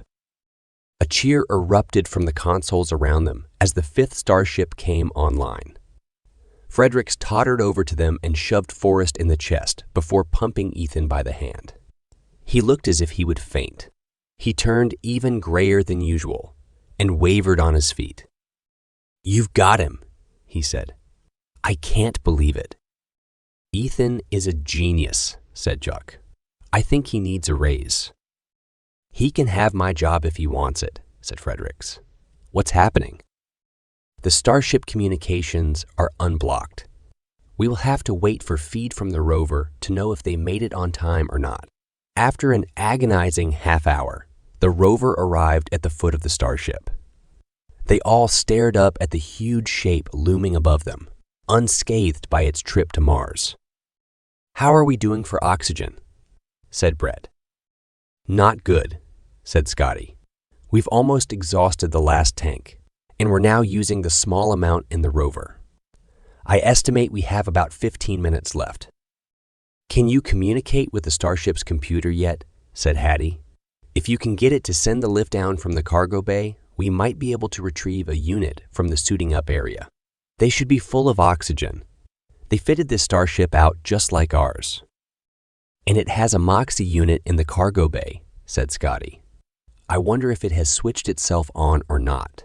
It's too dark to tell if the robots have set up kilopower units for electricity." "But first, we need to get into the spacecraft. How will we get to the cargo door if there is no oxygen left in the units?" said you. "I can do it," said Hattie. "I won't allow that," said Brett. "It's my responsibility." "You don't understand," said Hattie. "I can hold my breath for 3 minutes. If I don't wear a unit, I can sprint through the ship and find the oxygen quicker than any of you." "But what if the lift takes longer than 3 minutes?" said you. "We can time it," said Scotty. "It's our only hope," said Hattie. "Please let me try." Brett tapped hard on the console, muttering to himself. "Come on, damn you, come on." He kept tapping. A tense silence fell on the crew. Hattie felt sleepy. She shook herself awake. Brett swore and started tapping again. Suddenly, the cargo door halfway up the Starship opened, showering dust on the ground below, and the lift descended to the ground. "Thank God," said Brett. "NASA came up trumps." "How long did the lift take to come down?" said Scotty. 2 minutes, said you. "I can do this," said Hattie. "You have to let me try." "Okay, but hyperventilate in here first. As soon as you are inside the Starship, I will shut the cargo door and repressurize the area for you. The tanks should be in the changing section. Good luck." "See you shortly, guys, and if not, it's been an honor." Hattie took a couple of quick breaths from the last unit and stuck on her helmet. She took one more breath and then jumped outside the rover. The door shut behind her and she ran over to the lift. As she leapt on board, she snagged her suit on a random piece of jagged metal sticking out of the surrounding barrier. The lift started upwards. Hattie held her breath, trying to slow her heart rate, but realized her suit had started to depressurize. She had to breathe out in small amounts or risk her lungs bursting. "Oh my God," said Yu, who monitored her life signs on his tablet. Her suit's depressurizing. She will not make it. "Don't say that," said Scotty. "Come on, Hattie, nearly there." They watched the lift make its painful progress up to the door. Hattie fell to her knees as the door approached. She kept trying to breathe out, and then she felt the bubbles forming on her tongue. "I'm going to die like Mo." She fell into the door, hitting the emergency close button as she collapsed. "Is she alive?" said Scotty. But Yu had passed out. "We're goners," said Brett. "See you in the next world." Hattie came to after a couple of minutes as the cargo bay pressurized and filled with oxygen. She struggled to stand up, but only managed to get to all fours. She crawled to the changing area, but there were no oxygen units on the walls. Where are they? They're supposed to be here. She tried not to panic. "Do you receive me, Brett?" Silence. Hattie could feel her stress mounting. "They've suffocated. Please no." "Scotty, are you there? Don't leave me alone here." She slumped to the floor and lay panting. "Breathe, breathe, breathe." Suddenly, she heard a cough in her ear. "Who's that?" she said. "It's us, Hats. We're saved. The Starship detected the low oxygen levels in our vehicle and sent its robot rover to inject oxygen into the cabin. Are you okay?" Hattie panted, her lungs agony with every breath. "You mean I didn't have to do this?" Scotty laughed. "Are you okay?" "I will be. My suit tore on the way up. I'll get into the console when I feel better and generate another one. You won't need it now. Just relax. We'll be up there soon." The police arrived to take Michael Forrest away within minutes, as Gina had already alerted them to the real possibility of an arrest. Ethan kept Forrest's phone and had cloned the contents onto NASA's hard drive before handing it over to the police. He patiently reviewed the communications while the surrounding room settled into a tense wait for signs of life from the astronauts. The minutes went by with agonizing slowness as the whole of NASA downed tools and stared at their screens, praying, hoping, wishing for a miracle. The press had been alerted, and correspondents had swarmed into the center from all over town. A live feed had been set up, and excited broadcasters were filling the awful wait with every scientific fact they could garner from the tense scientists. The clock ticked down to 20 minutes, and still no answer was received. Then one of the team shouted, "An automated rover has mobilized from the Starship and pumped oxygen into the astronaut's vehicle. We have 3, no, 4 life signs." A massive cheer went up in the communications room, and bedlam ensued with the whole department hugging and kissing and going berserk. Fredericks leaned over and checked the communication before allowing himself a tear. He bit his lip and took out his all-in-one, tapping the screen and swaying with happiness. The pale face of his wife and daughter Grace, who were holding each other's hands for comfort, swam into view through his blurred vision. He smiled at them. "She's alive," he said. "Our girl's going to make it." Grace screamed so loudly that her cry filled the room. Everyone came to Fredericks and slapped him on the back and waved at Juana and Grace. They hugged and cried and laughed and couldn't speak at all from happiness. Chuck had grabbed Gina and was kissing her like his life depended on it. Ethan, who had never had so much attention in his whole life, sat stunned on his chair. Then he tugged Chuck by the sleeve. "Sir, I know you're busy, but I thought you'd like to know." Chuck came up for breath, his lips rosy and swollen, trying not to look impatient. "Do you know a Richard Taylor Brooks?" said Ethan. "He's the guy who ran the operation to sabotage the mission. It's all here. Messages, videos, files." "He's the leader of the NCP," said Chuck. "Oh my God, we've got him." Gina picked up her all-in-one and called the police chief, who ordered an immediate arrest. A squad car in the vicinity radioed back to say that Taylor Brooks was on his way to the airport, and they were on his tail. "Come on then," said Gina. "You don't want to miss this." Chuck and Gina jumped into their squad car and drove to the airport at top speed, siren blaring. Gina drove straight past the departures hall, making Chuck shout and grab her arm. "He won't be getting a commercial flight," she said. "Trust me. That guy thinks he's better than everyone else. He's got a charter ordered." He must have realized the game was up when he saw the feed from NASA. Gina roared into the parking lot of the charter section and radioed her location to the other squad cars. She and Chuck jumped out of the car and headed for the entrance. She flashed her coroner's badge at the door and crossed the floor with Chuck right behind her. They dashed outside onto the tarmac and looked around. A gleaming Lockheed waited with engine on. Suddenly, Taylor Brooks appeared from an office on the side wall of the hangar. Gina broke into a sprint. "Stop right there," she said. "You're under arrest." Taylor Brooks froze, stunned for a second. Then he tried to run for the aircraft steps, but his momentary hesitation was his undoing.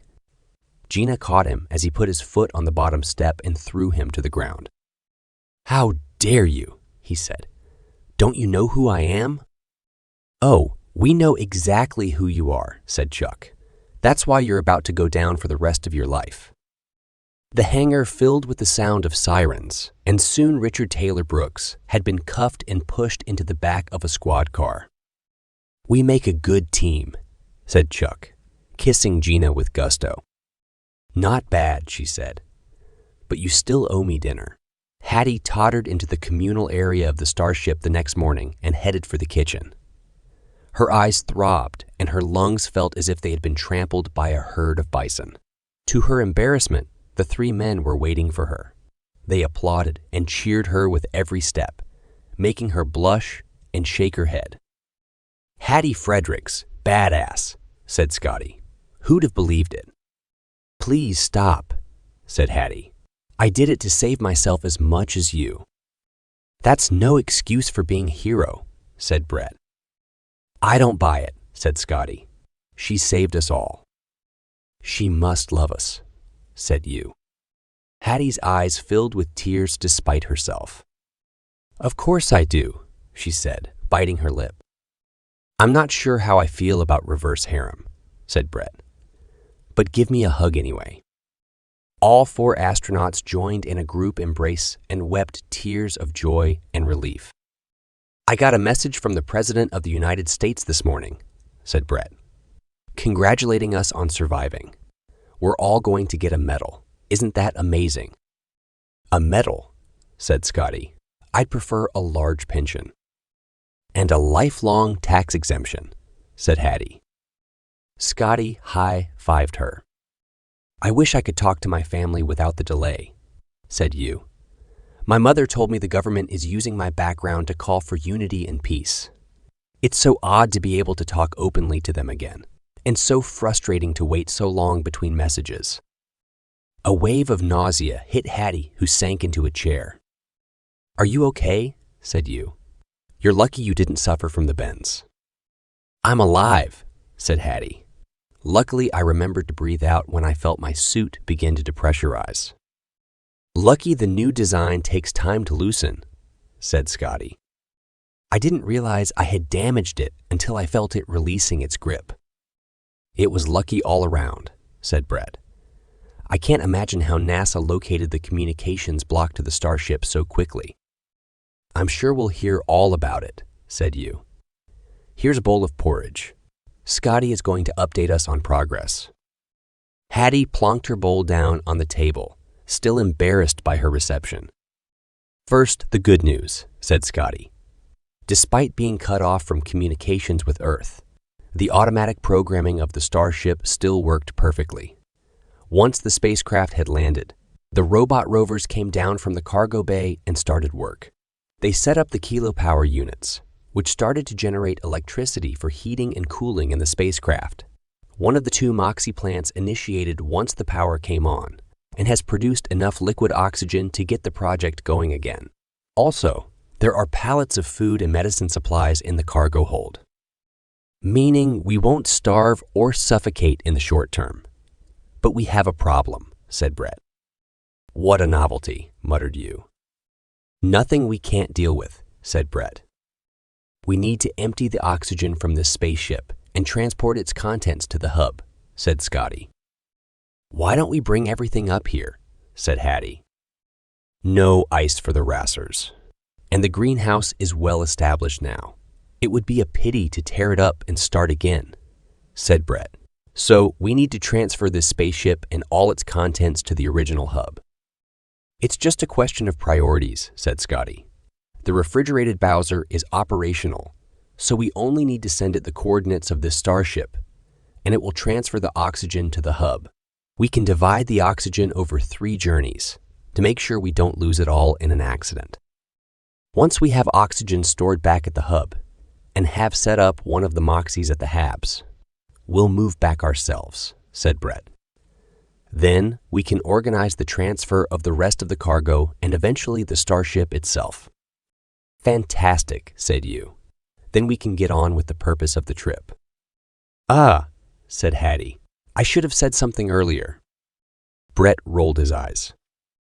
What now? I found stromatolites in the Jezero samples. That's why Ellie tried to kill us. The NCP didn't want us to find life on Mars. The 3 men turned to stare at her. You found life on Mars, said Scotty. And you haven't told us? Said Brett. What a dark horse, said you. I've told you now, said Hattie.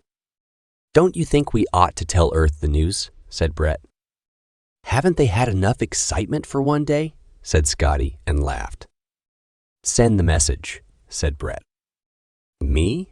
Said Hattie. Yes, you, Hattie Fredericks. The end. This has been Mortal Mission, written by Pip Skinner, narrated by Play HT. Please leave me a review if you have enjoyed this novel. Copyright 2022 Pip Skinner.